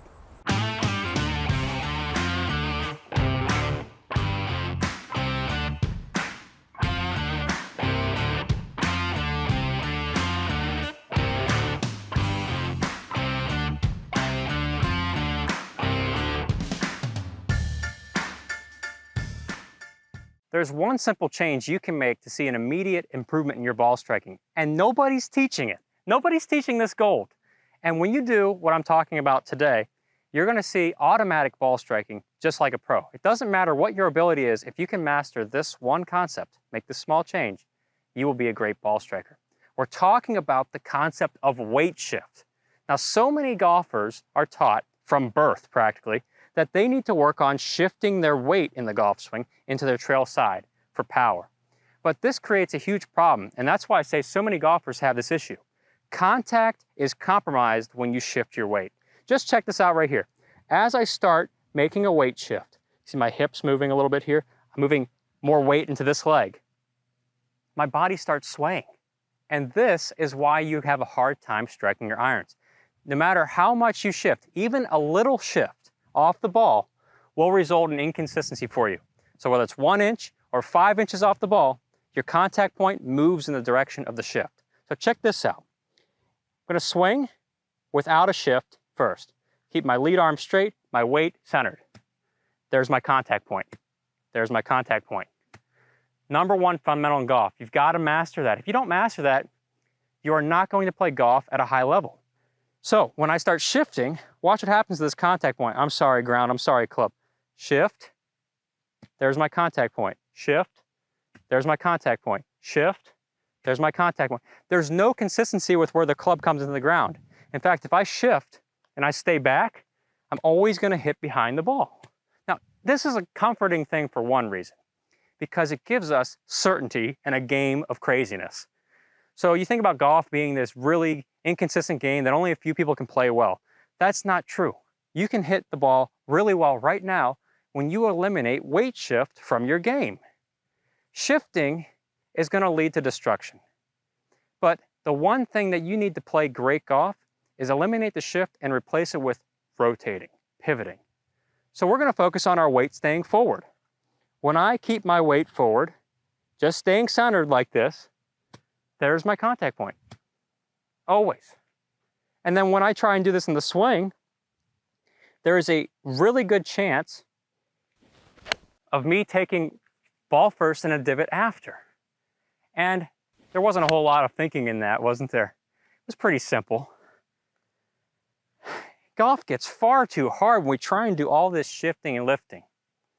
And the shift, I don't know where it came from, but this idea of shifting, it feels powerful, right? I feel like I'm loading up on my right side.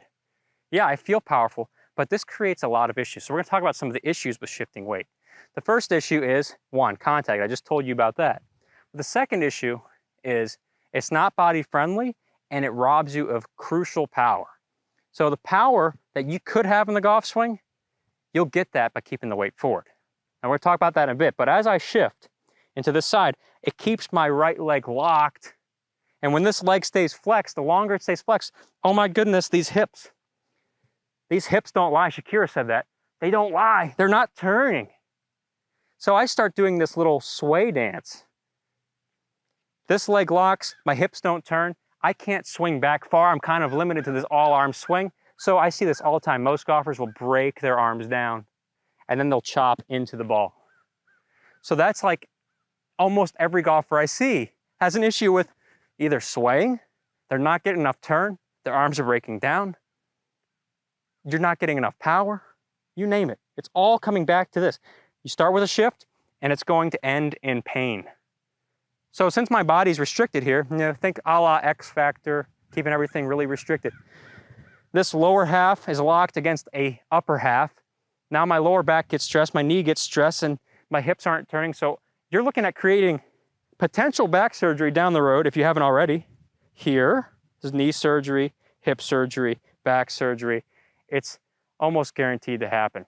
Because I teach golfers who are like 75 all the time. They say, Tom, I had surgery in my knee, I had surgery in my back, I had surgery in my hip. But the second they learn to get the weight forward, it changes. Watch this. Weight forward swing. My body is freed up to make this motion. My body is allowed to turn. The beauty of weight forward, aside from contact being amazing, that feels great. If I think about my front side just being a post and everything rotates around it, it's like a peg in the ground. It doesn't move. Boom, my hips can turn around the front side. So that's a bigger hip turn. That means more power without working. Yeah, and then no sway. So there's no restriction. I don't want you to feel like you're all bound up. I mean, that's kind of a weird way to put it, bound up, but the whole idea is instead of being bound or restricted, free yourself from golfing anxiety. Just keep the weight forward, swing. And I love this. I love teaching this part because this will get you rocketing the ball like you wouldn't believe. And it works with all the clubs in the bag, driver too. You just want to focus on staying centered. Look at my head. My head, you could drop a pin on my head. It should stay in the same place throughout the swing. That enables me to hit ball first, take a divot every single time. And this is what you need to master. In fact, I got a free mini course, go.saguto.golf. It shows you the 3 keys you need to be a great ball striker. And there's so many great drills that come along with that. So go check it out in the link in the description below. It's gonna help you play the best golf of your life. Moving forward with this weight, I know it sounds like a shock to most of you because your whole life you've been told that we have to shift back and we gotta shift through. So what do we do now? What do we do now if the weight's forward? Oh, Tom, well, you're gonna hit the ball low, you're gonna hit the ball shorter, and you're gonna hit down too much. Well, these divots aren't that deep. They're normal divots. They're nice bacon strips. They're not pork chops. And another thing that happens with this weight, it's already set forward. I don't have to think about my downswing. The hips, look at them, like they're firing, like on their own. Crack. It is downright highway robbery. You feel like you're in that heist van and you're getting away with all the goods and there's no cops. Like you did it flawlessly. I went through all the lasers of shifting weight and I hit all the lasers and I got screwed. I can't make a good swing when I shift. I have to time. I hate having the time because I don't have the time to time. Neither do you. Neither do you. You don't have time to time. When we golf, we go out to have fun and we got our lives here.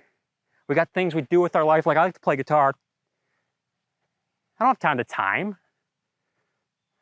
There's just no time. There's time for that.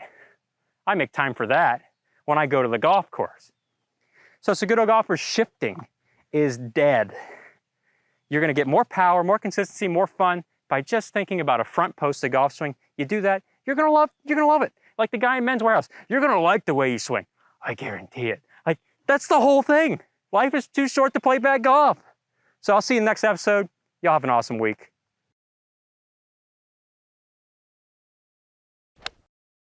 One of the easiest ways for you to get better at golf right now, and it's so simple, is to think about your shoulder. I've used this tip with countless students and they see an immediate improvement in their ball striking. The feeling of great ball striking will happen when you focus on getting your front shoulder pointing down at the ball. And the sound is incredible. That is like Van Halen's eruption. That's why we play golf. And a lot of golfers are missing this gold mine in the golf swing because you've always been told to turn. Everybody's focusing on getting a big turn in the golf swing. And what's missing is the importance of tilting. So when I talk about tilting, I mean when you're standing over the ball, you've got to keep your body's relationship. So I've got a relationship to the ball at setup, and everybody looks like getting a good posture here, right? You got this tilt towards the ground. We need to maintain that tilt. If at any point I lose my tilt, so I start standing up in the golf swing, and I hear this all the time, I'm standing up. How do I stop standing up? The way you stop standing up is you focus on creating tilt. And so the best swing thought for you, and you should just do this one when you go play golf, you don't even have to practice it for maybe a couple minutes a day, is to think about getting your front shoulder pointing at the ball. Arnold Palmer talked about doing this one. This one helped him. It was one of his favorite swing thoughts. So what happens when I think about pointing my shoulder at the ball? Well, the shoulder, pointing it down at the ball, shoulder gets down. There's my tilt. That relationship to the ground is going to enable me to always strike the ground at a spot in front of the ball. And what happens when I don't get that shoulder down, standing up, or if this shoulder even levels a little bit, I'm going to hit a bad shot. I'm sorry, club, I don't want to do this. Oh my goodness, I lost my relationship to the ball. I'm sorry. Never happen again. But when I get that shoulder down, I will find the ground. And it's the best poem in golf. Shoulder down to find the ground. Left shoulder at the ball. I'm going to point the front shoulder down. Down, down, down. There it is. Just keep going down with it. Get down on it. It's really amazing. So many swing thoughts in people's minds nowadays. If they just thought about pointing the shoulder at the ball, you'd be a happy golfer. If you just tried to do this. Shoulder down, down, down, down, down, down. There it is again. Smoking. Whoosh. And there's sizzle on it too. I want bacon, eggs, and a side of 2 pancakes with that. If they ask you, do you want fries with that golf shot? You say yes. And I want a side of front shoulder going down. Not thinking too much. So when you go out and play your round, I just want you to think it, just eliminate every swing thought. Instead of all these thought bubbles all around you, surrounding you, all these swing demons attacking you throughout the day, you could eliminate all of them, exercise all of them just by getting your front shoulder down. I replace all those bubbles and then drop in the thought of front shoulder down. So I just keep going down, down, down. Like that blues song. We're going down, down, down. Is that even the lyrics? You know if that's the lyrics?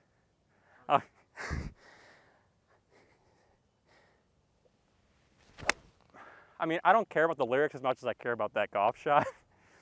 You know, does this work with the driver? I get this one a lot. Hey, that's great with the irons, Tom, but does it do anything with the woods and the driver? Well, let's just find out so we don't have to worry about it. Get the driver out, get the woods out. You know what? I shouldn't be hitting driver because this range is kind of short. Last thing I need is a lawsuit from hitting someone on the other side of the range. So we'll just pretend we have a driver. 3-wood. Still fun. It goes long, it's far, it's great. So what am I doing? Shoulder down. Now, when you stand over a 3-wood, when I do shoulder down, you'll see with a 3-wood, I'm here, I'm more level, but with a 9-iron or something, I'd be more like this, or wedge. So you see there's more tilt with a wedge versus a wood or a driver. So I naturally have less tilt, but I'm still going to think the same thing, shoulder at the ball. It's universal. It's a beautiful thing. 3-wood off the deck, here we do. Left shoulder at the ball. Oh, that was flonged. Whoosh. Can we do it again? Probably. Why? Because if you keep a relationship to the ball, life is good. In fact, that's what's going on in my Saguto.golf online golf school. People learn how to do this with all the clubs in their bag. The best feeling in golf. Life is too short to play bad golf. So let's just send it. We should spend our time sending it. Oh man, that was awesome. What else do you want with your life? So if you point your shoulder at the ball, you're going to hit more fairways. You're going to feel that sensation. You're going to hit more greens. You know what that means? The scores will do this. Woo! They start nosediving. You'll go from shooting in the hundreds or the 90s, all of a sudden you wake up the next morning and you're in the 70s or the 80s. It's that powerful. So thanks for tuning in today, and I'll see you in a future episode. What makes a consistent golfer? A consistent golfer is someone who hits the same type of golf shot time after time. Now I'm talking about hitting it right down the middle with a nice crispy divot. You get over the ball, you don't do a whole lot of thinking, you swing, and you stripe one. And that is what we're after for in golf. A beautiful feeling golf shot. The way you do that, and the way I teach my students to get this feeling time and time again, is just two things. And the drill that I'm going to show you today will get you experiencing that feeling. So the first thing we have to look at is creating consistent contact. The number one thing I'll teach my students to get consistent contact, and this is a little mind-blowing here because it goes against the grain of what you've probably heard in golf instruction. But I want you to think about getting your weight forward. So we're talking about putting some more weight on the front leg. Setting the weight directly impacts your contact point with the ball. So think about it this way. Wherever I place my weight, my contact point is going to go. So weight forward, contact point forward on the ground. You see the club is coming into the ground in front of that golf ball right there. There's a beautiful divot, crispier than KFC. But if I ever shifted my weight in the golf swing, or I stay back, and I see a lot of golfers, a lot of you are hanging back. If you're falling back and staying back here, you're almost always going to hit behind the ball. And a lot of times you run into the scooping and the flipping and the slicing, that chucking your clubs into the pond feeling. We don't like that. So we're going to set more weight on the front side towards a target. Automatically doing this in your golf swing will improve the ball striking and you'll start dropping shots right away. So just check this out. I'm going to set the weight forward and just make some swings with my shoulders. Weight forward here, let's go. Oh, that was saucy. I didn't even think much about that. And it just exploded off into the distance. I wonder if we can do that again. Let's just see. It was right in the middle too, that felt great. So I'm just gonna set it, whoop. Keep it there, don't do anything. Oh my goodness, look at that. Did it again. And a lot of golfers, they'll say, I just wanna be more consistent. Well, the consistency problem is that you're shifting too much. You're either shifting or swaying around, and you need to stay centered. So the first part about staying centered, weight forward. My students are blown away because I'll lock their weight forward like this. I'll say, hey, you can't go right. You can't go off the ball. You can't even move in this direction. So you got this wall set up, and you're like chained to this wall. I tell my students, you cannot rip off the wall. In fact, if you're chained to it, oh, I can't get off it. So you're stuck against this wall, and you're gonna make a swing. Oh, there it is again. That is why we play golf. So then, my students start getting really crispy contact with the ball just from that alone. You know some other things that happen? You're getting more power, it's feeling great, you want to play more golf. You get more power because you can only rotate. You know, a lot of people talk about, I can't rotate either. Well, you can't rotate because you're shifting. You can't rotate when you're flexed or you're shifting or swaying. You can rotate though if the weight's forward. Standing against that wall. There's more hip turn, there's more shoulder turn. I don't have to go to the gym to get that. I don't have to lift 400 pounds or go see a psychiatrist or a therapist. I mean like a physical therapist, you know. I need some mental help right about now. I'm sweating. You all know that it's like 95 degrees outside. So the next thing I'll tell them after they got this beautiful rotation and the weight's forward, just keep the lead arm straight. And when you do this, contact is guaranteed. So look at this. If the lead arm stays straight, the weight's forward, there's my contact point, right there. I can't make this up. Like, this is not a gimmick. It just sounds so easy, but it really is that simple. Keep the arm straight. If the arm breaks down, oh man, it's gonna be a long day. Arm breaks down, I gotta straighten it somewhere. Oh, now I'm digging holes. So keeping the arm straight, keeping the weight forward allows for a consistent contact point. I'm just gonna demonstrate weight forward, arm straight right here. Just keeping one arm. And that's the beauty of it. How much effort? Zero. Contact point maintained, same contact point. Works with every club in the bag. Now, of course, you don't take divots with your driver, but the idea is you have the same contact point with every club. There's the weight, set it, forget it. It's like you're a machine. And that's what you want in golf. In fact, that's what I'm teaching in my SagutoGolf online golf school. you're learning a step-by-step program to make yourself a ball striking machine. This is a big part of the program, learning to do this. Because without this, you can't do anything in golf. You got to hit it solid first.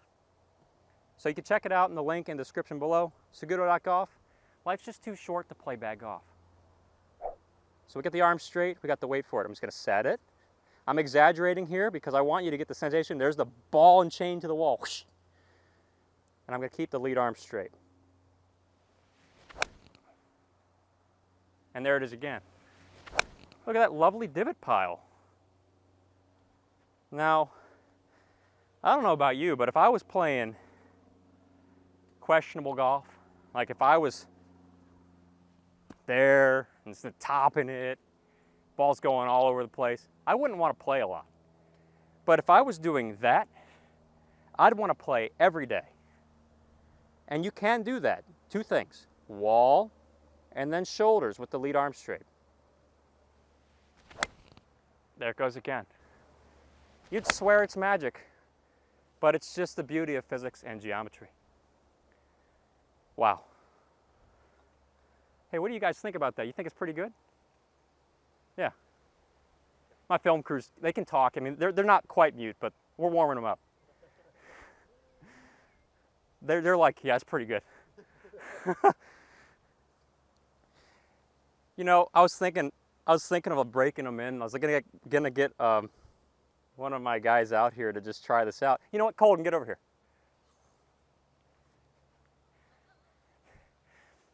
Colton doesn't play golf. He's played one round of golf. I've ever seen him play one round of golf. He dressed, he looked the part. He was in golf knickers and the full old school hat. He looked cool, but he never really swung a club. So I'm gonna start him out with this. We'll get him a club. Your hand's a little sweaty? A little bit. Okay, we'll see what we can do. I want you to set up to this golf ball. Just pretend like you're gonna hit it. All right, I'm gonna set him into the wall, and I'm gonna keep his arm straight. But before we hit the ball, we gotta do a couple things. So the ball, I just tricked you. I said we were gonna hit a ball, we're not. We're not yet. So go ahead and imagine the ball's there. Two things, we're gonna set the wall. So weight forward. And then I'm gonna get his lead arm straight. So it's set up a little bit more straight arms here. So elbows together, all right? Now the first thing, since he's a beginner, we're just gonna build contact. What we need to do, you're gonna keep this side with the weight on it. You're gonna keep this arm straight. I'm just gonna demonstrate here. Keep that arm straight, keep it there, and there's a contact point. I'm gonna finish right about here. You see how the club's gonna come into the ground at that spot. I was a little behind it. So weight staying forward, I'm gonna tuck this arm a little bit in. There we go. Does it feel comfortable? Yep. It probably feels so weird.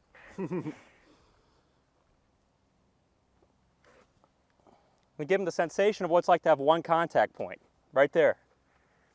And so go ahead and do that without me helping you. Just keep this arm straight, the weight there, and then we're gonna tuck that arm in a little bit. Don't do anything else. Good, good. All right, let's do another one. Now your goal is to try and get the club to bottom out a spot right there. Focusing on that spot. Better. When you finish, have that club pointed a little bit more down, both arm elbows together right there. So he's working on arms straight. Never done this before. There it is. Good contact point. Do it again. Better. We're almost touching the ground with it now, right? He wasn't expecting this today. Beautiful. All right, let's do that one more time. Bet you can do that again. Almost. One more. Give me some elbows together right out here. Throwing that club down, elbows together. Bingo. Now he's got me all dirty. I got to put my clothes in the laundry. So, the moment of truth. I got him thinking there's so much pressure. There's like thousands of people watching this very moment. Just make this really difficult for you, right? Doesn't make it easy. All right, so you're just gonna do the same thing you did with those practice swings, and just same short swing where it's not doing anything too big yet. Okay. So setting the wall, a little bit more weight on the front, right there. That's it, that's it. Just same thing. Don't think about the ball, just same swing. Did you see that? I've never done that in my life. You see that right there? It's like he's holding up a fish he just caught. You see this? Right on the center of the face. Never played golf, 0 experience. Hits it right on the middle. And that's the best feeling golf. How did that feel? Felt pretty good, yeah. Would you want to do that again? I would. Yeah, you would. I mean, that's why we play. Life's too short. It is too short to play bad golf. golf. So he hit about 4 grooves up, 2 or 3 grooves right there. Nice collection of the ball in the center of the face. It can happen for you. It can happen for anybody just doing these 2 things. Dude, that was awesome. So he just hit the ball first and took a divot. Doesn't play golf. You'd swear it's magic, but it's not. This is a guy with 0 golf experience. So what does that tell you? It tells you that if we do the right things, like wait forward and arm straight, it will happen, Saguto golfers. It happens for anyone. It can happen for you just by doing these things. So thanks for tuning in today. Colton, you were an awesome student. Dude, I put him on the spot, so everybody give him a round of applause in the comments section right there. You'll be checking the comments later, I'm sure. Maybe I'll play some golf now. Y'all enjoy your week, and I'll be seeing you in a future episode. Awesome. Well man. done. I didn't expect that was going to I happen. didn't expect to hit the ball. I was like, I'm about to dump this, and I'm gonna be like, you gotta keep it in. You know what feels great? Being able to hit a crispy golf shot like this. Nice, ball first, divot strike, compressed, effortlessly powerful. I'm going to show you a really simple way that you can get your body moving correctly, hit shots like that every single time. So I see a lot of golfers move their knees like this in the golf swing. You see this front knee kicking in like this. You're doing it because you're taught to, in a million different instruction manuals, always feel like you're getting your knees coming in and kissing each other. And really it's like this bowed in knee feel. I'm doing some sort of dance in a disco.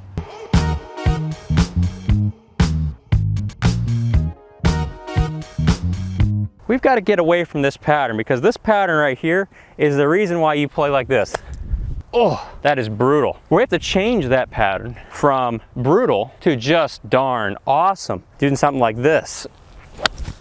Oh, that just feels so good. And I know you want that. That's why you're here on YouTube looking up golf tips.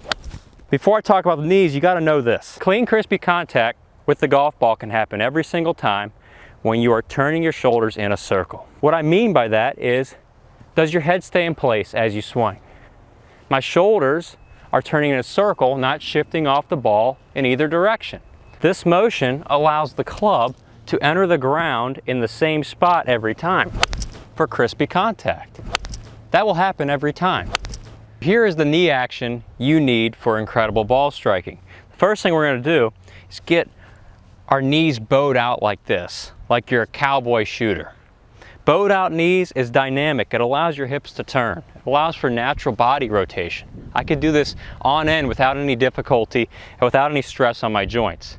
So that's body friendly. That's numero uno. We're getting away from the inward facing knees that you see that place a ton of stress on the joints here. And this tension is the reason why you're swaying off the golf ball. Usually, as a rule, if you're feeling tension, you're going to start swaying in that direction because you don't want to feel tension. So this is what's killing your golf swing. If you were to take away this stress and allow the body to rotate, you've got so much more power. So we're going from tension to allowing effortless power. Second thing we're going to do is put more weight on the front side to keep your shoulders turning in a circle. We want to start thinking about this kneecap, instead of moving in, moving down towards the ground in a straight line down. What this does is loads up power on the front side, keeps your shoulders turning in a circle. The lead knee moves down, the trail knee moves up. You see every pro do this. That's how they store up power, and they leverage the ground for power. But it also helps you stay turning in a circle. So we're not really seeing a whole lot of this anymore. We're seeing this, knee going down, knee going up. And that type of relationship allows you to stay centered over the ball for crispy strikes. Wow. So as you watch my knees here, you're not seeing a whole lot of inward shifting of the knees. You're seeing the lead knee going down. So how do we feel this correctly? Well, you've got the bowed out knees, you've got the weight forward. You've got to keep the weight forward throughout the golf swing. If you ever shift back, that's when this knee kicks in. So you have to think about your swing moving this way. Your body's going to go this way in the swing to push more weight down to the ground. Now, it feels weird, but you got to look at it on camera and see what's really happening. What you should be seeing is that you're centered over the golf ball. You're not going to see this. You're going to feel this, but you won't see this. You shouldn't see that. And you certainly shouldn't see the opposite, this. We're getting away from this.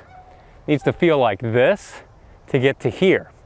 So I like to think about driving my front knee forward into the ground this way, and that gets my whole body staying in place in the golf swing. So as I push that front knee down, it keeps me very centered over the golf ball. Ball first strike, ball first divot. Really compress the ball. Effortless power. This goes against a lot of what you've been taught, but think of it this way. You've been swinging one way for so long. If you've been doing this for a while and it hasn't been working, why are you still doing it? Change the program. Change from shifting and lifting, hitting behind the ball, hitting in front of the ball, to hitting crispy every single time. It works when you do it. We're focusing on the front knee moving down, which sets up the rest of your golf swing.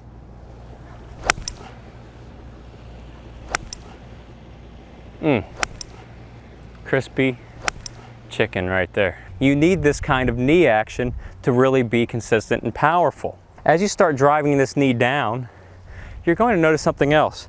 The hips turn more, so there's a power source, effortless power. Your shoulders are going to turn more because the hips are turning more. So we're getting away from restricting and getting into allowing the body to work. Stop restricting your body, start using it in a much more body-friendly way. You're going to create more effortless power. If you don't feel tension, that's a good thing. You're just going to be feeling like you're putting more pressure into the front leg as you swing back. It's miraculous when you strike the ball like that. Effortless, effortless. Next thing you got to do when you're working on this is start really slow. I'm really feeling like this knee's moving down, forward to the ground like that. Maybe even exaggerate a practice swing like this. Moving in front of the ball, weight's going forward. Exaggerate that feel so that you can get away from this. I see that a lot. So we're doing the opposite of that. Load the front, make a strike. 20% swing, ball explodes off the face. You're gonna be working on this, you're gonna get some really beautiful shots like that. You're gonna start seeing that you can do this almost every time. Crispy contact. And as you work on your swing, you'll need something to keep you guided along in a structured learning program. So you really should check out my online golf school, SagutoGolf.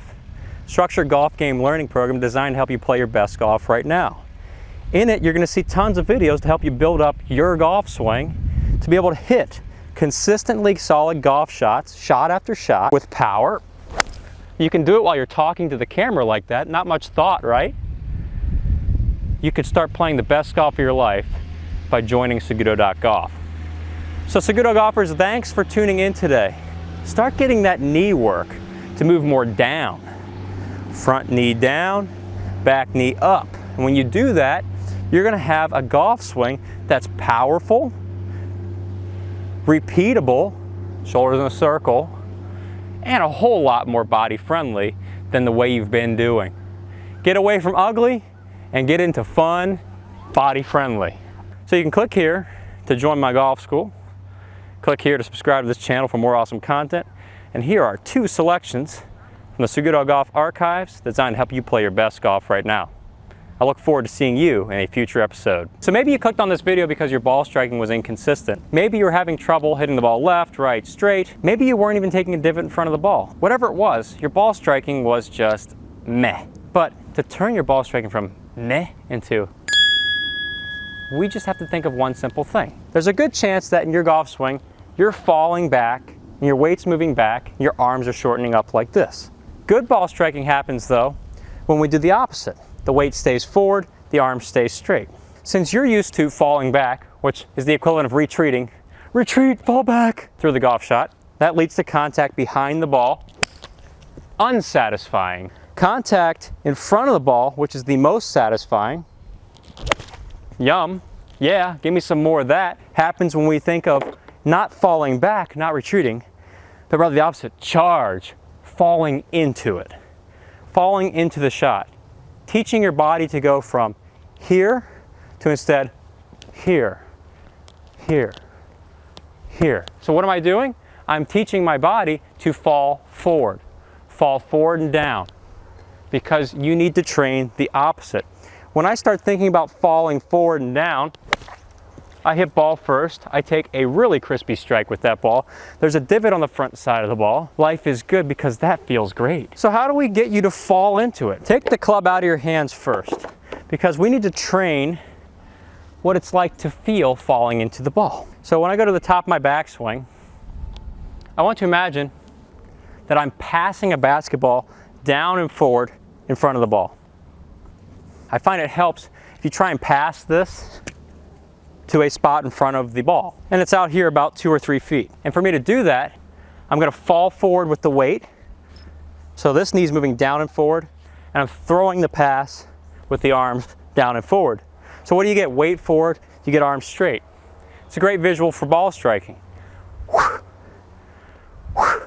What's the old pass look like? The old pass is passing back here, or maybe scooping up in the air.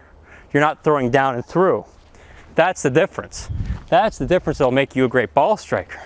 The old, where you throw it, matters. The new, throwing it forward, throwing it down and forward. That's the feeling. You should probably be saying, oh yeah, you know what, that's different. I feel a change. The old way you don't like means it's changing to the new way, which you're probably going to really love. So now I'm going to pass my basketball forward with a little chip shot here.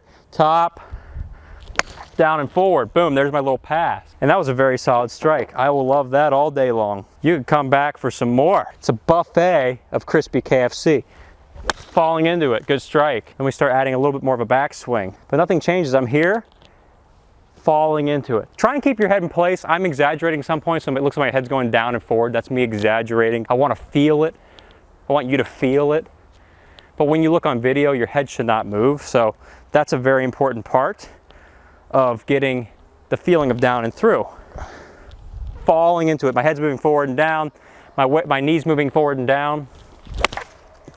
Good strike. And the weight's forward, the arms are straight. That's a great feeling. This is actually something I really strive to build up in my online golf school, SagutoGolf. Solid contact, shot after shot. Because it's a structured learning program that builds your swing up to do that. Check it out in the link in the comments and description below. So you're falling forward, you're falling into it. You're seeing that this iron strike that you're feeling has changed. You should be seeing divots in front of the ball for the first time, maybe consistently for the first time for you. Maybe you've taken 1 divot before, 2, but it's very rare. But now we're starting to see it. Oh, that's 3 out of 4. That's 7 out of 10. That's 9 out of 10. That's almost 10 out of 10, then 10 out of 10 doing these drills. Then you keep doing that because it feels so good. This recipe would fix a lot of contact problems in the world. Falling into it.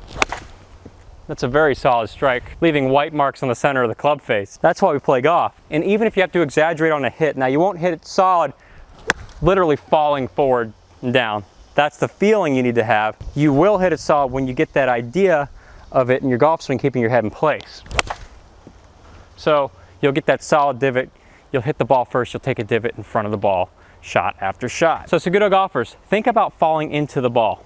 If you're looking for a way to play the best golf of your life, check out my website, SagutoGolf. That complete golf swing training program that will show you step by step how to build that into your golf swing to play great golf. Life is too short to play bad golf, so start playing the best golf of your life with SagutoGolf. Thanks for tuning in, and I'll see you in a future episode.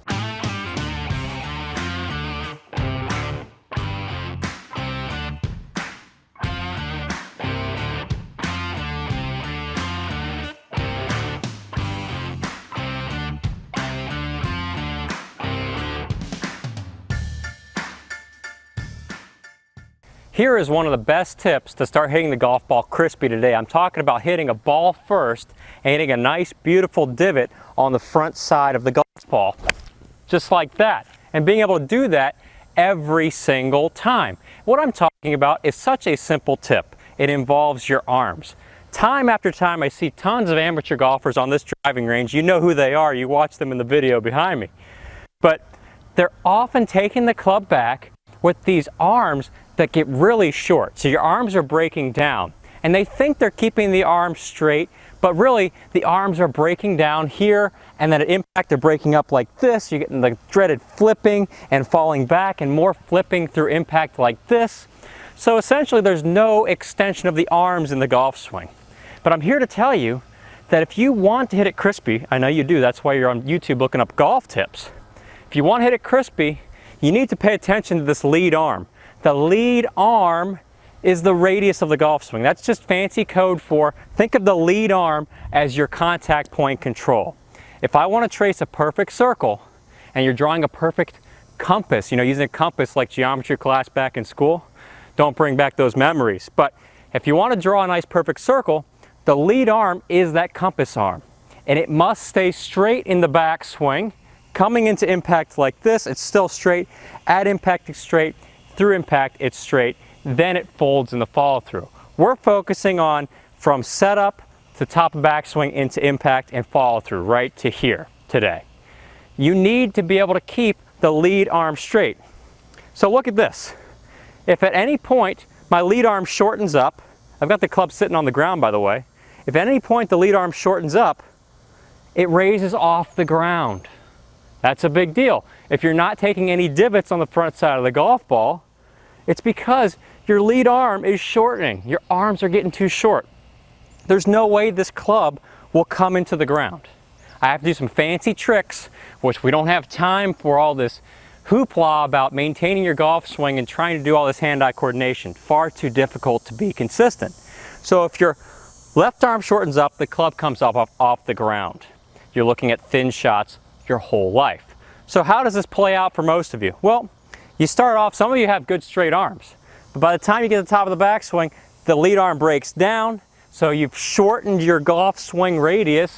Remember, thin shots now, thin, and coming into impact, you're going to do one of two things. You're going to flip like this, so club's going to come in behind the ball when that happens, or you scoop and you sweep the grass.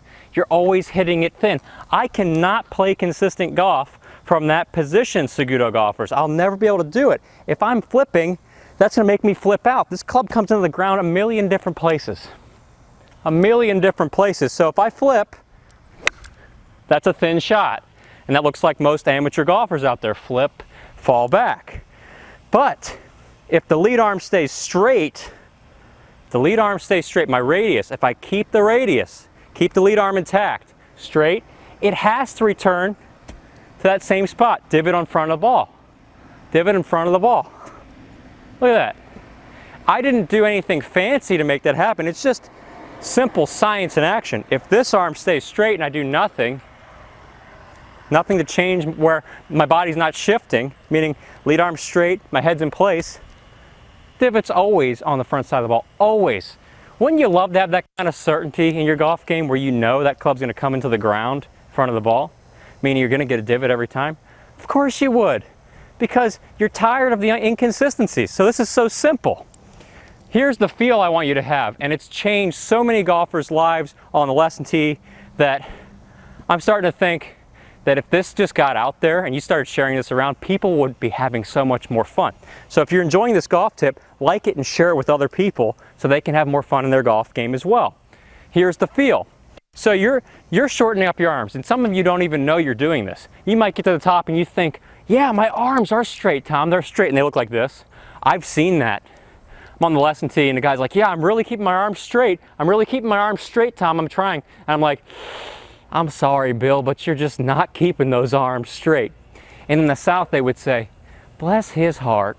But you have to feel this for solid contact. If your lead arm's breaking down, you can see it on video, you know it's here, you need to push away. So the thought for you is, I'm pushing away.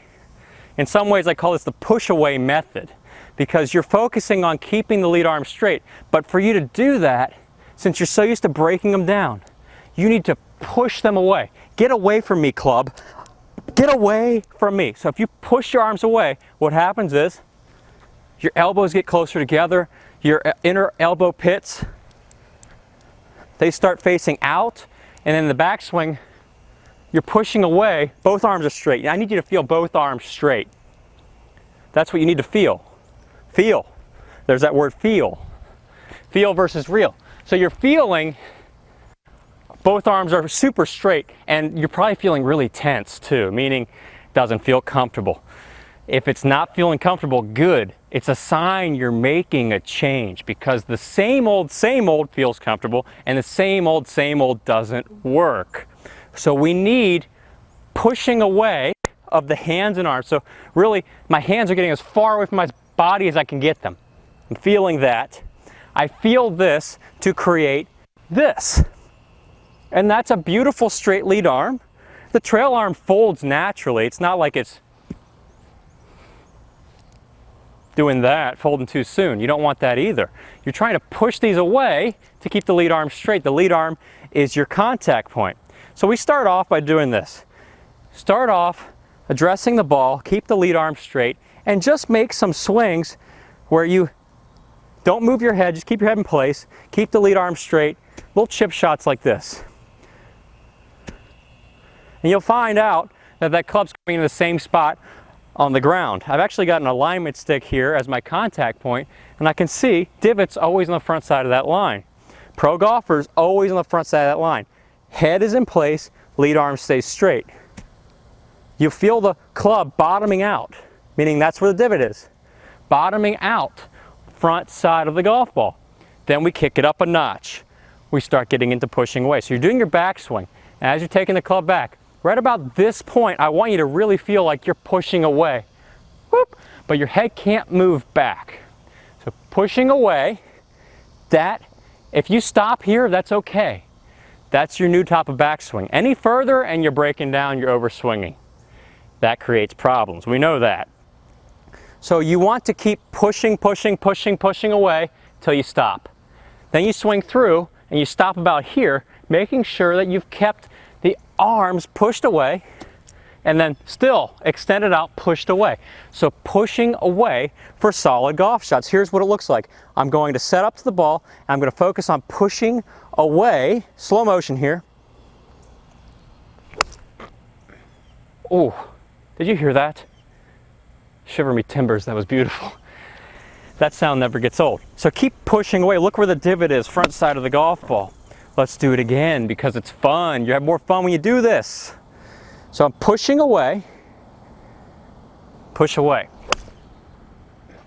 And then on the way through, I'm still pushing away this way.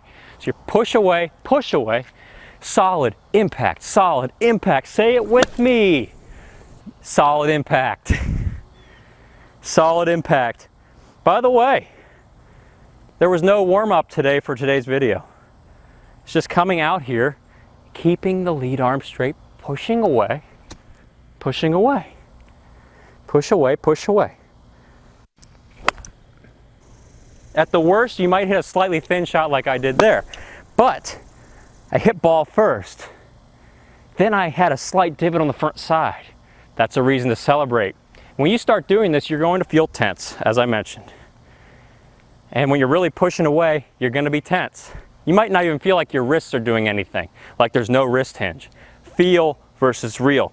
A lot of times people feel this. Oh my goodness, my arms are so straight. And then I'm like, check out the video. They see this. Oh my goodness, my wrists hinge. Yes, they did. Yes, they did. I've heard things. I heard things.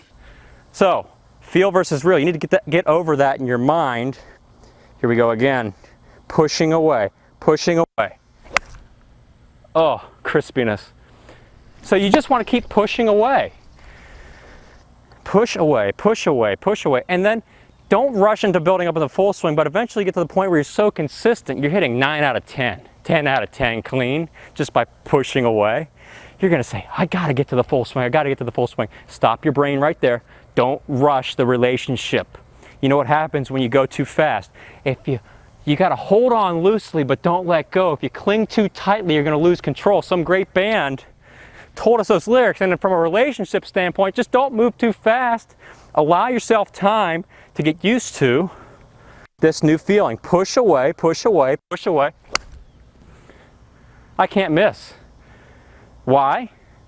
The radius is intact. The lead arm, straight, straight, straight. The trail arm pushing away, both arms pushing away. Whoop, whoop, whoop. You need to get out of short, get into long, push away, push away, push away. Somebody ought to write a song called Push Away for Solid Contact. Maybe we'll just write it today. I'm gonna push away for solid contact. But I don't do those female vocals very well. Push away. That would look like in a fuller swing, really pushing away. Slightly thin there, but I'm not complaining. It was ball first and it was a little draw. So good golfers, let's take a look at Dan's swing. Dan came to me for a lesson, and he was really breaking down his arms and flipping after impact. You can see here in his old swing that the breaking down of his arms right here, lead arms broken down, but you also see some space in a flyaway elbow, and the club shaft was much more vertical and with a slightly open club face. So this lines up nicely for a steeper downswing, which you see it's very common from that position, steeper downswing leading to the flipping and inconsistent contact. You really don't know where the ball is going in that position. When he does the push away feel, as you see on the left with the new swing, totally different backswing position. The shaft is shallower versus steep. The flyaway elbow is gone. And you can see that when he does his downswing gets so much easier. The club stays behind the hands. And for somebody like him who made this change in just 1 hour's worth of lesson time, club behind the hands going direct to the ball, very powerful, excellent change. With his old swing, you wouldn't see this. You'd see the classic over the top. The club head is out in front of the hands, and it's going straight down to the ground, leading to that chop and inconsistent contact. He'll always be inconsistent with the swing on the right, but the swing on the left will produce consistency and more power. So you choose powerless and inconsistent or consistent and powerful. I would obviously take consistent and powerful. Moving to the face-on view, we see a very different look. Old swing right here and the new swing right here. Old swing, we see the breakdown in the lead arm right there. No straightness to it, just broken down. And coming into impact, you see that the flipping has happened because the arms are really separated and they're much shorter than they were at address. And through impact, you see an even bigger flip. And Dan and I didn't like looking at this. We were getting some stress just seeing that position. He didn't want to see that ever again. So we made it a priority to do the push away method. So when we get to the top of the backswing, he's feeling like he's pushing his arms out that way. We look at the two differences. Very different here. Pushing away. He said that felt really tense for his arms, and it's true. Club face is square on the left. Club face is open on the right. Square club face, you hit your target more often. Coming into impact, we see elbows together, and this is a professional impact position. Lead arm straight, forward shaft lean, and the trail arm supporting. Beautiful work by Dan right there, just by keeping the pushing away of his arms. Here's the flipping that happens in the old, right there. Loss of power, no consistency. And after impact, you see the flipping and the shortening up of the arms even more. But through impact here, you don't see that. You see that the arms are straighter, elbows are together. There's a straight line relationship between the lead arm and the club shaft, trail arm supporting, and you even see a beautiful wedge form between the trail hand and trail forearm. That tells you you've got a good impact position. You didn't do any flipping. So if you're seeing this, Segudo golfers, you know you're on the right track and you're going to hit some beautiful, crispy golf shots. Let's take a slight breather here just to explain the fact that this tip is going to change your life. It really will. It will make your golf swing so much easier. Well, here's why. When you have a lead arm that's straight, it's not moving short and long like this all the time in the backswing.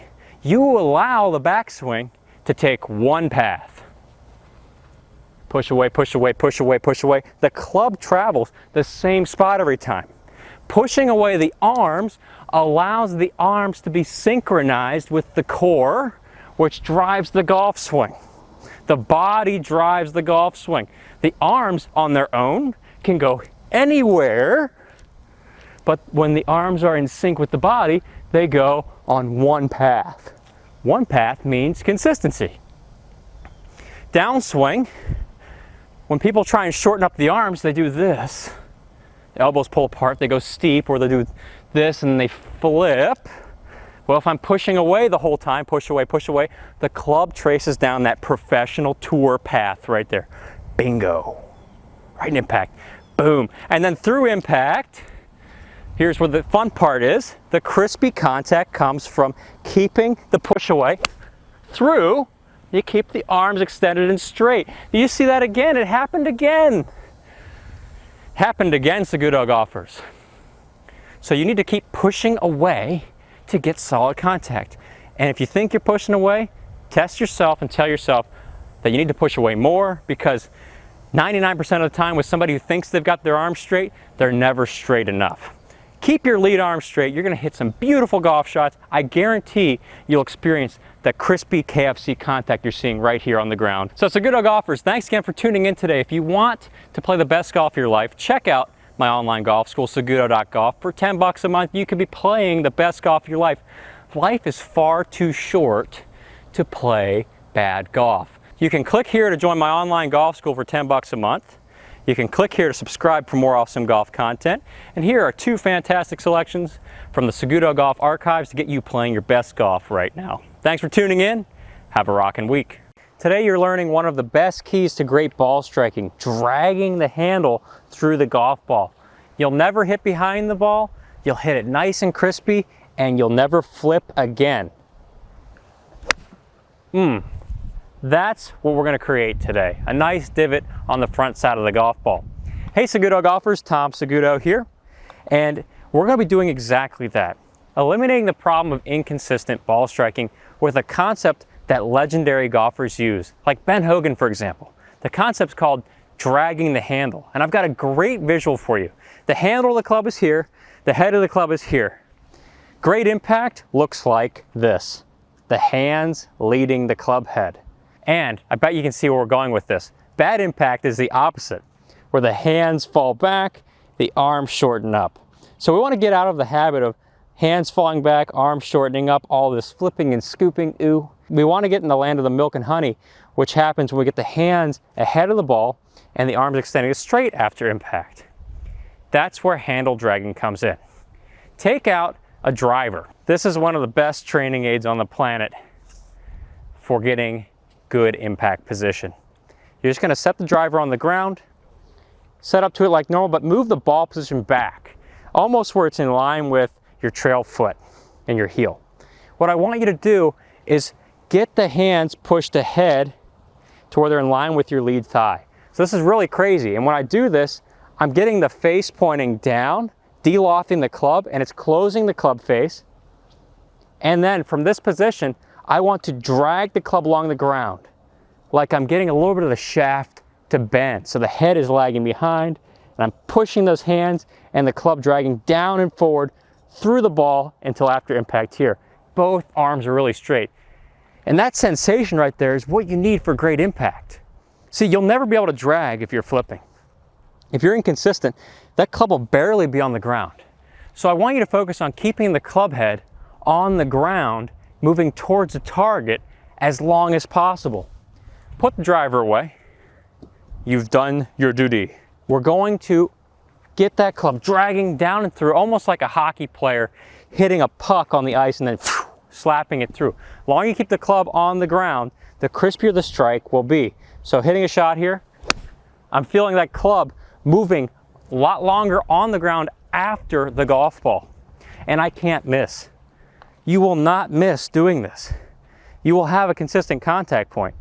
It's one of the most frustrating things when you are hitting all around the ball. It's like I'm hitting everywhere but the ball. I'm taking divots behind it. I'm taking divots at the ball, but I'm never taking a divot in front of the ball because you're not dragging the handle. So the handle must always lead, and the feeling is sweeping that club, dragging it along the ground after impact. Do it really slowly, hitting a shot here. And I'm feeling the arms extended nice and straight. Small shot right there. Nothing, no effort.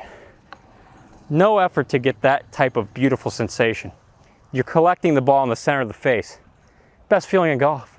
That's why you play. So as I build this into my swing, I want to get the sensation of continuing to drag. And that one I hit pretty thin. Why did I do that? Because I got the hands way too far forward. That's okay, because I'm working on getting this dragging handle. I'm not letting the flip come in. After impact, it's gonna be okay if you can actually exaggerate dragging. You might see this. The hand's getting too far ahead. Just for the drill purpose, that's fine. What you're gonna see when you get to hitting the golf ball is a nice crispy divot dragging the handle. Good strike. Arms extended to straight. Doesn't get any purer. Doesn't get any purer. So what's your contact like right now?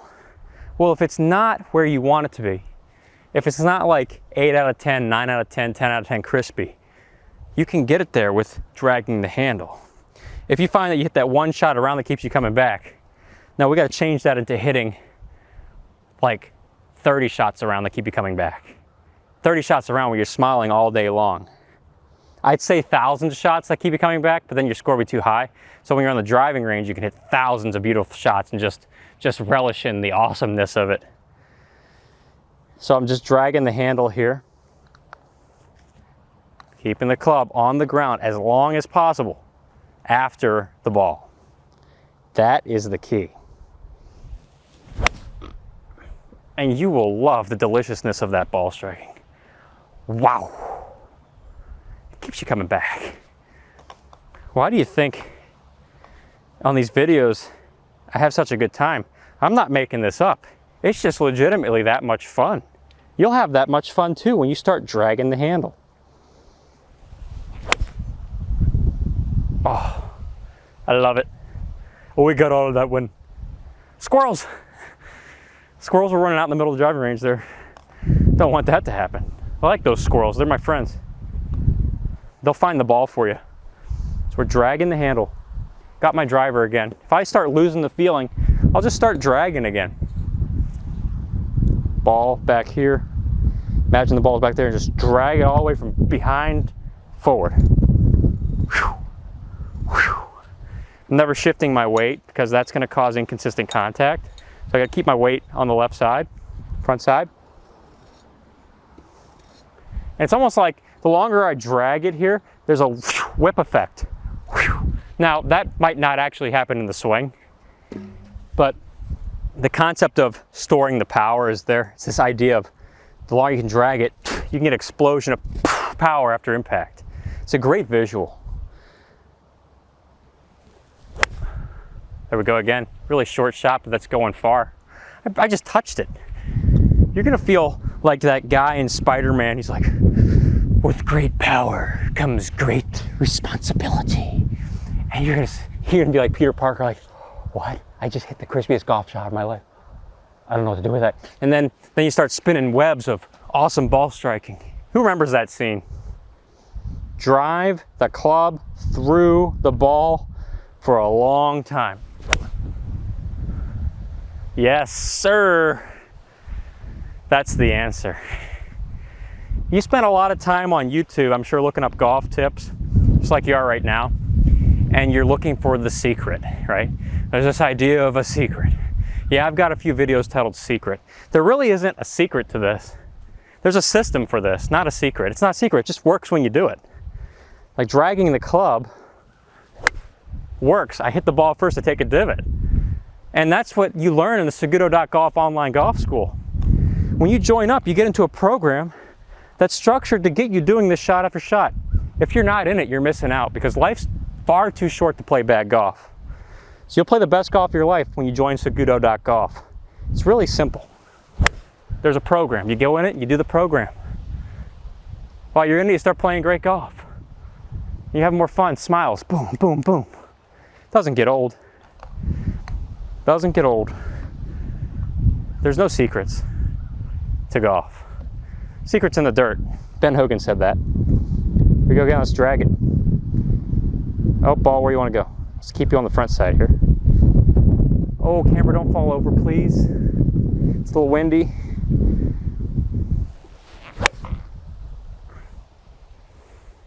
Good strike. You'll just want to keep hitting balls. It's so much fun.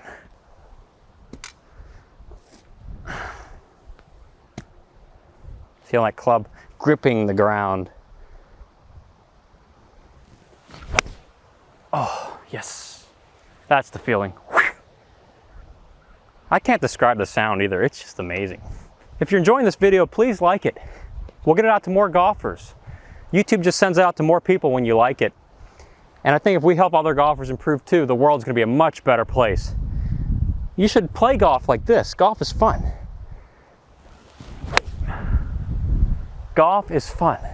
Golf is recreation. If you're not playing golf where you got to be hitting the ball crispy, because we don't play golf to putt. We play golf so we can feel that. Oh, that was the best one yet.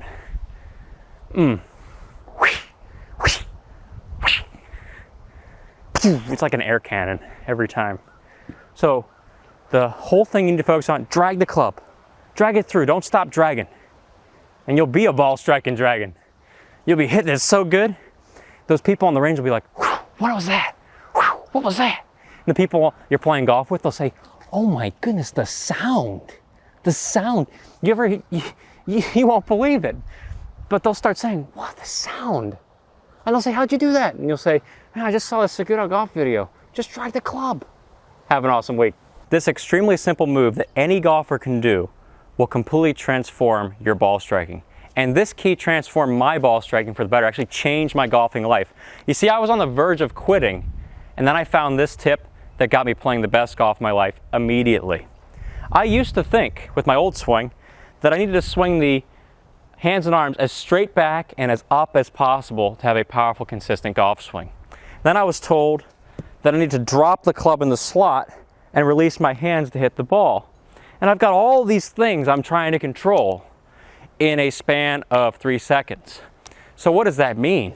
That means you're hitting right, left, woods, lake, chucking the clubs simultaneously into the lake because it was so frustrating. And it all changed when I had a lesson where instead of swinging out and up, by the way, I was about ready to quit, out and up like this, I had to swing the hands more in. And it turned out that swinging the hands more in was something the best ball strikers of all time are doing. The golfers on TV swing the hands in because they have to hit the ball effortlessly, powerful, and consistent.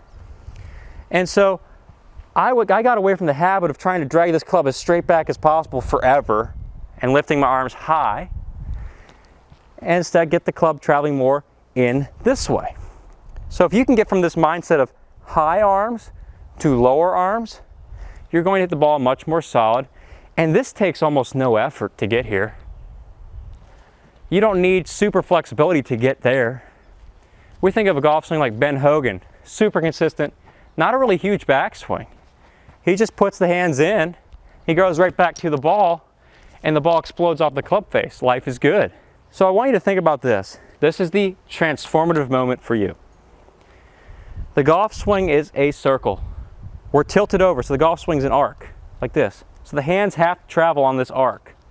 They can't move off the arc. I mean, you could, but then you've got to find it again. So if you want your swing to be natural on this arc, powerful, consistent, we have to swing the hands in. So when you stand over the golf ball with your little tilt towards the ball here, you got your arms hanging down, just simply move the shoulders, rock the shoulders back and through. Back and through. So I'm not forcing the club out, I'm not forcing it in. It's just a natural path that sets here at address. My tilt sets the arc. There's no hands, just all shoulder rocking. The arms are following. Now stop at the top of your backswing. Look where your hands are. They're in. That's the arc. Grab your best friend, the golf club. Just do the same thing. You've got this set up here. The arms are hanging. Use that to your advantage. Just swing. Hands are in behind the shoulder. Then swing through. Look, the hand's finished over here. So this completely revolutionizes your golf swing. It gets you out of this inconsistent oh man, I've got to think about takeaway, top of backswing, downswing, through impact. I got to do all these things I got to think about in 3 seconds. No, no, no. This is one thing. One thing. So you set up to the ball, and we create that same feeling. Now, a lot of golfers tell me, Tom, it feels super low in the backswing. That's okay. You're probably coming from super high. So it's got to feel like it's down here if you want to be here. That's just how feel works. And if it feels weird, give it time. You're making a change. Making a change feels weird. By the way, I've got a free mini course. The top 3 keys you need to be a great ball striker. Go.Saguto.golf. Check it out in the comments and description below. So we make a swing from this nice new setup. Rocking those arms back and forth. Rocking those shoulders back and forth. And then I swing the club. And then I mash the ball. And then I smile. Because that was fun. And then we do it again. Because that was fun. You would play more golf if you hit the ball like that, shot after shot. This is what will change your ball striking. Same thing, practice. Always practice. Get a good rehearsal in for me. Don't skip on the rehearsals. If you're a musician, you know rehearsing is critical.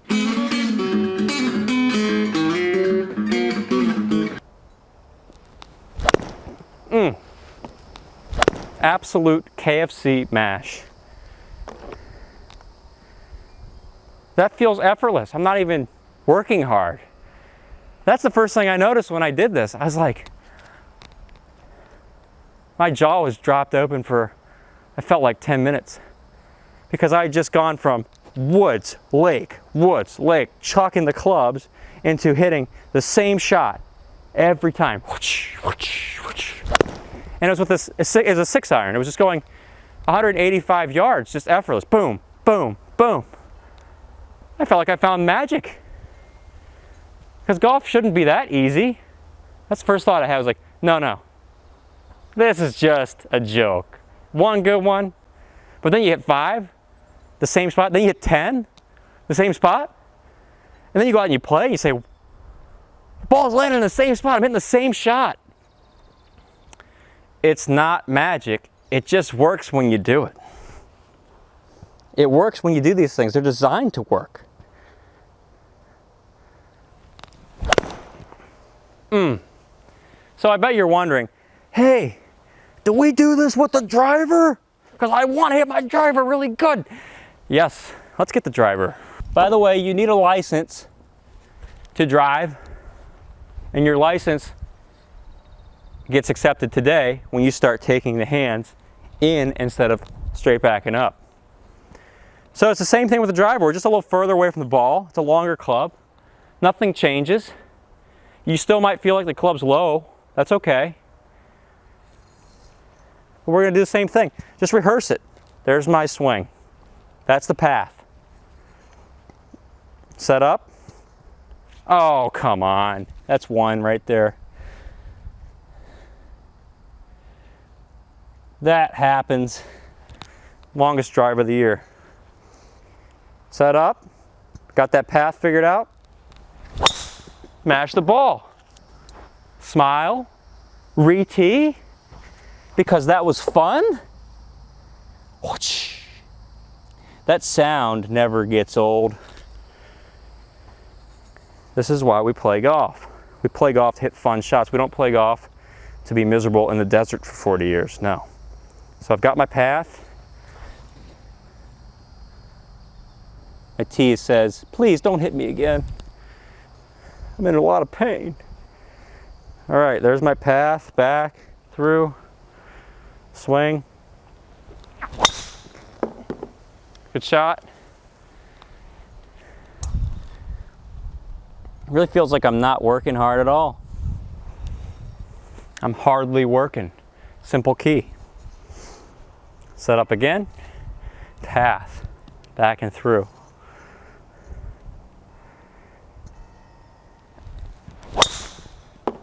Oof, that feels great.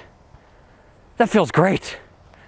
When you go watch TV and you watch golf on TV, or you go to YouTube and might look up some swings, start looking for the hands in.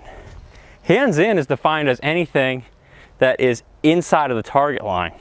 So if this is the target line, the line the ball is on, if my hands are in of that, then the hands are in. Straight back would look something like this. Straight back and up, you look like a Ferris wheel. We can't swing the club on that. It's impossible. You really got to force your body in unnatural positions to get there. What's natural and what's most consistent and most powerful is to just trace on this arc. Look, the hands are in. I could be in here. I'm still in at here. There's varying degrees of in the backswing, but they're all in. So if you can start focusing on getting your swing to be more in instead of up, you're going to strike the ball better, and perhaps it will transform your ball striking like it transformed mine. So thanks for tuning in today, Seguto golfers.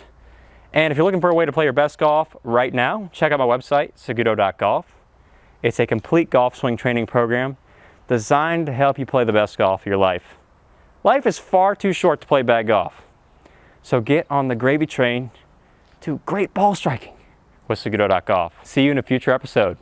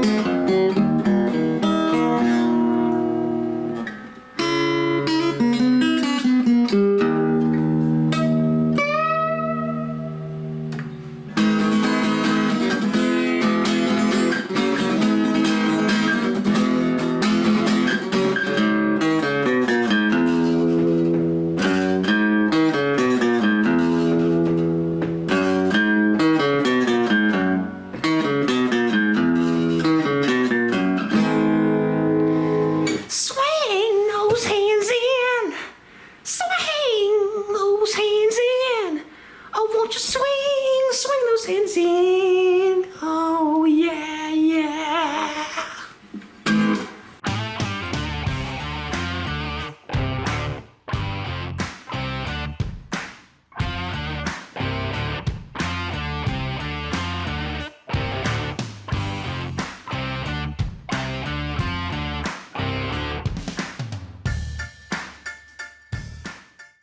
All right, today we got the big dog out. We're gonna learn how to hit the driver long and straight using one really simple swing key. See, most of you struggle with the driver. You're not hitting the ball far enough and it's going wide off the planet. We all wanna hit the driver long and straight like DeChambeau. This is the secret. Now for a lot of you, this is gonna be a foreign concept, like something off of a different planet. See, right now, you're used to doing this. The club's coming steep and over and the driver's going straight into the ground. You've got to be kidding me. You're throwing all your energy straight into the ground with the longest club in the bag. It's never going to work. So, for this to become a less foreign concept, we have to learn on how to get the club approaching the ball from the right angle. And the right angle is this. All the pros do this. You got to do this to play great golf. There is no escaping this. The club head in the downswing must approach from behind, not in front. I call this area, in fact, out in front of you, I call it the zone of death. Because if the driver ever gets out here, when coming into impact, into the zone of death, it is dead. The ball is dead. You're inconsistent. There's no power. But if you can get the driver into the zone of happiness, the happy zone, you're going to draw the ball. You're going to hit it super far. You're going to be really consistent. This is the proper path. This is the improper path. You have a choice. Two roads diverge in the wood, and you take the one less traveled by, which the one that's less traveled by, it's going to make all the difference. It's this one.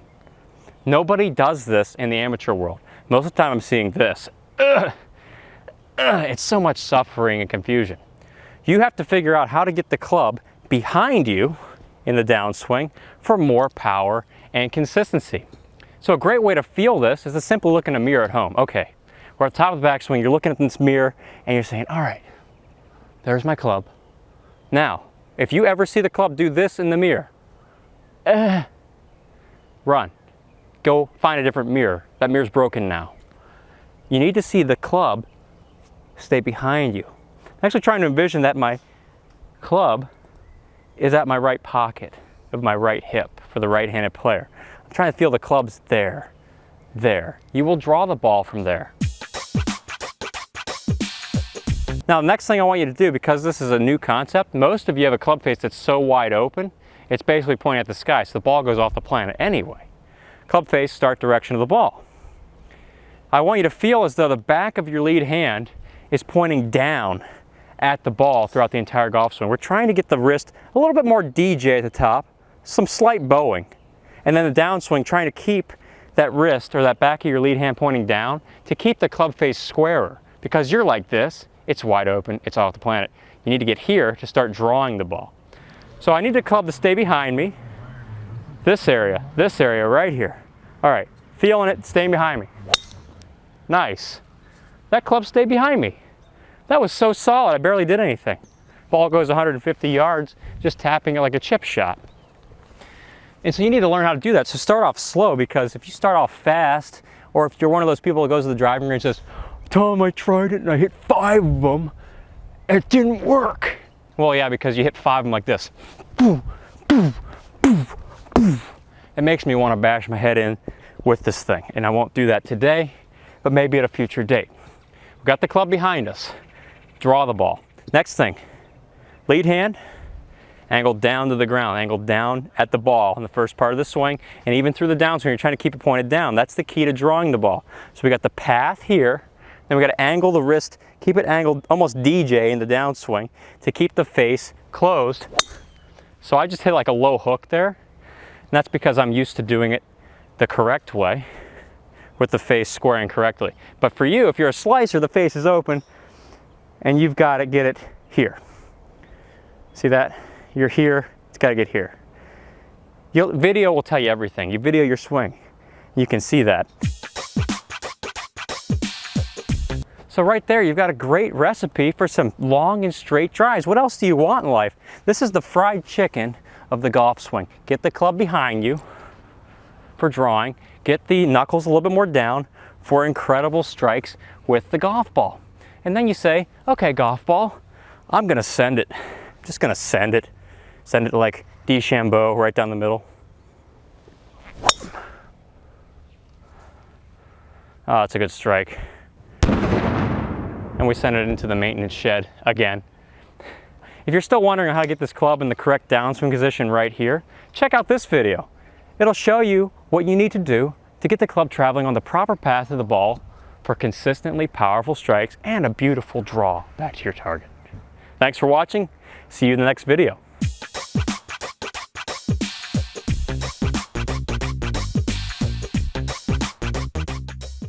So you hit one golf shot and it goes right into the woods. Then you hit the second golf shot and it goes left into the lake. And on the third golf shot, you hit it dead straight perfect. And you're wondering, I just made the same swing 3 times. I got 3 different results. I'm about to go psychotic. What's going on? Why am I so inconsistent? Today's episode is the end of your inconsistency. If you can control and make this really small change in your golf swing, you'll see the ball going straighter, farther, it'll feel much better, and then you can hit straight, straight, straight instead of right, left, straight on the golf course. A main reason why golfers are so inconsistent all comes down to your hands and club face. So your hands, it's the only part that actually touches the club here when you grip it. And your hands have a big role in controlling how this club face moves through impact. Hold on to this rule for the rest of your life. It's a serious law. The club face angle is the start direction of the golf ball. So wherever this points when it hits the ball, it will start in that direction. Straight, right, left. We want this to be pointing more at the target, shot after shot.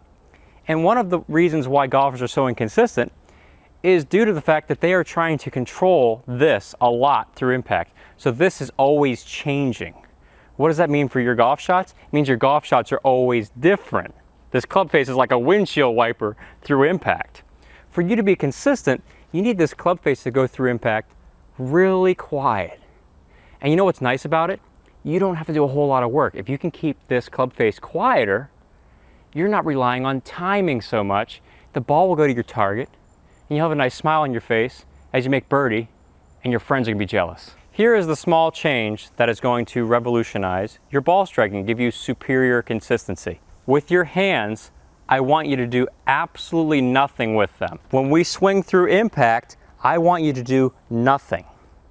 And you'll find that when you do nothing with the hands, if you start your club face at square here, you swing back to the top, you can return the club back to the same spot you started here at address.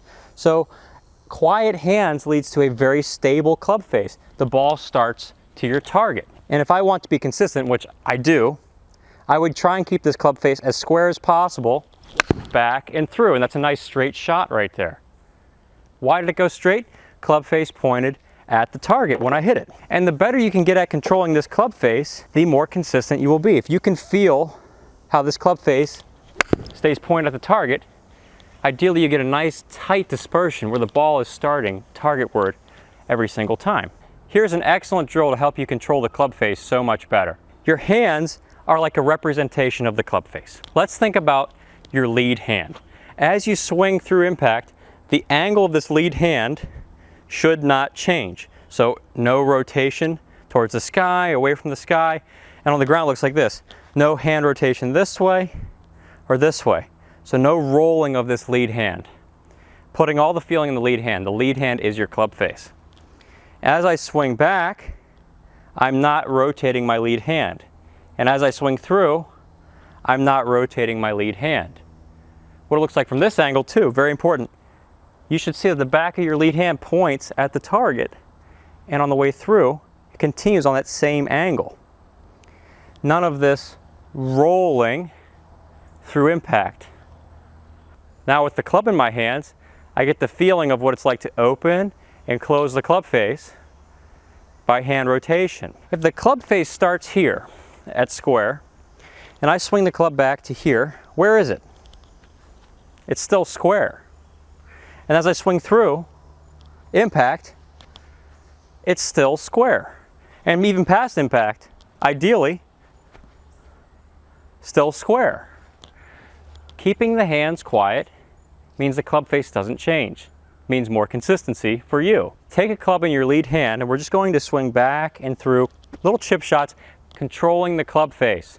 And by controlling, I mean quiet hands. So feeling the club face staying very quiet, feeling the lead hand pointing at the target the entire shot. Okay, very quiet hands.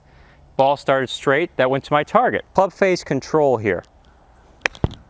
You should be seeing that you're starting it to your target. Put an alignment stick out there as your target. Chip to it just like this. So I'm hitting straight shots. They're all flying straight. They're all going to my target. Here's what happens if I rotate my hands. So let's say I turn the hands closed. I really close the club face down aggressively like most golfers. That one went left, straight left, because the club face pointed left. If I don't do it enough, let's say I just kept the club face open, it should go right. So that one went off to the right. Then we're gonna put two hands on the club, hit some pitch shots where I'm feeling back and through. This club face angle does not change. Back, through. That was a good one. That one is dead straight. Pretty powerful too, hitting on the center of the club face. I think you'll find that as you're doing less with the hands, the golf swing gets a whole lot easier. So this is the micro level first. You need to get this feeling first. Then we build it up into the golf swing. And this is where things tend to go sideways for a lot of golfers. I'll see people swing back good, and then they'll start to roll the hands, and look at that club face. It's just opening. Whew. Ball's going off the planet then, because we've changed that. We've changed the angle of the club face. Now everything else changes. It's a big variable. So as I swing back, I'm here, and I'm not doing anything to change the angle of the club face. I'm simply using my shoulders as I go back, and when I get to the top, look at this magic. You see the club face angle is about the same angle as my wrist here, and the wrist is flat. That's the money position. And that's what quiet hands can get you into. Your goal throughout the golf swing is to know this club face. Then as I start down, nothing's changing with the hands. flat wrist still at this point. Club face angle is square. And as I'm swinging into impact, magically, boom, right back to where I started. Let's hit a lovely shot, keeping the hands very quiet. Good strike. Pretty straight ball, not a whole lot of effort. And this is how I would build this into your swing too. If we were working together, I would make sure that we've got this club face under control. Straight ball, starting on that line, not a whole lot of effort, just feeling the club face being controlled. And as you get better and better at mastering this, start kicking it up to the full swing level. Good strike. That one probably started a little right. Yeah, you know, that's pretty good. We'll take that. Just a hair to the right, just stayed out there, but I'm on the green. I've got a nice putt for birdie. Oh, that was really good. Does it get any straighter than that? That's fun. By the way, I've got a free mini course, go.saguto.golf. You can check it out in the comments and description below. It's the top 3 keys you need to be a great ball striker.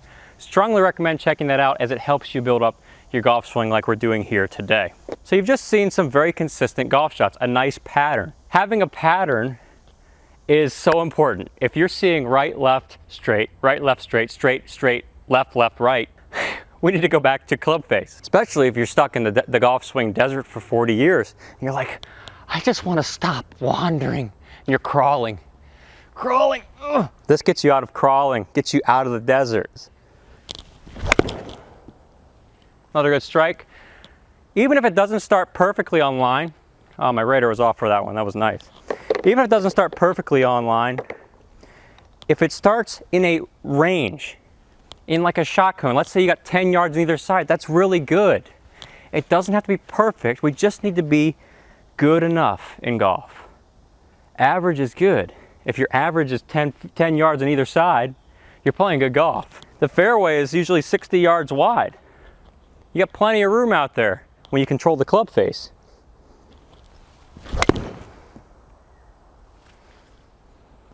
.194.8, just a hair left, just a little bit outside. But you know what, I'm not complaining because I'm on the green still. I've got a nice birdie putt. You can take the pressure off our game when the club face is square. You'll hit some bad ones, you hit some good ones, but they're going to mostly be at your target when you know how to do this. That was straight. Another really important part about club face. This is like a gem for your golf swing. We got to keep it square through impact as well. This is the part most golfers will have the issue with. I'll see golfers do this. They'll rotate their hands, the club face closes a lot. We covered that base. The second base though is this rotation can sometimes cause golfers to flip as well. So you're losing that crispy feeling. You're actually hitting a lot of inconsistent shots. You don't really hit a divot in front of the ball. That's why you'll play some really good golf. You keep the hands quiet and we focus on the club face being square through impact. We want the hands to be ahead of the ball at impact, never falling back, never flipping back, the weight never going back. We want to go forward with it. So hands forward ahead of the ball, continuing that feeling through the shot, club face is still square. Impact through doesn't change. That would be ideal. And if you can do that through the shot, and you can see a little bit of a cupping in the right wrist, the trail wrist, you are going to feel ball striking compression like you wouldn't believe. So that's me holding my finish. Good impact position. The hands have to be ahead for me to get there. You just saw me do a video recently on this, learning the golf swing backwards to get the best ball striking ever. I actually think it's a great place for you to start with figuring out how to get to here. Now that wasn't a perfect shot, but the idea is to get the form. You're gonna hit some great shots too with this feeling. Back, good impact, feeling good impact, swinging about 60%. Then I can go up to 80%, same feeling, just arms straight, hands ahead, club face not changing its angle. Where's the ball going to go to? My target. Life is good when it goes to my target. That was a really nice one. That was a really nice one. That's why we play golf. That makes golf so much more fun. So Seguto golfers, you know what to do. We're controlling the club face to hit the target to be super consistent. This is the end of inconsistency. We should never hear about inconsistency again after this episode. If you're looking for a way to play your best golf right now, check out my website, SagutoGolf. It's a complete golf swing training program that builds your golf swing to hit shot after shot crispy, just like that. Life is too short to play bad golf, so start playing the best golf of your life with SagutoGolf. Thanks for tuning in, and I'll see you in a future episode.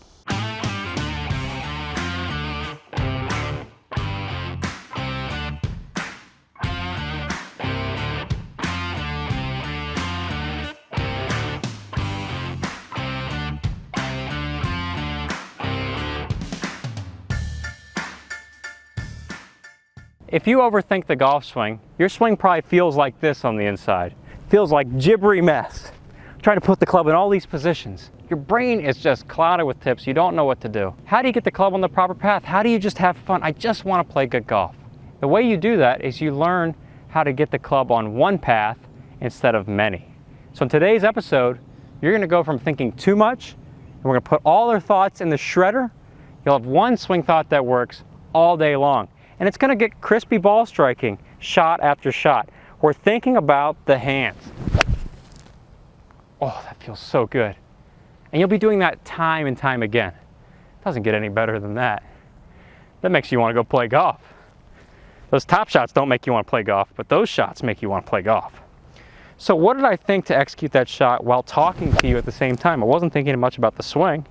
I was thinking about the hands. And that's because there's a concept here that's so important to the golf swing, and most of you don't know this one. And that's what the hands are doing versus what the club is doing. I want you to think about the club as the puppet. And I want you to think about the grip as the puppeteer. The puppeteer tells the puppet what to do. Most of us tend to think about just the puppet. We think about everything the club is doing, but we often don't think about the puppeteer, which is the hands. If you want to get a good backswing is one where your hands travel up a path much like this. The hands are behind the trail shoulder. It's like a diagonal upward line. And then the downswing is the same line back to the ball. It's very direct, right? I don't have to think about dropping the club and then hitting or rolling my hands. It's so simple. It's one line. The puppeteer follows that one line. It tells the puppet. The hands tell the club head where to go. When you think about moving your hands on this line, you hit all the positions. It's going to feel like magic. So here's my hands. The hands go up on this type of line. From the front, you can see it like this. Now the club head is going to follow that as if by magic. That's the line I got to be on. So then I think about my hand path. Hands tracing up on that line and back down on that line. Good downswing. Club head's behind the hands over here. Bad downswing is when we try and be the puppet. We try and hit the ball with the club head, but we hit the ball with the hands telling the club head what to do. And that's what makes golf so different from every sport. We often are thinking about trying to hit the ball with the club head. We place our feeling in the club head. That's the problem. We're here in our minds.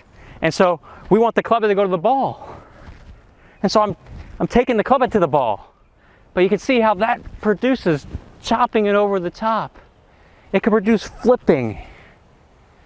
But the opposite is to think, and it's so backwards, you don't hit the ball with the club head. We don't feel the club head. We're always feeling the grip. So I have to know where the grip needs to go, not where the club head needs to go. So I need the grip to go up here. The club follows.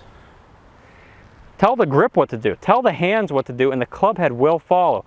Club head going up, club head going down. And I can feel the backswing on the same path. I feel the downswing on the same path. Now that wasn't the best strike. I know I can do better than that. I'm sorry. It isn't easy to talk and swing all the time, but there's the path. There's the path. There we go. Oh, that's why we play. and I've got the hands on one path. Take out a handy dandy alignment stick driveway marker, the best training aid in golf. It's $2 and somebody said 23 cents the other day. The price gone up from like $1.96 to $2.23. So anyway, still the best training aid in golf. We've got two things to think about here. We got the ball, which we want to hit, so lovely. We've got the hand path, which we're controlling. For us to get this right, we need to feel the hand path, not the club. So the hands, when I set up to the ball, are in line with this stick. They're not out here with the club. So there's the hand path. And the angle of the hands is a little bit inward and upward. The longer the club, the lower it goes. I want to feel my hands tracing up on this line. And voila, the club traces it perfectly. And then downswing, back on that line. Voila, downswing taken care of. Wow. I'm just blown away at how simple that is. I know when I thought about doing this episode today, I thought it couldn't really be this simple, but I'm just coming to that realization that this is like cheating for the golf swing. Kind of reminds me of that little Ben Hogan pane of glass example, but a little slightly different. Hands going up that line, hands going down that line, and then I get to beautiful impact position, hands are ahead. So I'm thinking about that stick. And you just trace that line a few times, and then we'll hit a shot like that. Okay, that's the line. That's the line. I'm seeing out of my peripheral vision, so at first you need to get used to where the proper hand path is. So I'm trying to feel it in my mind's eye. That was a good shot, good strike. Going to the target, felt like butter. Okay, now that I've felt that, I'm going to try and recreate that without thinking. Good strike. That's even better. Whoosh. I love that sound. That's why we play golf. It makes you want to do it again and again and again. Hands, hands, hands. There's another one right to the target. Beautiful strike. Not a whole lot of effort. Creating a nice line of divots. So that's a great starting point for you to build up a perfect golf swing. The perfect golf swing that works best for you. The second thing we're going to do is take out my favorite. This builds up your swing easily. It's called a lag shot. It's a weighted club head and a whippy shaft. If you want to feel a good golf swing, the lag shot will teach you, much like a teaching pro. It's like having your own personal in-home golf instructor. Now, how does the lag shot fit in with today's lesson? Well, the lag shot works best when it feels lightest. When it feels heaviest, it means your club is off path. So when I swing, I take the path of least resistance, the hand's going up this way. But if I take a path that's not the correct path, like if I take my hands in too much, the club gets really heavy. Ooh, it's weighing down, it's drooping. If I take it way out, it gets more heavy, it just droops. So I can only swing this club, the lag shot, on the proper backswing path. It's the lightest here. And then a downswing, same way. It's the lightest here. So I can't drop the club too much, it gets too heavy. And I also can't swing over the top because then it wants to swing in and hit me in the pants. I'm not wearing a cup, you know that. We don't want that. So if I have the lag shot feeling the lightest possible, I will train the proper golf swing motion for me.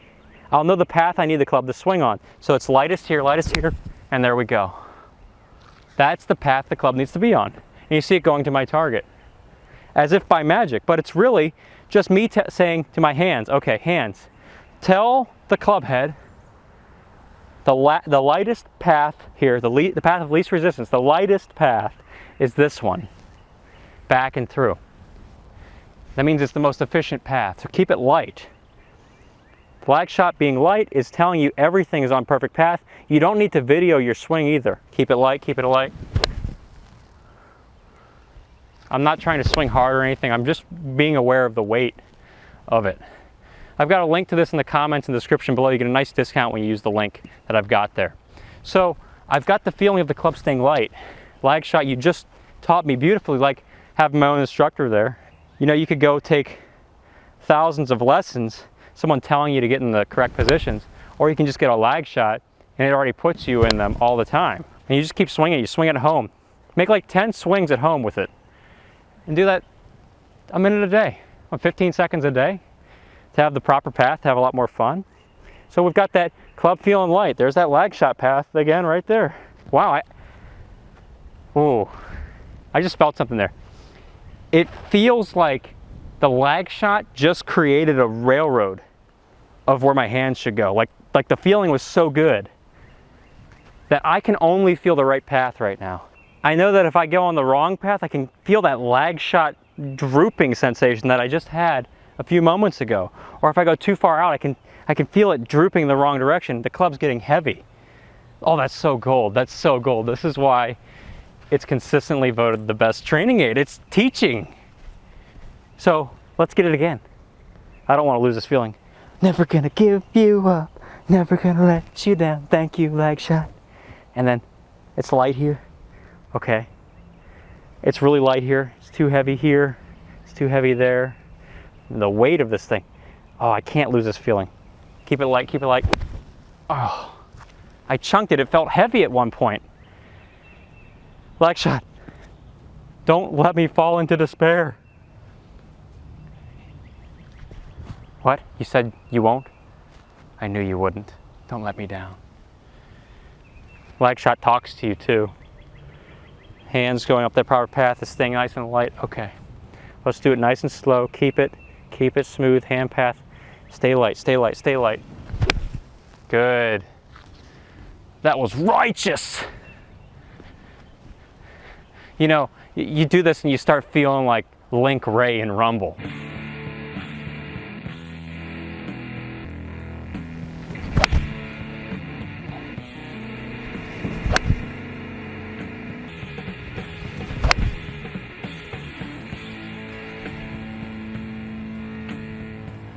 That was rocking. That was a lot of fun. That's what golf's supposed to be. When you do 10 swings a day with the lag shot, it's going to get the proper hand path feeling so that when you go out on the golf course, your golf swing stays automatic all day long. Thanks for tuning in today, and I'll see you in a future episode. There's many ways to make a golf swing, and certainly more than one way to swing a golf club. I've fixed thousands of swings, and surprisingly, there's one thing that makes a great golfer. No matter what their swing looks like, it's this one thing. And what you learn in this video today is going to give you all the tools you need to be a great golfer and play the best golf of your life. We're looking at the shoulders today. The best golfers have control over their shoulders, and they turn their shoulders in a circle. If you want great contact with the ball, you need to do just a few things. The first thing is this. You need your lead arm to be straight. The second thing is, if you draw a circle around my shoulders, if you watch great golfers, their shoulders will turn in a circle the entire swing. Now this is so important because if my shoulders don't turn in a circle, I will have bad contact with the ball. But if my shoulders do turn in a circle, it's going to be magnificent contact with the ball. So watch this. If I take my shoulders and swing back and they start moving off the ball, this is very common. I see this, golfers turning their back to the target, their head moving off the ball. My shoulder circle is now over here. It's not here where I started. So now being over here, that's the biggest chance of hitting behind the ball, hitting thin shots, missing your driver, topping it, just because the shoulders have moved out of that circle. And the opposite is true. I will have bad contact if my shoulders move in front of the ball. So this is equally as bad. I start jamming the club into the ground, starting those low liner drives, just things that are not desirable. So if I want to have great contact, I must master from the front view here, the shoulders turning in a circle. Now when we look at the backswing from this view, the down the line view, there's another shoulder piece that you need to do. And if you master this piece with that face-on piece, you will be a great golfer. I don't care what your swing looks like, this piece right here. So if you look at my spine from the down the line view, I've got tilt to the ground. My spine is tilted down. I'm not standing straight up. This tilt is essential if I want the club to strike the ground. So keeping my tilt here, good. If I don't have any tilt, I'm hitting air. And that's not good. That's topping. That's no fun. So to maintain my spine tilt to the ground, I must have my shoulders tilted as well. So as I swing the club, I'm focusing on my front shoulder being lower than my trail shoulder. Getting my lead shoulder down, pointing my lead shoulder at the ball is a great feeling. If you look at my swing from both views here, I'm going to bring my lead shoulder down, and from the front view, I'm keeping my head in place. And when I do this, my shoulders turn in a circle from the front, and I've got my tilt to the ground from the down the line view. And when I put these two things together, I'm going to strike the ball well. Watch this. I will hit ball first, and I will take a divot after it, because I've mastered my shoulder turn and my shoulder tilt. Many golfers get the turn right, but not many get the tilt, and that's why I tell you to point the shoulder at the ball. So getting that shoulder down at the ball with my head staying in place is going to give you solid contact. Now, one other thing I really love, and this is the golden nugget on top of this already golden nugget, just keep your lead arm straight. This is essential for good contact. If my arm breaks down at any point, well, my contact point's going to change. I might hit in the air, I might hit behind the ball, not sure where that's going. So I need to keep the lead arm straight while turning my shoulders in a circle. Lead arm straight, lead shoulder pointing down at the ball. There it is. Another beautiful strike. So I'm always focused on the shoulders. You could forget everything else in your swing and just have these keys, you'll play great golf. I'm just thinking about the shoulders and my lead arm. Shoulders, lead arm. My swing just works naturally. The body is turning. I'm getting all the power sources I need for a great golf swing. I'm doing all the positions that I should be doing to hit the ball well. So what do? You think about the shoulders and you swing. Just easier. And on top of this, I've got some great drills for you. And I really want you to take this to the next level. So if you check out my link, go.saguto.golf, I got a free mini course in there with tons of great drills and a ball striking course to help you experience this shot after shot. I got a link in the comments and description below.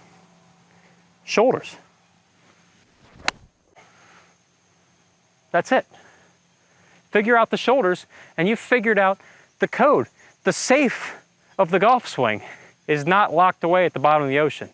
The code is, secretly, this whole time, we all never knew this, the password to unlocking the golf swing is just like in the movie Spaceballs. 1, 2, 3, 4. The code. And we all think it's like 9 digits of something. No, it's like 1, 2, 3, 4. If I master the shoulders, I master the swing. If you master the shoulders, you will master the swing. So go out there, master your shoulder turn, get them turning in a circle, and you're gonna play the best golf of your life. Thanks for watching, and I'll see you in a future episode. What makes a great ball striker? Well, there are 3 things. 1, they hit the ground in the same spot every time. They get that really crispy feeling on the club face. 2, they're able to control the curve of the ball so they hit their target almost every single time. And 3, they've got plenty of power to play the golf course well. Now, when you think of a great ball striker, you probably think of Jack Nicklaus, Ben Hogan, Sam Snead, Tiger Woods. You probably think of a PGA Tour player. So a lot of golfers on YouTube, and you're here looking up golf tips, they think, well, I can't get tour quality ball striking. That's just impossible. I don't have enough time to practice like those guys and gals. I just want to hit the ball good, but I don't think I can get that kind of level of ball striking. I'm here to prove to you that you can actually get tour quality ball striking without working so hard. You don't have to quit your day job to get tour quality ball striking. And that's the beauty of a really simplified technique. And as a great songwriter, Ronnie Van Zant put it, give me 3 steps. I'm gonna give you 3 steps to have great ball striking. So we want crispy KFC, crispy ball striking on the center of the club face every single time. Well, the first thing we need to do to have crispy ball striking is determine how to get this club to come into the ground the same spot every time. If your club's not coming in the ground the same spot every time, you're going to be inconsistent. So what do if I want to be a great ball striker and have the club come into the ground the same spot every time? I do one really simple thing. I just make sure that I keep my head in place throughout the golf swing and I favor a little bit of weight on my front side. So when I swing with weight on the front side, this allows the club to return to that same spot every time. You're not seeing a whole lot of shifting, hula hooping off the ball, hula dancing off the ball, or swaying. So the sway what happens? Oh, I'm off the ball. Now where am I gonna hit? I don't know. Back here, ooh, maybe scoop a little bit. If I'm lucky, I'll hit the ball. Most of the time, you're lucky. I don't want us relying on luck. So the first thing all great ball strikers do is they stay centered. They keep their weight on the front side. There's no big shift off of the ball. Let's look at some players here. This is players from today, players from yesterday, great ball strikers. And it's no coincidence that they all do this, because they have to do it. If you're timing your golf swing with a shift or a sway, a lateral move, good luck to you. I've been there, done that. I used to do the old way of swinging where you got to shift back and forth, but all that led to is more frustration. Tens of thousands of balls and more frustration. And you know, one good day and like 10 bad days. But then when I switched to getting centered over the ball, crispy contact happened really frequently. I didn't have to think about it. It just starts happening because I'm staying centered over the ball. Then you see these beautiful divots in front of the ball and you say, wow, I barely tried and yet I'm taking divots in front of the ball. I look like a tour player. I'm not even practicing but like 30 balls once a week? No way. So easy, so effortless, so powerful. Okay, that brings us to the second thing. Being able to really crisp up your shots, start controlling your ball flight a lot better. One of the things all great ball strikers also do is they get their shoulders to turn down at the top of the backswing. Why do they do that? Well, they tilt their shoulder down so that their body can keep a relationship to the golf ball. If I don't have a relationship with the ball, and you'll see it better from this angle, if I don't have a relationship, this will be a relationship, this is no relationship, I won't be able to hit a golf ball unless I do some fancy moves like dropping and chopping the club. But that's all luck. If I don't have a relationship, I have to figure out how to hit this ball with my hands and arms. And that's a variable. So talking about eliminating variables for good golf, we can't have those kinds of variables. So one way you can make this really simple is we start learning how to keep our bodies tilt to the ground in the golf swing. So as the great players swing back, we see this tilt. So let's look at some photos here of great players, great ball strikers, all tilting. You see the tilt at a 45-degree angle, by the way, because on the face-on view you see this, but from the 45-degree angle you see tilt. So they all tilt their lead shoulder down, left shoulder for the right-hand player. This keeps the relationship to the ground. It also helps you hit your target better because it keeps the club face from doing a whole lot of rotating. So if you just kept this really square in the swing, we'll talk about this at a future time, you would hit your target every single time, just starting off from a position where you've got your club face square at address, you just tilt down and you return the club to impact, you're back to square. So there's none of this lose my relationship, try and figure out, roll my hands, working way too hard. That brings us into point number 3.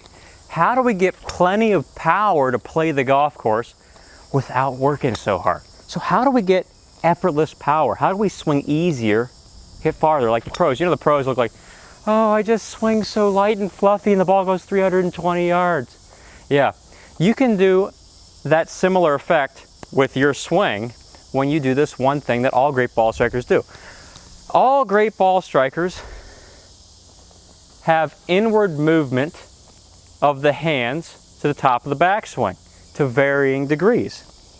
So the hands moving in is a characteristic of great ball striking. So you think of like Ben Hogan would have probably the most hands in you'd see of a legendary ball striker, really getting those hands into the right shoulder area, behind the shoulder. And then you also think of a player like Justin Thomas. He's got a little bit more of this upright swing, but the hands are still in. You see, anything in is inside of this line. So the hands are in.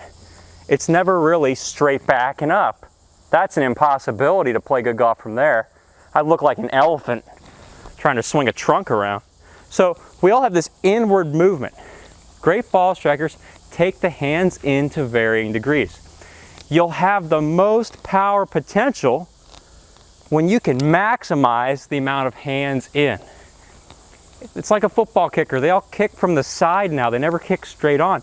So they can hit the ball from an angle from in here to the ball.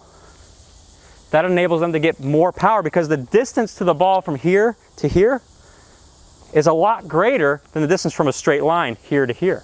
So this is more distance you got to cover in a short period of time.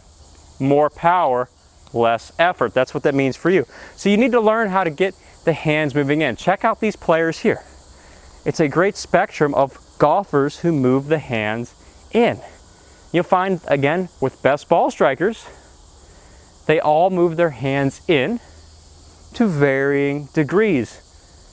And it's really just a category of what makes a great ball striker. These three things: the weight forward, the shoulder down, the hands in. Those are 3 steps. Just like Ronnie Van Zant said, give me 3 steps. Well, I'm giving you 3 steps to the door that will unlock the best ball striking of your life. Now, an easy way to get into this, I've got a free ball striking course. The top 3 keys you need to be a great ball striker. That shows you in more detail how to do these 3 awesome moves. Check it out in the link and comments below, go.saguto.golf. I often get the question, does this apply with the big dog, the driver? I hear some people say, Tom, you got to make a different swing with your driver than you do with your irons, right? And they say, well, I've got to swing for my wedges, I got to swing for my short irons, I got to swing for my long irons, I got to swing for my woods, and then I got to swing for my driver. And sometimes I hear that line, oh yeah, my instructor told me never hit the driver because I'm not consistent enough. He told me to hit the 3-wood. It's the same swing, it all works when you do it. With the driver, all these players still do the same moves that we're talking about. Why? Because you need to do them for great contact. With the driver, there's still weight forward. Even if the ball is more forward, no matter what their setup is, whether it looks like this, or this, or this, what happens is the head's in place. And so you have to have a degree of weight staying left on the front side to keep the head in place. A big shift and a sway, that's a weight shift. It's not going to work. This is what you're going to see more of because the head can't move. Why do you want to invite that kind of inconsistency into your life? Then we go into the shoulder down part. Well, I've got a relationship to the ball. That's here at address. I just need to keep it. So if I keep that relationship, I'm going to hit the center of the club face every single time. It's proven to work. Don't you love how simple this is? 3 steps, 3 simple steps. And then we have the hands in part. Nothing changes. Even a guy like Bubba Watson, who swings the most vertical arms, has his hands inside of the target line. So his hands are still in.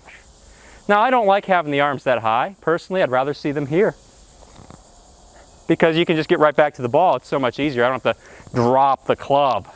All that rerouting is a pain in the tuchus. So we combine the same thing with the driver. We have a nice setup. We swing with the weight staying forward, the shoulder moving down, the hands moving in, and that's going to allow me to hit the center of the club face of the ball effortlessly. Ball will just explode off the face. Looks something like this.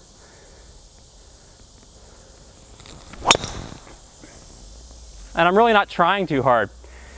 Just to give you an idea, I had a really hard leg day the other day, and I could barely walk, like trying this new workout program.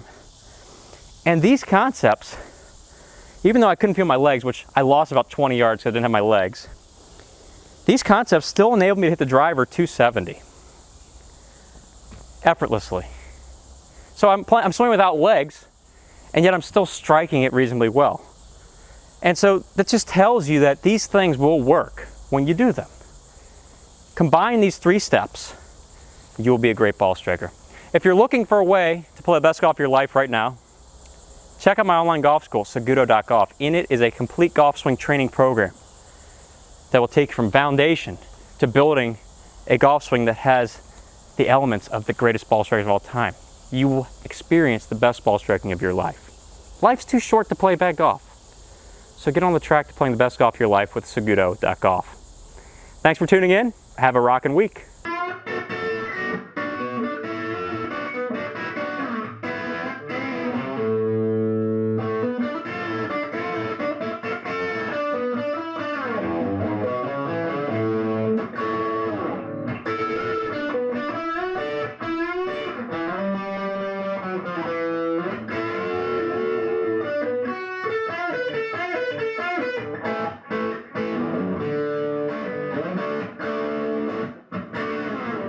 Hey there, Saguto golfers. Tom Saguto here, coming to you from the Tradition Club driving range in beautiful Myrtle Beach, South Carolina. And today we're talking about something that's rather revolutionary. It goes probably against the grain of what you've been told, but getting the hands lower at the top of the backswing might be the best kept secret for you when you go out and play golf your next round. If you can lower your hands by 3 inches at the top of your backswing, you'll pick up 30 more yards and be a ton more consistent. Let's look at why that is. So if you're one of the golfers who's out there thinking you need to lift your arms, you might be struggling with some inconsistency. And here's why. Getting the arms higher at the top of the backswing feels powerful. But if you look at what you need to do to get your club into a good position in the downswing, well, this is what has to happen. Great ball striking happens here in the downswing. The club head behind the hands. If you don't get your club head behind the hands, let's say the club gets more out over in front of you here, it's out in front of the hands, it goes down and across. There's the slice in the woods. There's playing golf from the woods instead of playing golf from the fairway. Powerless, not fun golf happens when the club gets out in front of the hands. Well, if you need to get to here in the downswing, that means that if you lift the club, you then have to drop the club lower and hit the ball. And no matter how you want to shake this up, meaning if you turn your hips and drop the club, or if you don't turn your hips and drop the club, whatever you're doing, you still have to get the club there, which takes a ton of timing, a ton of work, and there's almost no benefit to you doing that. It places a lot more stress on the body. Working with your body, making life a lot easier instead of having that inconsistent lift, drop, hit thing going on, which I don't have enough time to work on that. Been there, done that. It's too hard. If you think about taking your hands from up here and going 3 inches lower, or if you're here, go 3 inches lower, you're gonna see more distance the lower you go, assuming you keep your body's tilt to the ground. And this is a huge key. How do you think Ben Hogan, at like 5'8", smashed the ball past a ton of people who were way taller, way stronger than him? He took advantage of this concept right here. Getting the club more in behind him and getting the club easily set here in the downswing. The less work you got to do here, the more you can focus on hitting the ball hard the right way. So, how do we get the club to go from up here and stop dropping and stop hitting like that? You've got to focus on changing the path of the club. This will change how you feel the golf swing, but once you start hitting the ball and seeing the ball rocket off the face way down range, you're never going to go back to lifting your arms. Just place a stick right here, tilted angle. If you're a lifter and you're used to taking the club, straight back up the line and lifting, and then you got to drop and hit, well, we're not looping this time. We're not doing that. You're just going to swing under the stick and then keep it under the stick on the way down. Now what I'm going to do is make a swing just not touching the stick, and it feels crazy if you've never done this before. It feels really low, and it felt crazy for me too when I started working on this, because I was also way up here with my elbow flying away, arms very high, and then the downswing you started this way. That's a lot of dropping. As I swing back, slowly feeling that club under the stick and then downswing club under the stick, I can get a predictable backswing position and also a good downswing position. This stick feels very intimidating, by the way, and you should imagine that it's got electricity in it so that if you touch it, you get shocked. Oh shoot, that hurts. That was a much lower hands backswing. Now for somebody like me who's used to getting the club lower and around, I really don't need to work on getting the club more low and around. There's a range you need to be in, and that range happens to be where the lead arm is on the shoulder line, slightly under the shoulder line. So if I go too low, I get in trouble, and you would get in trouble too. The whole idea here is going 3 inches lower. Bonus points if you're a high lifter and you go 5 to 7 inches lower to where it needs to be. Big bonus points. You will see huge returns with much more distance, much more consistency, just by getting those hands lower. And the sound is incredible off the club. It's that sound of why we play golf. It actually makes it easier to hit your woods and your driver, because the higher arms, a lot of golfers get the club going over and down to the ground. Your golf game goes down into the ground when the club does that down into the ground thing. So we're staying over the ball, hands in. Golf is much more enjoyable swinging the club in.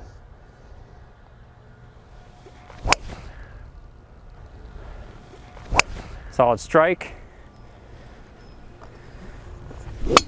Effortless power.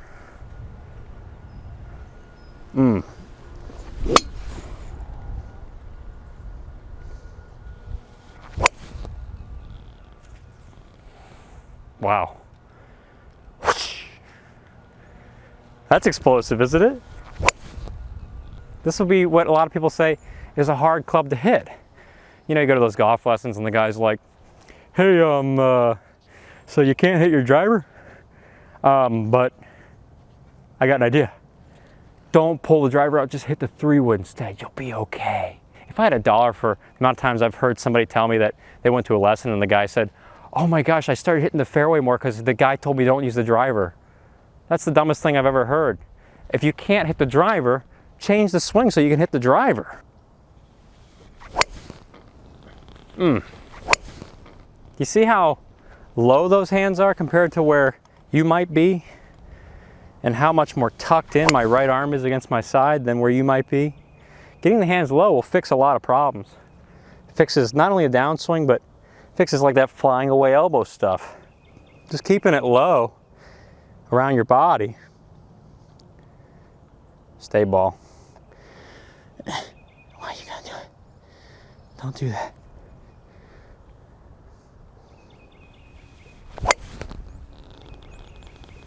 Wow. That's on a string. That's like therapy right there. That's good therapy. Golf therapy. If golf feels good, life is good. And we do that more often without having to do tons of practice. What else could you want with your life? And that's what I'm teaching people to do in the Saguto.golf online golf school. It's a system to play better golf right now. Life's too short to play golf that's not fun. So play golf that's more fun. I'll see you next week. Today you're going to learn the easiest possible way to make a golf swing that's powerful and repeatable. It doesn't need a whole lot of thinking either, so we can spend more time having fun on the golf course playing the best golf of our lives. And this has worked for so many of my students, I can't wait to share it with you. All we need is a club and we need a torso, and I'm willing to bet you've got one of these because you're playing golf. So, an easy golf swing is one that doesn't have a whole lot of moving parts. And I see time and time again plenty of golfers who think too much about moving the club back with the hands. We can move that anywhere. The arms similarly lifting up, going around. We can move it anywhere. Downswing, same thing. The club can travel a million different directions. Now that means a million different results out there on the golf course for you. And that's not fun. We want one result time and time again that's nice and powerful. So to have an easy, simple golf swing, we have to get rid of moving parts. And the one piece that gets rid of moving parts for us is our body, the torso. We can move the club with this. We can get the club traveling one path back and through. And plus, it feels effortless on the body. Oh, really solid strike right there. We can do that all day long when we have this feel in the golf swing. Take this grip end of your club and lodge it into your chest. It's right in the center of my body here, just under where the shirt buttons would be. Now, holding that against your body, you'll get a sensation of what it's like to move this midsection. So let's move the club away from us, away from the target. So that'd be me turning my chest to the right if you're a right-handed player. See that right there? I'm not letting this club get disconnected in either direction. This is always pointing at the center of my chest. So it's glued in there. So the only thing moving this club is my body. So you can see the club moves with the body. It's a really simple way to feel the body and the club relationship together. Now, let's add a little bit of tilt to the ground, because in the golf swing we have tilt. We need tilt to hit the ball solid. This is a relationship with the ball. We need to keep this relationship with the ball. So as I turn, I want this club head now to point more towards the camera, which is up in the air. So I've got to use my chest to move that club up into the air. So I'm not going over this way, I'm not going out this way, just somewhere in between the two, a little diagonal line, upward and inward to where you want it in here. Not low, not high. So you're feeling what the backswing should be like at this point, turning that chest there. So I've still got this lodged into my chest. And on the way through, on the downswing, you want to do the opposite. You want to get this club to be pointing up in here somewhere. Keeping it lodged in there. It's not rotating on its own. Right there. The club should appear over here somewhere. So we're not going out this way in the downswing or too low and around. And here's another way to look at it. There. Not out or over. So if you've ever had that issue of over the top or hooking the ball, hooking the ball too much out, over the top too much over. We're trying to get in the middle. That's where the land of milk and honey is. That's where perfection is. That's where the beauty of this simple golf swing exists. So if I focus on getting my chest to point this diagonal way up here, I'm just building this feel. I can then attach my arms and hands to the club, and by keeping my arms straight, nice and together, I can use the chest to put the club right there. You can see the whole backswing just happened. It's like magic, I tell you. It happened. And I didn't think but one thing. I didn't think anything. You gotta love when you don't have to think to move a golf club, because humans thinking way too long about the golf swing. So I'm bringing it right there with the power of this torso, this chest.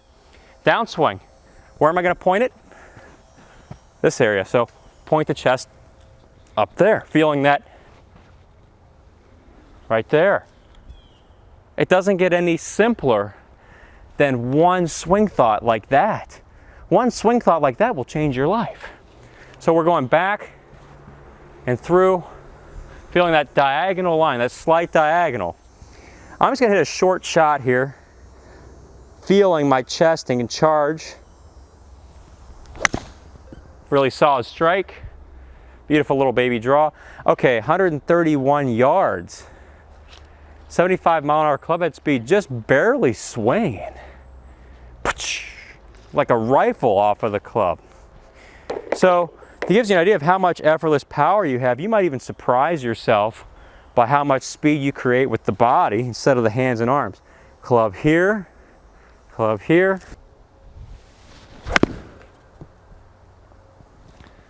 Another really solid strike right there. Once again, barely swinging, just going through the motion of getting my chest to point up this way.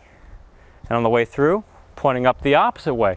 That's the same line though. You're envisioning that you've got a stick in the middle of your chest.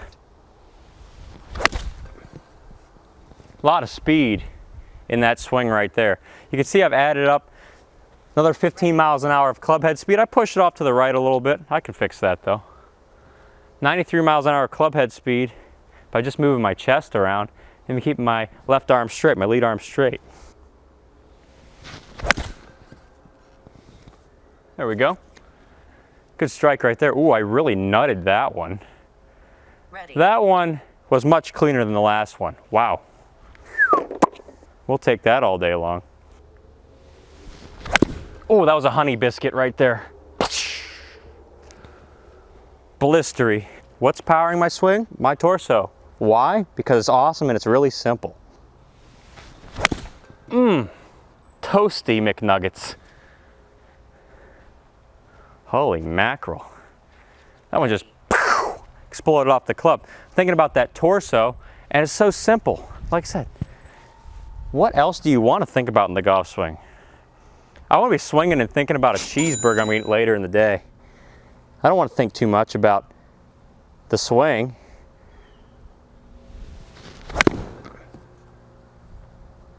Wow. Does it get any saucier than that? It works really awesome with the 7-iron, but doesn't work with the driver. Well, yeah, same swing for everything. You're probably gonna hit this ball mash down the fairway with this feeling. No doubt about it. That's a pretty sweet strike. Don't you love how the sound is so mashed too? Boom, boom, boom. So we've got a really simple way here to move the golf club around your body with tons of power and plenty of consistency. More fun for you. If you're looking for a way to play the best golf of your life right now, check out my online golf school, SagutoGolf. It's a complete golf swing training program that will build your swing step by step so that you can hit beautiful golf shots, shot after shot, and start playing the best golf of your life. Life is far too short to play bad golf. So start playing the best golf of your life with SagutoGolf. Thanks for tuning in today, and I look forward to seeing you in a future episode. Have an awesome week.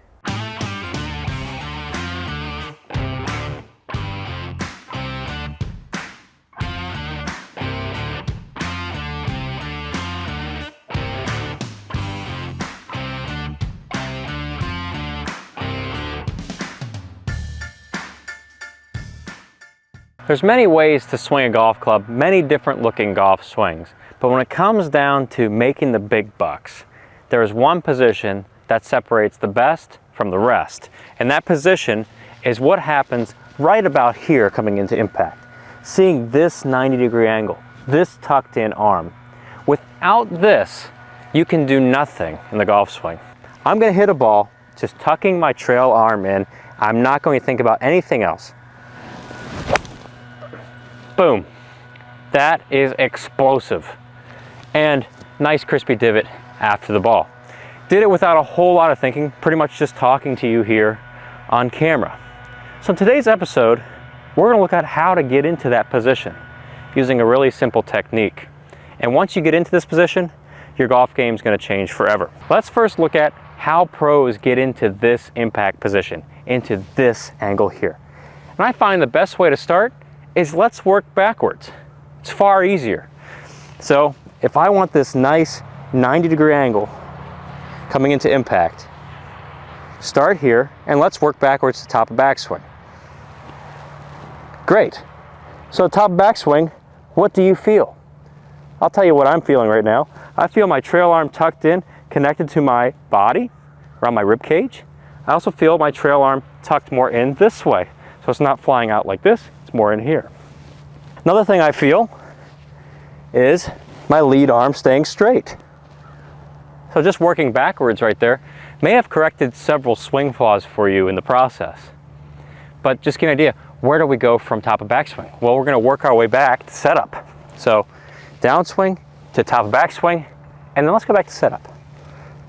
Boom, right here. What do you notice about this? Well, for one, I'm over the ball, so I'm not tilted away from the target too much, not tilted towards the target. I'm just comfortably over top of the golf ball. The ball position may be more back, but if you look at my body, it's more of a straight line. Think about it that way. Another thing is apparent. It's this trail arm and this trail wrist. You see how I've got a little wedge formed in this trail wrist here. This is going to preset some impact. And then another thing is the trail arm, tucked in already. The lead arm, it's straight. Just by working backwards there, I've been able to correct and fix any position in my swing to get into the correct position I need just before impact. Starting here, top of backswing, back to setup, and none of that has changed. I've just kept this from setup all the way to top backswing, all the way to starting down. That is one of the biggest lessons you could ever take to your swing, is knowing that you don't need to change your swing at any point. You don't need to make any compensations in your swing, any timing or psycho manipulations. You're just starting with it, and you are getting to impact with it and finishing like that. So good impact starts with a good setup.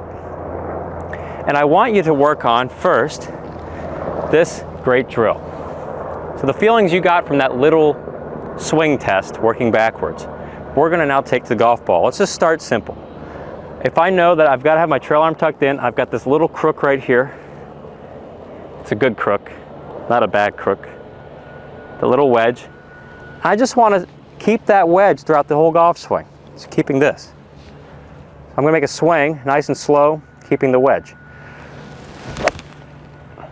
Pretty explosive impact right there. For barely touching it, I didn't even try to swing. That's because there's so much power, not only consistently, but so much power stored up in this arm. When it bends, it stores power, and then it explodes through impact. It's the same kind of power you would get the sensation of driving a hammer into a nail. It's all being forced through. I don't feel like I'm forcing it, by the way. Just that power is happening because I've kept this tucked in and I've accelerated my shoulders through the ball. So that setup, once again, that's just setup. I'm just setting up like that. And I'm swinging my shoulders. So I've got the wedge. I got the trail arm tucked in. Let's swing the shoulders again.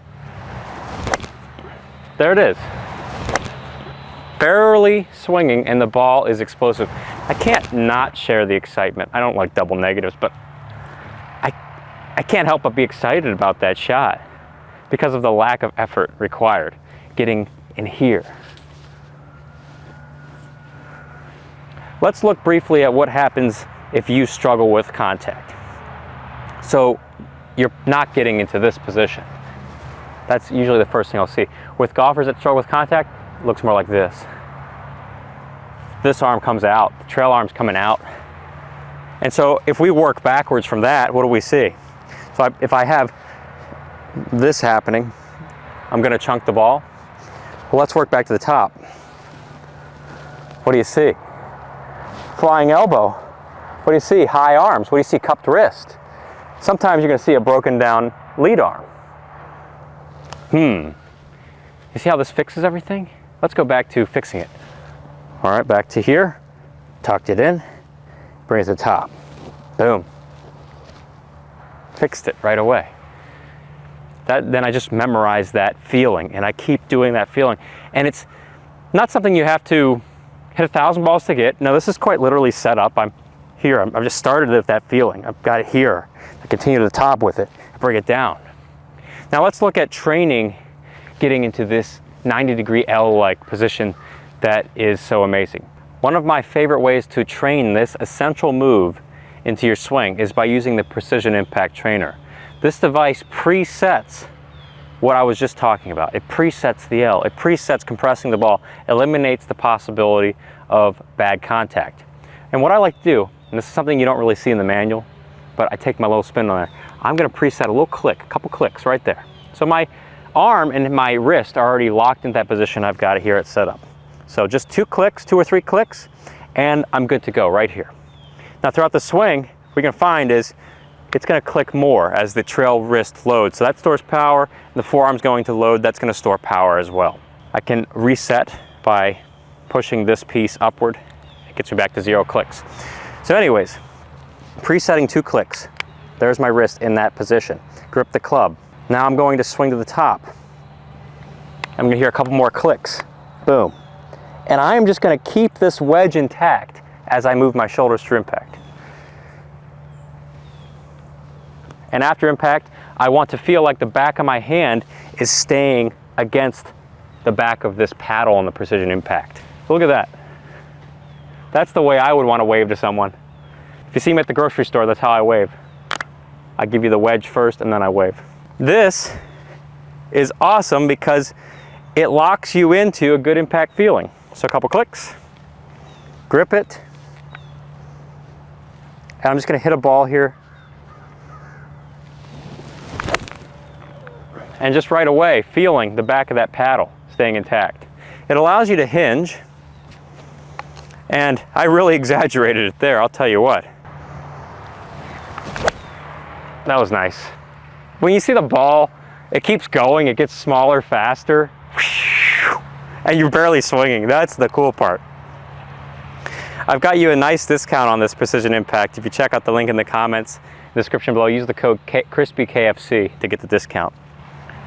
So we're going to keep taking a look at this, because when we're practicing, a lot of times we're alone, it's just us, maybe we've got a video camera, but if you want to know you're doing the move right, and you want to know you're getting into this position, this is the best way.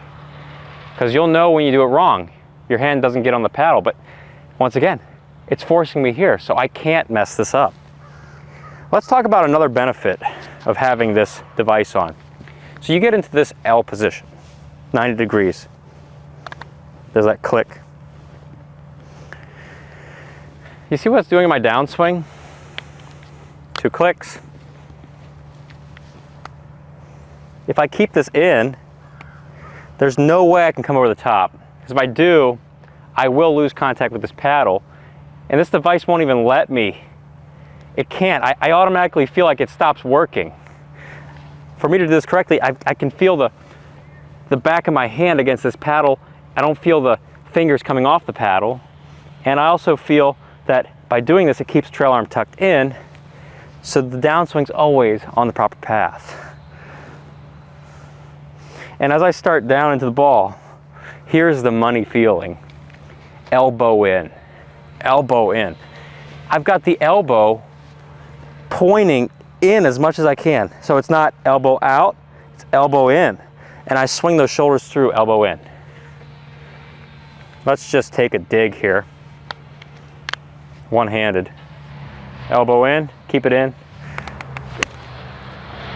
That really forces good impact habits through the ball. Just set a couple clicks, and then that automatically presets some of this arm being tucked in. I love that. So these two pieces work hand in hand, and let's go. And then check out a little slow motion here. Look how through impact I've kept the wedge, and coming into impact I'm keeping this angle. It's the most important angle in golf. 2 clicks, set that click, and I'm already in here. I'm in, locked in, loaded. Wow, keeping that wedge through impact. Keeping the wedge. There is no way I can hit behind the ball. If I do, I mess this paddle up. If I do this, well, you're gonna feel it right away. It simply won't work trying to chunk it. Nope, paddle stops working. I'm feeling like I lose connection here. Even though my fingers are in, it's losing connection. Keep that paddle in.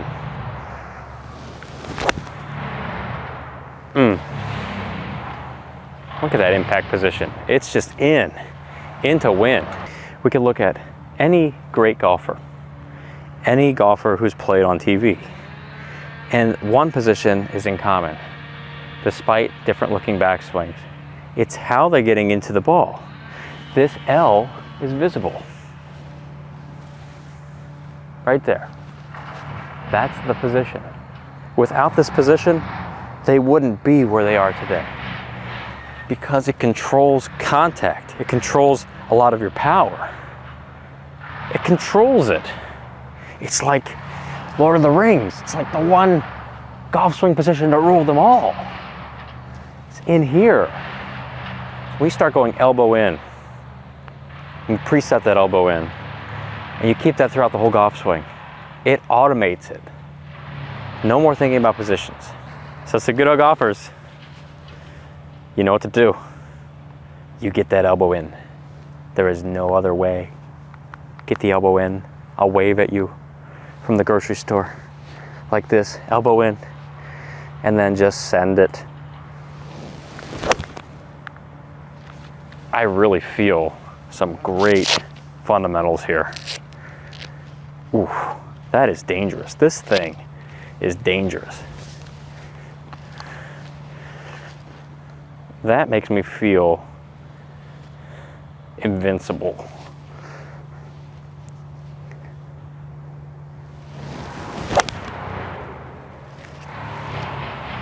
Great impact again. Keep the L.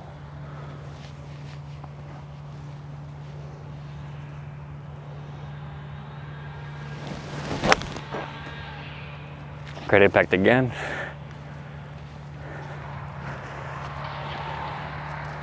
What in the world is going on? Consistent impact.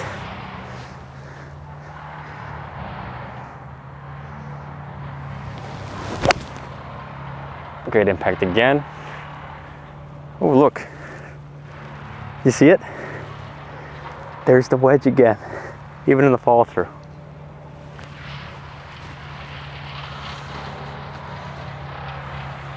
This is too much fun.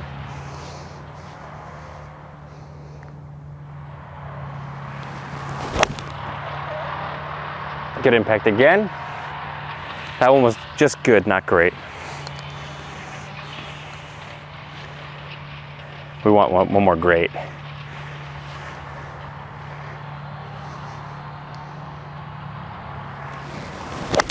Oh, that was great. Right on line. Boop. Thanks for tuning in today, Seguto Golfers, and I'll see you in a future episode.